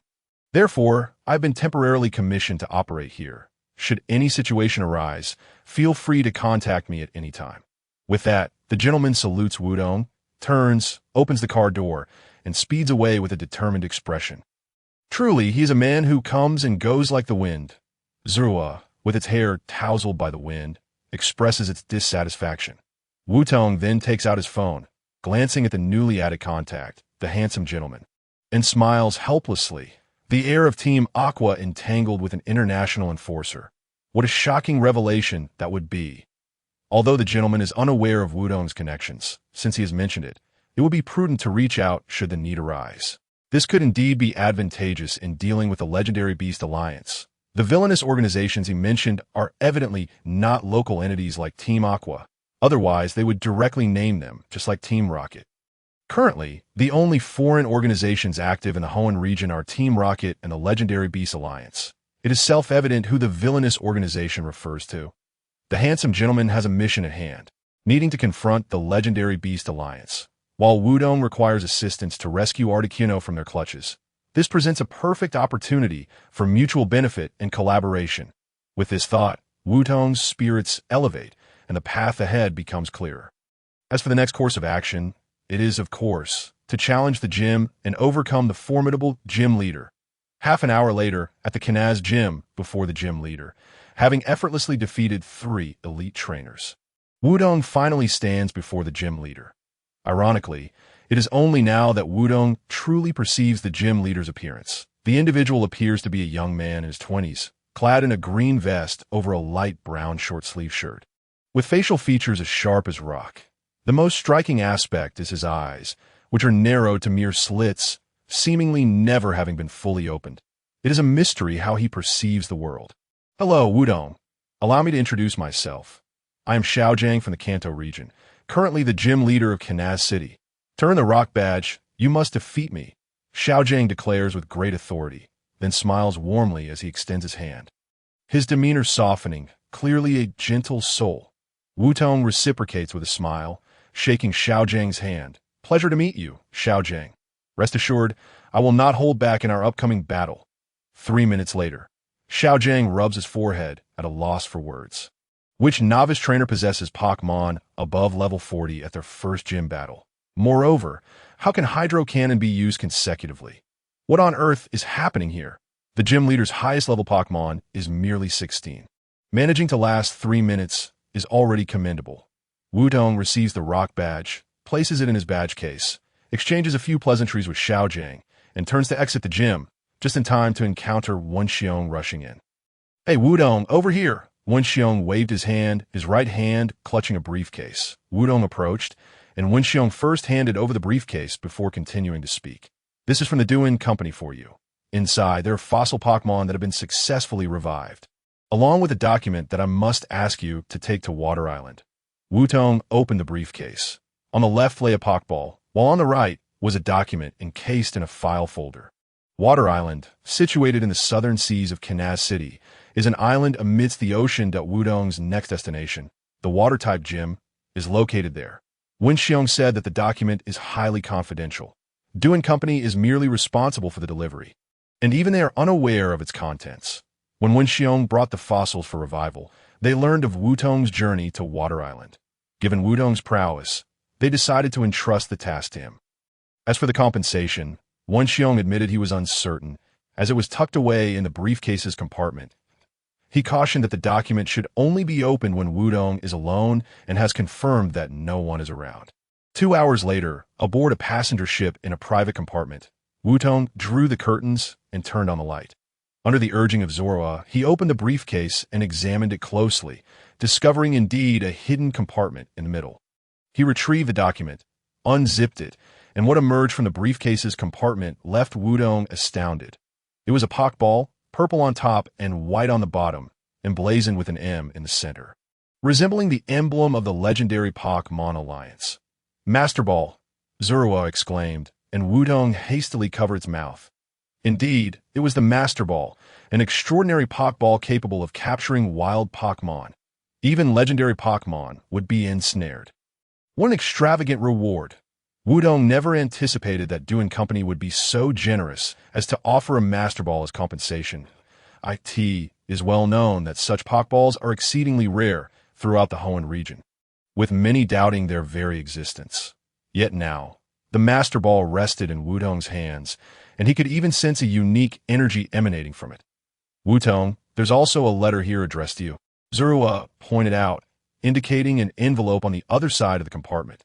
Wudong opened the envelope and read the letter carefully. 5 minutes later, the content of the letter was brief, yet Wudong read it several times. For its significance was immense. The letter was penned by the president of Duin Company, and its message was straightforward. According to their surveillance, the legendary Mewtwo had been sighted on Water Island. Yes, Mewtwo, the most formidable and ferocious super Pokemon of legend. It is said to be the ultimate result of horrific genetic experiments. Every aspect of it being is born for battle, possessing unparalleled strength and an exceedingly vicious nature. Mewtwo's last known appearance was a decade ago, when it was defeated in battle by a certain trainer, leading it to recognize the bond between humans and Pokemon despite its extreme disdain for humanity. It was drawn by such beauty, and in a profound internal conflict, Mutwo chose to distance itself from humans, vanishing entirely after that battle. For 10 years, both the League and numerous organizations, as well as countless trainers, have sought the elusive Mutwo, all yearning to capture it and harness its extraordinary power. Now, Mutwo has re-emerged, and it has appeared at Wudong's destination, Water Island. Most significantly, the president of Do & Company has expressly entrusted Wudong with a Master Ball. The letter urged Wutong to capture Mutwo. The information was overwhelming, and after a long moment, Zorua finally reacted, incredulously asking, "What do you plan to do? Are you really going to capture Mutwo?" Wutong smiled faintly. Not answering Zorua as a trainer, the opportunity to capture Mutwo lay before him, and he found it difficult to refuse. However, the letter also stated that they had only caught a fleeting glimpse of Mutwo and had not confirmed its exact location. There was also no assurance that Mutwo still lingered on Water Island. Most critically, Mutwo is exceedingly violent and harbors a profound hatred for humans. As a weapon created through experimentation, it embodies the brutal nature of all Pokemon and cannot be trusted by humans. The reason the president of Do & Company wishes for Wutong to capture Mutwo is that he has conducted investigations into Wudong's background and has witnessed related battles. He sensed that Wudong possesses qualities unlike any other trainer. More importantly, the enigmatic scientist who created Mutwo was a dear friend of his many years ago. Upon awakening, the friend's final wish was for Mutwo to possess a warm heart and become a true Pokemon. Thus, the president hopes that Wutong can forge a bond with this most ferocious Pokemon and genuinely transform it, even if it means initially capturing it forcibly with the Master Ball.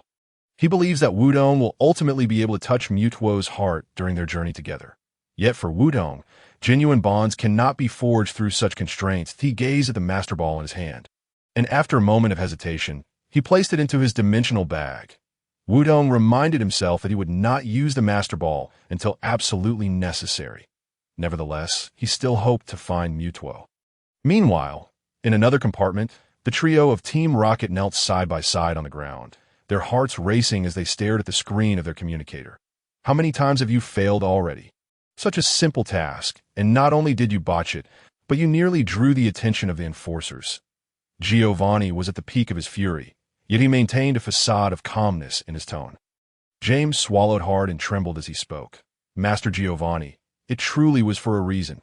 Had that little brat not shown up, we would have succeeded this time. Enough. I do not want to hear any more excuses regarding him. Giovanni interrupted James, waving away the presence of Meowth beside him. After several deep breaths, he finally regained his composure. I'm giving you one last chance. You have a highly important mission on Water Island. According to the intelligence I've received, Mutwo has appeared on Water Island, and its condition is dire. Your task is to locate it. Remember, do not engage in battle. Upon discovering Mutwo, contact me immediately, and a battle squad will be dispatched for support. With that, Giovanni hung up the communicator, leaving the trio in stunned silence. Mutwo has reappeared on Water Island. The very Mutwo that single-handedly destroyed the entire Team Rocket base 15 years ago has resurfaced on Water Island. No matter what, they must capture it. 2 days later, on Water Island, at the dock, the sea breeze swept across, and the sunlit beach unfolded before him. For Wutong, who had grown up by the seaside, this environment felt exceptionally comforting. Strolling across the sandy shore, he first entered the fishing market, where fishermen displayed their wares, calling out various seafood. However, amidst the commotion, one voice stood out distinctly, verging on the absurd. Come and take a look. The latest photo album of the gym leader Lilina, the most unique mermaid in the Golden Ocean. What on earth? Gym leader.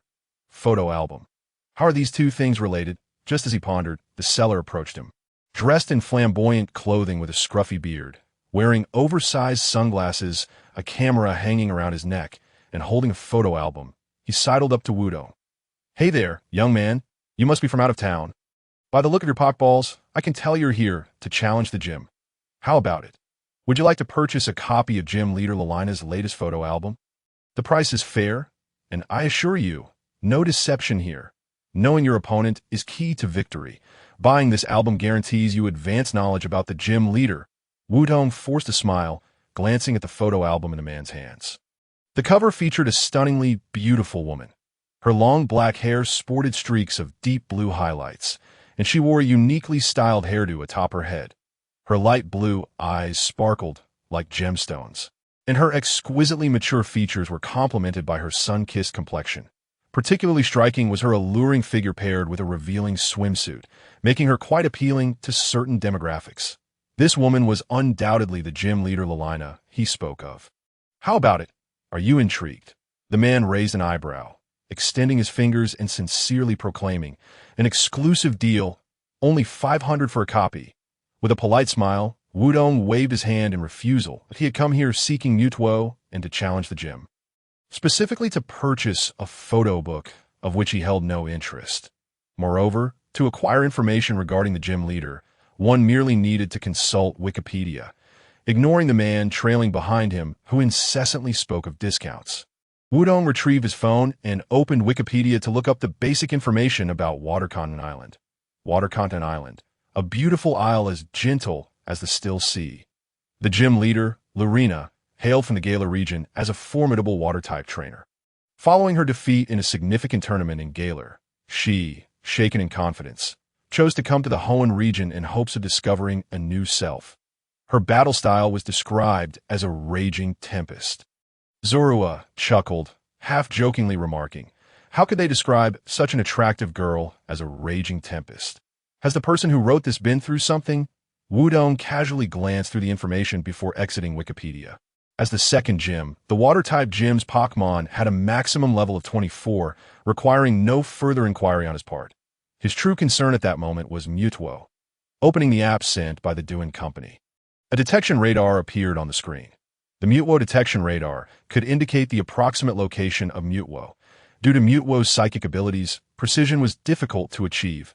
Currently, the radar indicated that Mutuo was located. Wutong felt dark lines appear on his forehead. The radar suggested that Mutuo was situated in the depths of the ocean. Zuh dragged out the syllable, complaining in annoyance. Why does this guy have to go diving?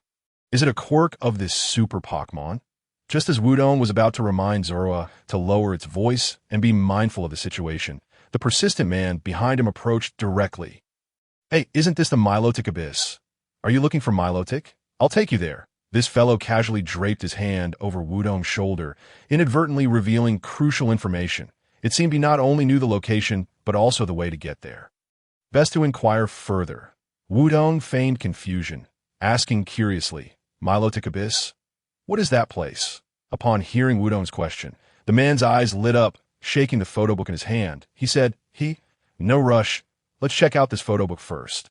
And we can chat while looking." Wutong smiled faintly, accepting the photo book, and replied in a similar tone, "Business comes first. Let's hear you out before I make a purchase." After a round of conversation, Wutong acquired comprehensive information.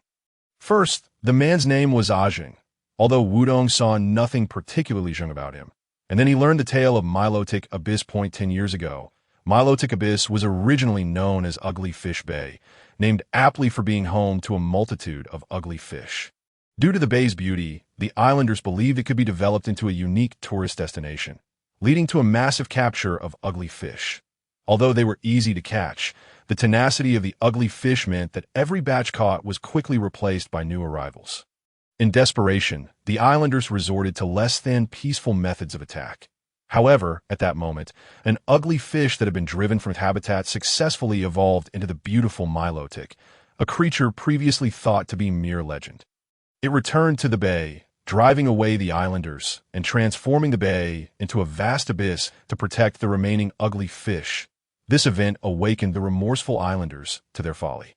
They abandoned their development plans, designated the area as a special conservation zone, and renamed it Milotic Bay. This day, the stunning Milotic can often be observed making appearances. Furthermore, after reconciling with Milotic, the islanders even developed a new project to observe Milotic. With a ticket fee, one could take a boat to the surrounding waters of Milotic Bay and witness the enchanting sight of Milotic emerging from the water. With enough luck, one might even receive an invitation from Milotic to ride on its back and swim together. However, there was a strict rule in place. Activities were only permitted in the observable outer waters, with no crossing into the habitat of Milotic and ugly fish. This undoubtedly posed a significant obstacle for Wutong. According to the radar, Mutwo was located deep within the heart of Milotic Bay. Yet, not only was that area strictly off-limits as dictated by Water Continent Island, but it also housed a considerable number of Milotic. To approach, one would need to circumvent Water Continent Island's restrictions and be prepared to face an onslaught from Milotic. The gym leader's primary Pokemon was indeed Milotic, and having been influenced by their prowess. Wutong was well aware of its strength. Even with Kyogre's assistance, a forceful entry would not be an easy feat. Alternative strategies were required. Just as this thought crossed his mind, Zorua, as if attuned to Wutong's contemplation, directly posed a question to Ajing. Hey, you said you could take us there, but now you're saying the rules prohibit crossing. So, can we go or not? Of course we can go. Ajing confidently slapped his chest. Glancing around before placing his hand on Wutong's shoulder and leaning in to whisper, Don't worry.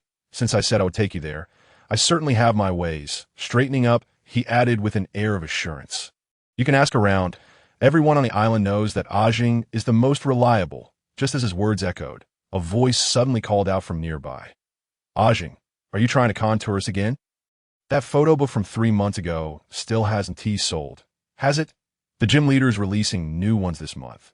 You better step it up, huh?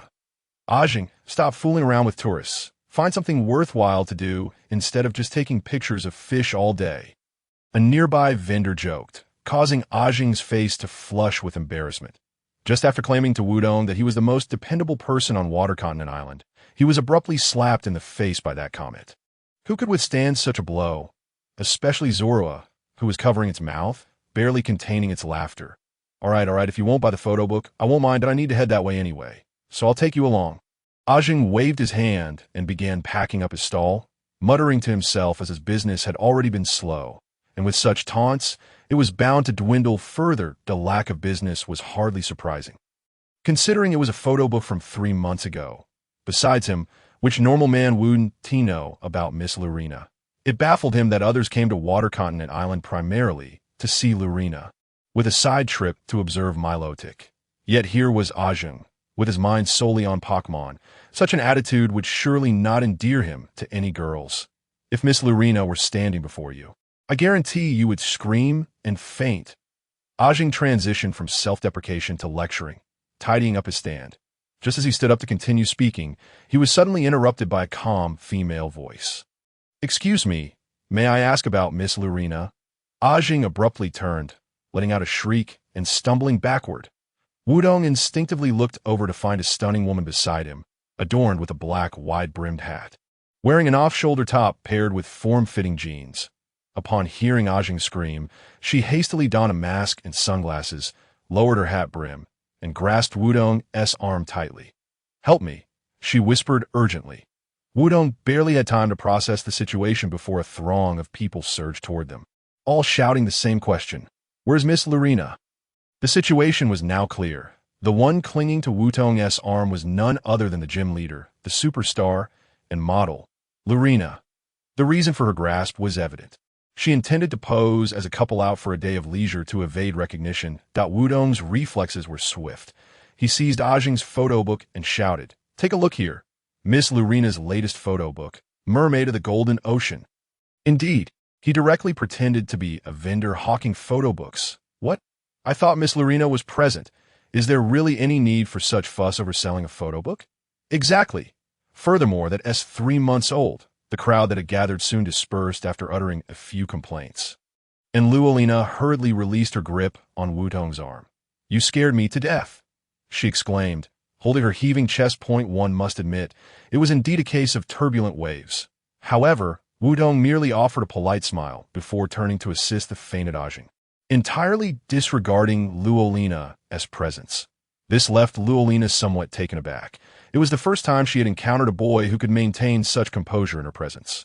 Nevertheless, astonishment aside, her priority was to awaken Ajing, as she had come seeking his assistance. 20 minutes later, at the seaside inn, Wutong laid Ajing on the bed and stretched his back. One could not help but remark on how soundly this fellow was sleeping.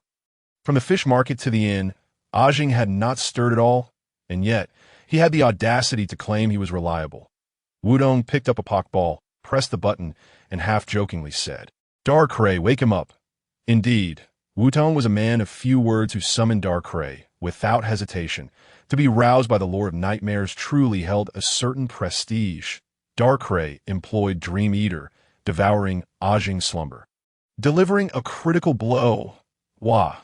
As Wutong recalled Darkrai, Ajing suddenly sat up, panting heavily, looking as though he had witnessed a terrifying spectacle.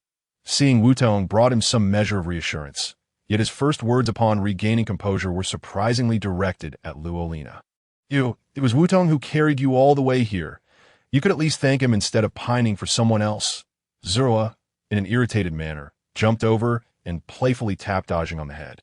Wutong cradled Zorua back, preventing any further antics, and patiently explained, "Miss Luolina has returned to the gym. She is heading to Minas Bay and heard you might have a way to help her. So she specifically came looking for you." This was what Luolina had asked Wudong to convey at the fish market, serving as indirect proof that Ajing was indeed not lying.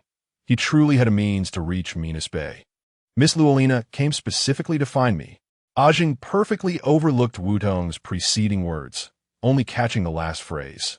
However, this revelation ignited a spark within him. He leapt to his feet, thumping his chest, and declared, "Since it's a request from Miss Luolina, I must take it seriously. The original plan involved a small boat, but I shall prepare a submarine instead. We will set off at 10 o'clock tonight. You may either stroll around or rest until then. Just be here waiting for me by 8. With that, Ajing dashed out, leaving no room for a response. Wudong glanced towards the door, a smile tugging at his lips. He had not anticipated that Ajing's initial plan was merely a small boat, but upon hearing of Luolina's intentions, he upgraded to a submarine. The power of an idol truly was formidable. The seaside inn. On the 4th floor in a certain room, honestly, I thought I would truly see Miss Luolina, but to my dismay, it turned out to be merely a photo collection, and I already possessed 3 volumes of it. Kojiro lay on the bed, deflated like a punctured ball. Meowth shrugged helplessly, expressing his confusion. Musashi threw a brow pencil at him, irritably saying, "I simply cannot fathom you. You have a stunning beauty comparable to a superstar right beside you. Yet you still fancy that dark-skinned duck, and what else with 3 volumes of photos? Is that not a bit excessive? Do you squander your salary on such things?" Upon hearing his idol being criticized, Kojiro immediately bristled, sitting up with indignation and declaring, "Isn't it perfectly normal to have 3 photo collections? One for myself, one to lend out, and one for my collection. Furthermore, Musashi, if you wish to compare yourself to Miss Luolina, at least possess some femininity, and your makeup is far too heavy." As he spoke, Kojiro made a silly face in further defiance. Thud. Musashi retracted her fist, applied lipstick, and cleared her throat on a serious note. "Both of you noticed, right? The little brat has also arrived at Watertide Island. However, this time, unlike Orange Blossom City and Kanaz City, hardly anyone knows about the events concerning Mutwo, and even less know its whereabouts. That little brat is likely just here to challenge the gym. As long as we avoid him, we must not allow any direct confrontation. Lord Sakaki has prepared a special submarine for us, which will arrive shortly. We will commence our operation at 9 o'clock tonight. Only success is permitted. Failure is not." At 9 o'clock that evening, by the seaside, Musashi retrieved a remote control and pressed a button. The sea began to ripple, and something emerged from the water. The sand beneath their feet trembled slightly as a fearsome Gyarados surfaced. More precisely, it was a submarine shaped like a Gyarados. This vessel was equipped with the latest deterrence technology, capable of perfectly simulating the intimidating presence of an 80-level Gyarados. The menace in Minas Bay would surely be frightened away, posing no obstacle whatsoever. Musashi spoke with a hint of pride, thinking that securing such an impeccable piece of equipment would leave Kojiro and Meowth in utter admiration. However, after waiting nearly 2 minutes with her hands on her hips and eyes closed, rather than praise, she was met with the two of them urging her on. "Musashi, what are you waiting for? We agreed to act at 9. If we delay any longer, we'll be late." "Exactly. You're the only one who can pilot the submarine, Meow. Are you waiting for me to do it?" Those two utterly lacking in emotional intelligence. Musashi, feeling exasperated, boarded the submarine and closed the hatch. Engage, dive, commence operation. The target was set. Minas Bay, the depths of the underwater caverns. 1 hour later, by the seaside, Wutong and Ajing had arrived, but had yet to catch sight of Luolina. There, too, was a submarine, though it was designed to resemble a Minas. I had a friend specially procure this for me. It can mimic a Minas to the greatest extent that we will infiltrate using the gentlest approach. And I'm certain Miss Luolina will commend my efforts. Ajing stood tall, brimming with pride. Not far off, a figure approached on a bicycle. Her long hair danced in the sea breeze, and her gem-like eyes shone brightly in the night.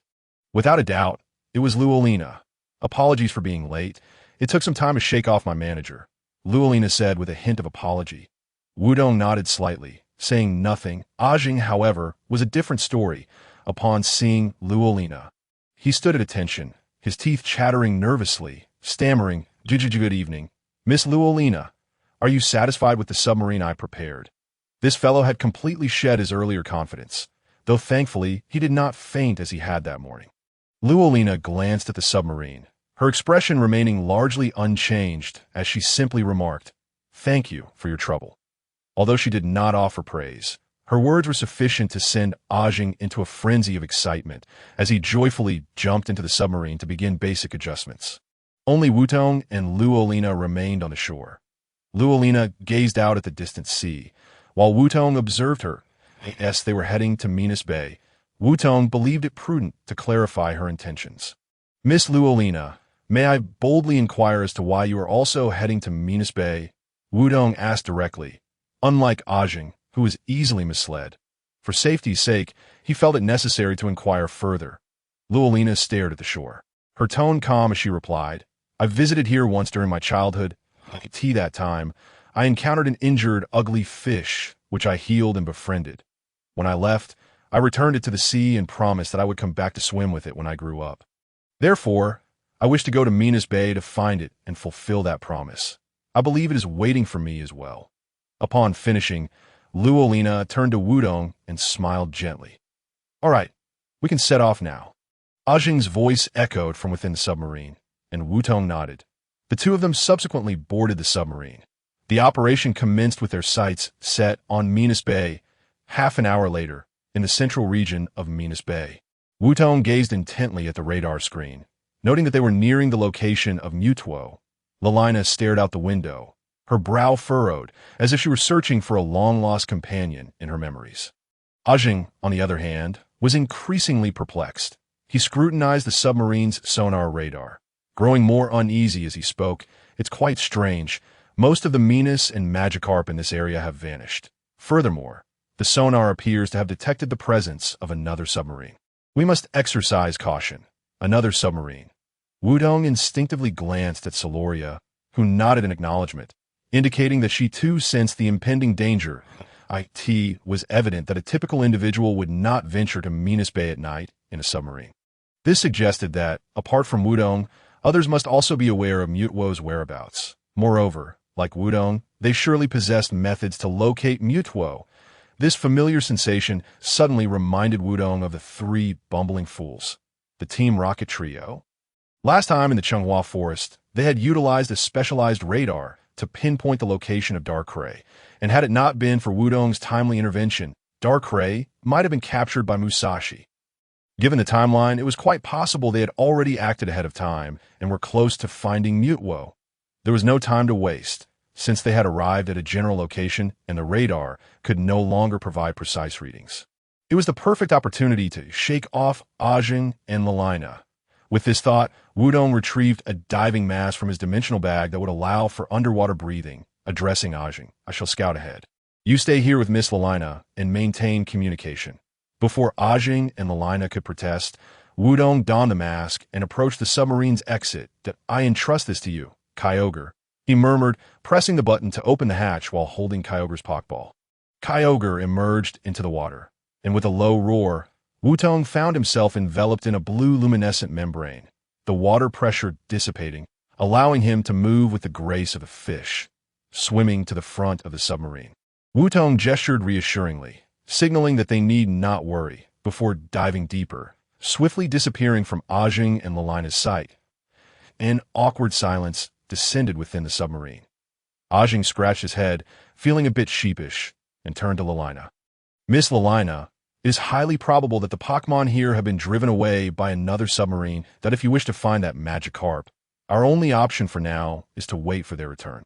Gazing out at the tranquil waters, Lalina nodded slightly, yet her furrowed brow remained. It was not solely due to the Pokemon's displacement. She sensed that Wudong was withholding information from them, knowing that there were other suspicious individuals nearby. He still chose to investigate alone. From Wudong's demeanor, he did not strike her as the reckless type. Clearly, he intended to distract them, embarking on some clandestine mission alone. Perhaps he was even connected to that mysterious submarine. Suddenly, Lalina recalled a conversation she had overheard at the fishing market earlier that day. "Hey, isn't this Minas Abyss? Are you looking for Minas? I can take you there." It baffled her that others came to Watertide Island primarily to see her, with a side interest in Minas. Yet here was Wutong, seemingly fixated solely on Pokemon. Such a singular focus would hardly endear him to any girl. You ought to engage more with the outside world. Piecing it together, Lalina concluded that Wutong was likely here for Minas. With this realization, she retrieved her diving mask. The matter concerning the Pokemon of Minas Bay was one she could not afford to ignore. "Wudong, turn right ahead. The energy there feels stronger. Wudong, turn left after that rock. I sense something. Wudong, you're almost there. Just advance a bit further. Wudong, look, there's an entrance over there." 5 minutes later, at the underwater cave, Wudong surfaced, gasping for fresh air. Thankfully, Soloria's danger-sensing abilities rivaled that of radar, guiding Wutong to this cave successfully. Most importantly, neither on the journey nor at the cave's entrance had he encountered another submarine, indicating Team Rocket had yet to arrive. A growing sense of danger enveloped Wutong. "That I can feel the owner of this cave is immensely enraged," Soloria remarked, clutching its head in distress as a torrent of energy surged into its mind, causing considerable pain. Wutong hastily returned Soloria to its Pokeball, simultaneously retrieving the Pokeballs for Kyogre and Darkrai, relying on the energy fluctuations among legendary Pokemon to discern the correct path. After traversing a straight passage, 3 forks appeared before him. However, the Pokeballs did not indicate any specific route. This suggested that each path led to the same outcome, yet the encounters along each would differ. The energy in the vicinity intensified, and Wutong's perception sharpened, rendering it unnecessary to summon Soloria. It would undoubtedly be unable to withstand the pressure. Moreover, it was akin to the time within Darkrai's mansion. Since Wudong had entered the cave, he was likely already within Mutwo's perceptive range, rendering any actions futile.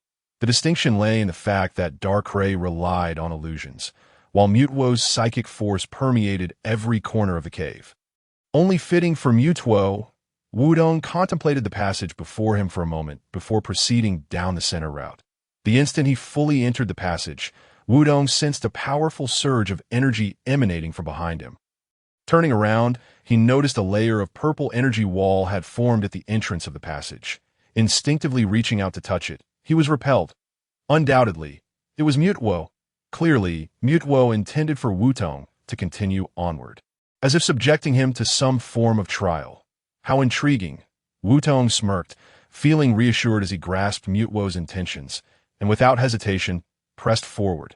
After delving deeper for a period, Wutong suddenly realized that typically, at times like this, Pokemon or foes would emerge. Instinctively tightening his grip on his Pokeballs, he was soon greeted by a voice not far away. "Competing with Team Rocket for prey. That is your gravest oversight. Meow. Though I regret to inform you, your journey ends here." At the sound of the voice, Wutong's remaining anticipation vanished entirely. Yet he knew he had to approach the battle earnestly. Clenching his Pokeball, Wutong declared, "Come forth, Team Rocket. I know it's you. Let us end this swiftly." No sooner had he spoken than 3 figures rushed toward him from the shadows. They shifted positions in the dark, reciting their opening lines. Even as they were exposed by Wudong, "Since you have asked so earnestly, we shall graciously inform you. To prevent the world from destruction, to protect the peace of the world, enforcing love and truth. We are the beautiful yet villainous rebels, Musashi, Kojiro, we are Team Rocket, traversing the galaxy. A bright tomorrow awaits us. And thus, Team Rocket made their grand entrance before Wutong, striking their peculiar poses. Most crucially, they remained entirely oblivious to the purple energy threads connecting their backs. Although they had become lost, stumbling upon Wutong was, in some respects, a stroke of luck. Humph, you little brat, you've thwarted our missions time and again. Now you come to sabotage us once more. Let's settle old scores together. Kojiro and Musashi pointed accusingly at Wutong, while Meowth nodded in agreement, hands on its hips. However, Wutong paid little heed to their threats, instead focusing on the odd detail of their disorientation. Upon entering the cave to reach this passage, it had been a straightforward route, yet Team Rocket had approached from the opposite direction, which was quite peculiar. The moment they mentioned being lost, Wutong had already deduced the truth, coupled with the purple energy lines trailing behind them. He reached a conclusion. These three were unknowingly under Mute Woe's control. Even as they maintained their rationality and awareness, they were entirely oblivious to the fact that they were being manipulated, that it was already pitiable enough that they were endlessly wandering this cave. Now they had been reduced to mere pawns in Mute Woe's initial trial. Therefore, just as he had done in the Chunghua Forest, Wutong resolved to engage in battle to help release them from their unfortunate predicament. Little brat, this time we have powerful Pokemon sent directly by Sakaki-sama. We shall not be defeated by you, Musashi declared, retrieving a Pokeball and pressing the button.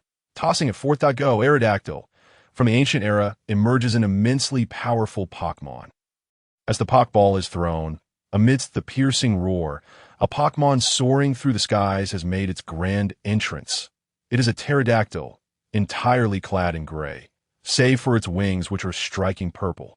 Its elongated jaws snap open fiercely, revealing serrated teeth that seem capable of tearing apart any prey. The fossil pterodactyl, level 43, a fossil Pokemon, resurrected by extracting genetic material from amber and reviving the creatures of the dinosaur age, is now envisioned as the sovereign of the skies of that time. The Pokédex relays this information. The trio from Team Rocket can hardly contain their astonishment. With their prowess, they have summoned a level 43 fossil Pokemon. A truly commendable feat. Wutong smiles faintly, seizing a Pokeball. Thus, she too shall engage in battle with a fossil Pokemon. Go forth, Tyrantrum. Let them comprehend who the true ruler is. With a swift motion, Wutong releases the Pokeball, unleashing a thunderous roar that reverberates throughout the corridor. Team Rocket grits their teeth and covers their ears, forcing their eyes open, only to be met with the sight of a towering Tyrannosaurus Rex. More accurately, it resembles a dark red Tyrannosaurus, exuding an aura of strength and ferocity. Its eyes are adorned with orange rock protrusions, complemented by hexagonal scales that lend it a distinctive appearance. Tyrantrum, level 45. The tyrant Pokemon once reigned invincible in a world 100 million years ago, moving with the grace of a king. As the Pokédex announces its findings, Team Rocket's jaws nearly drop in disbelief. While the fossil pterodactyl, amidst its roars, descends gracefully to it cunningly shields its head with its wings, evading the onslaught from Team Rocket. Indeed, this is the resurrected Pokemon bestowed upon Wutong by one Shone, Tyrantrum, a combination of rock and dragon types. Its ability, Rock Head, ensures that even when executing moves that would typically inflict recoil damage, its HP remains untouched. For instance, should Wutong command it to unleash the powerful move, Head Smash, which normally rebounds half the damage due to recoil, Tyrantrum shall endure unscathed. As for its application in battle, the moment has arrived. Tyrantrum, unleash Head Smash. Wutong commands, urging Tyrantrum to employ the 150 power move, Head Smash. The fossil pterodactyl, though primarily rock type, is also part flying type. Thus, the rock type move Head Smash will inflict double damage. This signifies that as Tyrantrum charges forward, the outcome is already sealed. Wutong intends to gauge Tyrantrum's attack power and ability while demonstrating to Team Rocket the true meaning of a one-hit knockout. She aims to remind them who the genuine ruler of the dinosaur age truly is. Fossil pterodactyl, quickly use Iron Head, block that creature's attack. Musashi shouts in panic, incessantly kicking at the fossil pterodactyl. Yet this coward refuses to budge. Paralyzed with fear, moreover, to have it withstand Tyrantram's head smash, a move of 80 power, is akin to a mere egg colliding with a boulder. Musashi, your Pokemon is utterly unreliable. Exactly. Hurry and use Gyarados to defend. Kojiru and Meowth frantically direct Musashi, but they too, much like the fossil pterodactyl, cling to Musashi in terror as Tyrantrum charges forth. You fools, how am I supposed to throw the Pokeball like this? Musashi bellows in despair. Just as Tyrantrum arrives, its colossal head crashing forward like a freight train. The sheer force propels them into a parabola, breaking through the rocky ceiling of the corridor, illuminating the night sky as the brightest star. What a bothersome sensation! Wutong chuckles softly, shaking her head as she recalls Tyrantrum into its Pokeball and continues her advance. The first challenge has been surmounted. What more awaits?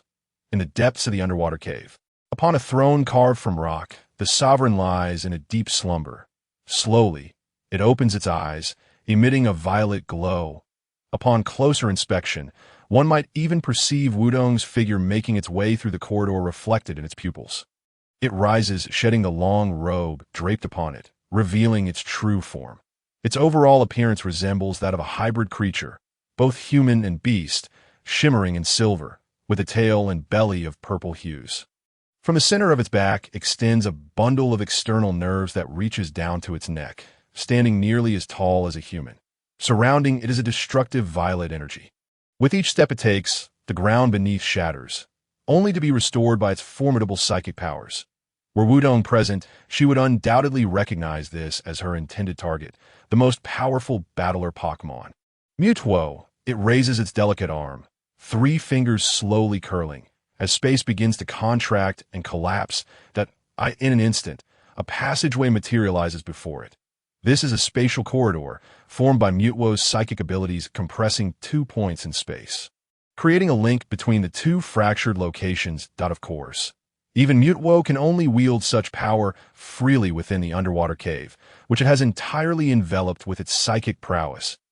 As it steps into the spatial corridor, the exit on the other end leads back to the entrance of the underwater cave. Miss Rurina, be cautious. As Ajing shouts, he lunges forward, pushing Rurina aside, taking her place. The space where she stood visibly compresses, shattering like a mirror. Subsequently, a spatial corridor emerges. Mutwo steps through, raising its hand as Ajing succumbs to unconsciousness, suspended midair by the violet energy. Rurina can hardly believe her eyes. She cannot fathom what manner of Pokemon possesses such power to seize her Pokeball so effortlessly. Most astonishingly, the Pokeball in midair opens automatically, releasing the Pokemon within, which too succumbs to unconsciousness. Levitating above, as the emptied Pokeballs hover, Rurina observes a flash of violet light in Mutwo's eyes, and they are crushed by an unseen force. Instinctively, she attempts to speak, yet no sound escapes her lips, as an invisible hand constricts her throat. In the next moment, a voice devoid of emotion resonates from Mutwo. Impertinent humans, this is not a place for you to tread. Do not interfere with my trial. As punishment, you shall become a part of the trial. Afterward, I will return you to whence you came. Wutong has been walking for 20 minutes. Aside from her earlier encounter with Team Rocket and the occasional wild Pokemon, she has yet to face any formidable adversaries. The corridor stretches on endlessly, an intangible energy gnawing at her spirit, leaving her with an indescribable sense of agitation. The Pokeball containing Kyogre releases a wave of blue energy, enveloping Wutong in a refreshing, moist sensation. The Pokeball of Darkrai emits a powerful pull, drawing in the disruptive energies surrounding her. This support alleviates Wutong's discomfort considerably, restoring her previously affected state of mind. Curiously, the seemingly endless corridor now appears to be shortening at a visible pace. Taking just a few steps forward, the exit comes into view. Following the light, as she steps out, Wutong is greeted by a blinding flash. After a brief moment of disorientation, a spacious area unfolds before her. Having traversed the narrow corridor, this expansive space is a welcome relief. However, Rurina's presence swiftly dispels the comfort. Defeat me, and you may proceed to the next trial, she states expressionlessly, her tone lacking the usual emotional fluctuations, as if she has transformed into another being. Upon observing the energy lines emanating from her back, the answer becomes clear. She is under Mute-Wo's control. Given that Rurina is being manipulated, her words equate to Mute-Wo's. Defeating her will grant access to the subsequent trial. Therefore, there is no need for hesitation. After all, under this controlled state, there is little to fear. It is time to engage. I choose you, Kyogre. Wutong throws the Pokeball, and Kyogre's roar summons a tsunami, shaking the entire underwater cave. Dark clouds above unleash torrential rain, and Rurina, with a flourish of her hand, prepares to unveil her formidable side in battle. Go forth, Blastoise, and conquer your foe. With a thunderous roar, a blue figure emerged from the shattered space. It was a Pokemon that resembled a crocodile turtle, adorned with long, rocky horns on its head and a segmented shell, each segment protruding in a distinctive manner. Its mouth appeared exceedingly sharp, and at the junction where its mouth met the upper face, there was a circular structure indicative of powerful jaw muscles, suggesting a bite force that could rival even that of a Tyrantrum. This was the Rampaging Turtle, a level 50 Pokemon known for its ferocious temperament, capable of clamping down on its prey with jaws strong enough to sever steel. The Pokédex relayed basic information, revealing that its stats were rather unremarkable. However, such simplicity belied the true nature of the encounter. Loina raised her arm, and to everyone's astonishment, the bracelet on her wrist emanated an unusual glow as she shouted, "Rampaging Turtle, Gigantamax now!" With fervor, she withdrew the Rampaging Turtle into its Pokeball, the bracelet shining brilliantly as it entered the sphere. In the next instant, her Pokeball erupted in dazzling purple light. Expanding like a beach ball, Loina embraced the enlarged Pokeball and hurled it with the grace of a basketball throw. The ball struck the ground with a resounding crash, unleashing an explosion of light, revealing a colossal rampaging turtle towering at 20 meters, dark red. Cloud-like energy swirled around its head, its form growing more robust as it transitioned from crawling on all fours to standing upright on two legs. The horns had transformed into true rocky pillars, and its turtle shell resembled an uneven mountain range. This was the Gigantamax form of the Rampaging Turtle, a legendary creature renowned for its tale of biting through a mountain to halt the spread of a flood in ancient times, a story passed down through generations in the Galar region. The Pokédex's reading left Wutong momentarily stunned. Gigantamaxing was a phenomenon where Pokemon expanded in size through the release of special energy from within, distorting the surrounding space and making them appear much larger than their actual dimensions. Furthermore, after Gigantamaxing, a Pokemon's size would increase, its HP would rise, and all its moves would transform into Gigantamax moves. Wutong was aware of the Gigantamax phenomenon, a technique that had been previously witnessed, achievable only through the use of the Gigantamax bracelet and special energy. However, the critical point was that Gigantamaxing could only occur in specific locations within the Galar region, where energy was abundant. Elsewhere, it was impossible. Yet now, Loina not only utilized this ability, but also succeeded in Gigantamaxing the Rampaging Turtle. Without a moment's hesitation, Wutong surmised that this was undoubtedly the work of Mute-Wo. Though he had not anticipated such an extent of power.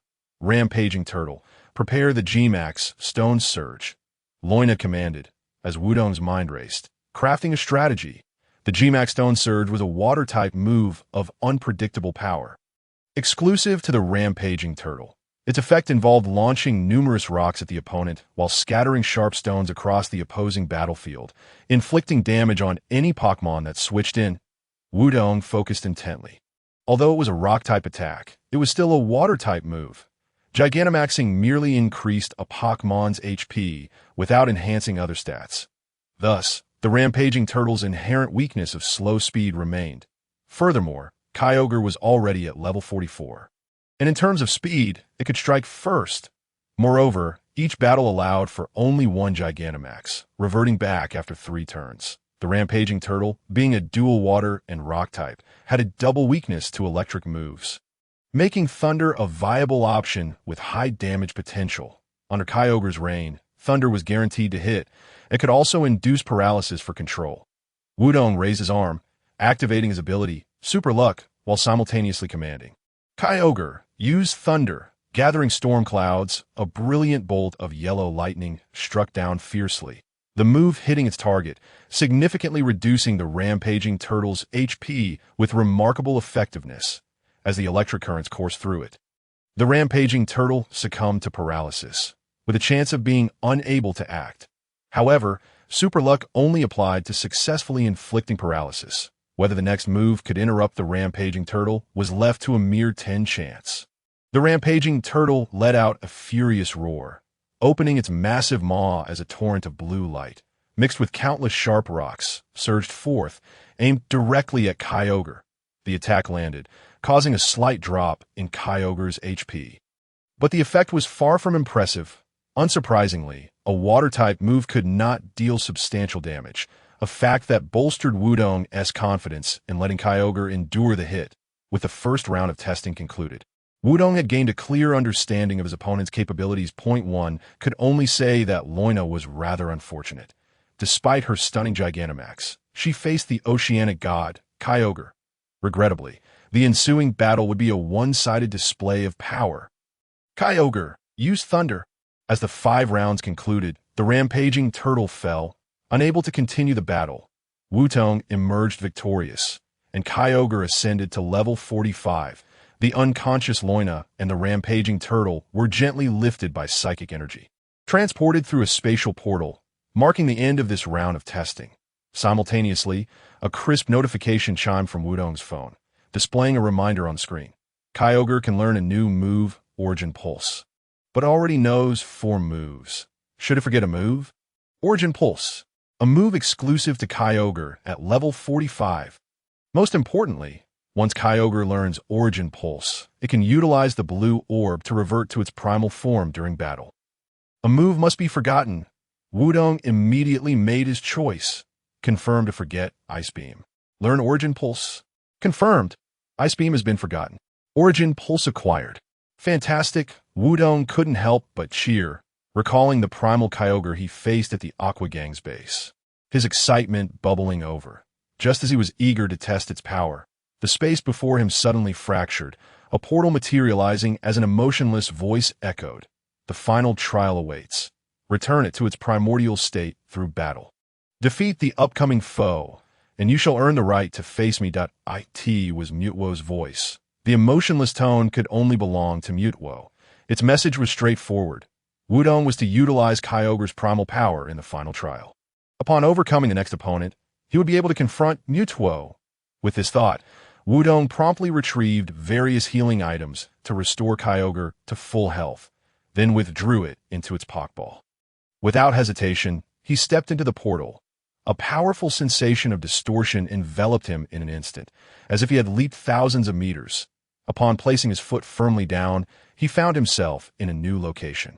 It was a cavern similar in size to the previous one, and not far off stood a young man, but a crimson cap obscured his black hair, the slightly lowered brim making it difficult to discern his gaze.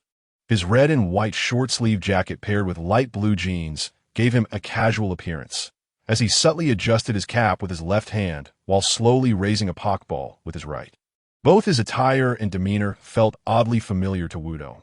As he approached and caught a clearer glimpse of the young man's face, he was taken aback.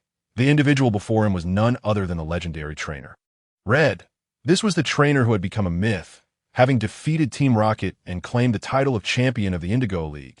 He had entered the Hall of Fame, becoming a battling legend, and had ultimately vanished from the public eye, leaving no trace behind.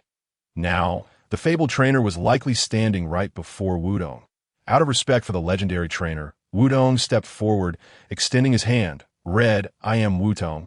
Your next opponent. Red paused. He lifted his hand from the brim of his cap, gazing at Wutong's outstretched hand. After a 5-second hesitation, he chose to shake it. In awkward tension filled the air, observing the man's apparent inability to speak. Wutong was nearly certain this was indeed the real Red. Confirming Red's identity was not through battle or inquiry, but rather through his willingness to converse. Wutong. Red. The atmosphere was thick with embarrassment. Although many records indicated that Red was merely taciturn and not cold-hearted, standing in such a situation was undeniably awkward. Wutong forced a smile, chuckling lightly as he retreated to his original position, contemplating whether to summon Zoroark to utilize its ability, when suddenly, Mutwo's voice resonated around them. He is merely a perfect replica I have created. You need not feel any psychological burden. Defeat him. And show me the bond between you and your Pokemon, a replica? Wutong felt a wave of relief wash over him. If it was just a replica, there was no need for any psychological strain. In that case, let us witness the power of the legendary strongest trainer.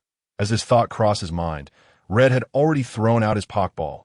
Amidst the deafening roars, a crimson fire dragon, resembling a deity of flames, emerged. Its colossal wings and tail ablaze with fierce flames, the familiar silhouette instantly identified it as Charizard.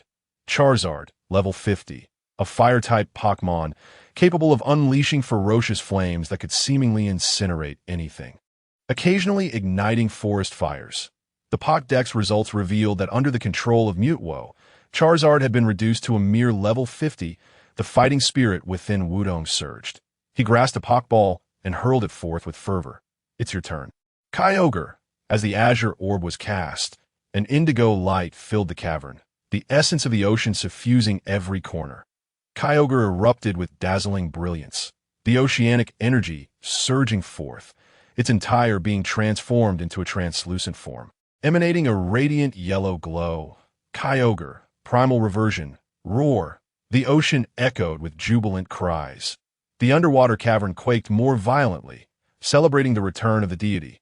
The rain summoned by its ability vanished in an instant, replaced by a torrential downpour akin to a deluge. This was the unique ability of Primal Kyogre, the Origin Sea. Not only did it amplify water-type moves by 50, but it also rendered fire-type moves utterly ineffective. Thus, at this very moment, Charizard was rendered nearly incapacitated. This was merely the first Pokemon of Chi-Hong. Under the suppression of attributes and abilities, it posed no threat. Without a moment's hesitation, Wutong opted for sheer power. Kyogre, use Origin Pulse. Origin Pulse, a signature move of Kyogre. With a base power of 110, enhanced by its own type and unique attributes, coupled with the Origin Sea, this attack was sufficient to obliterate. Countless azure energy spheres materialized around Kyogre, which let out a roar, sending forth blinding beams like a torrential snowfall. The azure light struck Charizard, delivering a critical hit with remarkable effectiveness, rendering Charizard unable to battle. Chi-Hong, witnessing the outcome, exhibited no reaction. Perhaps he had comprehended the result the moment Kyogre appeared. He chose to forego any struggle, only retrieving Charizard's Pokeball when its HP was completely depleted. Wutong felt his fighting spirit diminish. He had discerned the truth that Mutwo's so-called perfect replica was but a farcical joke, merely a clumsy marionette lacking autonomy. Unaware of Wutong's inner thoughts, Chi-Hong cast his second Pokeball, revealing a 2-meter-tall blue-green giant toad. Most striking was the enormous flower blooming upon its back, supported by a trunk resembling a palm tree, composed of 6 red petals and a yellow crown-like center. Undoubtedly, this was one of Chi-Hong's 3 main partners. Venusaur, level 50, a seed Pokemon, capable of absorbing sunlight through its large flower and converting it into energy. Charizard, Venusaur. The next must surely be Blastoise. Venusaur, a dual grass and poison type, inherently counters Kyogre.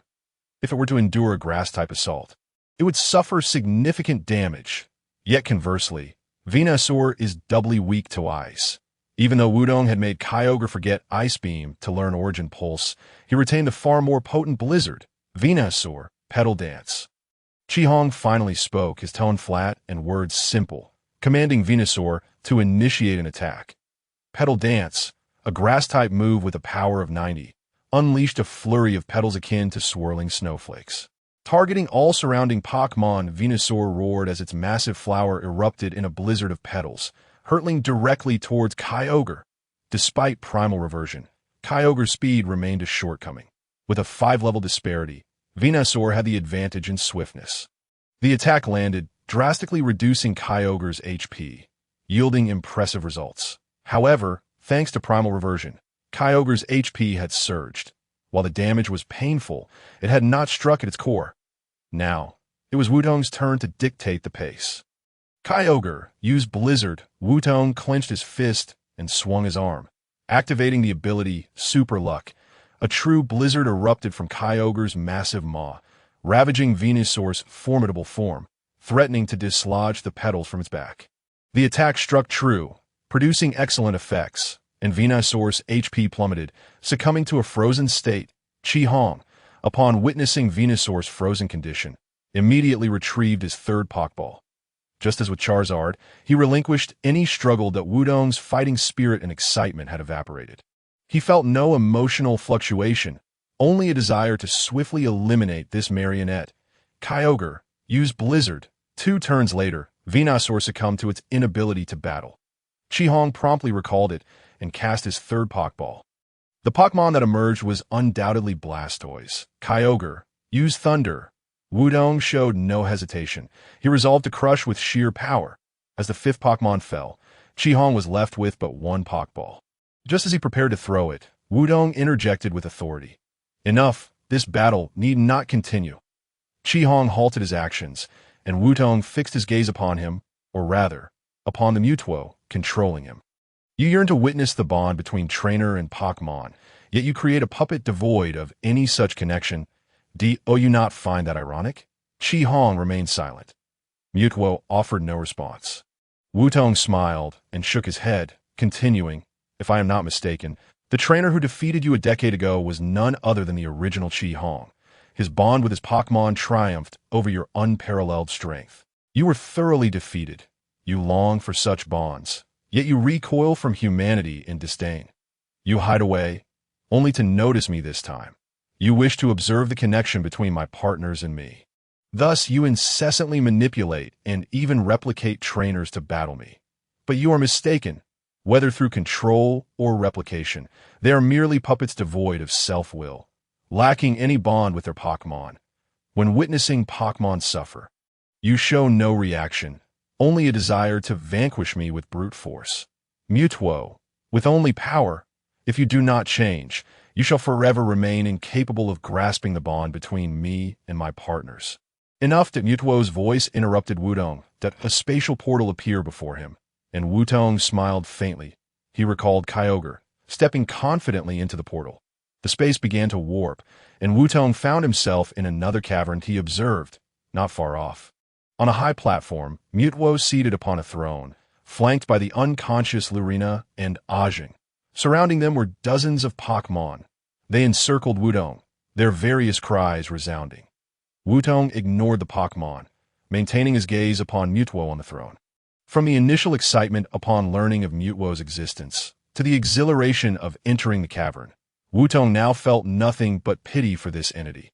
The scientists had bestowed upon it unparalleled might, yet failed to impart a warm heart, leaving it forever enveloped in destructive power. Suddenly, Wutong comprehended why President Devon had entrusted him with a Master Ball to redeem Mewtwo. One must become its trainer, to touch its heart with genuine bonds. Thus, Wutong chose to continue provoking Mewtwo, urging it to experience basic emotions. Finally willing to show yourself a true king, yet you cower in the depths. Wutong smiled as he spoke, this being both a reflection of his thoughts and a deliberate provocation. Mewtwo pondered in silence, rising to its feet and gesturing to dismiss the Pokemon that attempted to rush forward. Its formidable psychic powers lifted it, allowing Mewtwo to hover before Wutong. Human, what is your objective? To capture the ultimate weapon, or to lecture the weapon itself? Mewtwo spoke softly, without parting its lips, merely utilizing its psychic powers to convey words. Wutong sensed an element of self-mockery woven into Mewtwo's utterances. Aware of Wudong's intentions, Mewtwo nevertheless permitted him entry, solely to comprehend the essence of bonds. Yet it realized that, as Wutong had asserted, it truly did not grasp the concept of bonds. Nor could it discern what constituted a bond that it derided itself as a weapon. Its previous words were not merely directed at Wutong, but also served as a reprimand to itself. The notion that a weapon could fathom the true nature of bonds through combat was utterly ludicrous. However, from Wudong's perspective, this was not the case. Mewtwo's discourse had already begun to resonate with emotion. It failed to recognize that it had taken its first step. Wutong produced an empty pokeball. Chuckling softly as he continued, I understand that speaking falsehoods before you holds no merit, so I confess, I've come to capture you. However, what I seek to capture is Mutuo as a potential partner. Not as a weapon. Mutuo fell silent, seemingly struck dumb by Wutong's words that Wutong's assertion was indeed accurate. With Mutuo's capabilities, deceit bore no significance, as its psychic prowess was sufficient to discern the veracity of statements. The reason for its astonishment lay in the truth of Wutong's words. He desired to capture Mutuo as a companion, not as a mere weapon. Suddenly, it recalled the words spoken to it a decade prior by a 10-year-old boy. Do you truly understand the hearts of Pokemon? You are not saving them, but rather stealing them from their companions. Mutuo, endeavor to comprehend humanity. Not all individuals are malevolent. Mutuo remained silent, retreating to its throne. It gazed intently at Wutong, their eyes locking. Abruptly, it discerned something. Within Wutong's satchel lay a master ball. Ha! Ha! Mutuo erupted into laughter, its mirth laced with fury and resentment. The fragile trust that had begun to form shattered instantaneously. Hypocritical human, you repulse and sicken me. To think you possess the audacity to elude my perception. Impressive. With scornful eloquence, it roared, its voice reverberating violently against the surrounding rocky walls. Kyogre and Darkrai emerged simultaneously from their respective Pokeballs. The might of these two deities enveloping Wutong in a protective barrier of energy. Why assist him? Mutuo continued to bellow, its voice imbued with unbridled rage. It could not fathom why a divine Pokemon would aid a mere human, or why it would choose to associate with such a being. Kyogre echoed its fury with a thunderous roar, as if responding to Mutuo. Unlike Kyogre, Darkrai opted to control Arsing, allowing him to voice his own sentiments. Mutuo, you misunderstand. Wutong is not as you perceive. Mutuo, clearly recognizing Darkrai, scoffed and, regaining a semblance of composure, questioned, Darkrai, then what do you believe he is? Are you not similarly ensnared by him with a unique Pokeball? Darkrai shook its head, poised to clarify, yet Wutong raised his hand to interrupt. The Master Ball was brought by me. I shall explain it myself. However, simultaneously, Wutong was thoroughly disenchanted with Mewtwo. It refused to emerge from its inner world. In its eyes, humanity was akin to original sin. Under such circumstances, how could one speak of capturing or reforming it? Wutong resolved to depart after rendering his explanation. Let Mutuo remain ensconced within its own psyche, continuing its evasion. Perhaps time would dull its hatred, allowing it to comprehend what bonds truly meant. Wutong advanced, stepping past Darkrai and Kyogre, ascending the steps toward the throne until he stood before it.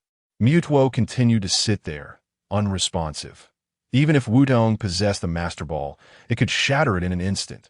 Thus, it yearned to witness what further struggles this hypocritical human would undertake, what grandiloquent words he would utter. Wutong, equally silent, maintained a smile as he withdrew the Master Ball from his satchel. Mutuo's pupils flickered with a faint violet luminescence, accompanied by a derisive sneer, just as it was about to utter a statement of as expected. An unforeseen event transpired. Wutong released his grip, allowing the Master Ball to slip and tumble to the ground. In that instant, he activated the combat suit's switch and forcefully stomped down. A resounding crash ensued as the Master Ball shattered beneath his foot. Energy and electricity danced amidst the wreckage, and Wutong kicked the remnants aside. Wutong's smile faded, his expression turning stoic as he gave Mutuo a thumbs up, then slowly rotated his finger with a downward thrust of his thumb. He pressed forcefully. He needed no words. Every sentiment was encapsulated in this provocative gesture. The derision, indifference, and wrath reflected in Mutuo's eyes dissipated entirely, replaced by astonishment and disbelief. Wutong strode past Mutuo, retrieving 2 Pokeballs and pressing the buttons to release Lucario and Octillery. They did not engage Mutuo in combat, but instead proceeded to assist Lurina and Arsing. Farewell, Wutong uttered, discarding the simple phrase as he turned to depart, his silhouette imbued with resolute determination. Just as he had contemplated at the end, what Wutong sought were companions, not puppets bound by constraints. If Mutuo was unwilling, he would never impose. As Wutong's figure receded from Mutwo's sight, it fixated upon the remnants of the Master Ball, the energy still pulsating on its surface. Mutwo felt a sense of bewilderment. It could not comprehend why. As a weapon, it experienced an inexplicable turmoil within. Clearly, it was merely a human exhibiting absurd behavior. Why did it affect Mutwo? Why did Darkrai choose to assist Wutong, even opting to explain on his behalf? Why did Wutong interrupt Darkrai, preventing it from continuing?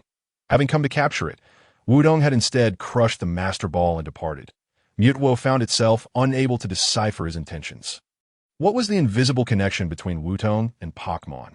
Was it a bond? Mutwo was filled with curiosity, yearning to uncover the answer.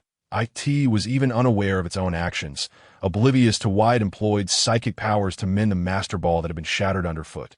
It did not comprehend its own actions, nor why it emerged from a spatial portal to present the Master Ball to Wutong. What is a bond? You shall tell me. For a moment, Wutong was taken aback.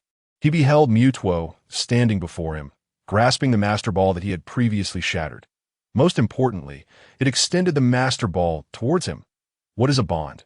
You shall enlighten me. That Mutwo's words remained devoid of emotional fluctuation. Although Wutong was notoriously inept in matters of emotional intelligence, especially concerning girls, he was not incapable of understanding Mutwo's intent. Clearly, Mutwo meant for Wutong to capture it and subsequently enlighten it about the nature of bonds throughout their journey. Significantly, Mutwo was voluntarily allowing Wutong to capture it. What an extraordinary turn of events. The resoluteness that had accompanied the shattering of the Pokeball vanished. The exhilaration he had previously cast aside surged back within him, and Wutong could hardly contain his joy. Even if outwardly there appeared to be no substantial change, Mutwo still sensed the fluctuation of Wutong's emotions that not misconstrue. I merely propose a collaboration, which does not signify that you are my trainer, nor that I can ever become your possession. That I shall only assist you in critical moments or when I desire to intervene. The restoration of the Master Ball is necessary for it to contain my power. Yet this does not imply it can bind me. Mutwo snorted disdainfully as it articulated the conditions, simultaneously returning the Master Ball to Wutong's grasp. Wutong smiled wryly, aware that Mutwo still harbored an intangible barrier against humanity, unwilling to relinquish its pride. However, it had taken this pivotal step instead of continuing to hide. Bonds and trust are nurtured gradually. Wutong believed that with sufficient time, he could certainly touch Mutwo's heart, instilling within it warmth. I look forward to your guidance. Wutong smiled as he pressed the button on the Master Ball, enveloping Mutwo in a radiant purple light. Upon opening his phone, a new entry appeared in the Pokemon status bar. Mutwo, LV 100, max level. Truly, the might of this legendary Pokemon, regarded as the most potent weapon, was indeed beyond reproach. After expressing her astonishment, Wutong pressed the button of the Master Ball, and Mutwo materialized before her. As she had previously contemplated, Wutong held a deep respect for Mutwo and refrained from using the Master Ball to bind it. However, considering that this was indeed Mutwo, the most formidable Pokemon, it would be wise to maintain some semblance of disguise. With this thought in mind, Wutong retrieved the Pokeball containing Zorua and pressed the button. The moment Zorua emerged, the entire fox nearly fainted from shock. Mutwo! Zorua's shriek pierced the cavern, and after Wutong provided a thorough explanation, Zorua finally grasped the situation that in essence, Mutwo was now our ally. But could they disguise it as another Pokemon, like Kyogre and Darkrai? Just as Wutong nodded in agreement, Zorua leapt up and smacked Wutong on the head. You expect me to use illusion on a level-capped, top-tier Pokemon? That's simply impossible. The destructive energy radiating from Mutwo was far too potent for illusion to conceal. Zorua huffed, and Wutong, rubbing his head, chuckled in apology. This scene, witnessed by Mutwo, stirred a flicker of emotion within this extraordinary being that I can interfere with human brainwaves. Others cannot perceive me, Mutwo remarked in an opportune moment, its eyes flickering with light, causing Lilina and Ajing to awaken abruptly. Where am I? Lilina's voice sounded somewhat feeble, while Ajing rubbed his head, grinning in confusion, unable to articulate a response. Wutong quickly instructed his Pokemon to set them down, and upon hearing a gentle voice nearby, Lalina opened her eyes to find Wutong before her. Memories of her unconscious state surged back into her mind. She recalled having a dream in which a Pokemon had exerted control over her, and she had battled Wutong, even witnessing the Gigantamax form of the colossal tortoise. Yet, Wutong had triumphed over the Gigantamax behemoth with his special Garchomp. In the aftermath of the battle, it seemed she had been taken away by that Pokemon, only to see Wutong appear suddenly. She vividly remembered Wutong confronting that immensely powerful Pokemon and rescuing her in its presence. The appearance of that Pokemon seemed to be documented in some critical files. It was called Mewtwo. Lalina suddenly comprehended the gravity of the situation. Instinctively, she reached for her waist, only to find her Pokeballs missing. This was no mere dream. The Pokemon had been seized by Mewtwo, and she had been controlled, even battling Wutong. And Wutong had faced the most powerful Pokemon, even managing to retrieve her from its grasp. She found herself questioning Wutong's intentions, suspecting him to be a member of an evil organization. Guilt, discomfort, joy, and gratitude. All these emotions surged within her in an instant. Gazing at Wutong, she noticed that his beautiful eyes harbored no malice or impurities. It was this young man who had saved her. "Are you all right? Can you stand?" Wutong extended his hand, his voice and tone imbued with tenderness. Lalina nodded slightly, grasping Wutong's hand to rise. At that moment, she felt utterly unsettled, even hesitant to meet Wutong's gaze. Unbeknownst to her, Wutong's heart was already rejoicing. Lalina truly could not see Mewtwo, who stood right beside him. The interference of psychic energy was simply too strong. Truly, Mewtwo was remarkable, making matters significantly easier. Indeed, Wutong's entire focus rested solely on the Pokemon. Entirely oblivious to the complex emotions stirred within him by the beautiful girl who stood at the same level as Azumi. Meanwhile, Ajing, still rubbing his head, grumbled as he stood up. "Once I find that wretched Pokemon, I will rip the tube off its head and use it to drink milk tea." Mewtwo, Ajing was completely unaware that the Pokemon had already appeared behind him. Not only that, but the palm it raised had manifested a destructive energy sphere, materializing its psychic power. Wutong hastily approached, placing a hand on Ajing's shoulder and guiding him to turn away. This place is far too dangerous. We could discuss things outside." As he spoke, Wutong subtly turned his head, exchanging a few knowing glances with Mewtwo, signaling it not to act recklessly. Mewtwo glanced at Wutong, and the energy sphere in its hand dissipated, followed by a cold snort. Be careful. Trouble has found you. Although I have a score to settle with them, I will leave it to you." Mewtwo suddenly uttered these two sentences, and before Wutong could comprehend its meaning, the distant passageway erupted in an explosion. "What is going on?"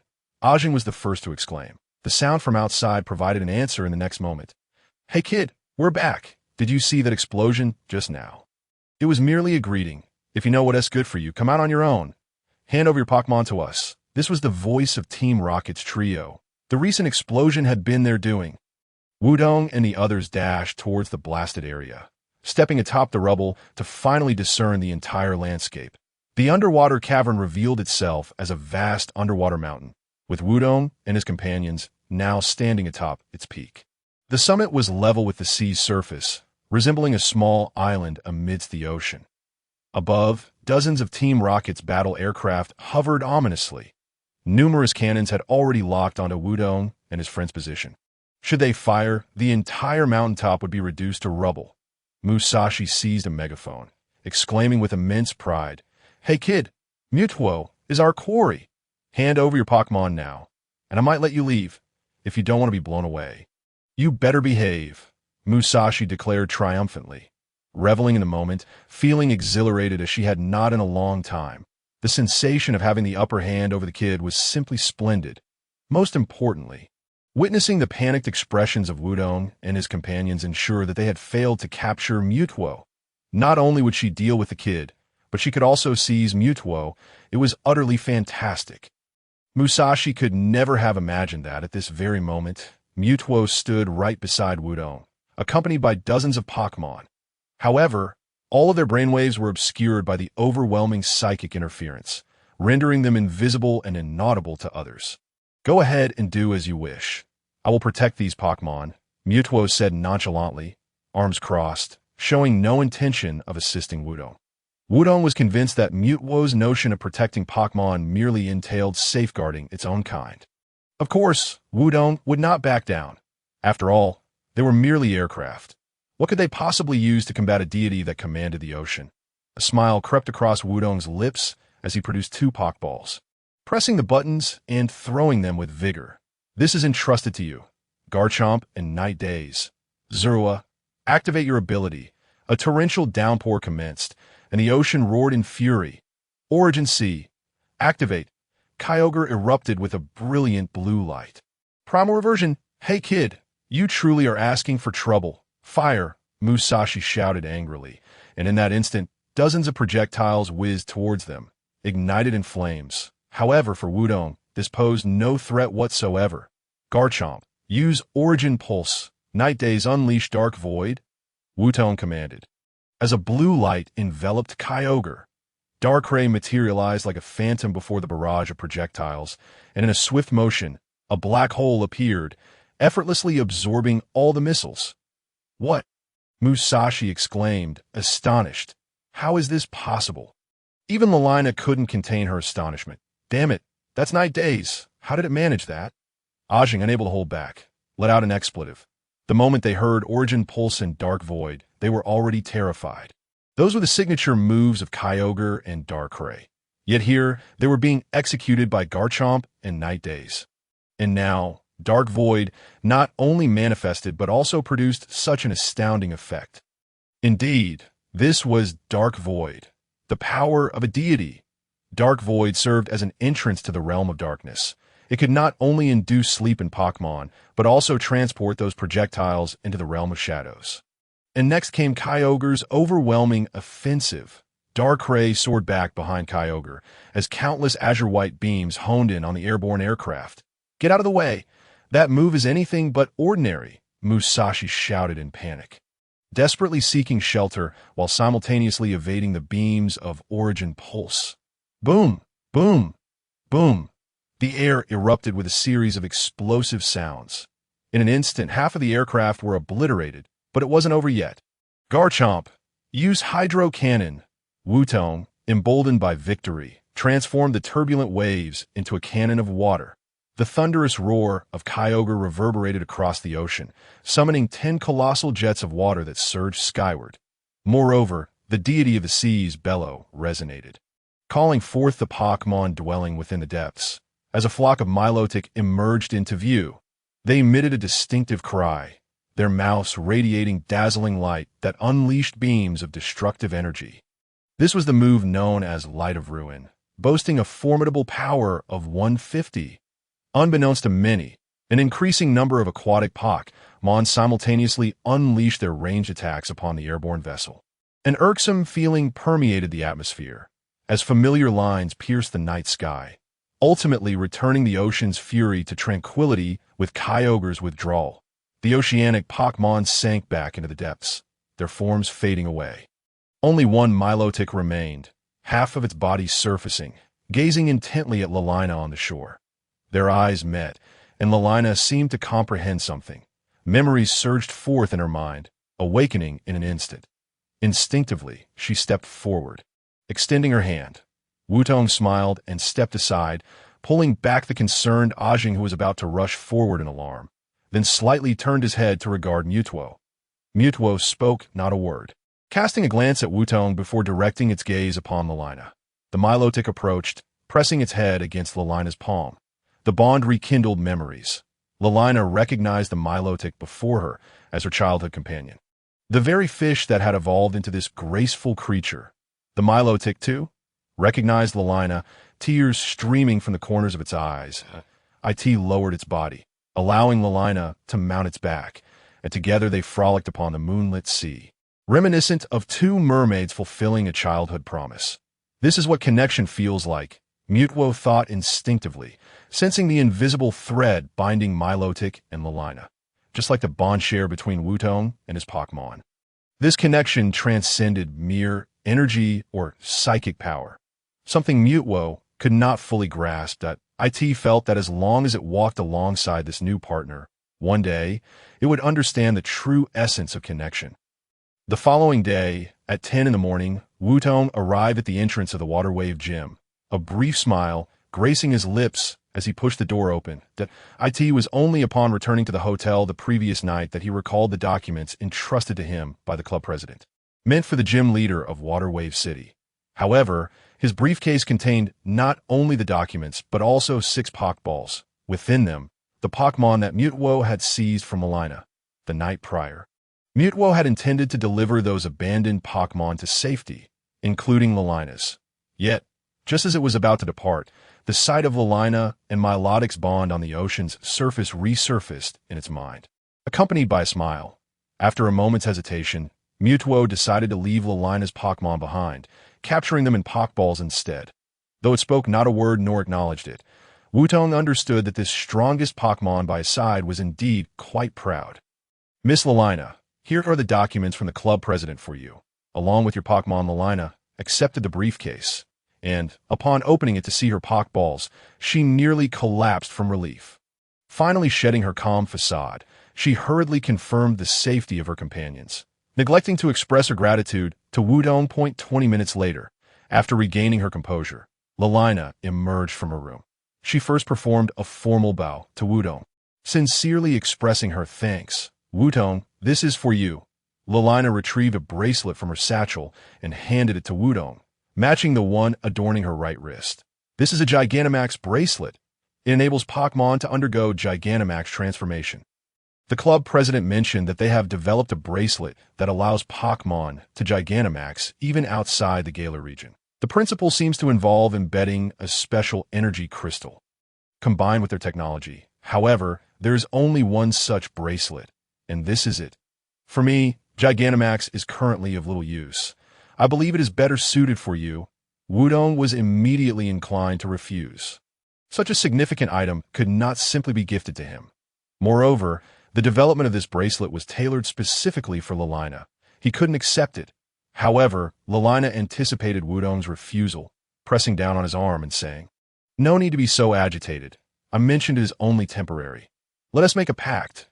In the league competition, if you lose to me, I will reclaim the bracelet. How does that sound?"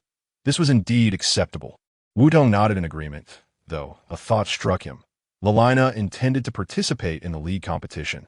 The league competition was exclusively for trainers who had acquired 8 badges. It involved fierce battles against opponents, with the ultimate victor challenging the league champion. If Lilina was to compete, it implied she was preparing to plan to resign as gym leader and become a traveling trainer. Lilina smiled, having once again guessed Wutong's thoughts.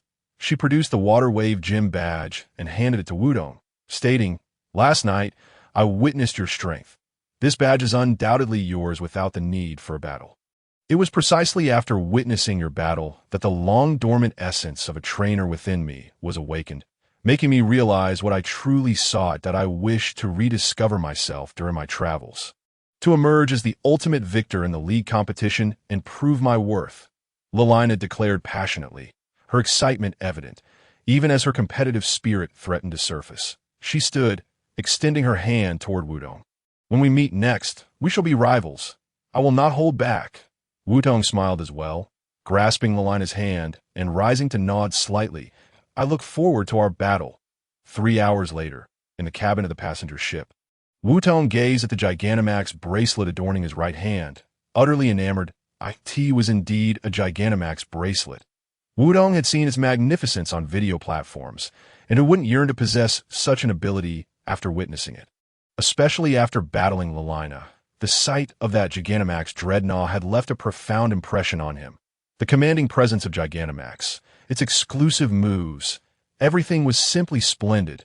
However, lamentably, none of Wutong's current Pokemon could undergo Gigantamax transformation.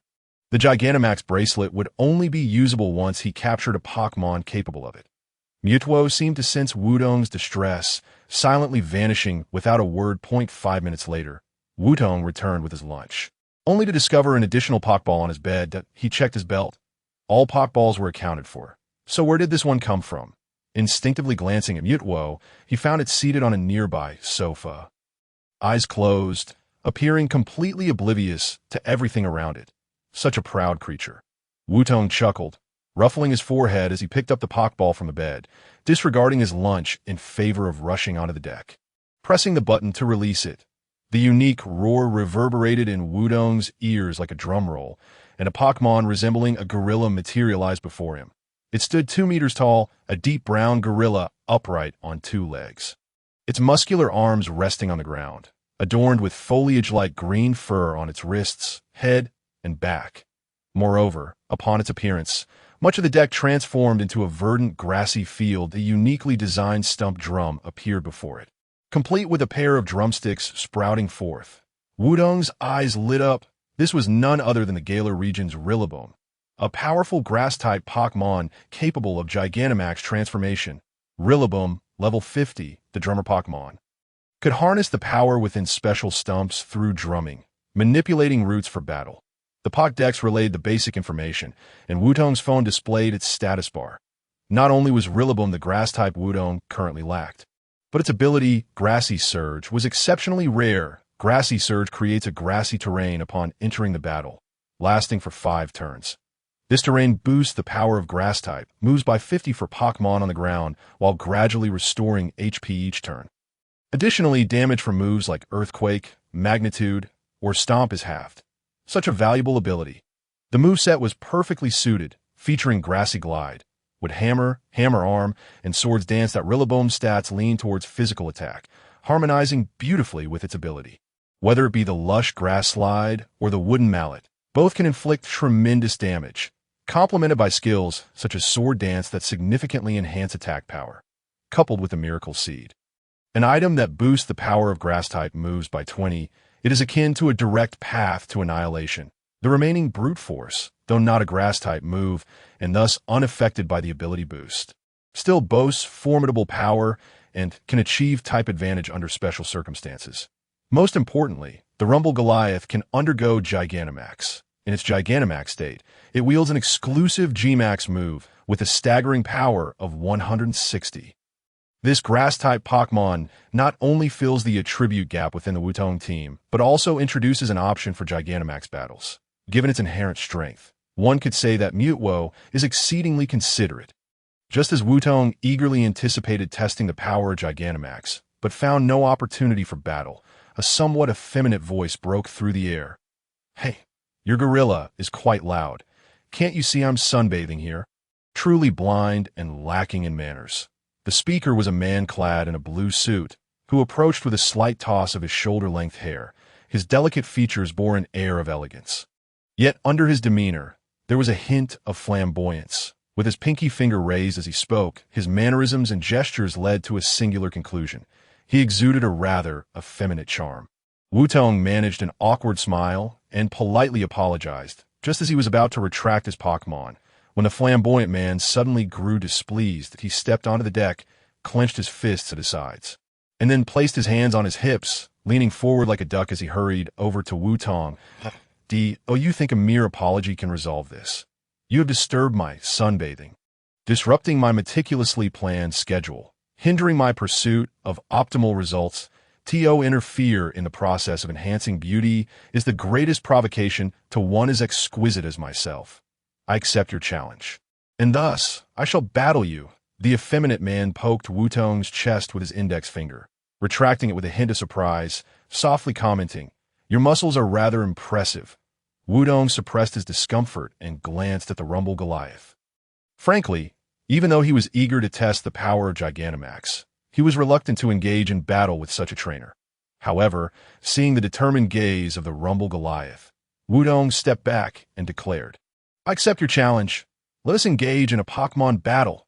"How rude, just like your Pokemon," the flamboyant man retorted. "Very well, allow me to show you what a truly stylish grass type should embody. Monarch Serpent, showcase your elegance." He threw forth a Pokeball, and from the radiant light emerged a Pokemon resembling a serpent, adorned with a pale green body and yellow patterns reminiscent of royal insignia. 2 curled leaf tendrils framed its neck, akin to the lapels of a suit, while its tail boasted 3 leafy appendages. Its ruby-red eyes exuded nobility and arrogance, gazing disdainfully at Wutong, sharing a sentiment of distaste with its master. Monarch Serpent, level 50, grass type, a royal treasure, only engages seriously with powerful opponents who remain undaunted even under its regal gaze. As the Pokédex relayed this information, Wutong nodded slightly, while the flamboyant man raised his fingers with an air of superiority. Commanding, Monarch Serpent, use Leaf Blade. Dispatch it with the utmost grace. Leaf Blade, a grass-type move with a power of 90, allows the user to slice through the opponent with leaf blades, making it easy to strike at vital points. Wutong found it perplexing that this individual would employ a grass-type move against another grass-type, not to mention that he seemed unaware that one could switch Pokémon during a battle. Without hesitation, Wutong unleashed his Fire God Moth's Pokeball, immediately calling out, Inferno Blast! Monarch Serpent, having a higher level and speed, wielded a long sword made of leaves with its tail and charged at Fire God Moth. The move struck, causing a slight reduction in Fire God Moth's HP, but the outcome was far from satisfactory. However, the tide soon turned. As Fire-type moves are super effective against grass types, Fire God Moth flapped its wings, unleashing flames that erupted upon Monarch Serpent. The move hit, and Monarch Serpent was rendered unable to battle, achieving an impressive result. Without the need for any strategy or tactics, a single move sufficed to secure victory. Observing that the Rumble Goliath had allowed Monarch Serpent to take the field, Wutong questioned how this individual had managed to train a Pokémon to level 50 before he could ponder further. The flamboyant man suddenly erupted into a high-pitched tenor. Cheater, dishonest, pathetic. This is supposed to be a battle between grass-type Pokémon. How dare you switch to a fire-type Pokémon at the last moment? Most egregiously, you had the audacity to use such a crude move to injure my Monarch Serpent. It is my most dashing Pokémon, and if it suffers severe burns, it could jeopardize the grand contest in 3 days. He declared unforgivable. I shall not pardon anyone who disrupts the splendor of the grand contest. With that, the flamboyant man produced a second Pokeball, pressing the button and tossing it. West Lion, Sea Lion. Enchant it with the most graceful melody of your aquatic song. As the enchanting melody filled the air, his second Pokémon emerged. It was a slender, beautiful sea lion, adorned with ocean blue curls, tied in 3 sections by pearl bands, with pink starfish ornaments adorning its temples. Draped in a light blue, wave-patterned shawl, it bore a skirt-like decoration around its hips and a split tail tipped with white, surrounded by wave-like embellishments. Its deep blue eyes, framed by thick white lashes, blinked gently, and with its stunning physique, it resembled a mermaid from a fairy tale. West Lion, Sea Lion, level 50, water and fairy type, known as the soloist Pokémon, is celebrated for leading a group in song under the moonlit sky. Evoking a sense of fantasy, with an air of superiority, the flamboyant man commanded, West Lion, Sea Lion, use the aria of Bubbles. Overcome that Fire God Moth with your song. The command left Wutong even more puzzled. Initially, he had seen the Rumble Goliath and assumed the use of Monarch Serpent. Now, with the Goliath still present, the effeminate man was opting for West Lion, Sea Lion. Was he foolish? Or did he think Wutong was? Did he not realize that one could recall Pokémon during battle? Wutong retrieved Fire God Moth's Pokeball, and amidst the flamboyant man's nearly ear-splitting shrieks, he raised his right hand. Rumble Goliath, let us Gigantamax. Roar! Wutong summoned the Rumble Goliath's Pokeball, and the Gigantamax band on his wrist erupted with radiant light. Just as Lurina had done in the underwater cave, the Pokeball instantly enlarged. Wutong spun and tossed it, and upon landing, the Gigantamax Rumble Goliath materialized. The Gigantamax Rumble Goliath's form melded with the stump drum, which evolved into a full drum set, growing rapidly to resemble a forest. Moreover, the 4 vines sprouting from its body acted like arms, skillfully manipulating the oversized drumsticks. United with the forest drum, the Rumble Goliath gained tremendous strength, controlling the drumsticks with the finesse of a master drummer. The Pokédex recorded the information regarding its Gigantamax state, and Wutong observed the corresponding Gigantamax move in the skill set. With West Lion, Sea Lion's speed being relatively low, it was unable to attack this turn. Now let Wutong unleash a decisive blow. Rumble Goliath, use G-Max Wild Drum. Roar! The Rumble Goliath let out a fearsome roar, gripping the drumsticks tightly alongside the vines, and in a frenzy, it struck the forest drum. The power of the forest surged forth, shaking the entire deck as roots exploded from the ground in front of numerous onlookers. The roots surged like a mighty dragon towards West Lion Sea Lion. Erupting beneath it, the move boasted a power of 160, with an additional 50 from the ability boost and 20 from the miracle seed, totaling a formidable power of 288, coupled with the double damage from the type advantage. West Lion Sea Lion was instantaneously rendered unable to battle. The flamboyant man's tenor voice echoed again. Wutong, unable to bear it, covered his ears, yet as he witnessed the effeminate man cradling West Lion Sea Lion with a look of despair. He lamented the absence of 2 extra hands to shield his eyes. Clearly a strikingly handsome man, he now resembled a mournful widow that it was merely a temporary loss of battle capability, after all, and hardly of great consequence. Moreover, the ship boasts a Pokemon Center, and this individual is indeed quite extravagant. Honestly, you audaciously swapped Pokemon again, and to attack it with such crude and terrifying techniques. If irreversible damage is inflicted upon its skin, how could I possibly participate in the grand contest of beauty? The effeminate trainer withdrew his Pokemon and turned away, muttering incessantly about the rudeness and inadequacy of the situation. Of course, Wutong paid no heed to such remarks. Instead, he became intrigued by a recurring topic in the trainer's dialogue, the grand contest of beauty. Upon returning to his private room and consulting his phone, Wutong discovered that in 3 days, a Pokemon Grand Contest would be held in Kana City. This event showcases the charm of Pokemon through various categories, with the ultimate champion seemingly receiving some form of reward. 3 days later, in Kana City, at the dock, the passenger ship came to a halt amidst the blaring of its horn, and Wutong disembarked alongside the majority of the passengers, arriving in this bustling port city. Opening his browser, he observed the city's essential information. Kana City, a vibrant port city where individuals from various regions converge. This city lacks a gym, but is home to a marine science museum, a Pokemon enthusiast club, and a venue for the grand contest of beauty. Most importantly, it houses the largest shipyard in the Hoenn region, the Kusunoki Shipyard. The base of the Aqua Team, that colossal vessel, was primarily constructed by the shipyard and the museum's curator, Kusunoki.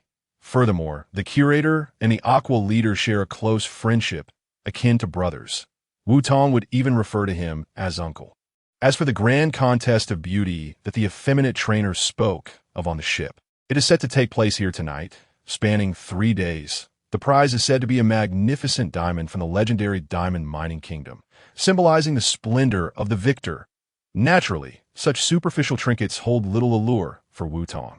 Not being a Pokemon nor a valuable item, only trainers of the effeminate sort would concern themselves with it. Thus, Wutong intended to pay a visit to Curator Kusunoki and the Aqua Team's local branch before departing for the next city. Just as Wutong was about to make his way to the shipyard, Mewtwo, who had been following closely beside him, suddenly opened its eyes and placed a hand on Wutong's shoulder. The grand contest of beauty is crucial. You must participate. Confusion enveloped Wutong's mind. The strongest Pokemon was actually urging him to enter such a competition. Even Zoroark, who usually thrived on excitement, was puzzled.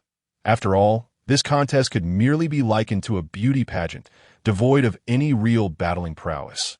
Much like the effeminate trainer aboard the ship, whose Pokemon were entirely trained for the grand contest of beauty, resulting in their utter lack of combat experience and comical antics. With the crowd chattering, Mewtwo suggested they discuss matters in a safer environment. Perceiving the surrounding chaos, Wutong acknowledged that Kana City was indeed bustling with travelers from around the globe. A veritable melting pot of humanity. Since Mewtwo was so earnest, it implied that the grand contest of beauty held significant importance. Thus, it would be prudent to seek a quieter locale for further conversation. Consequently, Wutong momentarily shelved his plans to visit Curator Kusunoki and proceeded directly to the Aqua Team's local base. Inside the base's most lavish chamber, Mewtwo reclined on a sofa, delicately sipping coffee bestowed upon them by the Aqua Team members. Engaging in telepathic dialogue with Wutong. "Are you familiar with the Diamond Mining Kingdom?"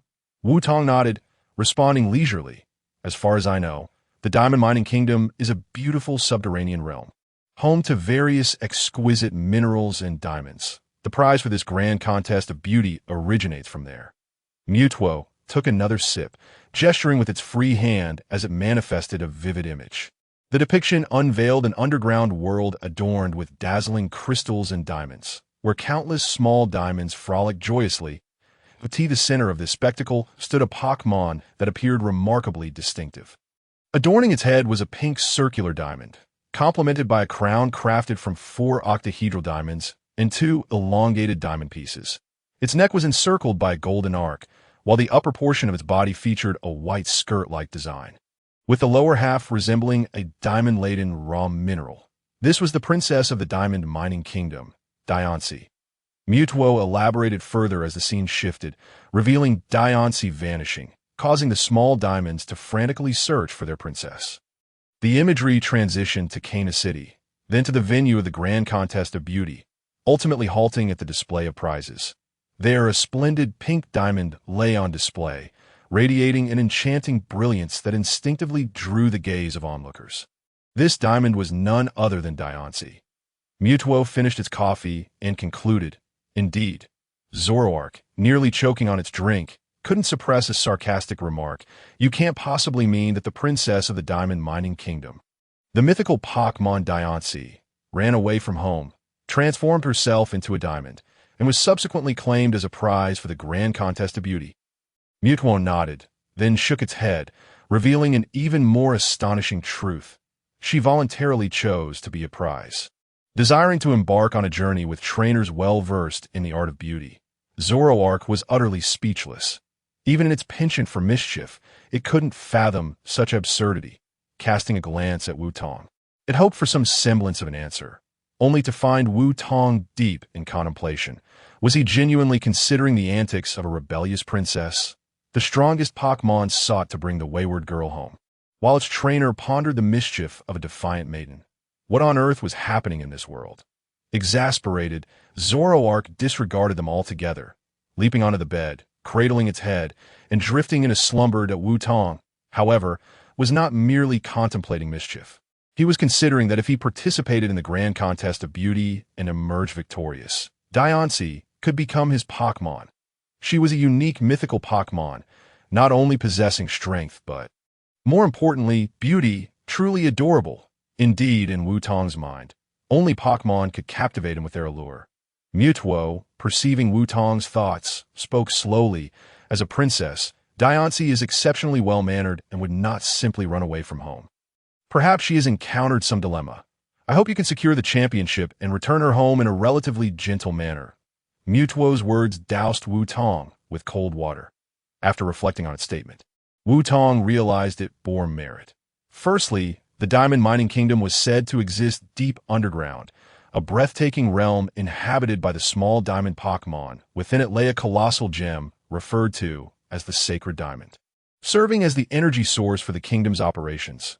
Only the princess, Diancie, could create and sustain this energy. With Diancie suddenly missing, the Sacred Diamond would soon lose its energy source, jeopardizing the kingdom's survival. This explained why the small diamonds had been in such a frenzy in the earlier imagery.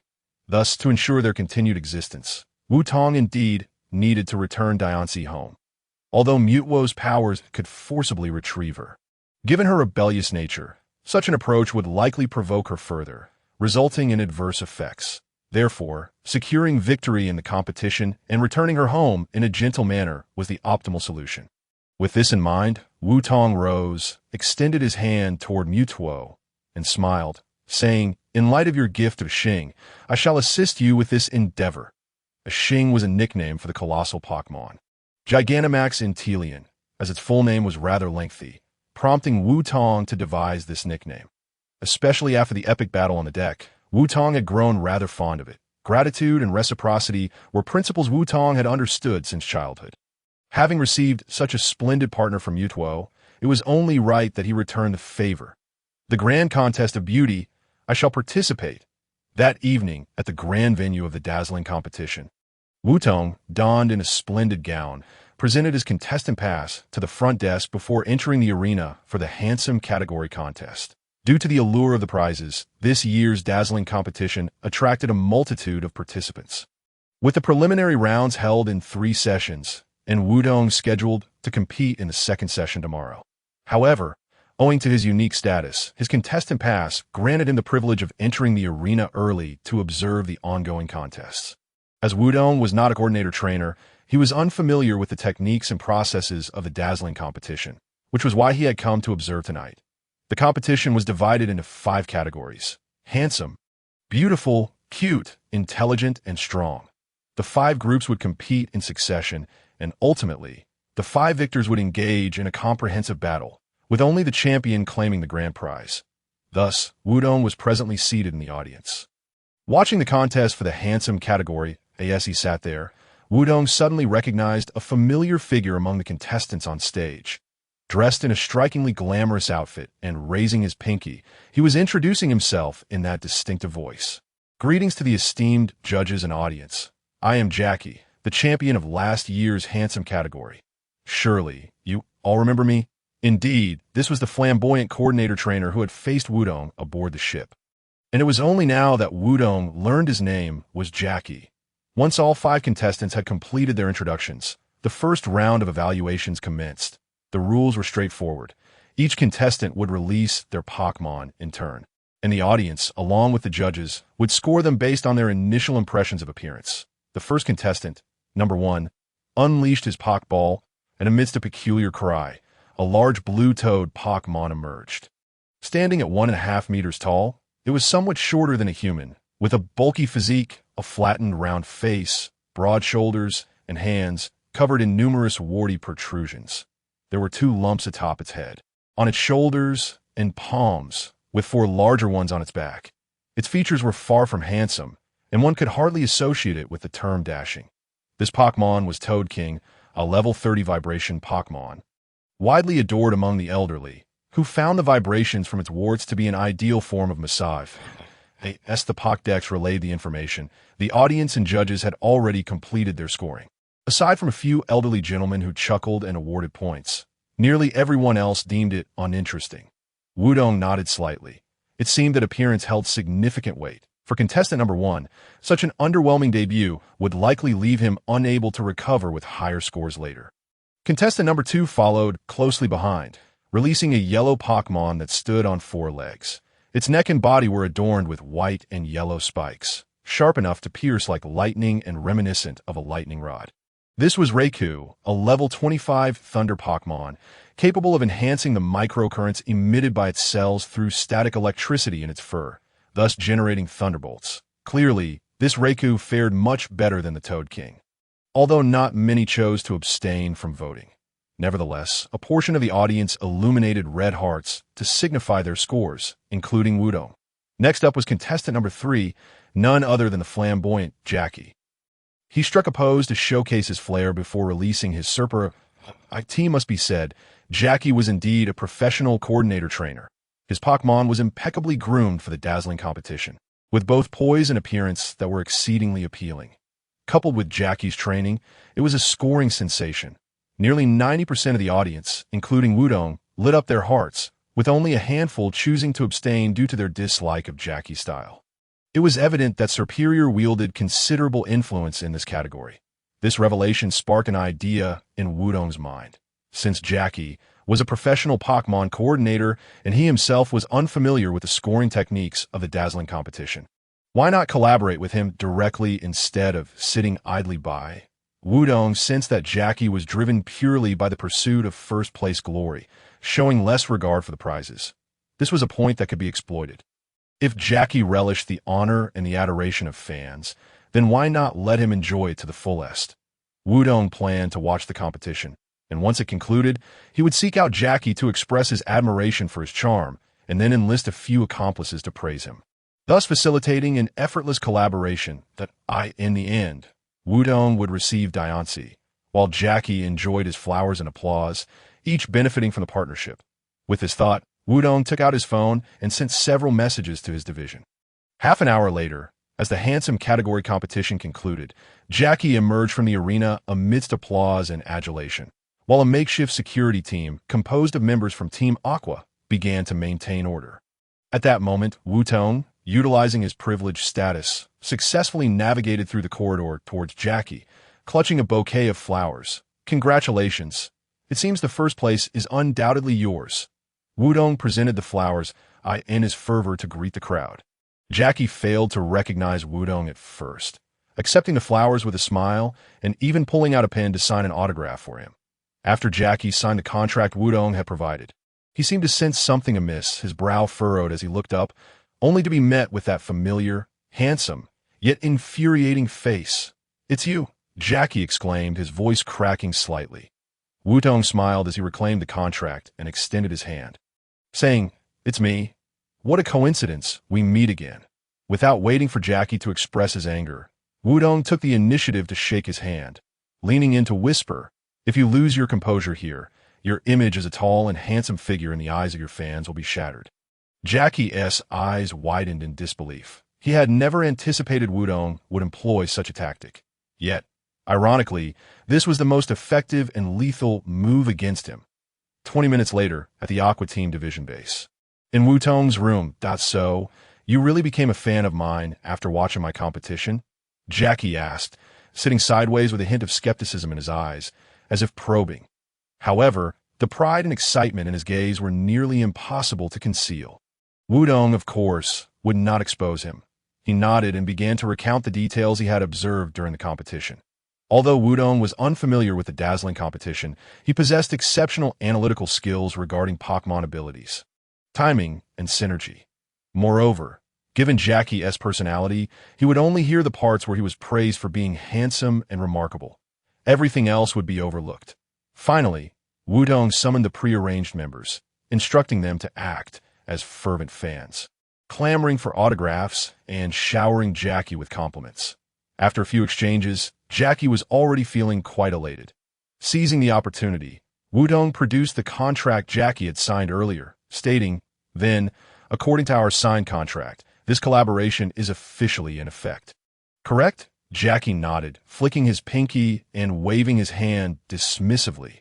In effect. Just helping my fam win a competition. What could be difficult about that?" The next day, at the inn, "What? You want to participate in the dazzling competition?" "Musashi, are you joking?" exclaimed Kyogre and Meowth in disbelief. "You mean to say you want Gyarados and Aerodactyl to enter the dazzling competition? It would be better to let me go on stage." The reason for their astonishment was simple. Musashi had just remarked, while glancing at the dazzling competition flyer, that she wanted to participate. The Rocket Trio had come here on a mission, the objective being to steal all the Pokemon from the dazzling competition. Although these Pokemon were primarily trained for the dazzling event, they could certainly be retrained by Team Rocket.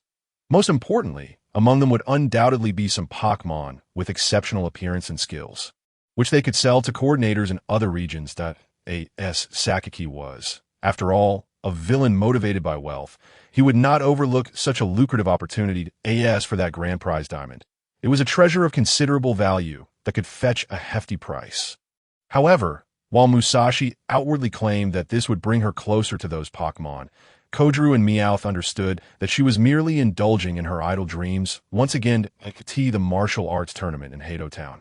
She had disguised herself as a contestant, only to be outmatched and humiliated by a child.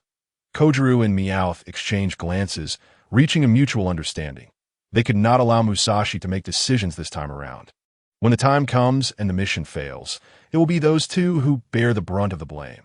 With this thought in mind, Kyogre and Meowth unleashed a barrage of criticism, lamenting about Musashi's unappealing Pokemon designs, her lack of coordination as a trainer, and her less-than-stellar personal image. They attempted to undermine Musashi's self-esteem with such remarks, hoping to compel her to face reality and ultimately give up. However, Musashi raised her fist in defiance. It became evident that brute force often triumphs over eloquence. "Listen closely, I shall participate in the dazzling contest for the cute category, and you two must find a way to impersonate the judges.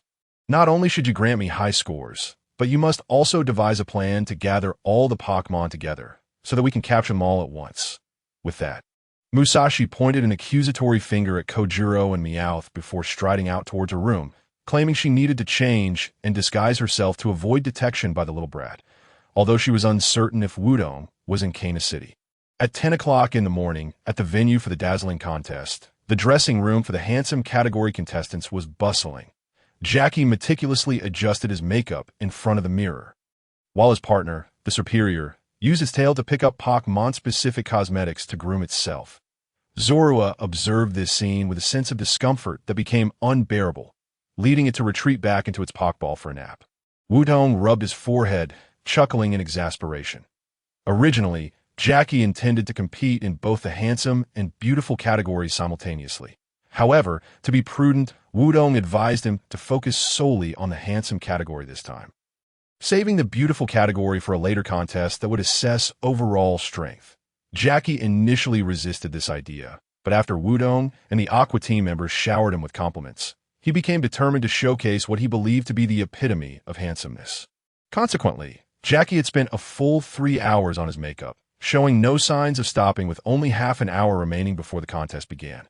Feeling a bit bored while drawing his eyebrows, Jackie jokingly suggested, "Wutong, since you're just waiting here, why not participate in the contest too? Your gorilla on the ship would be perfect for the strong category. It doesn't require much glamour, just strength will suffice." After all, the audience and judges over there are all muscle-bound, and only they would regard that rough appearance as dazzling. Unintentionally, Jackie's half-hearted joke struck a chord with Wutong. Indeed, with Aixing's physique, especially when combined with Dynamax, there was a real chance of triumphing in the strong category. If victorious, it would mean that 2 out of the 5 groups would be represented by their own, serving as a double assurance. Most importantly, watching Jackie apply his makeup was a true ordeal. This fellow occasionally engaged in conversation with his own reflection, praising his own handsomeness, which was incredibly awkward. With this in mind, Wutong promptly made a decision and rose to enter the strong category contest. "Hey, I was just joking. You actually took that seriously? Truly simple-minded yet physically adept." Jackie laughed, his fingers delicately arched, but Wutong remained oblivious, shivering slightly as he stepped outside. 10 minutes later. "Young master, your participation slot has been arranged. The contest begins in 20 minutes. After receiving his contestant badge, Wutong expressed his gratitude while marveling at the Aqua team's formidable influence. Privileges could indeed lead one astray. Next came the need to create an atmosphere. Although Wutong was not a coordination trainer and had not watched the strong category contest the previous day, he could only rely on intuition for this impromptu participation. However, he did glean one essential point from Jackie's contest. The cornerstone of victory in a dazzling contest lay in the Pokemon's ability to captivate the audience. In other words, it was crucial to deepen the audience and judges' fondness for the Pokemon. Therefore, coordination trainers tended to select skills that would enhance their scores and even affect the states of other Pokemon. Simply put, fostering a good impression was paramount. Thus, Wutong needed to generate buzz in advance, ensuring that the audience and judges for the strong category took notice. Unlike the contestants in the dressing room, Wutong held an advantage. He need not worry about being targeted, as he was not a coordination trainer. In a sense, this was the art of winning without a fight. With this thought, Wutong retrieved a Pokeball and pressed the button, releasing Aixing ahead of time. "Aixing, are you ready? Roar!" Aixing bellowed affirmatively, giving a thumbs up in response. The earlier roar had already drawn considerable attention, and coupled with Aixing's muscular build, the ground beneath him sprouted grass as he walked. Within mere seconds, nearly all the spectators in the strong category corridor were captivated. Of course, that alone was not sufficient. Wutong pulled a hair tie from his satchel and gathered Aixing's leaf-like hair into a loose ponytail, instantly refreshing the gorilla's image. The Pokemon's appearance was nearly complete. The strong category did not require excessive adornment. Wutong began to recall Jackie's approach. He had emphasized his status as the first-place winner the day before. Though it might sound boastful, this was an effective means of attracting attention. Next, it was time to highlight his identity and leverage Aixing's strengths to establish a positive impression. Without further ado, Wutong feigned a passionate demeanor and, with excitement in his voice, announced, "Greetings, everyone. I am Shui Wutong, the young master of the Aqua team, and I will be competing in the next round of the strong category, with 20 minutes remaining until the contest begins. To pass the time and get to know you all, I have decided to let my partner Aixing perform a live drum solo. I hope you enjoy it." As his words echoed, Wutong snapped his fingers and played background music on his phone. Aixing nodded in agreement, raising his fist to beat against his chest. With each roar, stumps and drumsticks sprouted from the ground. The wild roars captured everyone's attention, even drawing in spectators and judges already inside the contest venue. Aixing seized the drumsticks, halted his roars, inhaled deeply and struck the first beat. Boom, boom, boom. The resounding drum beats cascaded through the corridor, making the audience feel their eardrums pulsating. Boom, boom, boom, boom, boom. The rhythm grew heavier and faster. Aixing let out a series of vigorous calls. The crowd swelled, attracting even more spectators from other groups. The roots beneath the grass writhed in tandem with the drumbeats, while Wutong beside him synchronized their shouts with Aixing. Boom, boom, boom, boom, boom, boom. Hoo-ha, boom, boom, boom, boom, boom, boom. Hoo-ha. The audience began to succumb to the infectious drumbeats. They felt their heartbeats synchronizing with the rhythm of the drums. The vibrations in their eardrums resonated deep into their minds. Aixing roared, Wutong shouted, and the crowd joined in their exuberant chorus. The audience's rhythm was entirely influenced by Wutong, and the wild, rhythmic drumbeats reverberated in their minds, making them feel as if they were dancing and shouting amidst a forest of trees. 15 minutes later, as the final drumbeat resounded, Aixing leaped into the air, gripping the drumsticks tightly and with a powerful strike. He brought them down onto the drum. Boom! The audience erupted in a thunderous applause. Incredible! This is the strongest drumming I have ever heard. My mind is truly shaking. The wild energy, captivating rhythm, and the bond between trainer and Pokemon were all encapsulated in the drumbeats. Indeed, it was the feeling of connection. I felt as though I shared an indescribable bond with everyone here. The audience buzzed with excitement, chanting two names: Wutong, Aixing. Even spectators from other groups joined in, completely taken by the performance. As Wutong entered the contest stage, they followed closely behind, cheering him on. 5 minutes later, the contest commenced. The entire strong category venue was packed to capacity, leaving the judges and other contestants in awe. Was this truly the same strong category venue they were familiar with? Due to the appearance of Pokemon and the selection criteria, the strong category was typically unpopular at dazzling contests in any city. Yet now, the venue was brimming with spectators, all fervently chanting two names: Wutong, Aixing. The answer was clear. These were the audience members brought in by Wutong and Aixing, who had effectively stolen the spotlight from the other groups. Although it may not feel entirely pleasant, the exhilaration is undeniable, and one cannot help but feel a sense of pride. The coaches are equally elated, fully prepared to award high scores to Wutong. The first round commences, and due to a last-minute entry, Wutong finds himself in the 4th position. As the first 3 competitors release their Pokemon, the first contestant throws a Pokeball, and a Pokemon emerges. It is a rotund creature, amusingly resembling a gorilla. Its body is predominantly fire red, with flames resembling eyebrows arching above its eyes, complemented by its cheerful and radiant grin, which adds a touch of absurdity. This is a Daruma ape, level 30, a combustion Pokemon capable of generating enough power, through flames reaching 1,400 degrees within its body, to destroy a dump truck with its bare hands.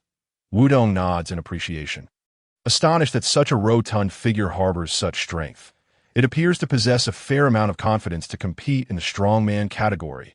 Alas, due to the prior context set by Wutong and Aixing, the Daruma ape, sharing a similar gorilla-like appearance, comes off as more of a comedic character, lacking the necessary impact and receiving a low score. Next up is contestant number 2, the moment the Pokeball is thrown. The visual impact is immediately heightened. This Pokemon boasts a physique closely resembling that of a human, with a lizard-like face, gray skin, and robust muscles throughout. It wears a golden belt around its waist to restrain its strength and appears to don black shorts.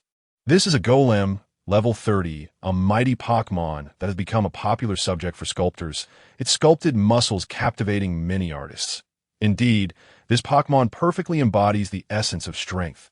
Unfortunately, this Golem has not evolved into its final form, Macamp. Otherwise, its visual impact and muscularity would be even more pronounced. Even more regrettable is that, despite its impressive musculature, Golem's appearance leaves much to be desired. While most of the strongman audience may overlook this, the stark contrast with Aixing, coupled with the influx of spectators from other categories, results in a polarized scoring outcome. The majority of the strongman audience lights up hearts, while those from other categories unhesitatingly express disinterest.